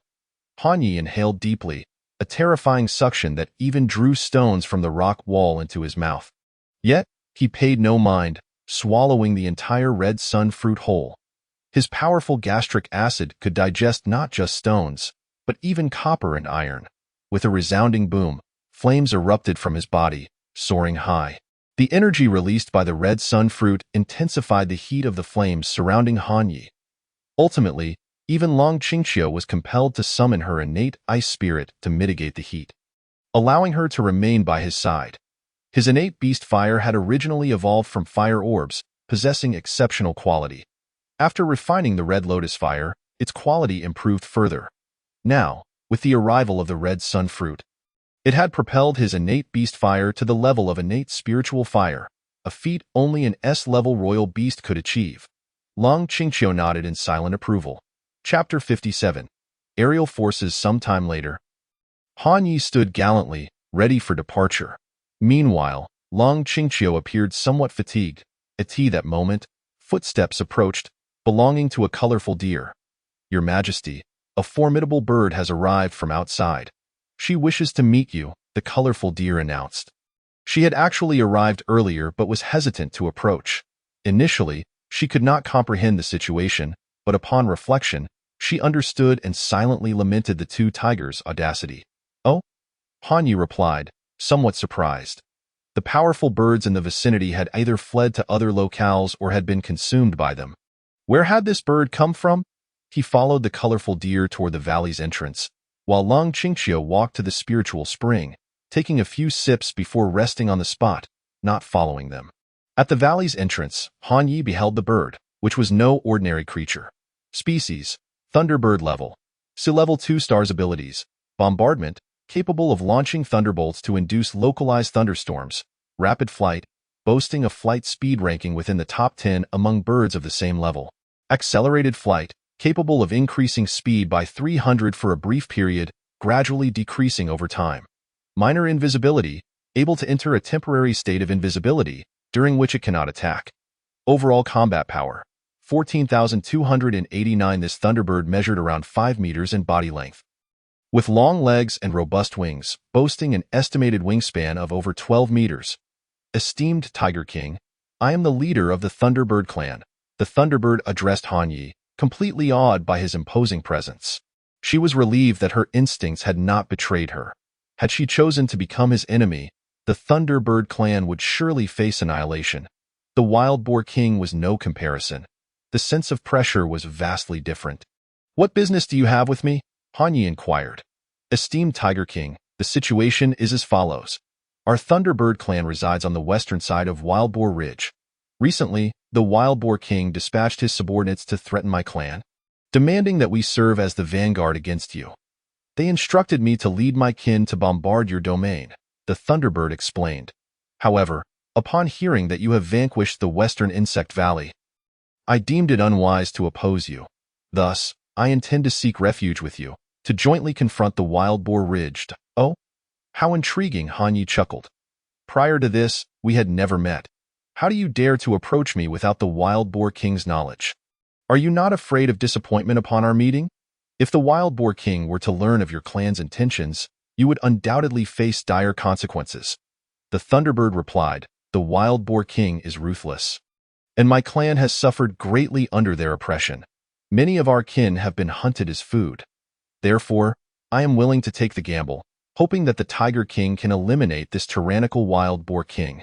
Han Yele did not harbor any doubts, nor did he feel any concern that this Thunderbird might be part of the Wild Boar King's scheme. For even if the Thunderbird clan were to feign allegiance, it would hardly affect them. How many members does your Thunderbird clan have? He inquired. Not many, merely about 100 or so, the Thunderbird replied. Aside from myself, there are 2 above D rank, while the rest are all E rank. However, all of their ranks exceed E rank 3 stars. The weaker ones have long been devoured by the Wild Boar King's subordinates. Then come with me. I am about to set off for Wild Boar Ridge. Han Yi stated indifferently, Excellent. My kin are already waiting outside the Insect Valley, ready to engage in battle at any moment. The Thunderbird exclaimed joyfully, swiftly fluttering its wings to inform its kin of the good news outside the valley. What? That group of foolish birds has completely vanished. At Wild Boar Ridge, the Wild Boar King seethed with rage upon hearing his subordinates report.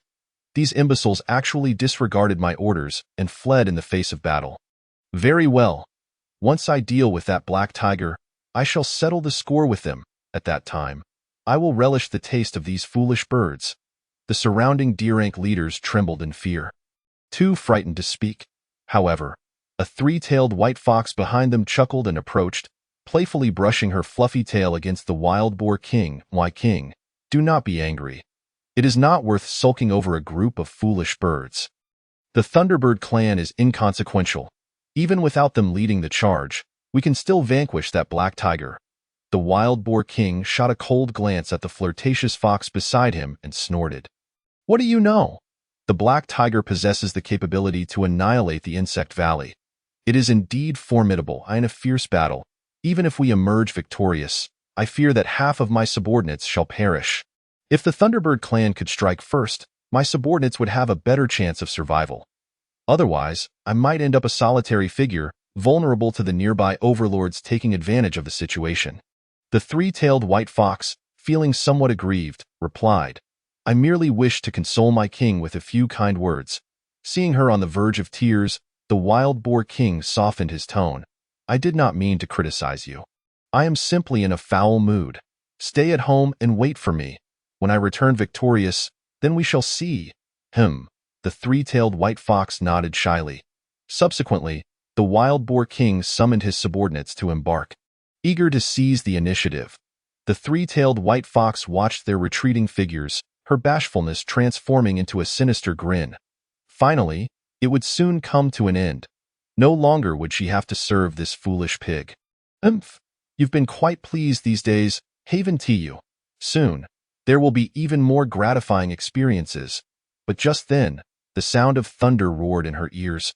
Rumbles echoed as the tempest outside grew fierce, shaking the ground beneath. Damn it! That group of foolish birds has actually defected to the black tiger. The Wild Boar King's furious roar resounded from outside. A flicker of worry crossed the 3-tailed white fox's eyes as she muttered, Surely, the Wild Boar King can hold his own against the black tiger for a while. It would be best if they both suffered grievously.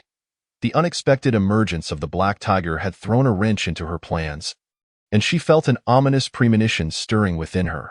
Outside, the two sides were already locked in combat. The Wild Boar King's subordinates had ferocious birds, but as one soared to attack the Thunderbird bombing squad. It was intercepted and killed by the cold autumn breeze. At this moment, Han Yi and the Wild Boar King shared a tacit understanding as they approached the battlefield's edge. For if the two were to truly engage, their subordinates would undoubtedly suffer, a scenario neither desired. Damn it! This black tiger is even larger than I am. The Wild Boar King cursed inwardly, feeling a hint of trepidation that he was loath to admit. Meanwhile, Han Yi was observing the Wild Boar King. Race: Mad Earth Demon Boar rank. C rank 5 stars talent.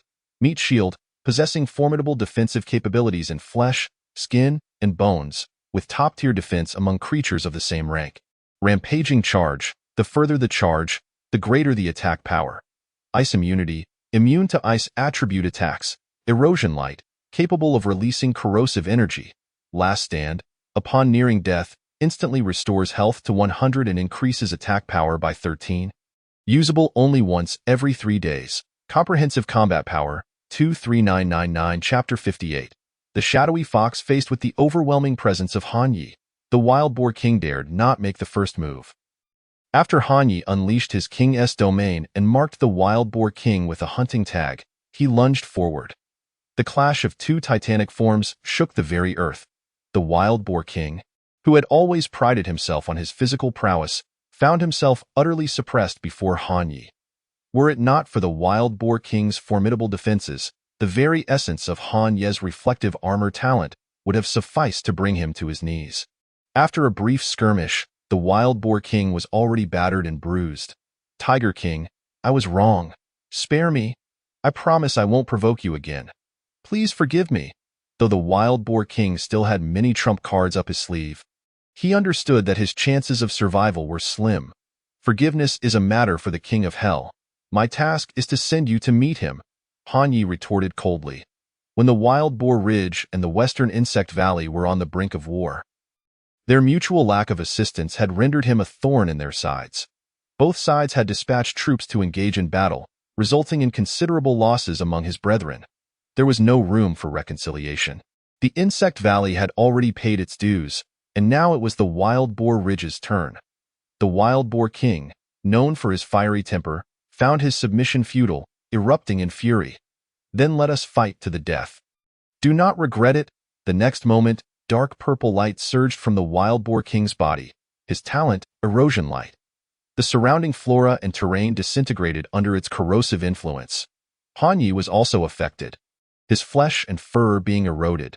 Get lost, he roared, igniting golden flames that surged forth.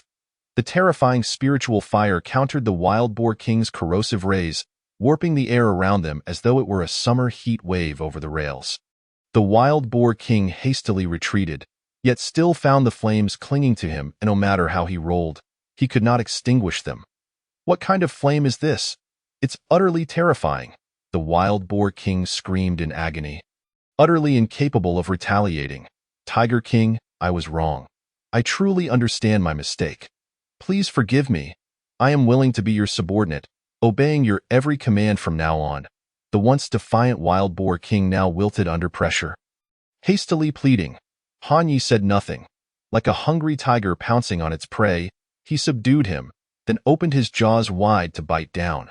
The sharp and elongated fangs of the tiger pierced through the Wild Boar King's bones, shattering them. Once injured, Han Yi did not release his grip, and the Wild Boar King struggled momentarily before nearing death. But just then, the Wild Boar King's eyes turned crimson. With a resounding roar, Han Yi was blasted away by a shockwave. Given his weight, being sent flying illustrated the tremendous force behind the impact. The Wild Boar King's passive talent, Last Stand, had activated. All his wounds healed, restoring him to peak condition. He had lost his sanity and charged at Han Yi after a furious roar. Han Yi howled in response, charging towards him as well while activating his wind control talent, boosting his speed by 100. As these two titanic forms approached collision, Han Yi leaped gracefully, soaring over the Wild Boar King's head. The Wild Boar King could not halt his momentum and crashed into the mountainside, creating a formidable crater. His fearsome tusks were embedded deep into the stone, immovable. You may have lost your mind. But I have not, Han Yi remarked, turning to the Wild Boar King, now trapped in the rock, with a grin. The rampaging charge was no weak attack, especially with the Wild Boar King's formidable tusks.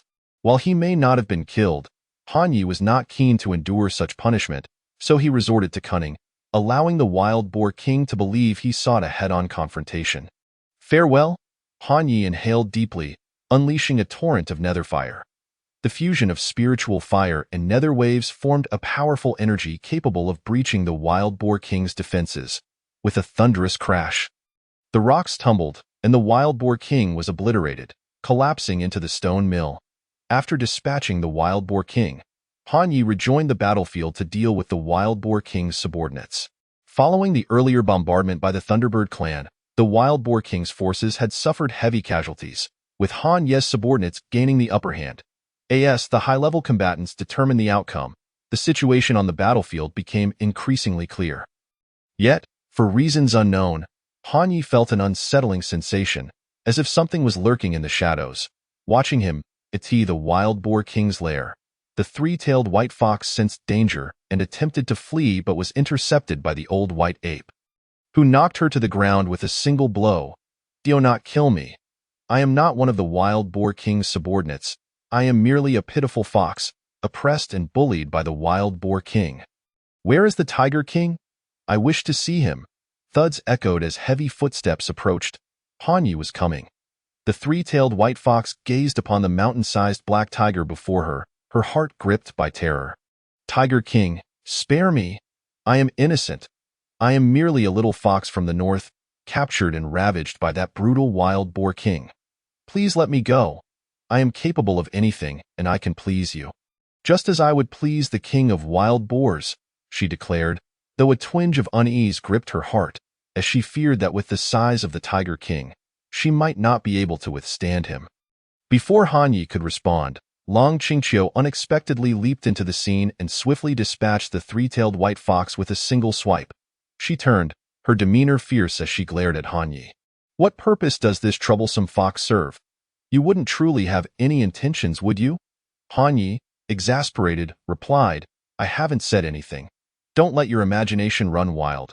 Besides, I am the purest of tigers in the world and have no interest in such matters." Long Qingqiu shot him a skeptical glance, clearly unconvinced by his words. Suddenly, she sensed a subtle yet ominous presence. "Wait. It seems there are other creatures lurking nearby. Over in the northwest woods," she exclaimed. Han Yi immediately pursued her. And soon the sounds of a struggle echoed from the forest, only to quickly cease. "What happened? What was that?" Long Qingqiu inquired. "A black fox. It managed to escape, leaving behind only a severed tail," Han Yi replied solemnly.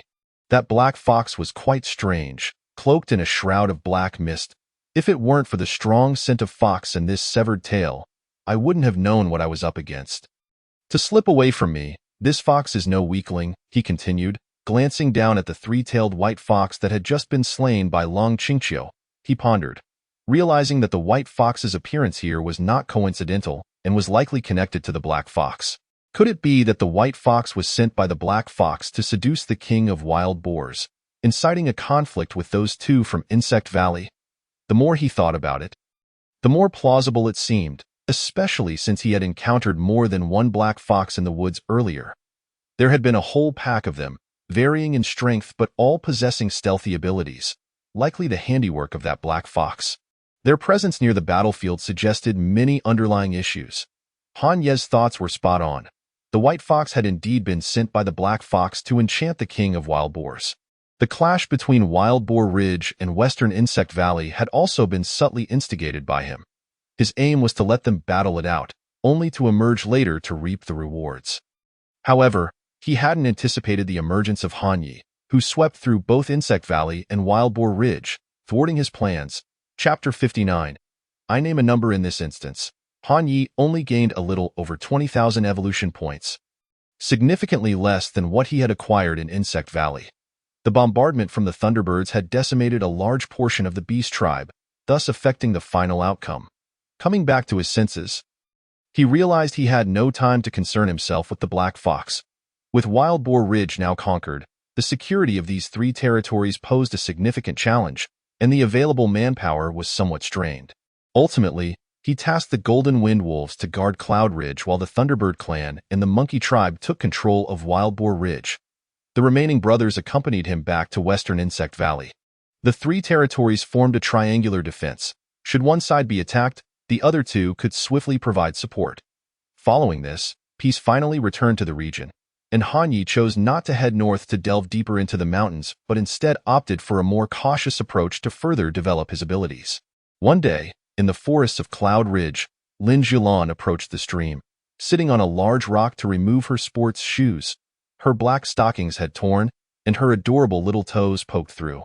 I should have known better than to wear these black stockings.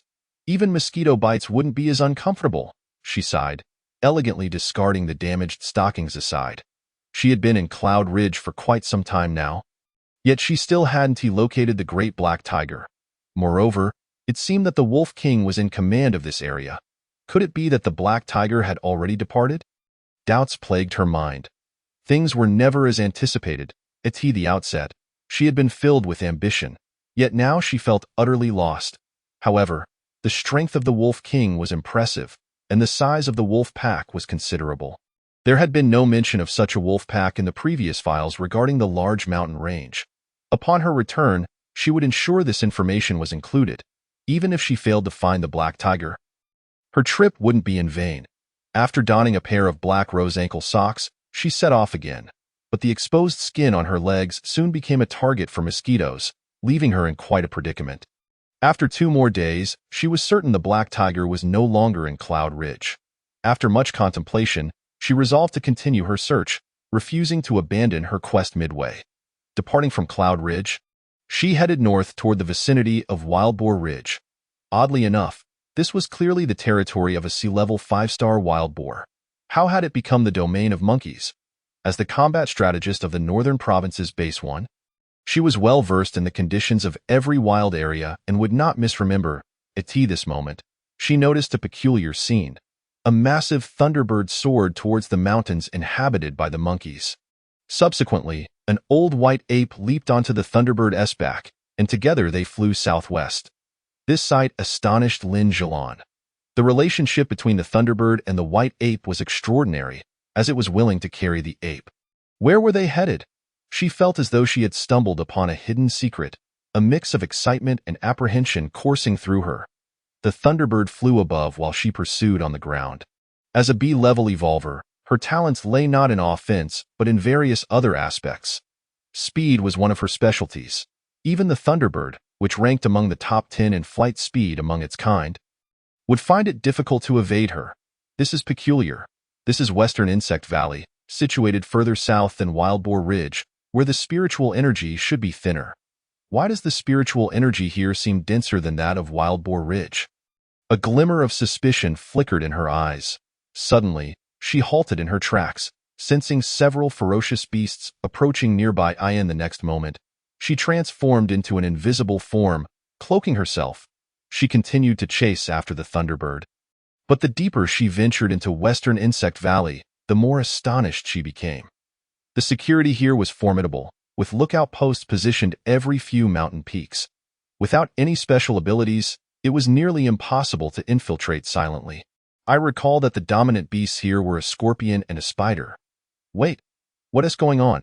Isn't that the Wolf King from Cloud Ridge? How did he end up here? Lin Jilan's beautiful eyes widened. The territorial instincts of beast tribes were strong, and they would not allow other creatures to intrude upon their domain. Yet, how had the thunderbird, the white ape, and this golden wolf managed to enter? Moreover, the beasts stationed at those lookout posts had not confronted them. This only led to one conclusion. She clenched her small fists in determination. She pressed on, ultimately arriving deep within Insect Valley. Indeed, upon witnessing the scene before her, Lin Jilan took a deep breath. The thunderbird, the white ape, and the golden wolf stood respectfully before a figure. That figure was the black tiger she had been desperately pursuing for over half a month.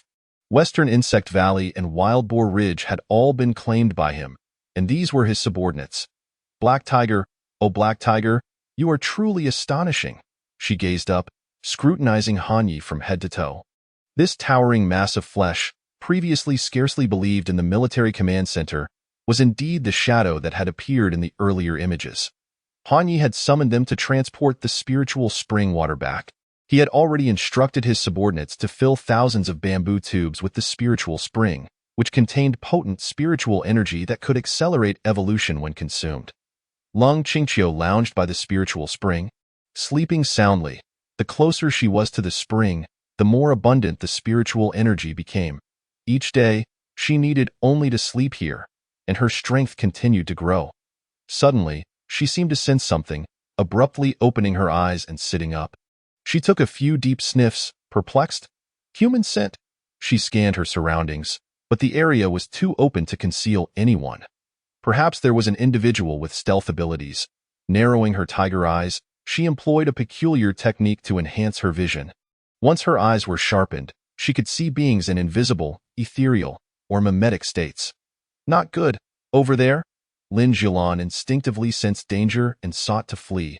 However, Long Qingqiu was quicker, freezing the entire Insect Valley. An icy layer enveloped the skies above Insect Valley. Sealing every exit tightly, there's a human, Long Qingqiu declared, immediately directing Han Yi and the others to apprehend her. Lin Jilan's face contorted with reluctance as she had no choice but to reveal herself. Wait, don't kill me. I am not here to confront you. We were already informed of the previous message from His Majesty the Tiger King. The military has long ceased all operations around Cloud Ridge. I represent the Northern Province military and wish to negotiate cooperation with you. Tiger King, we assure you that we will no longer send anyone to disturb you, and we can even provide essential medical supplies, such as special healing potions. The old white ape and the others looked to Han Yi, who gestured for them to step back. He advanced, towering over Lin Jilan. You will deliver medicinal supplies and artificially cultivated spiritual herbs to me at regular intervals. I can guarantee that during my idle moments, I will refrain from attacking you, Han Yi stated coolly. Lin Jilan forced a smile, then inquired, and what else? What more do you require? Han Yi inquired, is it not sufficient that I refrain from attacking you?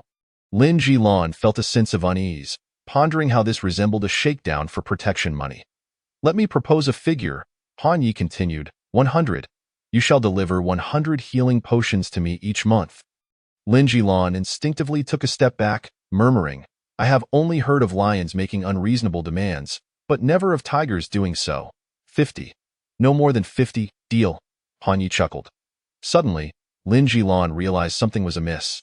Wait, why must we pay protection money? Separation line PS. Rest assured, the protagonist will not be exploited by humans, nor will there be excessive collaboration with them.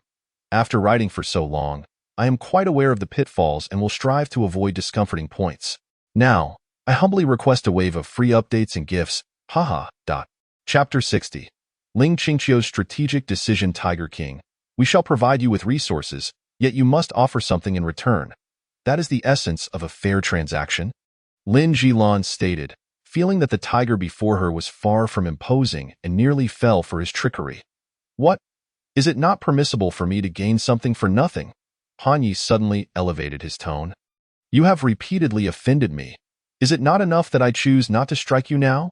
Lin Jilan furrowed her brow, realizing there was a semblance of logic in his words. Leading her to question her thoughts. At that moment, Ling Qingqiu discreetly messaged Han Yi. My child. There is something you may wish to discuss with her. In 6 months, we shall depart from the Great Xia Kingdom and head to the West Ba Kingdom.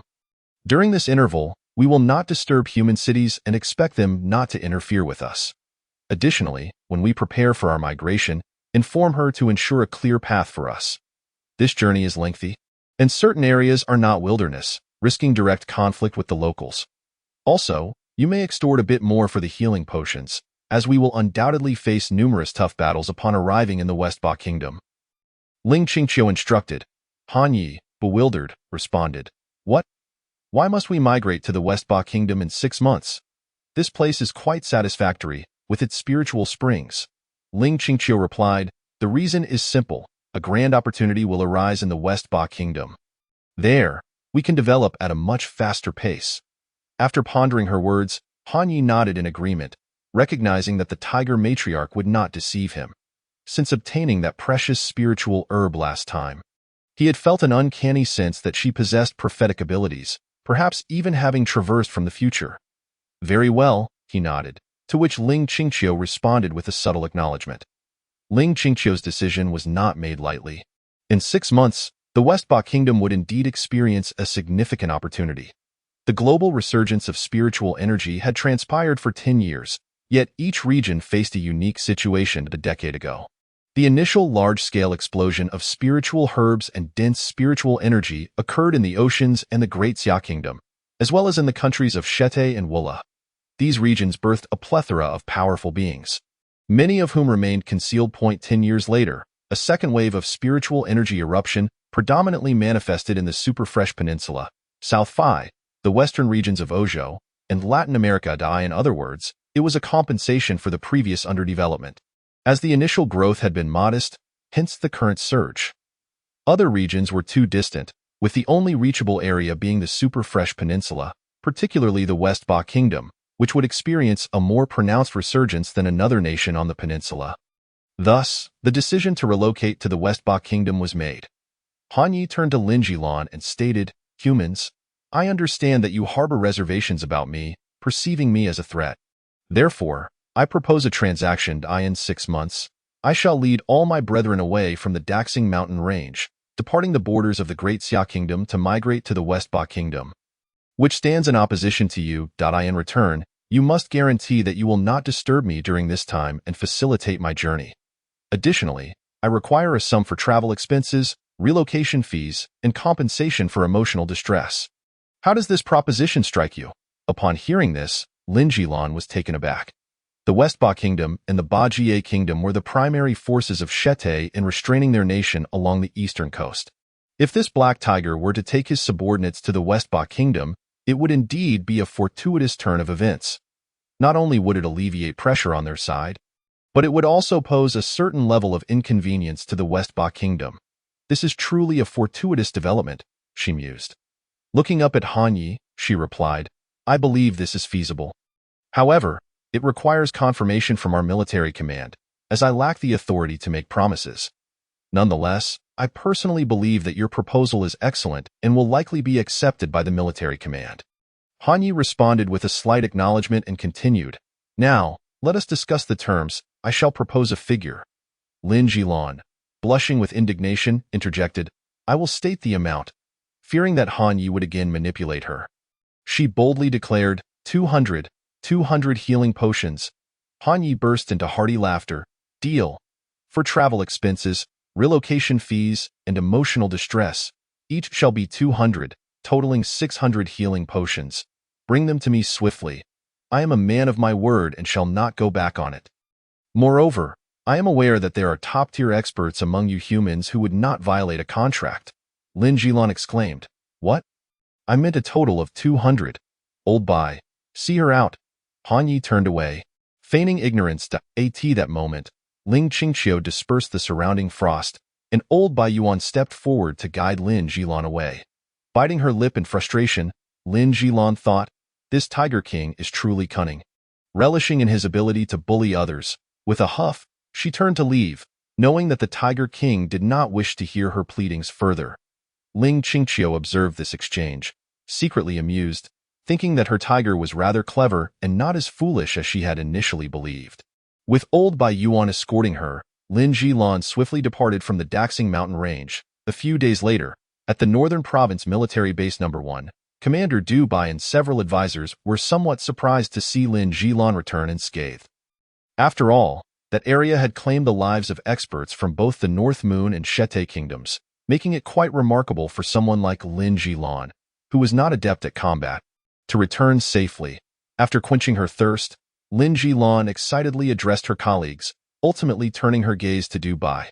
"Commander, our expedition was fruitful, and we have secured a significant agreement." "Oh?" Du Bai and the other advisors exchanged curious glances, wondering if the Black Tiger could indeed be of use to them. Lin Jilan continued, "The Black Tiger has become quite formidable, commanding a following of over 500 beastkin. Among them are several C-rank and numerous D-rank formidable beings." Even Du Bai raised an eyebrow at this revelation. This was no longer a minor beast king but a genuine force to be reckoned with. As I suspected, the Black Tiger possesses a higher level of intelligence than the typical beastkin.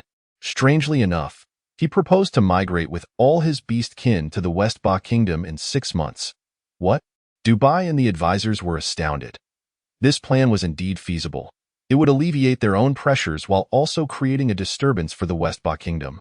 The advisors expressed their thoughts. This is fantastic. Our earlier best-case scenario was to utilize the Black Tiger to attack other beast clans. Now, he is willing to leave the Great Xia Kingdom for the Westba Kingdom, alleviating our concerns while providing a more certain adversary to contend with. Remarkable work, Lin Zhilan. Truly commendable. Prior to this, these advisors had been critical of themselves. Now, their praises felt somewhat ironic to Lin Zhilan. However, human nature being what it is, she felt little disturbance in her heart. She glanced at Commander Dubai, eager to discern his thoughts. Chapter 61. The astute Lin Zhilan as Dubai contemplated. His fingers absent-mindedly tapped a rhythmic pattern on the table. Everyone awaited the cessation of his drumming. At last, the command room fell silent. Lin Zhilan, did the Black Tiger not present any conditions? He inquired. Oh, I almost forgot to mention that the Tiger King requires us to provide travel expenses, relocation fees, and compensation for emotional distress, totaling 600 healing potions, Lin Zhilan replied. What? 600 healing potions? The advisor's expression shifted dramatically. The Black Tiger truly dares to ask for such a sum. Does he comprehend what that entails? Our northern province can only produce around 1,000 healing potions annually. And he demands 60% of our output? This Black Tiger is insatiably greedy for daring to voice such a demand. By the way, Lin Zhilan, did you not negotiate with him? Lin Zhilan's cheeks flushed as she stammered. Of course, I negotiated. The Tiger King initially sought 1,000 healing potions. I countered with a firm offer of 500. However, he was unyielding. After a lengthy exchange of words, I ultimately secured the figure of 600. However, it remains excessively high. It is my own incompetence, Lin Zhilan. If it were any of the esteemed individuals present, they would undoubtedly surpass me by a considerable margin. I wonder which advisor might venture once more into the Daxing Mountain range to confer with the Tiger King? Oh, I see. 600 units, not overly expensive. Well done, Advisor Lin. Someone immediately responded. Indeed, to reduce the count from 1,000 to 600 is no small feat. Advisor Lin, risking being consumed at any moment, wagered their life on this negotiation. We truly lack the standing to voice further opinions. I have consistently admired Advisor Lin's sagacity, and I commend this shrewd bargaining. Precisely, it is only due to Advisor Lin's disregard for life and death that such an achievement was realized. We are not in a position to say much more. Very well, if it costs a bit more, so be it.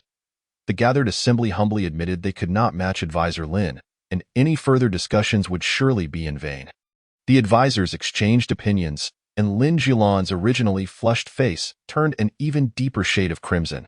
She felt so embarrassed that she could have carved a 3-bedroom apartment out of her fingers.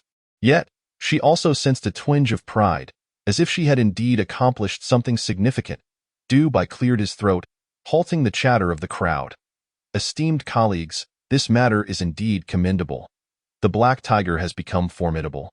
To eliminate him will require a certain price.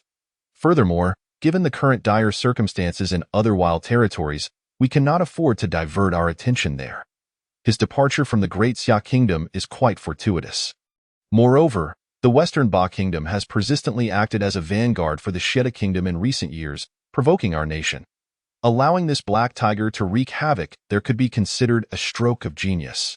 Even if the Black Tiger were swiftly vanquished by the people of the Western Ba Kingdom, it would not represent a significant loss for us.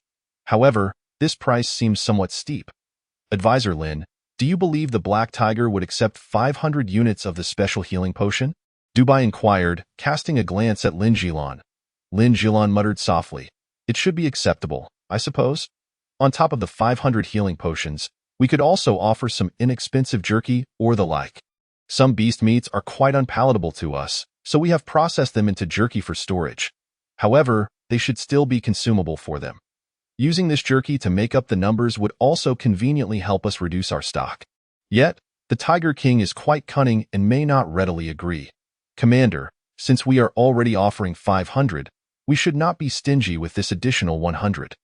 Otherwise, if the negotiations fall through, we would incur greater losses.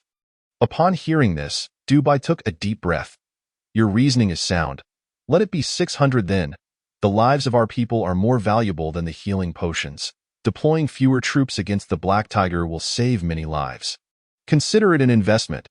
Let us hope that once the Black Tiger arrives in the Western Ba Kingdom, he does not meet his end too swiftly. It would be preferable for him to cause some destruction and weaken the Western Ba Kingdom for a while.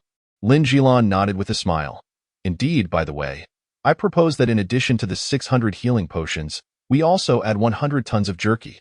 This will help us reduce our stock while providing the Tiger King with some breathing room, allowing him to wreak havoc in the Western Ba Kingdom for a longer duration. Du Bai raised his thumb. That is a bold proposal, yet quite astute. However, what if in the future the Black Tiger establishes a foothold in the Western Ba Kingdom and even annihilates it? Would he not then become a grave threat to our great Xia Kingdom? At this moment, someone murmured. The likelihood of such an occurrence is minimal. Lin Jilin shook her head. The Western Ba Kingdom is not that weak. Du Bai chuckled. If it were to come to that, our great Xia Kingdom would have long been overwhelmed by the local beast tribes, leaving us with no concern for the Black Tiger. Advisor Li's foresight is commendable, yet predictions of the future must be grounded in the present.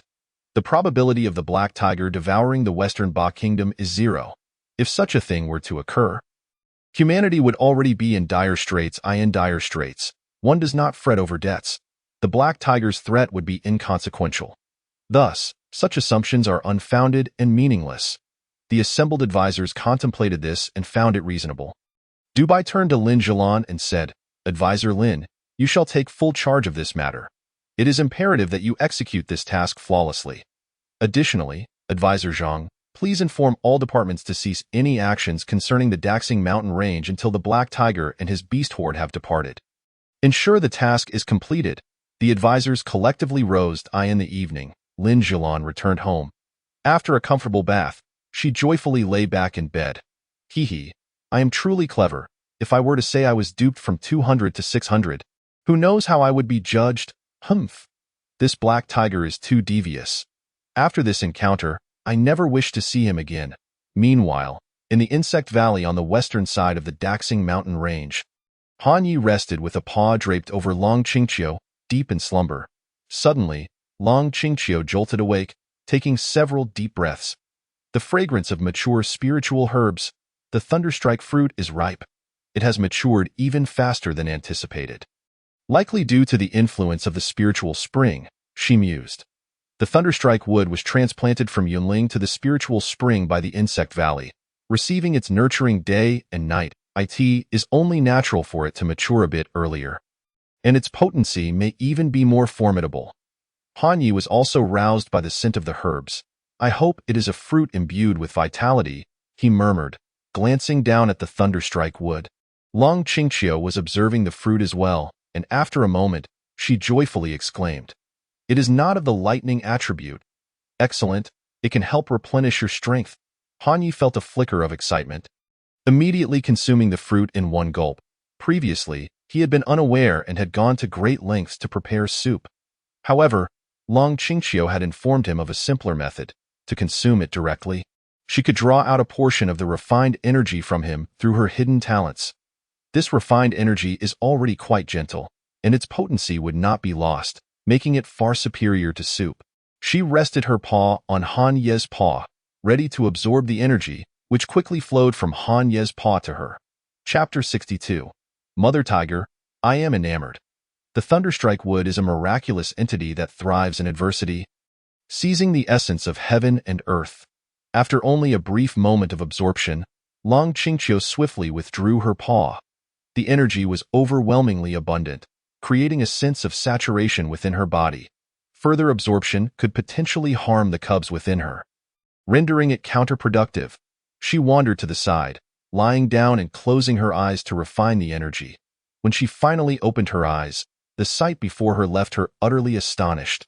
Han Ye's physique had once again swelled. His length now exceeded 40 meters, his shoulder height surpassed 18 meters, and the distance between his shoulders exceeded 16 meters, with an estimated weight of around 70 to 80 tons. With a mere stomp, he could make the very mountains tremble. Fortunately, he was not far from achieving B rank. Once he attained it, he would be able to control his size. Otherwise, who could withstand such a presence? A frown crossed her face. Yet, this was not the end. Han Ye's form continued to grow, ultimately expanding further. Han Yi opened his eyes in excitement, He had broken through, race. Hell King Tiger level. C-Class 3 stars evolution points. 142231 next evolution requirement. 500,000 talents. Hunting. Indomitable, Bloodlock, Tiger Roar, Netherwave, Wraith, 915, Beast Fire, Fire Immunity, Fire Control, Sovereign Domain, Bloodthirst, Reflective Armor, Wind Mastery, Imperial Command, Titan Body, Extraordinary, Starving Tiger Pounce, New, Comprehensive Combat Power, 35461 Dependence, White Tiger, Bound, Status Viewable, Loyalty 100 Golden Windwolf, Bound. Status Viewable, Loyalty 100 Rainbow Deer, Bound. Status Viewable, Loyalty 100 White Ape, Bound. Status Viewable, Loyalty 100 Han Yi absorbed 80 of the energy from the Thunderstrike Woods fruit, while Lung Qingqiu took in 20. Han Ye's physical body was once again enhanced, and he unlocked a new talent, Starving Tiger Pounce. This talent is likely one of the common abilities along the evolutionary path of the tiger race. Much like the previous Wraith talent, such race-specific talents often have mediocre effects. For instance, Wraith is typically only effective against those weaker than oneself. Once the opponent is of equal strength, Wraith becomes nearly useless, only serving to harvest the weak during group battles. However, the Starving Tiger Pounce talent is still quite formidable. Combined with his current physical strength, its output potential is terrifying. Starving Tiger Pounce is a strong locking skill, meaning it is guaranteed to hit. It can bypass the opponent's evasion, acceleration, blocking, and other talents, ensuring a 100 strike on the prey. Moreover, it gains a gravity boost, with the amplification being 500 times his own body weight. Now nearing 80 tons, the 500-fold boost translates to 400 tons. When that weight comes crashing down, it is truly overwhelming. He glanced over at the white tiger beside him. She too had advanced by 1 star. However, the disparity between D and C levels is significant, leading to different absorption rates, yet both had achieved breakthroughs. Race. White Tiger level. D-Class 6 stars talents. Moonlight, Sovereign Aura, Longevity, Self-Healing, Tiger Wings, Beastly Ice Pearl, Evil Eye. Fury, Annihilation Claw, Moonlight Guardian, Healing, Teleportation, Blessing Comprehensive Combat Power. 112820? The Tiger Lady has gained a blessing talent. Let me see what effects this talent possesses. Han Yi felt a twinge of surprise. Blessing. It can only bestow a single target. Unable to manifest upon a group, once blessed, the recipient will randomly receive one of the following 5 enhancements. Strength Enhancement, increasing strength by 50 for a duration of 10 minutes. Speed Enhancement, increasing speed by 50 for a duration of 10 minutes. Spirit Enhancement, increasing spirit by 21 for a duration of 10 minutes. Defense Enhancement, increasing defense by 30 for a duration of 10 minutes. Randomly enhances one of the recipient's abilities by 100 for a duration of 1 minute. After meticulously studying this talent, Han Yi was utterly astounded. It was simply too formidable, particularly the 5th blessing, which could elevate one of his abilities by 100. If he were fortunate enough to randomly select an explosive talent, the ensuing power would be utterly devastating. Like a hungry tiger pouncing on its prey, a doubled effect would mean a gravitational boost from 400 tons to 800 tons, or consider the reflective armor, where the effect doubles, resulting in a 60-point increase in defense and a maximum retaliation effect. However, such blessings rely heavily on luck. If it were to bestow upon him a talent like Transcendence or Invulnerability, it would hold little value. Regardless, the blessing talent from the Tiger Matriarch, with 5 random selections, would likely yield a favorable outcome. Each of the first 4 enhancements was equally impressive. Meanwhile, as Cold Qingqiu observed Han Yi gazing at her with excitement, she couldn't help but feel a twinge of fear. Could this fellow be harboring some ulterior motive? Oh, how alarming! Noticing her retreat, Han Yi felt a pang of confusion. What was she up to? Time for a nap. With that, he lay down and resumed his slumber. Cold Qingqiu approached and rested her head on his legs, pondering when he might break through to be rank. Such a large fellow. He could truly frighten someone to death. Over the next few days, Han Yi awaited the arrival of Lin Zhilan and her entourage bearing supplies. However, he understood that preparing such items was no simple task, especially when it came to transportation, so he chose not to dwell on it in a certain forest on the outskirts of the second ring of the Daxing mountain range. Stinky Fox, What brings you to my territory? Do you intend to challenge me for land like in the past? A massive pangolin gazed at the fox concealed within the black mist. The fox approached him with composure, smiling. Old friend, regardless of the circumstances. We are still neighbors. I merely came to pay a visit. There's no need for such hostility. The pangolin king snorted. Stinky fox, you are filled with malice, hardly a typical neighbor. Although I fear you not, I also wish to avoid any dealings with you. The black fox chuckled helplessly. I hadn't anticipated your views of me. Very well, I had a lucrative deal in mind, but I suppose I shall seek out the Butterfly King instead. Upon hearing the name Butterfly King, the pangolin king's eyes widened. Wait, what deal, pray? Enlighten me. The black fox replied, No need. Old friend, you have never regarded me as a trustworthy fox. Further discussion is futile. If I were to explain, you would suspect I am trying to deceive you. The pangolin king immediately stepped forward to block his path. Old friend, don't take offense. I merely jested, intending to tease you if I have offended you. It is my fault. The black fox sighed lightly. Very well.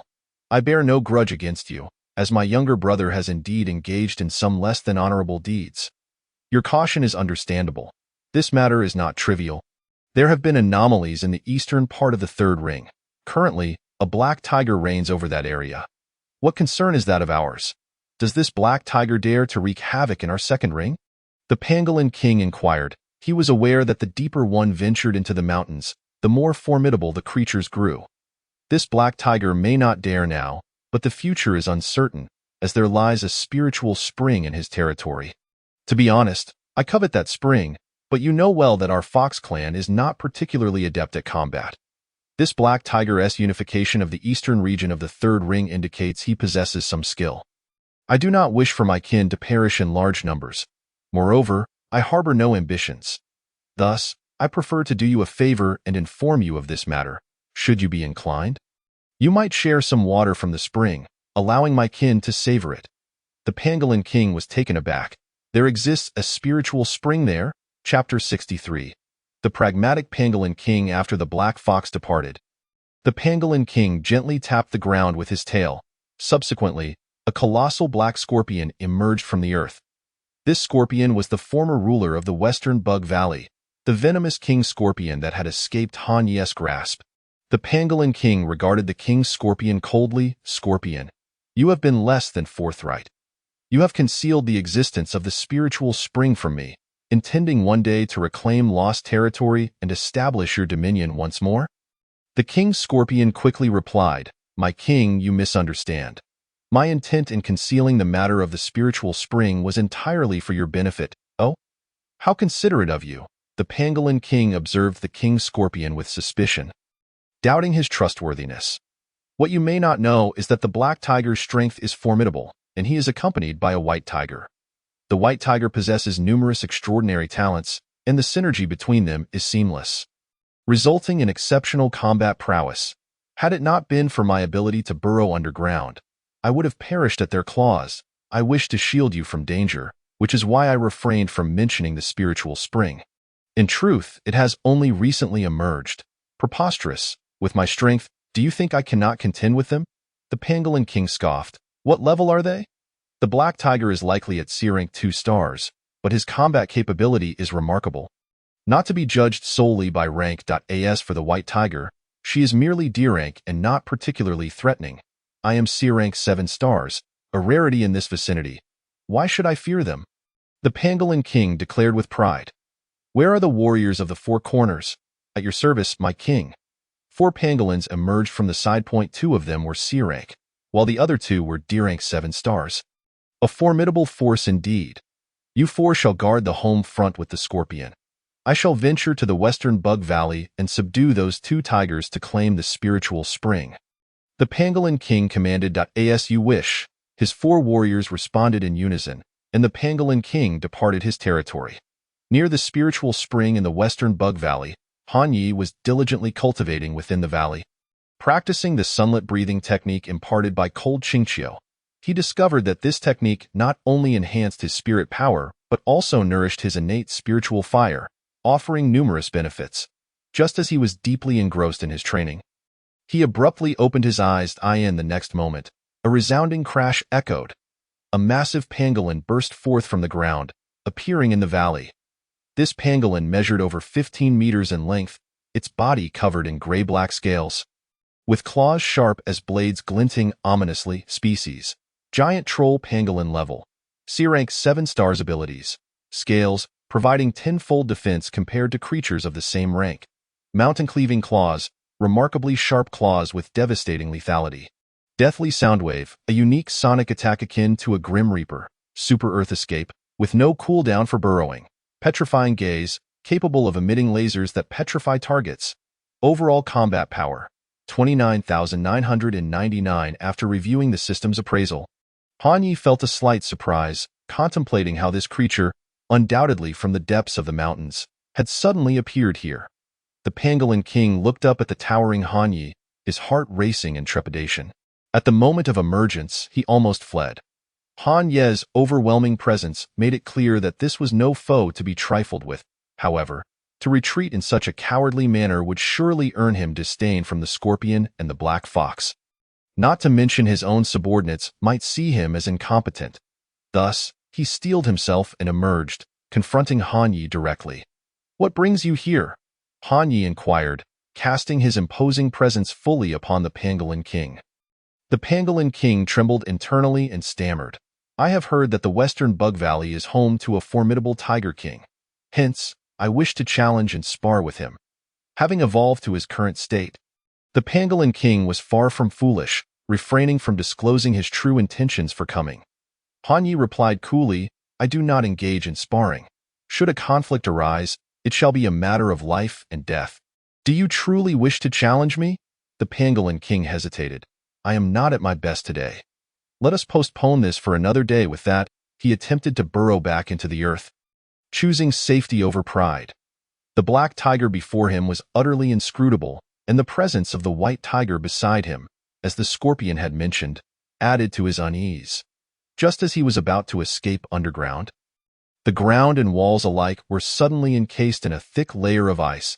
He raised a claw to break the ice, but felt an overwhelming pressure locking onto him, as if any attempt to escape would provoke an immediate attack. "Pangolin, you have intruded upon my territory without leaving anything behind. Do you intend to depart unscathed?" Han Yi inquired. The Pangolin King turned around, looking up at Han Yi. "How could that be? I came to pay a visit. And of course, I brought gifts." He chuckled foolishly, expelling a clump of earth from his mouth. This earthen mass exuded a rich aura, shimmering with a yellowish-brown glow, exuding an extraordinary mystique. "Tiger King, this is an earth essence. When placed upon spiritual herbs, it can enhance their efficacy and hasten their maturation." "How do you find my offering?" inquired the Pangolin King. Han Yi nodded, casting a glance at the aloof Long Qingqiu, who finally dissipated the surrounding ice. The Pangolin King chuckled awkwardly before promptly burrowing into the ground and vanishing. Once he had departed, Han Yi casually buried the earth essence beneath a shrub. Subsequently, the shrub began to grow at a visibly astonishing rate. "What a splendid item!" Han Yi exclaimed. "Today truly is my lucky day, receiving a gift from a simpleton who wandered into our abode." Long Qingqiu remarked coolly, "This pangolin does not appear to be here merely to present gifts. Given your temperament, you should have slain him." Han Yi inhaled deeply and replied, "His defenses are formidable, and he possesses the ability to burrow underground, making it quite challenging to kill him. At most, I could inflict serious injury. Moreover, he has not acted recklessly nor harmed my subordinates, so I shall grant him a reprieve." "Indeed," Long Qingqiu nodded, acknowledging that without certainty of a kill, it was prudent not to escalate matters. On the way back, the Pangolin King found himself increasingly vexed. How could he, one of the esteemed rulers of the second tier, be frightened into submission by that black tiger? This trip yielded no profit, and he even ended up offering a clump of earth essence. What a tremendous loss! Damn it, that black fox surely harbors ill intentions. If I were to confront the black tiger, the best outcome would merely be mutual destruction. Upon returning to his territory, however, he sensed something amiss. Why was there such a potent stench of blood? A sense of unease washed over him. Suddenly, several pangolins emerged from underground. Your Majesty, it is grave. While you were away, that venomous scorpion and the black fox conspired together, invading our territory and stealing that treasure.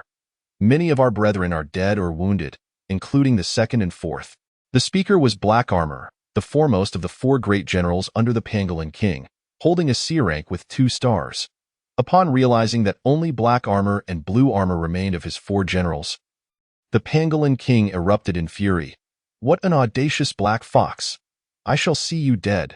Gather the remaining clan members. We shall assault the Fox clan's territory. Chapter 64. Cornered, the Pangolin King, accompanied by 200 of his kin, stormed towards the Black Fox's domain with great fervor. However, after a thorough search, they found no trace of any fox. How infuriating! Did this scoundrel steal my treasure and escape? The Pangolin King muttered. Your Majesty? There are signs of foxes to the west. They have fled in that direction, announced Blue Armor, the 4th, who emerged from the earth, reporting urgently, pursue. We must not let those foul foxes escape, the Pangolin King commanded, leading his remaining forces in pursuit. You crafty old fox, you have outmaneuvered me, seeking your own demise. In a narrow gorge, the Pangolin King cornered the Black Fox clan. The Black Fox smirked slightly, saying, I didn't expect this bumbling fool to avoid conflict with that black tiger. It seems the black tiger has grown considerably stronger since our last encounter, instilling such fear in you. The treasure is in my possession. If you wish to reclaim it, come and take it. But first, let us see if you possess the capability to do so.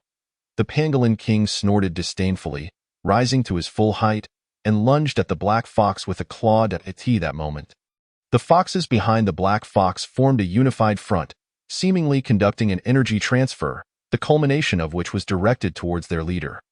The once frail form of the Black Fox King expanded tenfold, becoming even larger than the Pangolin King. Mental shock. A fierce glint flashed in his eyes as a terrifying wave of psychic energy surged towards the Pangolin clan. Although the Pangolin clan boasted formidable physical defenses, they were utterly vulnerable to mental assaults. The Black Fox King channeled the collective psychic power of the Fox clan, unleashing an onslaught of such devastating force. The Pangolin King's head throbbed painfully. His raised claw faltered mid-swing, and he staggered backward. The other pangolins suffered grievous injuries, with half of them incapacitated and the remaining half severely weakened, rendering them incapable of further combat. Retreat!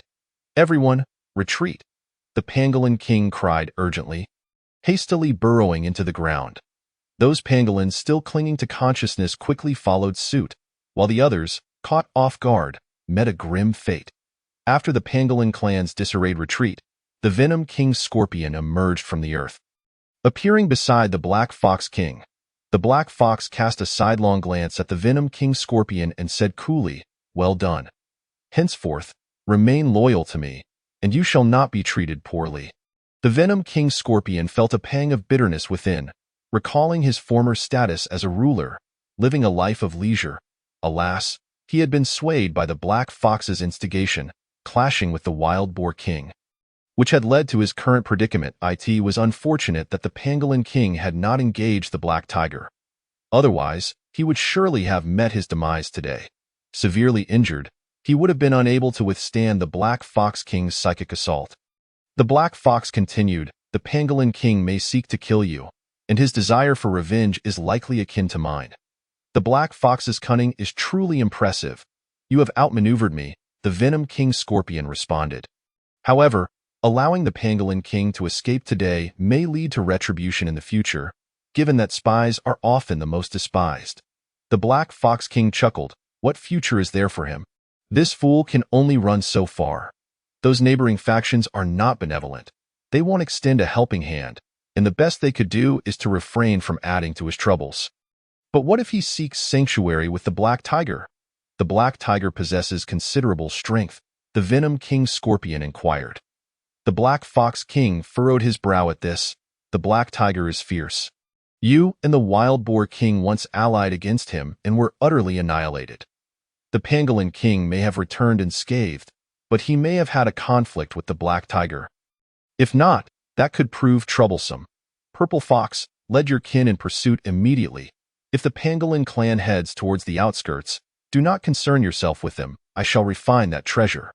Once I succeed, even if the pangolin king regains his former strength and allies with the black tiger, I shall not fear them in the slightest.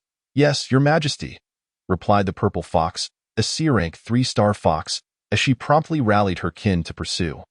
Meanwhile, at Green Pine Ridge, the pangolin king gazed at the mere 30 or so remaining kin behind him, filled with sorrow and regret.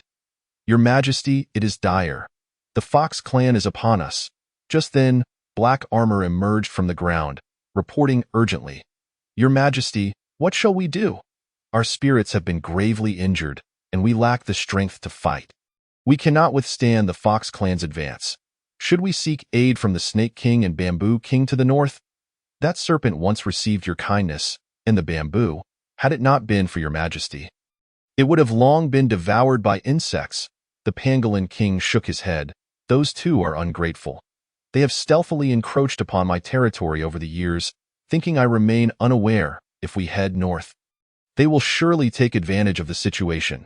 At this point, we have only one path left. Take a gamble. The pangolin king turned his gaze southward. He secretly rejoiced that he had not clashed with Hanyi recently, as there was still room for negotiation. He led his kin to burrow underground, bypassing Wild Boar Ridge and reaching the outskirts of Bug Valley directly. At that moment, Hanyi was studying the clump of earth essence when he suddenly sensed the pangolin's return. Feeling a twinge of curiosity, what is wrong with this fellow? He appears as if he is intoxicated, unable to stand, he mused. Just then, with a resounding thud, the pangolin king collapsed to the ground. His earlier struggle against the Black Fox King's psychic assault had severely drained his mental energy, leaving him on the verge of collapse. Tiger King, I was wrong. I should not have heeded the Black Fox's treachery, seeking to encroach upon your spiritual spring. That vile Black Fox has plotted against me, stolen my treasure, and slain most of my kin. Tiger King, I beseech you to protect my pangolin clan. From this day forth, we shall pledge our loyalty to you, never to betray, the pangolin king declared, his heart filled with trepidation. Upon hearing the name of the Black Fox, Hanyi felt a surge of irritation. This fellow truly knows how to stir trouble. As long as he remains, my heart shall remain unsettled. Little Leopard, head south to Cloud Ridge and summon Jean Zai to bring the wolf pack north to rendezvous. Little Bat, gather the brethren from the 13 peaks of Bug Valley. Follow me as we eradicate the Fox clan. Hanyi commanded sternly. Yes, your majesty. The lightning leopard and blood-sucking bat immediately sprang into action to assemble the troops. The pangolin king looked up at Hanyi, murmuring, Thank you, Tiger King. Hanyi gazed down at him, saying coolly, You have truly brought this upon yourself. Your clan is devoid of combat strength. Remain here to recuperate, and I shall arrange matters upon my return. Wait, Tiger King. A treasure has been stolen by the foxes. The pangolin king quickly reminded, I have always been uncertain of its usage, but the fox possesses cunning intellect and formidable psychic prowess. They may unravel the secrets of that treasure. I implore you to exercise caution. What treasure is it? Hanyi inquired. What specific effects does it possess? I do not quite understand, but it must be formidable, for it is a treasure gourd born from a spiritual vine, the pangolin king replied. Chapter 65. The entire army advances. What color is the gourd? How large is it? Suddenly invigorated, Long Qingqiu inquired from the side. It is golden yellow, not very large, roughly the size of my eye. The pangolin king responded. The eyes of the pangolin clan are quite small, so this pangolin king's eyes are about 40 centimeters in diameter. Long Qingqiu nodded inwardly. Indeed, it must be that treasure, the gourd capable of unleashing thunder. The Golden Thunder Gourd, an innate spiritual artifact that once ranked among the top 100 in the world. The heavens and earth possess spirits, which not only stimulate various spiritual medicines that allow living beings to evolve, but also give birth to a number of innate spiritual artifacts with peculiar effects, such as gourds, bamboo joints, sword grasses, and so forth. These spiritual plants do not yield medicines for the evolution of living beings, but rather innate spiritual artifacts used for offense and defense. However, the power of these artifacts is influenced by the user. even if this black fox can summon the might of the golden thundergourd. Its attacking power is still limited. She nodded inwardly, contemplating that the risk of this undertaking was not substantial. The lightning leopard swiftly arrived at Yunling, and upon receiving the news, the golden wind wolf immediately headed north to Wild Boar Ridge. Joining the beast horde, under Han Ye's command, both air and ground forces advanced towards the territory of the Black Fox, around Haishi Gorge. At this moment, within Haishi Gorge, the purple fox gazed anxiously at several D-grade leaders surrounding her. The king is currently at a critical juncture. We must not disturb him. We must intercept the Black Tiger and his beast horde before our king emerges. Scorpion, you have previously fought against the Tiger King and his beast horde. What is their combat strength like? The purple fox turned to the Poison King Scorpion beside her. The Poison King Scorpion trembled at the memory of that day. The sheer dominance he had experienced was something he never wished to encounter again. Utterly suppressed. Only the Tiger King's mental power could harm him, right? With your Fox clan's physical prowess, even if he stood still for you to strike, you would not be able to defeat him. The Poison King Scorpion replied, as for the beasts under the Tiger King, they are ferocious, yet their strengths vary significantly. They fight fiercely, so do not let yourselves be frightened away. The purple fox scoffed. Our Fox clan is not as weak as you think. Before our king emerges, we will certainly hold the Haishi Gorge. Before the purple fox's words had scarcely left her lips, a thunderous explosion echoed around them. The foxes looked up to see a vast swarm of thunderbirds soaring in the sky, blotting out the sun. Simultaneously, thunderbolts rained down from above. The thunderbirds resembled a fleet of bombers, unleashing a barrage upon the gorge. Damn! This group of thunderbirds flies so high, beyond the range of our mental attacks. Brothers, quickly find cover and hide. Boom, bang. The swarm of thunderbirds circled above Haishi Gorge, bombarding it for a full 10 minutes. On a distant mountain, Han Yi and his subordinates watched the scene with great satisfaction. Having aerial firepower is truly advantageous. This Thunderbird clan is worth my investment, Han Yi thought, gazing at the gorge illuminated by flashes of lightning. Why, king? Our clan's spiritual power is nearly depleted. Should we dive in for an attack or retreat? At that moment, he received a message from the Thunderbird leader. Han Yi immediately replied, "Retreat. Your mission is complete." Understood. The Thunderbird leader promptly led his kin back to the safety of the high cliffs. Over there, at Haishi Gorge. Damn it. These Thunderbirds are incredibly fierce. The purple fox said, limping slightly, having been struck by a thunderbolt dropped by the Thunderbird leader. Thankfully, his agility allowed him to escape quickly. Otherwise, the injury to his leg would have been the least of his worries. Qinghu, what is our casualty situation? He turned to one of the D-grade leaders. Lord Purple Fox, over half of our forces are casualties. The sudden ambush by the Thunderbirds caught us completely off guard. The disheveled Qinghu replied, "Cursed be this wretched black tiger.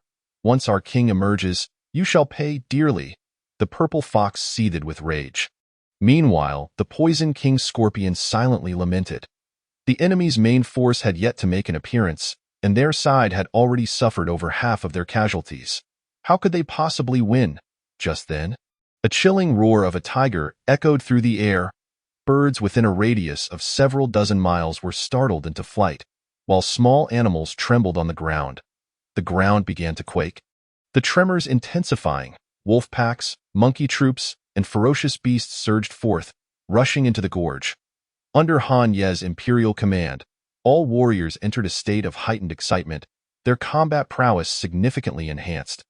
After a few rounds of assault, the Fox clan was utterly routed, fleeing in disarray.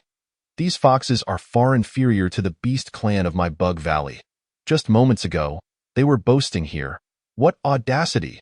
The Poison King Scorpion thought. Seeing the Fox clan in a panic, cursing inwardly, they fled, and would have to find another place to settle. Just as the Poison King Scorpion was about to burrow underground, a thunderous roar erupted, engulfing everything in flames. Ah, what kind of flame is this? Impossible. How has it become so much stronger? The Poison King Scorpion gazed at Han Yi in disbelief. When they had clashed before, his flames had not been this terrifying. Han Yi looked down at the Poison King Scorpion and said coldly, "I let you escape back then, Today, I shall not grant you that opportunity again, the Poison King Scorpion screamed as he burrowed into the ground. But soon re-emerged. Hanye's primal spiritual fire could not prevent him from digging underground, yet it clung to him like a parasitic worm. The Poison King Scorpion was tormented by the searing heat and had no choice but to return. Spare me, Tiger King. I am willing to surrender. From this day forth, little Scorpion shall serve the Tiger King, devotedly. Hanye said nothing, suddenly pouncing towards him like a famished tiger springing upon its prey. The overwhelming pressure shattered the Poison King Scorpion's hard shell. Crunch, crunch, he devoured the Poison King Scorpion, while the fleeing foxes nearby were struck with terror. Suddenly, he felt something hard between his teeth. Spitting it out, he discovered it to be a pitch-black crystal. Could this be the special output of the Poison King Scorpion, the Scorpion King's poison crystal? He pondered. At that moment, Long Qingqiu approached him from behind. Stop dawdling. Hurry and find that black fox. Do not let him seize the treasure gourd, or it will be troublesome. Oh, this is the Scorpion King's poison crystal, a marvelous item. Consume it directly, then envelop it with your spiritual power. The poison within the crystal will be released slowly, merging with your essence. In the future, when you attack with your claws, you will be able to infuse it with scorpion venom. With a swift motion, Hanye swallowed the Scorpion King's poison crystal. The black fox is deep within a suspended cave in the gorge. Let us go. Long Qingqiu spread her tiger wings and led the way through the sky. Hanye pursued on the ground, quickly arriving at the entrance of the suspended cave. He prepared to unleash his nether fire, intending to blast it into the cave and fill it to the brim. But at that moment, whoosh, whoosh, whoosh, beams of lightning shot out from within the suspended cave. Black Tiger, do you think you can deal with me? When I was here, you had yet to be born. The black fox slowly emerged. A splendid golden gourd floating beside her. The gourd radiated golden light, its surface adorned with strange patterns that seemed to follow some profound logic, inscrutable and enigmatic. Chapter 66. The Demise of the Black Fox King. P.S. Hee. A sneak attack, an additional chapter. Last time in haste, Hanye had not taken the time to assess this Black Fox King closely. Today, upon inspection, he thought to himself that this creature's ability to survive for so long indeed speaks to its prowess. Species, Black Spirit Fox. Level, C grade 7 stars. Talents, Veil, capable of concealing its own and others' auras. Exceptionally strong soul power, with a resilient spirit, ranking among the top tier of beings of the same level. Mental impact, boosting its own mental power by 400 when launching this attack. Spiritual vessel, allowing beings of the same species to gather their mental power. Hallucinatory fox eyes, capable of inducing confusion in opponents. Weak evasion, possessing high agility. Fox claws, sharp and powerful. Comprehensive combat capability, 28888.0. Even the gourd can be identified. Hanye discovered a new frontier. Treasure name, Golden Thunder Gourd. Treasure description, a treasure gourd born from an innate spiritual vine, containing boundless thunder with astonishing attack power. The intensity of the unleashed thunder depends on the user's own strength. The stronger the user, the greater the thunder's might. Using the Golden Thunder Gourd consumes spiritual power, and it will cease attacking once the spiritual power is exhausted. Treasure quality, 3 star. Indeed, it is a marvelous treasure. Hanye gazed at the gourd with great desire. He actually valued his own strength more and was not particularly enamored with this item. But this gourd would be perfect for his tiger wife. Do not be deceived by Long Qingqiu's only D-grade 6-star status. Her spiritual power is quite formidable. In fact, it surpasses Hanye by a significant margin, as she has dedicated herself to the cultivation of breathing techniques. The ratio of blood food and spiritual medicines that promote evolution is not particularly high, and this Golden Thunder Gourd, after reading its description, Hanye understood that it is reliant on spiritual power to unleash its potential, making it most suitable for her. Black Tiger, I shall offer you a chance at life. You lead your beast horde in allegiance to me, and I shall overlook your previous insolence. The Black Fox, believing itself invincible with the Golden Thunder Gourd in its possession, boasted with unparalleled arrogance. Hanye let out a cold snort, unleashing a torrent of nether fire that surged towards him. Netherfire unyielding. The black fox's narrow eyes narrowed slightly as it raised a paw to pat the golden thunder gourd beside it. In the next moment, bolts of lightning streamed forth from the gourd's mouth, colliding with the netherfire emitted by Han Yi. The clash of thunder and fire resulted in a stalemate. Yet, at this moment, the black fox stood to the left while Han Yi was positioned to the right. Throughout history, the left has always succumbed to the right. Suddenly, Han Yi unleashed his full might, causing the power of the netherfire to surge dramatically, overpowering the lightning. Impossible. What is happening? The black fox was taken aback. How could my treasured gourd, which I have long coveted, be so weak? Or could it be that this black tiger is too formidable? No, that cannot be true. With a thunderous roar, the netherfire surged forward, collapsing the very cave itself.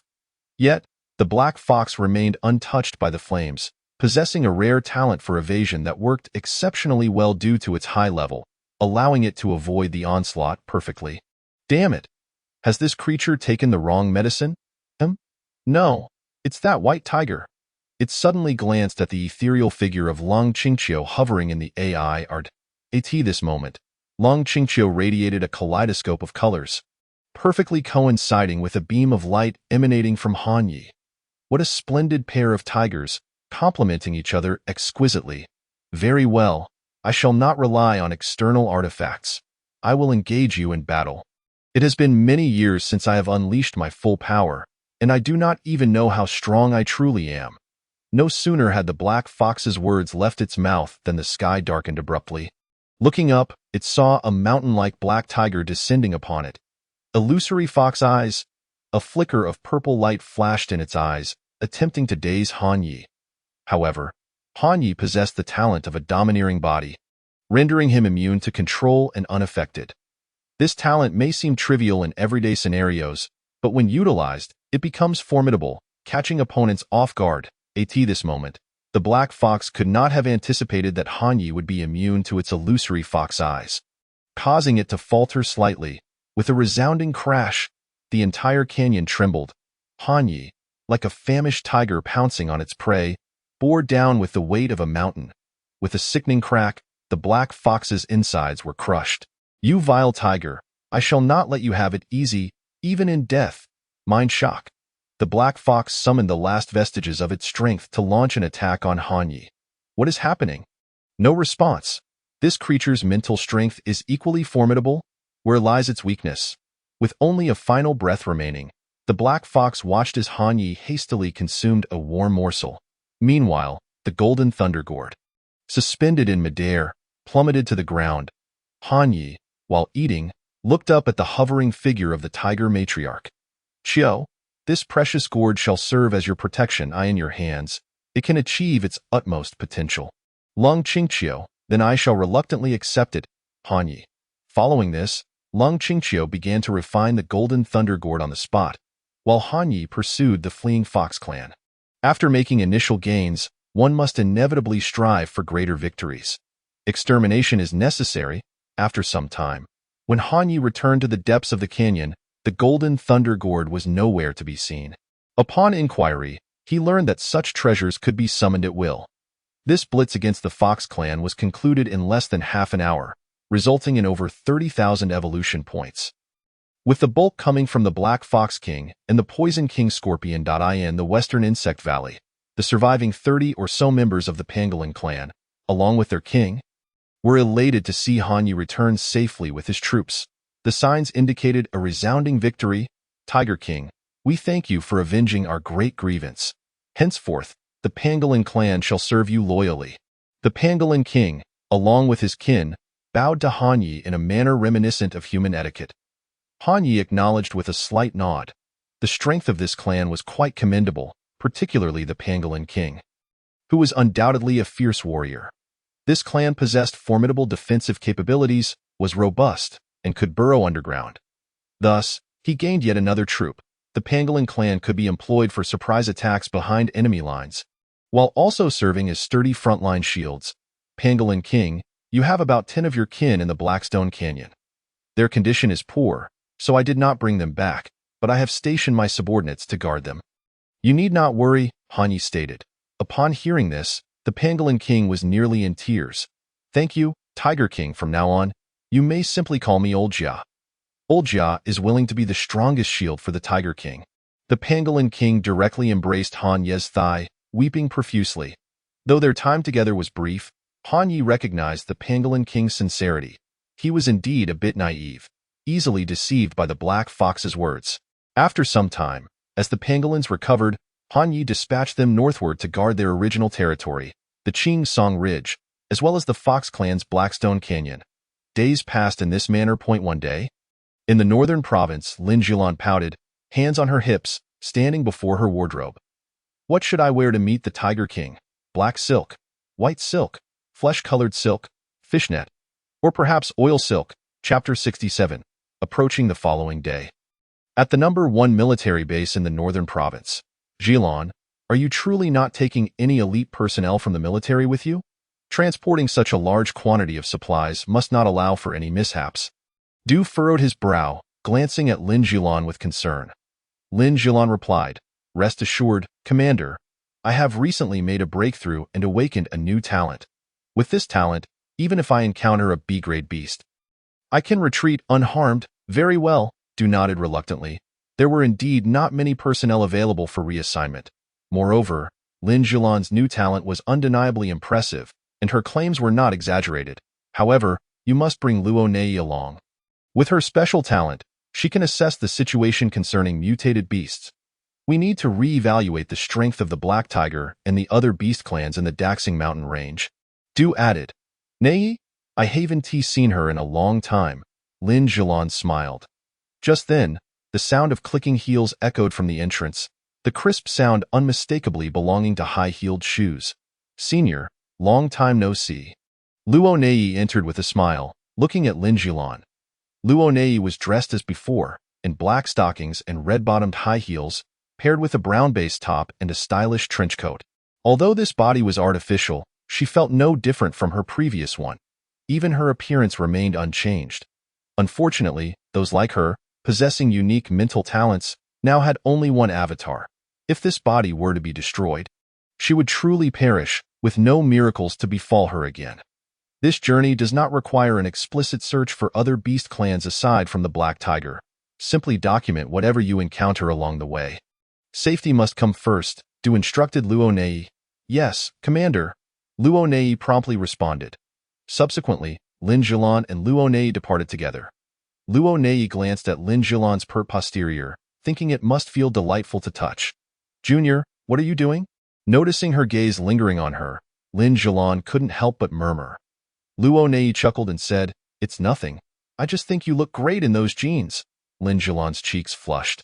She had long realized that those jeans were rather tight-fitting.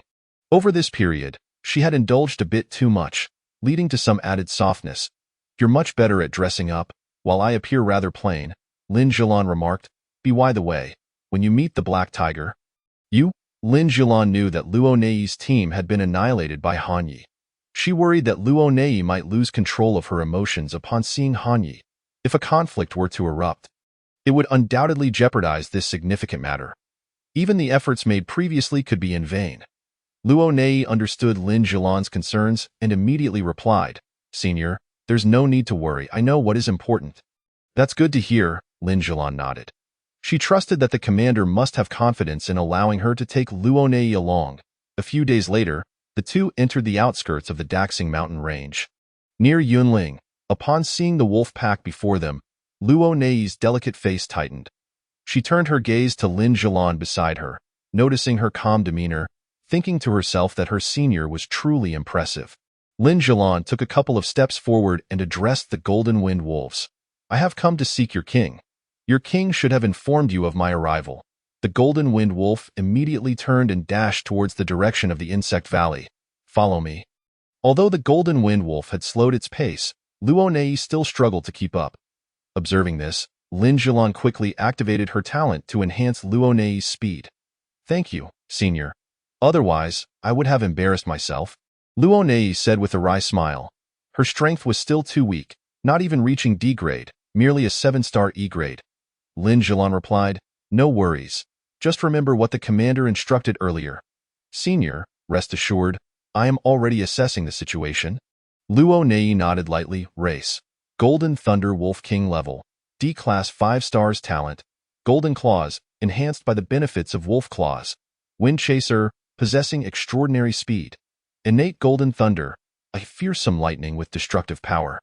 Perfect Clone, capable of summoning 2 clones within a short time, each possessing 100 of the original S strength. Howl of the Wolf King. The wolf's howl can inspire the pack, enhancing each wolf's combat power by varying degrees of 10 to 30. Rating: Defense B for the same level, Attack S, Speed S, Agility A, Vitality B, Talent SS. After Luo Nei completed her assessment, she couldn't help but furrow her brow. Senior, is this golden wolf the strongest under Black Tiger? Luo Nei inquired. Lin Zhilan shook her head.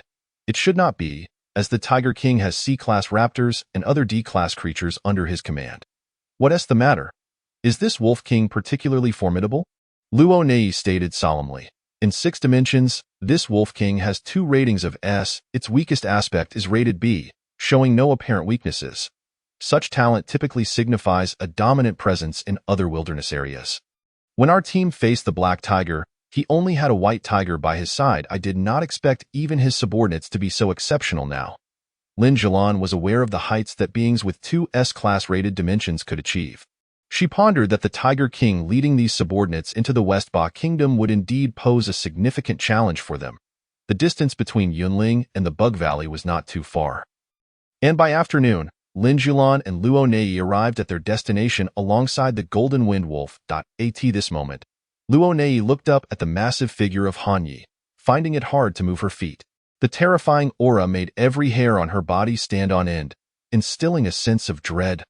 Lin Zhilan gazed at Han Yi, equally astonished. In less than a month, how had this creature grown so much? She muttered, I truly suspect whether this fellow has been consuming hormones. Han Yi looked down upon the two of them. He recognized Lin Zhilan, but he struggled to recall Luo Nei clearly. What took so long for the assessment?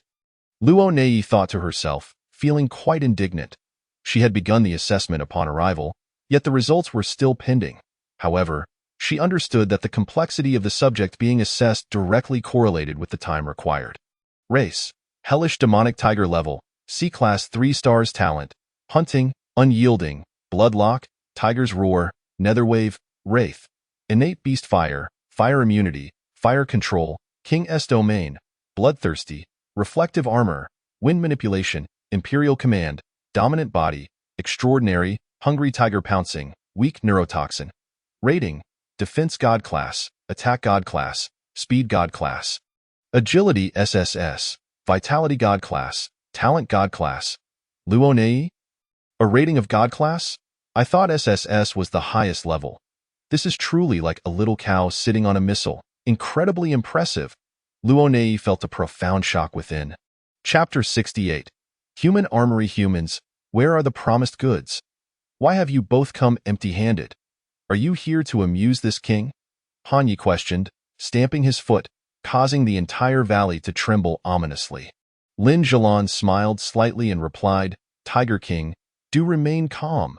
Just watch. With a wave of her hand, 10 silver safes and heaps of jerky materialized in the valley. She stepped forward and opened each of the 10 silver safes. Inside each of these large safes were 60 special healing potions, totaling 600, not a single one missing. Upon seeing this, Long Qingqiu immediately stood up, eyeing Lin Zhilan from head to toe. Han Yi was equally taken aback. Hastily utilizing the system to assess her situation, astonished that she could conjure such a plethora of items from thin air. Race: Human level, B-Class 2 stars talent, Invisibility with no cooldown, Void, able to meld with the surrounding space to evade attacks. Usable twice a day. Speed, possessing unparalleled velocity. Super speed, instantly increasing speed by 1,000 for 1 minute, with effects gradually diminishing over time. Sharing, able to share 1's talents with others, but the shared effect is only 50 of the original and lasts for 1 minute. Usable 3 times a day. Personal space, possesses a storage space that expands with level. Multitasking, as levels increase, the limit can be raised, currently capped at 5, allowing simultaneous multitasking. Mental defense, with strong mental fortitude, receiving protection to reduce the opponent's mental attack power by 99. Teleportation, akin to ultra-long-distance instant movement, capable of carrying others, requires physical contact, usable twice a day. Spiritual body, continuously absorbing spiritual energy and storing it in the dantian. Weak body, physical strength is suppressed, with low growth potential. Comprehensive combat power, 999. What an oddity, Hanyi remarked after reviewing her talents, at a loss for words. To say she was weak would be inaccurate. The quality of her talents was exceedingly high, particularly her life-preserving abilities, which were genuinely formidable. However, to claim she was strong would also seem inappropriate. None of her talents were offensive, and she even possessed a negative talent, weak body. This was Han Ye's first encounter with such a negative talent, and it truly broadened his horizons. After examining Lin Jilan's talents, he understood the reason behind her ability to conjure such numerous items. Tiger King, these are 600 special healing potions, not one missing. Additionally, these jerky, totaling around 100 tons, are our extra compensation to demonstrate our sincerity, Lin Jilan stated. Han Yi gazed at the piles of jerky, nearly rendered speechless. However, he was not one to be overly polite. Accepting everything without hesitation, what is her name? At that moment, Long Qingqiu suddenly messaged Han Yi. Lin Jilan's talent for personal space reminded Long Qingqiu of someone. Han Yi immediately inquired, and Lin Jilan candidly answered. Upon hearing the name Lin Jilan, Long Qingqiu approached and circled around her several times. It truly is her. The human armory, Lin Jilan. But why does she look so different? Long Qingqiu murmured. The woman before her stood over 1.7 meters tall, clad in tight jeans and canvas shoes, with a white t-shirt adorning her upper body. Wearing glasses, she appeared to have a gentle demeanor. However, the Lin Jilan she had known in her past life was a fiercely temperamental woman, fond of leather jackets and pants, possessing a striking personality. Could it be that I have not traversed back to the past, but instead into a parallel universe? Or perhaps she is not the Lin Jilan I once knew? Or is it that at this stage, she appears thus and in a few years, she will resemble the Lin Jilan I recognize? Even if she were the same person, it mattered little. I am no longer who I once was. I am merely a weak and pitiful little tiger now. Lin Jilan was one of the few individuals who had accompanied her through to the latter stages in her previous life. Sadly, her temperament was excessively violent, often whipping her female subordinates, leading to her eventual beheading by them. She was called the human armory because she could simultaneously control numerous spiritual weapons, at the peak of her power. She alone possessed 18 spiritual weapons, each with unique functions, rendering her combat prowess exceptionally formidable. In truth, had Lin Jilan not been assassinated by her subordinates, Long Qingqiu believed she would not have fallen. Among the many fierce generals under her command, Lin Jilan had been the most loyal. It was only after Lin Jilan's death that those with ulterior motives began to reveal their ambitions, ultimately conspiring to usurp the throne. Tiger King, when do you plan to relocate from the Daxing mountain range? Lin Jilan inquired of Han Yi. Han Yi was uncertain of the specific date and turned to Long Qingqiu. Returning to her senses, Long Qingqiu answered Lin Jilan directly. In about 4 to 5 months. Please leave us a communication device for contact. Lin Jilan contemplated for a moment before producing her phone. This phone has enough battery to last a year. I will now teach you how to make calls. After a considerable time discussing all the details, Lin Jilan and Luo Nei took their leave. Han Yi looked at the 600 healing potions and the hundreds of tons of jerky, grinning from ear to ear. Long Qingqiu also regained her composure, no longer dwelling on past acquaintances. She raised her paw to touch her belly and glanced at the jovial Han Yi, reflecting that this was her entirety. Chieftain, the Serpent Clan has advanced another 10 miles, and that old bamboo has even begun sprouting within our Qingsong Ridge, showing us no regard. Should we report this to the Great King? Black Armor, a C-Class 2-star general of the Pangolin clan, emerged from the earth and addressed the Pangolin King. The Pangolin King took a deep breath. These two fellows are truly becoming increasingly audacious. The Great King has commanded our clan to guard Qingsong Ridge and Haishi Canyon. Now that they have crossed the line, they must be dealt with severely. Dispatch orders to strengthen vigilance among our kin, and always be prepared for battle. I shall personally head to Bug Valley to confer with the great king. Yes, chieftain. Black Armor immediately went to relay the orders to the other pangolins. The pangolin king burrowed into the ground, and an hour later, he emerged in the western Bug Valley. Where did all this food come from? The pangolin king marveled at the 100 tons of jerky piled in the valley. Hanyi replied nonchalantly, it was gifted by others. Old Jia, what brings you here today? The pangolin king sighed softly and replied, Your Majesty, the situation around Chingsong Ridge and Haishi Canyon has become increasingly dire. The giant spirit serpent king from northern Shi Mountain and the jade leaf bamboo king from Zhu Peak have been persistently invading. These two adversaries were never my match in the past, yet for reasons unknown, they have surged in strength over the past 2 years. They have established themselves as formidable forces, and I doubt my chances of victory should I confront either one alone. Prior to the upheaval within the Fox clan, they frequently encroached upon Chingsong Ridge, and after our clan encountered recent misfortunes, their audacity has only grown. Their stealthy advances have transformed into blatant aggression. Do they not realize that Chingsong Ridge and Haishi Canyon now belong to me? Hanyi inquired in a grave tone. The pangolin king responded, I have indeed warned them, but they have shown utter disrespect and paid no heed. Then let us strike. As we prepare for migration, we shall use them as fodder, Hanyi declared coldly. Xiao Bao immediately notified Jin Zai to lead the wolfpack north. Xiao Fu informed the Thunderbird clan to ensure they are well-fed and ready for action. Yes, Your Majesty. The lightning leopard and the blood-sucking bat set off at once. The pangolin king was momentarily taken aback, reflecting on his sovereign's decisiveness. There was no hesitation in declaring war. Old Jia, your clan must also prepare for battle. Infiltrate the enemy's rear.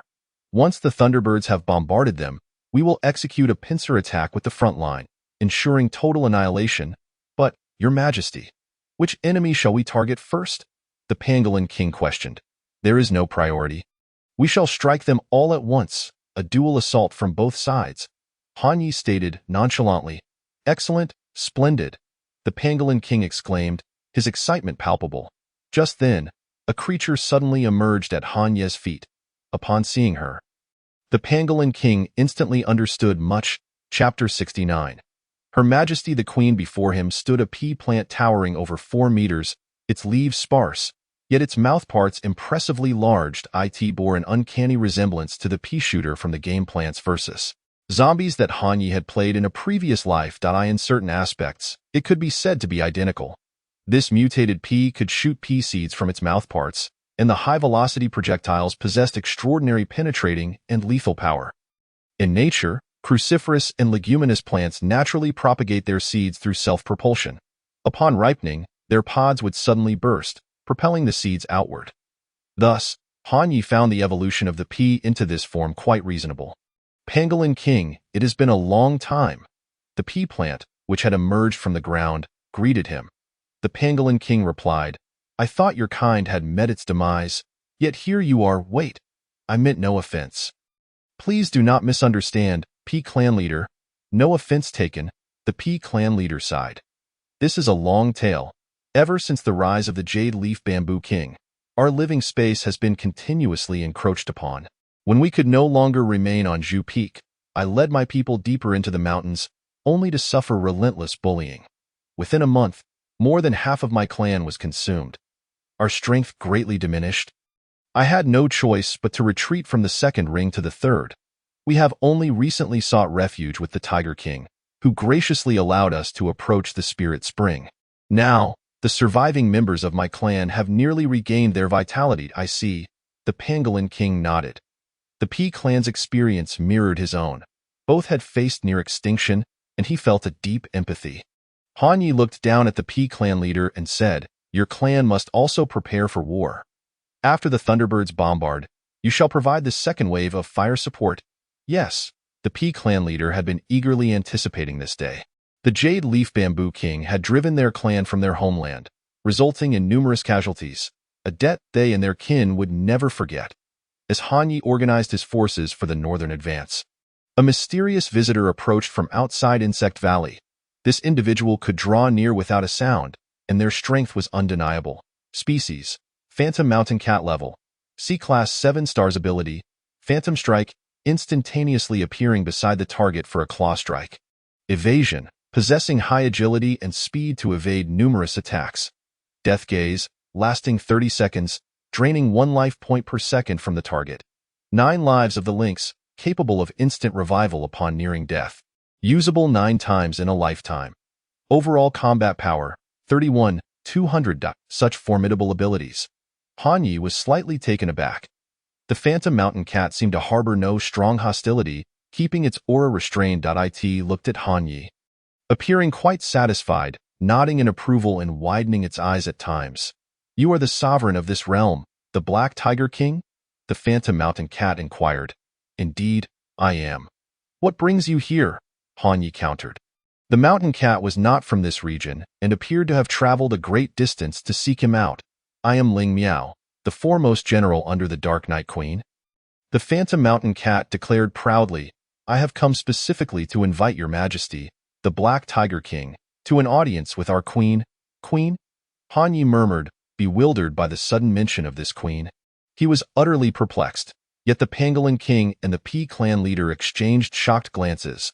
The Pangolin King discreetly communicated with Han Yi, stating, "Your Majesty, this Dark Night Queen is the true sovereign of the Second Ring.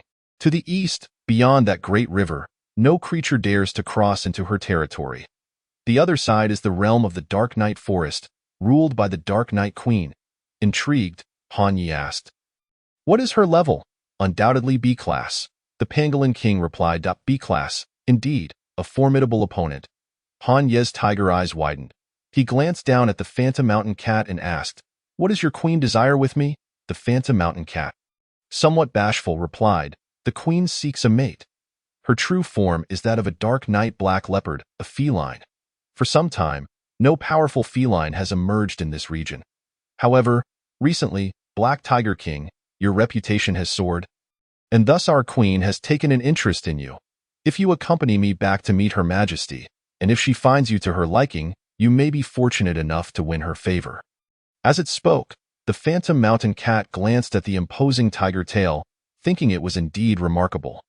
The Black Tiger King was even more impressive than the rumors suggested, stirring even her own interest. The queen would surely be pleased. Just then, a white tiger leapt up near the spirit spring. Lung Qingqiu was furious. "Go back and tell your queen that this black beast already has a mate. She should not harbor any delusions. If she dares to entertain any inappropriate thoughts again, I shall break her legs."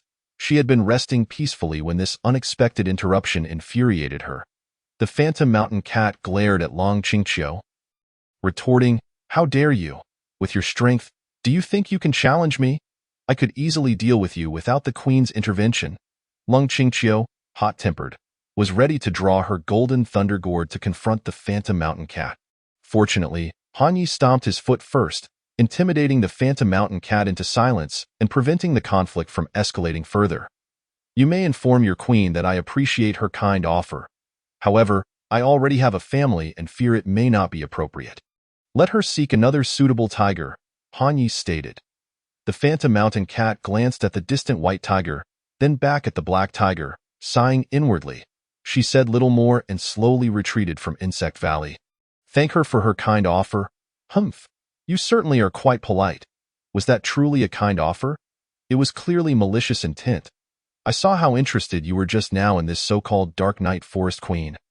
Lung Qingqiu approached Han Yi step by step, and he felt a twinge of fear. He awkwardly chuckled. "Not at all. I have no interest whatsoever in any queen. I refuse to believe that there exists a tiger more beautiful than you. You are more than enough for me, heh heh." As he spoke, he playfully scratched her flank with his paw. Typically resistant, Long Qingqiu did not react this time, merely letting out a soft hum, leaving her thoughts ambiguous. "Enough of that.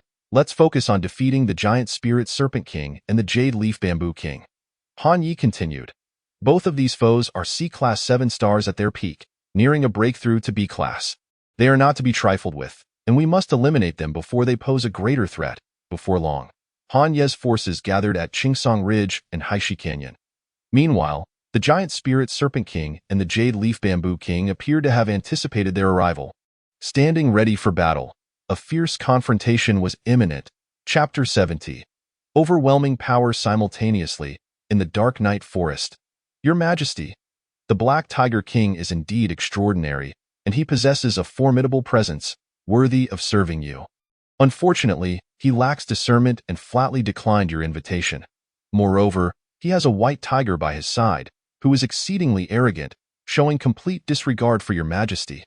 The Phantom Mountain Cat reported. Does this black tiger not know of my renown? In the depths of the night, the dark night black leopard spoke in a low voice. The Ghost Mountain Cat. How could he not have heard of Her Majesty the Queen's illustrious reputation? This black tiger and white tiger certainly do not seem like benevolent beings. How intriguing! This black tiger has indeed captured my attention. The dark night black leopard chuckled. Few creatures dare to defy me. And I find his character quite admirable. It appears that the southern shore is on the verge of conflict. Mirror mushroom. Project the battlefield situation. Yes, Your Majesty, responded a large mushroom nearby. She burrowed into the earth, repositioned herself, and then emerged from the soil. Her cap resembled a smooth mirror, and as the dark night black leopard gazed at his reflection, he felt quite satisfied, thinking that if this black tiger were to see him, he would surely be captivated. Soon, the mirror mushroom's talent activated, projecting a scaled-down image of the southern shore onto her massive cap. This black tiger is rather enormous. The dark night black leopard observed the imposing figure of Hanyi standing tall in the image. Feeling a stir of emotion, the Ghost Mountain Cat beside him remarked, Indeed, and he appears exceptionally formidable, surely capable of satisfying Her Majesty's desires. The dark night black leopard remained silent, his gaze fixed unwaveringly on the majestic silhouette in the projection. Meanwhile, at the boundary between Snake Mountain and Bamboo Peak, the giant spirit Snake King scoffed. This black tiger is truly overestimating himself, thinking he can contend with us just because he dealt with a weakling like the Black Fox? Even with the assistance of the Pangolin King, he is no match for us. His massive form stretched nearly 70 meters in length, as thick as a tree that 5 could embrace. His body was adorned with colorful scales that shimmered brilliantly under the sun. Nearby, the towering giant Bamboo King chuckled quietly. Who dares to challenge us? Such audacity from some fool who has sprung from the shadows. Sneaky snake, let it be known that these blood meals are to be shared equally. Do not think to claim them all for yourself. The giant spirit Snake King retorted. What has come over you, wicked bamboo? Have you taken to consuming flesh now? Or can you directly siphon energy from living beings? The giant Bamboo King offered no reply, prompting the giant spirit Snake King to consider that he should be wary of him in the future. That moment, a piercing cry shattered the air. 100 or more colossal thunderbirds soared toward them. With a thunderous roar, explosive bolts rained down from the thunderbirds' wing sacs, enveloping the ground in electric light. Many great serpents perished in the electric storm, and the sprawling bamboo forest was utterly obliterated. The giant spirit Snake King observed the battlefield from a high vantage point, his anger swelling upon witnessing the devastation. These wretched birds have some skill. Bamboo King, it falls to you now. The giant Bamboo King seethed with rage, for that bamboo grove was, in fact, his own manifestation. All the bamboo in this region was but an extension of him. These foolish birds have truly provoked my wrath, he bellowed. In an instant, countless bamboo leaves and stalks shot skyward. The Thunderbird chief, seeing this, let out a commanding cry for his kin to cease their bombardment and gain altitude. The flock ascended immediately to 3,000 meters. Yet, many of their kind were injured by the bamboo leaves and stalks. Fortunately, this height was sufficient to diminish the Bamboo King's attack significantly, rendering it non-lethal. Onward with the second wave of bombardment. Once the group stabilized, the Thunderbird chief resumed leading his kin in aerial assaults. However, their altitude severely impacted their precision, causing most explosive bolts to veer from their intended targets. Yet they still managed to unleash a vast area of firepower. I shall take charge, Bamboo King. You are utterly useless. The giant spirit Snake King huffed, rising to his feet. With a resounding boom, a beam of radiant energy erupted from his mouth. Soaring up to 10,000 meters, many thunderbirds fell victim to his luminous assault. The Thunderbird chief, witnessing this, immediately ordered a retreat. Although this wave of bombardment did not achieve the same results as before, it still claimed 30% of the enemy's forces, On the front lines, the recovering serpents and the Bamboo King's manifestations surged toward Han Ye's army. After enduring such devastation, the serpents and Bamboo King's projections were consumed by uncontainable fury. At that moment, rows of peas began to emerge from the soil. With a command from Han Ye, the peas commenced a frenzied barrage. The fruits they launched measured approximately 30 to 80 centimeters in diameter.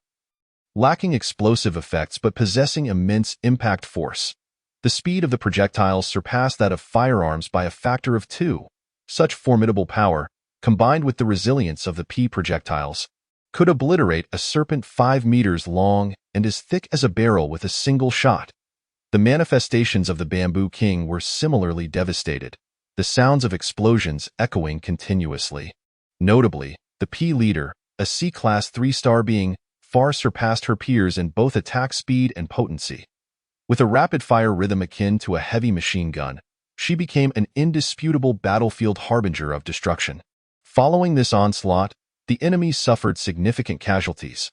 However, the pea shooters soon exhausted their spiritual energy, unable to conjure more pea projectiles. In the next moment, the terrifying roar of Han Ye echoed.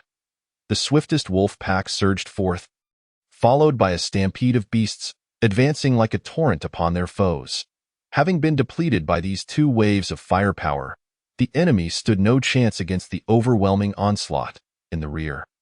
The giant Spirit Snake King and the giant Bamboo King could no longer remain idle, hastily moving to assist. Yet suddenly, the ground began to tremble. With a resounding crash, the Pangolin King burst forth from the earth. Bamboo King, Snake King, today marks your demise. A glint of gray light flickered in the Pangolin King's eyes, and instantly, the giant Spirit Snake King and the giant Bamboo King were petrified. However, given their strength, the effect of the Pangolin King's petrification would not last long. Moments later, they regained their mobility, though they had already suffered a measure of damage from the Pangolin King's prior assault. Old fool! I shall slay you first. The giant Spirit Snake King and the giant Bamboo King roared in fury, launching a coordinated attack against the Pangolin King. Though the Pangolin King faced two adversaries without the ability to counterattack, he sustained minimal injury thanks to his formidable defensive talents, boasting 10 times the resilience of beings of equal rank. On the battlefield, the serpents and the Bamboo King's projections fled like frightened dogs. Yet suddenly, a horde of pangolins erupted from the rear. The pangolins charged forward, encircling the enemy forces and ensuring that none escaped unscathed. Chapter 71. Are you here just to scrape? On the other side, Han Ye had already reached the rear. However, he did not recklessly rush to assist the Pangolin King. Instead, he sought out the weaknesses of the giant Spirit Snake King and the giant Bamboo King. The system's assessment function was truly impressive, knowing the capabilities of the enemy before each battle effectively secured victory by half. Race. Giant Spirit Snake level. C-Class 7 stars talents. Spirit Wave. Capable of unleashing powerful energy waves. Tail Whip. Inflicting internal and external injuries on foes. Scales. Activating a defensive reaction upon being attacked, enhancing defense by 50. Death Coil. Ensnaring prey and gaining 5-fold gravity enhancement. Self-Heal. Healing in a remarkably short time after being attacked. Diamond Form. Entering a state of immunity to all attacks for 10 minutes, though at the cost of a 30 reduction in attack power. Overall combat power, 31,078 special output. Giant Spirit Snake Gallbladder Note. The gallbladder is a potent tonic, capable of nourishing and fortifying the body. After reviewing the description of the giant Spirit Snake King, Han Ye understood why the Pangolin King regarded him with such trepidation. Particularly concerning was the last talent, which allowed for immunity to all damage for 10 minutes, a truly formidable ability. Having assessed the giant Spirit Snake King, Han Ye then turned his attention to the giant Bamboo King. Race. Giant Bamboo level. C-Class 7 stars talents. Exceptional vitality. Possessing 20 times the life force of beings of the same rank. Clones, capable of unlimited growth, each clone being an independent entity under the control of the main body. Leaf Dance. Manipulating bamboo leaves of oneself and clones to inflict devastating damage. Spear, launching the main body and clone stalks, significantly enhancing their physical strength. Death Curse, slaying a creature of the giant bamboo will inflict a devastating retribution. Overall combat power, 31,459 special output. Bamboo sap note. After roasting the stalks, bamboo sap can be collected. It has detoxifying properties and can be stored for extended periods. Upon reviewing the description of the giant bamboo king, Han Yi felt a sense of conflict. Both of these foes were akin to hedgehogs, possessing particularly troublesome talents. However, to secure victory, he knew he must first eliminate the giant spirit snake king, avoiding the giant bamboo king for now.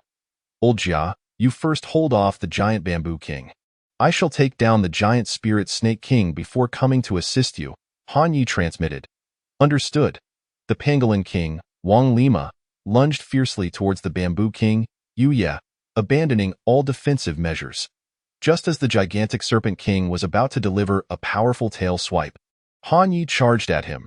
The ferocious pounce, akin to a hungry tiger seizing its prey, locked onto the gigantic serpent king, leaving him no chance to evade. With a resounding crash, the gigantic serpent king was flattened. The flesh beneath his scales bulging out, he emitted a sibilant cry of despair, directing his serpent head at Han Yi, unleashing a wave of spiritual energy. Han Yi countered with a surge of nether fire, overpowering the gigantic serpent king's attack. Realizing he was on the brink of being annihilated by the nether fire, the gigantic serpent king resorted to his ultimate technique, entering a state of indestructibility in an instant. His multicolored scales transformed into a resplendent gold, radiating dazzling light. In this state, he also released an immense shockwave, sending even Han Yi, a creature of considerable size, flying backwards. The treacherous gigantic serpent king seized the opportunity, opening his massive jaws to strike. Han Yi felt a sudden jolt and could not help but roar in fury. The terrifying roar of the tiger flattened the surrounding forest, affecting not only the pangolin king but also the bamboo king. Yet, the gigantic serpent king, in his indestructible state, remained unfazed by the roar. Han Yi swiftly activated his wind manipulation ability to enhance his speed. He not only evaded the gigantic serpent king's bite, but countered with a bite of his own. However, his razor-sharp teeth, usually formidable, could not penetrate the gigantic serpent king's tough hide, leaving him with an unsettling sensation of impending tooth loss. Black Tiger, I am invincible. Prepare to meet your demise, the gigantic serpent king sneered, his tail swinging back, aiming to strike Han Yi. Yet, Han Yi did not flinch or evade. Arrogant, the gigantic serpent king cursed inwardly, underestimating Han Yi's resolve. With a resounding thud, Han Yi braced against the serpent's tail, staggering backwards but ultimately absorbing the impact, rendering the attack ineffective against his robust muscles and the defensive enhancement of his spines. With a fierce bite, he clamped down on the gigantic serpent king's tail, using it as leverage to swing the creature violently, creating deep fissures in the ground. Han Yi, driven by adrenaline, paid no heed to the futility of attacking the gigantic serpent king. Under his relentless assault, the gigantic serpent king's spirit quickly waned, and after a mere 3 minutes, he turned to flee. Tiger King, I was wrong. I truly understand my mistake. Spare me, and I will gladly serve you. As Han Yi's fury escalated, he instilled fear in the gigantic serpent king. The indestructible state was nearing its end, and once it faded, death awaited him. Realizing the futility of his contrition, Han Yi scoffed and continued his relentless assault. Minutes later, the gigantic serpent king could no longer maintain his indestructible form. Terrified, he sought aid from the bamboo king, but to his dismay, he noticed that the bamboo king was already making his escape. With a swift motion, Han Yi struck the gigantic serpent king down, rendering him unconscious. Then, with a crunching sound, he devoured the gigantic serpent king as if feasting on a spicy snack. However, the serpent's immense size made it difficult to consume entirely in one go. Doesn't this guy have a self-healing ability? How weak, Han Yi thought, disappointed that after only a few bites, the creature had succumbed. After finishing off the gigantic serpent king, Han Yi hurried towards the bamboo king. Witnessing Han Yi's ferocity, the bamboo king was filled with dread and devoid of any will to fight. Although the pangolin king could not capture him, he was relentless in his pursuit. As Han Yi charged forward, the bamboo king desperately attempted to obstruct him. Suddenly, A dense thicket of bamboo erupted around Han Yi, trapping him. The sharp-edged bamboo leaves whirred through the air, aiming to slice him down. Yet, having just emerged from battle, Han Ye's defensive capabilities remained activated, and the bamboo onslaught merely scratched his skin. "Are you trying to give me a massage?" Han Yi bellowed. The terrifying roar of the tiger shattered the bamboo forest into splinters. Enraged by such humiliation, the Bamboo King retaliated, "Black Tiger, I shall not back down." Chapter 72. A bountiful harvest, the Bamboo King surged into the air, transforming into a towering spear. With a swift motion, he ascended and then hurtled towards Han Yi. Observing the spear's tip igniting from friction with the air, Han Yi felt a pang of alarm. This strike was formidable. If it struck true, it could cost him half his life. He rapidly shifted his position, attempting to evade the Bamboo King's lethal thrust. Yet, an unsettling sensation of being locked onto enveloped him, as if escape was impossible. Taking a deep breath, he calculated the distance. And as the Bamboo King entered his attack range, netherfire erupted from his jaws. He aimed to incinerate the Bamboo King and neutralize the impending strike. However, the Bamboo King's sacrificial attack was not to be taken lightly. The pressure from the spearhead cleaved through Han Ye's netherfire, dissipating it into the wind. With a piercing sound, the spear transformed into a lethal projectile, pinning Han Yi to the ground. "Ha, Tiger King, you are nothing but mediocre." The Bamboo King laughed triumphantly. "Is that so?" Han Yi chuckled, igniting his life force flame. With a thunderous roar, his spiritual fire blazed fiercely. Fire is the natural enemy of vegetation, and the Bamboo King was no exception. Having narrowly avoided Han Ye's netherfire with his rapid thrust, he remained unaware of the imminent danger. Suddenly, the Bamboo King leapt into the air, thrashing wildly in an attempt to shake off the flames. Yet, Han Ye's life force flame, a privilege of S-rank beast kings, was not so easily extinguished. The flame clung to him like a relentless parasite, swiftly engulfing the Bamboo King, consuming his very essence. Gradually, moisture began to seep from his extremities. Transforming into bamboo sap, Han Yi quickly summoned his monkey subordinates to gather it in bamboo tubes. On the battlefield, the Serpent Clan had been almost entirely vanquished. With the fall of the Bamboo King, his clones withered immediately. Unlike the meat tumor Sui that Han Yi had encountered before, the Bamboo King's clones were dependent on the primary body. Once the main body perished, so did the clones, whereas the latter could survive as long as one remained. With the battle concluded, Han Yi, still bleeding, made his way towards the gigantic Serpent King. Cold Qingqiu fluttered her pristine wings gracefully, preparing to heal Han Ye's wounds. However, Han Yi declined, stating, "There's no need for that. The gigantic Serpent King's gallbladder is a potent tonic. Consuming it should facilitate my swift recovery.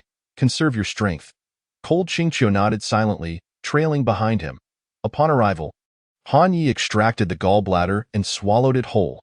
True to its reputation as a powerful restorative, he felt the gaping wound inflicted by the Bamboo King healing at a visibly accelerated rate. Cold Qingqiu, witnessing this, finally relaxed and nodded, ready to assist in clearing the battlefield. Yet, a fleeting glance left her utterly astonished. "Time to flee. Who can withstand this?" she thought, hastily retreating. Han Yi, with his eyes firmly shut, absorbed the power of the gallbladder, completely unaware that the little Han Yi had already risen. Moreover, he was far more terrifying than before. The gallbladder's potent revitalizing effects were undeniably formidable. Meanwhile, across the river in the Dark Night Forest, the Dark Night Queen observed the scene on the mirror mushroom, awkwardly clearing her throat. In the presence of the Phantom Mountain Cat and her other subordinates, she felt embarrassed to continue watching but couldn't resist stealing a few more glances. "This black tiger is indeed fierce. He is worthy of being my mate," she mused. "Ling Cat, prepare some exquisite spiritual herbs. I shall take the initiative to win him over," commanded the Dark Night Queen. Although the Phantom Mountain Cat was not particularly fond of Han Yi, she had no choice but to comply with the Queen's wishes. "Yes, Your Majesty." Back at the Serpent Valley battlefield, Han Yi slowly opened his eyes. After refining the gallbladder, his wounds had fully healed, and his physique had expanded, growing 2 meters taller and 3 meters longer, significantly increasing in weight. This gallbladder is incredibly nourishing, Han Yi murmured, at that moment. The multicolored deer approached, along with the leader of the P clan My King. The queen has discovered something remarkable in the depths of Serpent Valley and requests your presence, said the multicolored deer. Han Yi nodded slightly and promptly made his way deeper into the valley. The P clan leader gazed in admiration at Han Ye's imposing figure. I have wandered for so long and have never encountered anyone as formidable as our king. The multicolored deer chuckled slyly. Indeed. I wonder if the queen can handle it. P clan leader, you must hurry and grow stronger to alleviate the burdens of our king and queen. The leader of the P clan wore a perplexed expression, utterly bewildered by the meaning of the colorful deer. Had Han Yi been present, he would have immediately comprehended the situation and dealt with this filthy creature with great severity. Meanwhile, Han Yi swiftly made his way to the depths of Snake Valley. At that moment, Long Qingqiu was perched atop a massive stone, emanating an unusual excitement. It was no wonder the pangolin king remarked that this giant spirit snake had developed rapidly over the past 2 years. It had evidently acquired such a substantial piece of exquisite spirit stone. Han Yi mused, somewhat confused. Wasn't this merely an ordinary stone? To Han Yi, this stone appeared to lack any remarkable qualities. Long Qingqiu elucidated. Ordinary earth and sky spirit stones may appear mystical, exuding spiritual energy. However, this exquisite spirit stone is a true treasure. Unlike regular spirit stones, it does not stand out conspicuously and seems quite ordinary. Without exceptional vision or acute sensitivity to spiritual energy, it is nearly impossible to discern its true nature. Han Yi pondered this and found merit in what the tiger matron had said. Precisely because it was an exquisite spirit stone, it would not dissipate its spiritual power into the air like ordinary spirit stones, gradually diminishing in potency. I shall venture to Bamboo Peak and see if there are similar exquisite spirit stones there, Han Yi declared, turning to head towards Bamboo Peak. At that moment, the pangolin king emerged from the earth. My King, splendid news. No wonder the jade leaf bamboo has flourished so rapidly in recent years. It turns out a vast expanse of earth essence has emerged at Bamboo Peak. This batch of earth essence is abundant and of a purity far superior to what I previously presented to you. For the P clan, this is a tremendous opportunity that will allow them to grow swiftly.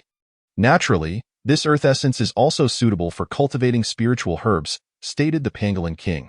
Upon hearing this, Han Yi's tiger eyes widened slightly. Indeed, that is excellent news. Immediately inform the P clan leader to come and see me. Han Yi continued on his way to Bamboo Peak, where he discovered the expanse of earth essence as described by the pangolin king. This area was strikingly prominent due to its immense density, even defying the natural order by altering the surrounding spiritual energy. After a while, the P clan leader emerged. My King. Han Yi turned to her and proclaimed, from now on, your clan shall dwell in this land. This place of creation may well enable your clan to undergo a remarkable transformation. The P clan leader gazed at the land, her heart racing uncontrollably. This truly was a monumental opportunity for their clan. Thank you, my king. Chapter 73. The Golden Thunder Gourd unleashes its fury in this battle. Han Yi reaped over 50,000 evolution points, marking it as his most fruitful encounter thus far. His territory expanded yet again, stretching from the outer mountains of Yunling to the southern bank of the Great River, encompassing Bamboo Peak and Snake Valley. This area would temporarily be guarded by the P clan, facing the forces of the Dark Night Queen across the river. Upon returning to Insect Valley, Long Qingqiu took the exquisite spirit stone and entered seclusion. The appearance of the Dark Night Queen instilled in her a latent pressure, igniting an urgency within her to elevate her strength swiftly. Han Yi, of course, did not lament the loss of this mere exquisite earth and sky spirit stone. The strength he possessed today was largely due to her contributions, rendering the stone insignificant in comparison. Thus, tranquil days passed one after another, until one fateful day, a formidable visitor arrived at Insect Valley. The magnificent dark purple leopard before him was none other than the legendary Dark Night Queen. Her size was imposing, measuring over 20 meters in length, with a shoulder height exceeding 8 meters and weighing at least 30 tons. Her muscular form exuded a remarkable sense of grace, particularly in her well-defined posterior, which appeared exceptionally firm and resilient.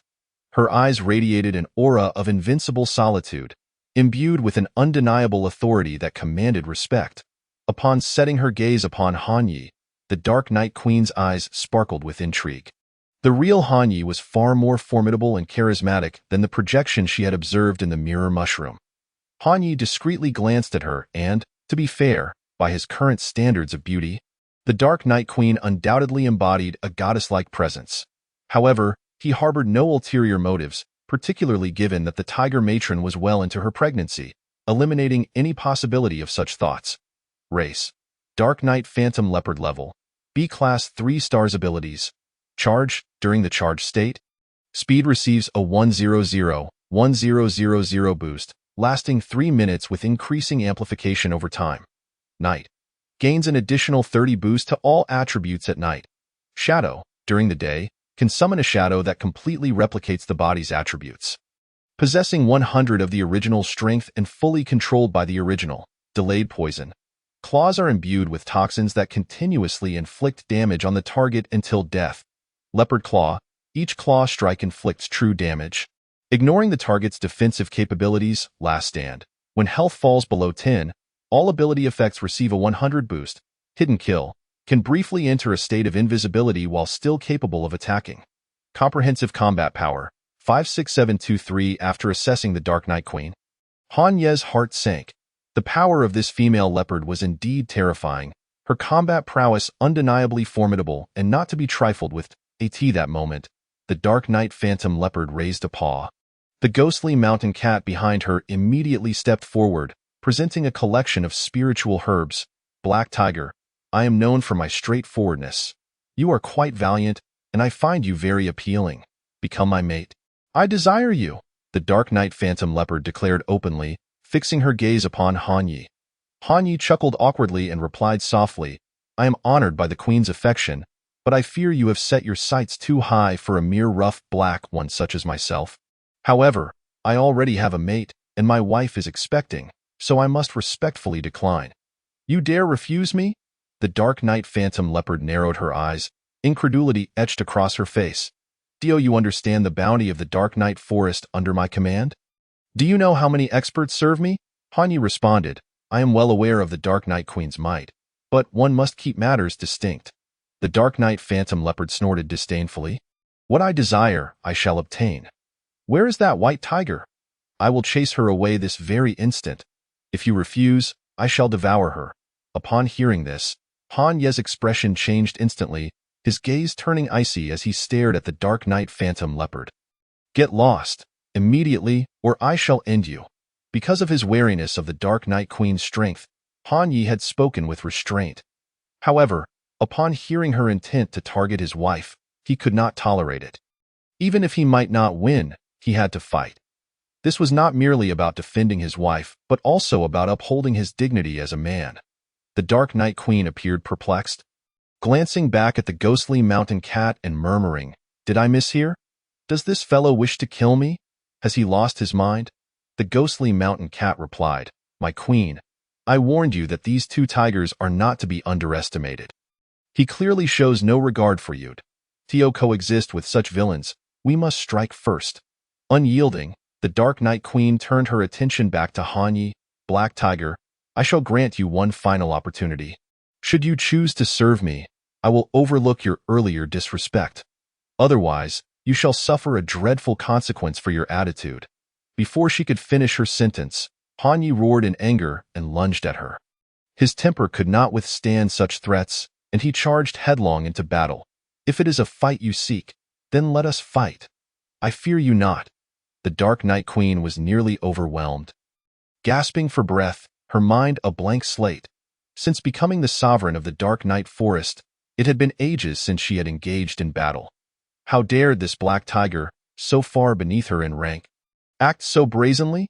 Arrogant fool, she bellowed, unleashing her full power. Han Ye's massive form was sent flying, crashing against the mountainside. You dare to be so audacious? You refuse? Then I shall claim you. There has never been anything I could not possess. I shall pin your limbs to the ground and ride you without restraint. The Dark Night Queen bared her teeth, revealing her predatory nature. Han Yi sharpened his claws, his eyes ablaze with the intent to fight. Just then, a white tiger emerged slowly from the depths of Insect Valley. The white tiger's gaze was chillingly calm, reminiscent of the stillness before a volcanic eruption. A golden gourd appeared beside her. Swirling around her, "Kill!" she commanded sharply, and terrifying lightning erupted from the golden gourd, hurtling towards the Dark Night Phantom leopard. With a crackling sound, azure lightning surged forth from the gourd, its power exponentially greater than that of golden lightning. Even the deeply formidable Dark Night Phantom leopard felt a shiver of threat ripple through her. Thunder roared as the azure lightning manifested, eliciting a response from the heavens. The sky quickly darkened. Thick clouds gathering and sporadic flashes of lightning instilled a sense of impending doom. Long Qingqiu unfurled her pristine white wings and ascended into the sky. The golden thunder gourd vanished into the clouds. Seemingly drawing power from the storm in the valley, the Dark Night Queen was struck by azure lightning, her fur bristling, enveloped in black smoke, and she was thrown into disarray. With a furious roar, she took flight. Fleeing into the air, Long Qingqiu observed the charging Dark Night Queen, unperturbed. As the queen drew nearer, the golden thunder gourd brimmed with energy. With the power of lightning, she prepared to shatter the darkness. She let out a furious exclamation as a terrifying wave of lightning exploded from the gourd, directly sending the Night Queen crashing to the valley floor. The Night Queen lifted her gaze towards the celestial white tiger and then cast a sidelong glance at the black tiger beside her. Filled with indignation and embarrassment. What a pair of fierce tigers! Today, this queen concedes defeat, but mark my words, this matter is far from over. The Night Queen turned on her heel and departed, the phantom lynx hastily following. Fearful that should she lag behind, she might be struck down by the white tiger's lightning. Chapter 74. The reward of the tigress. Han Yi stared blankly at the tigress in the sky, pondering how much stronger she had become during her recent seclusion. Once, this golden thunder gourd had been merely a decorative object in the hands of the Black Fox King, utterly incomparable to the likes of Long Qingqiu. Now, however, its true power as a spiritual artifact was truly awe-inspiring. He utilized the identification function and discovered that during this retreat, not only had her own spiritual power significantly increased, but her strength had also ascended to an entirely new level. Race: White Tiger level, C-Class 1-star talents, Moonlight, Sovereign Aura, Longevity, Self-Healing, Tiger Wings, Ice Soul, Evil Eye, Ferocity, Claw of Annihilation, Moonlight Guardian, Healing, Teleportation, Blessing, Resurrection, Witch Goddess Curse. Comprehensive Combat Power. 19282. Long Qingqiu had stepped into the C-Series and gained 2 additional talents. The Resurrection talent was straightforward yet brutal, allowing one to resurrect on the spot without conditions once after death.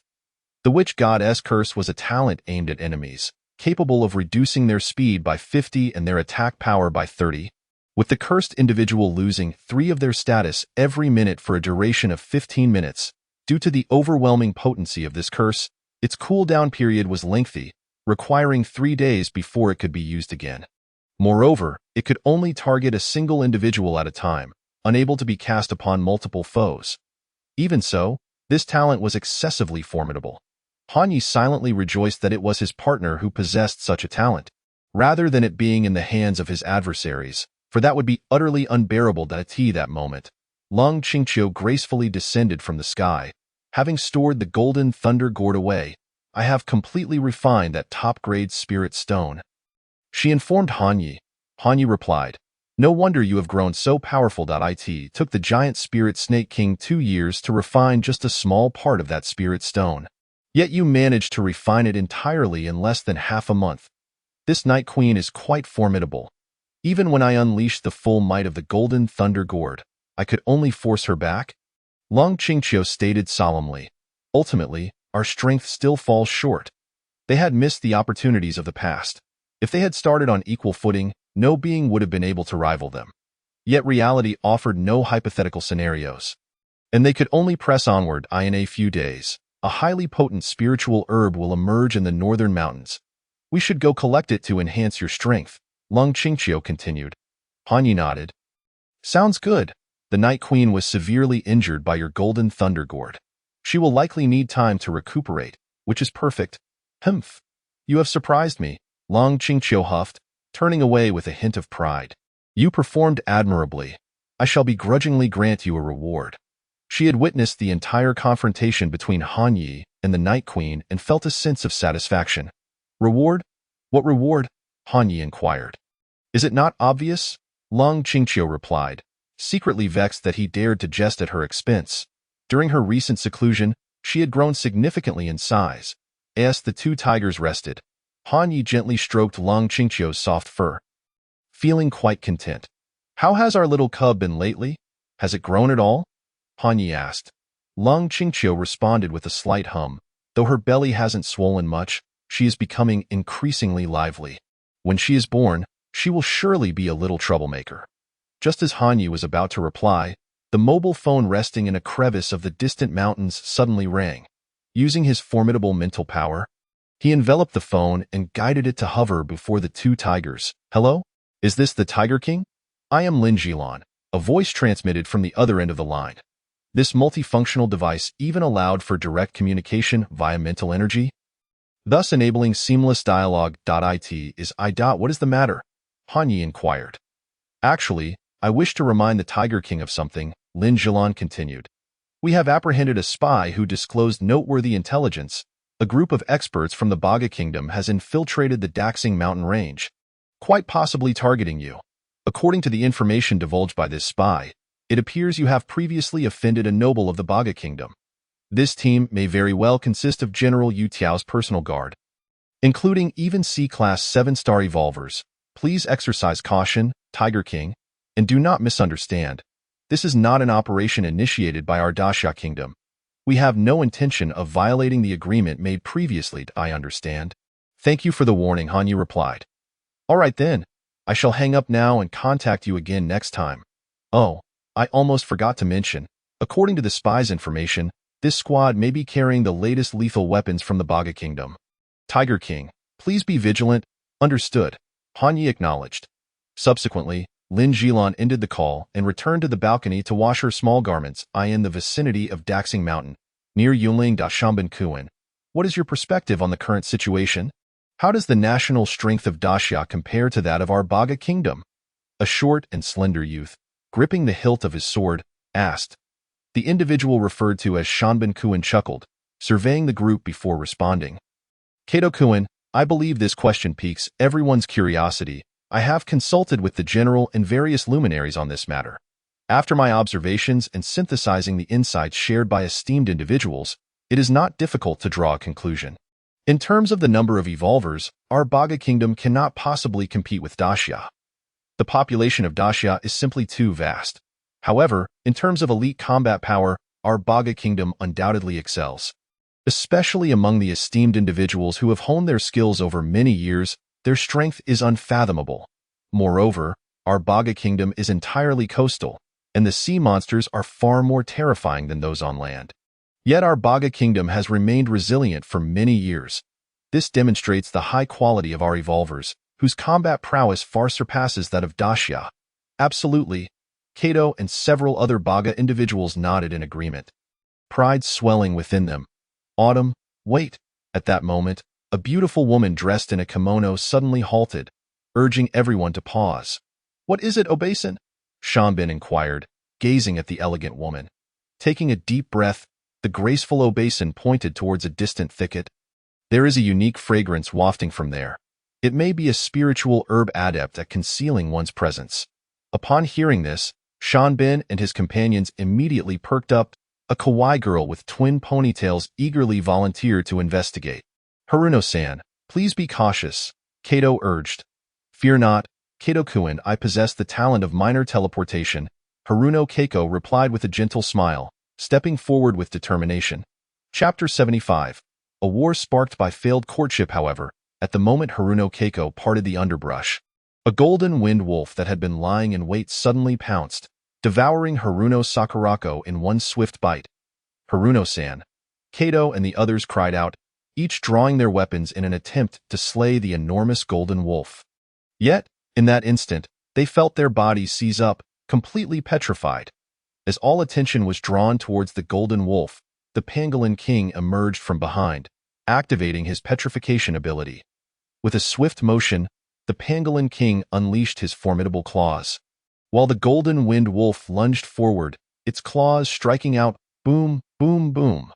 The stone figures formed by the others shattered instantly, leaving only the mightiest among them, Shanbin Sanjiro, to narrowly escape the petrification state at a critical moment. Leaping perilously to evade the simultaneous assault from the pangolin king and the golden winged wolf, Baga, where did this beast come from? Why could we not sense their presence at all? Shanbin Sanjiro glared at the pangolin king and the golden winged wolf, a mix of rage and confusion swirling within him.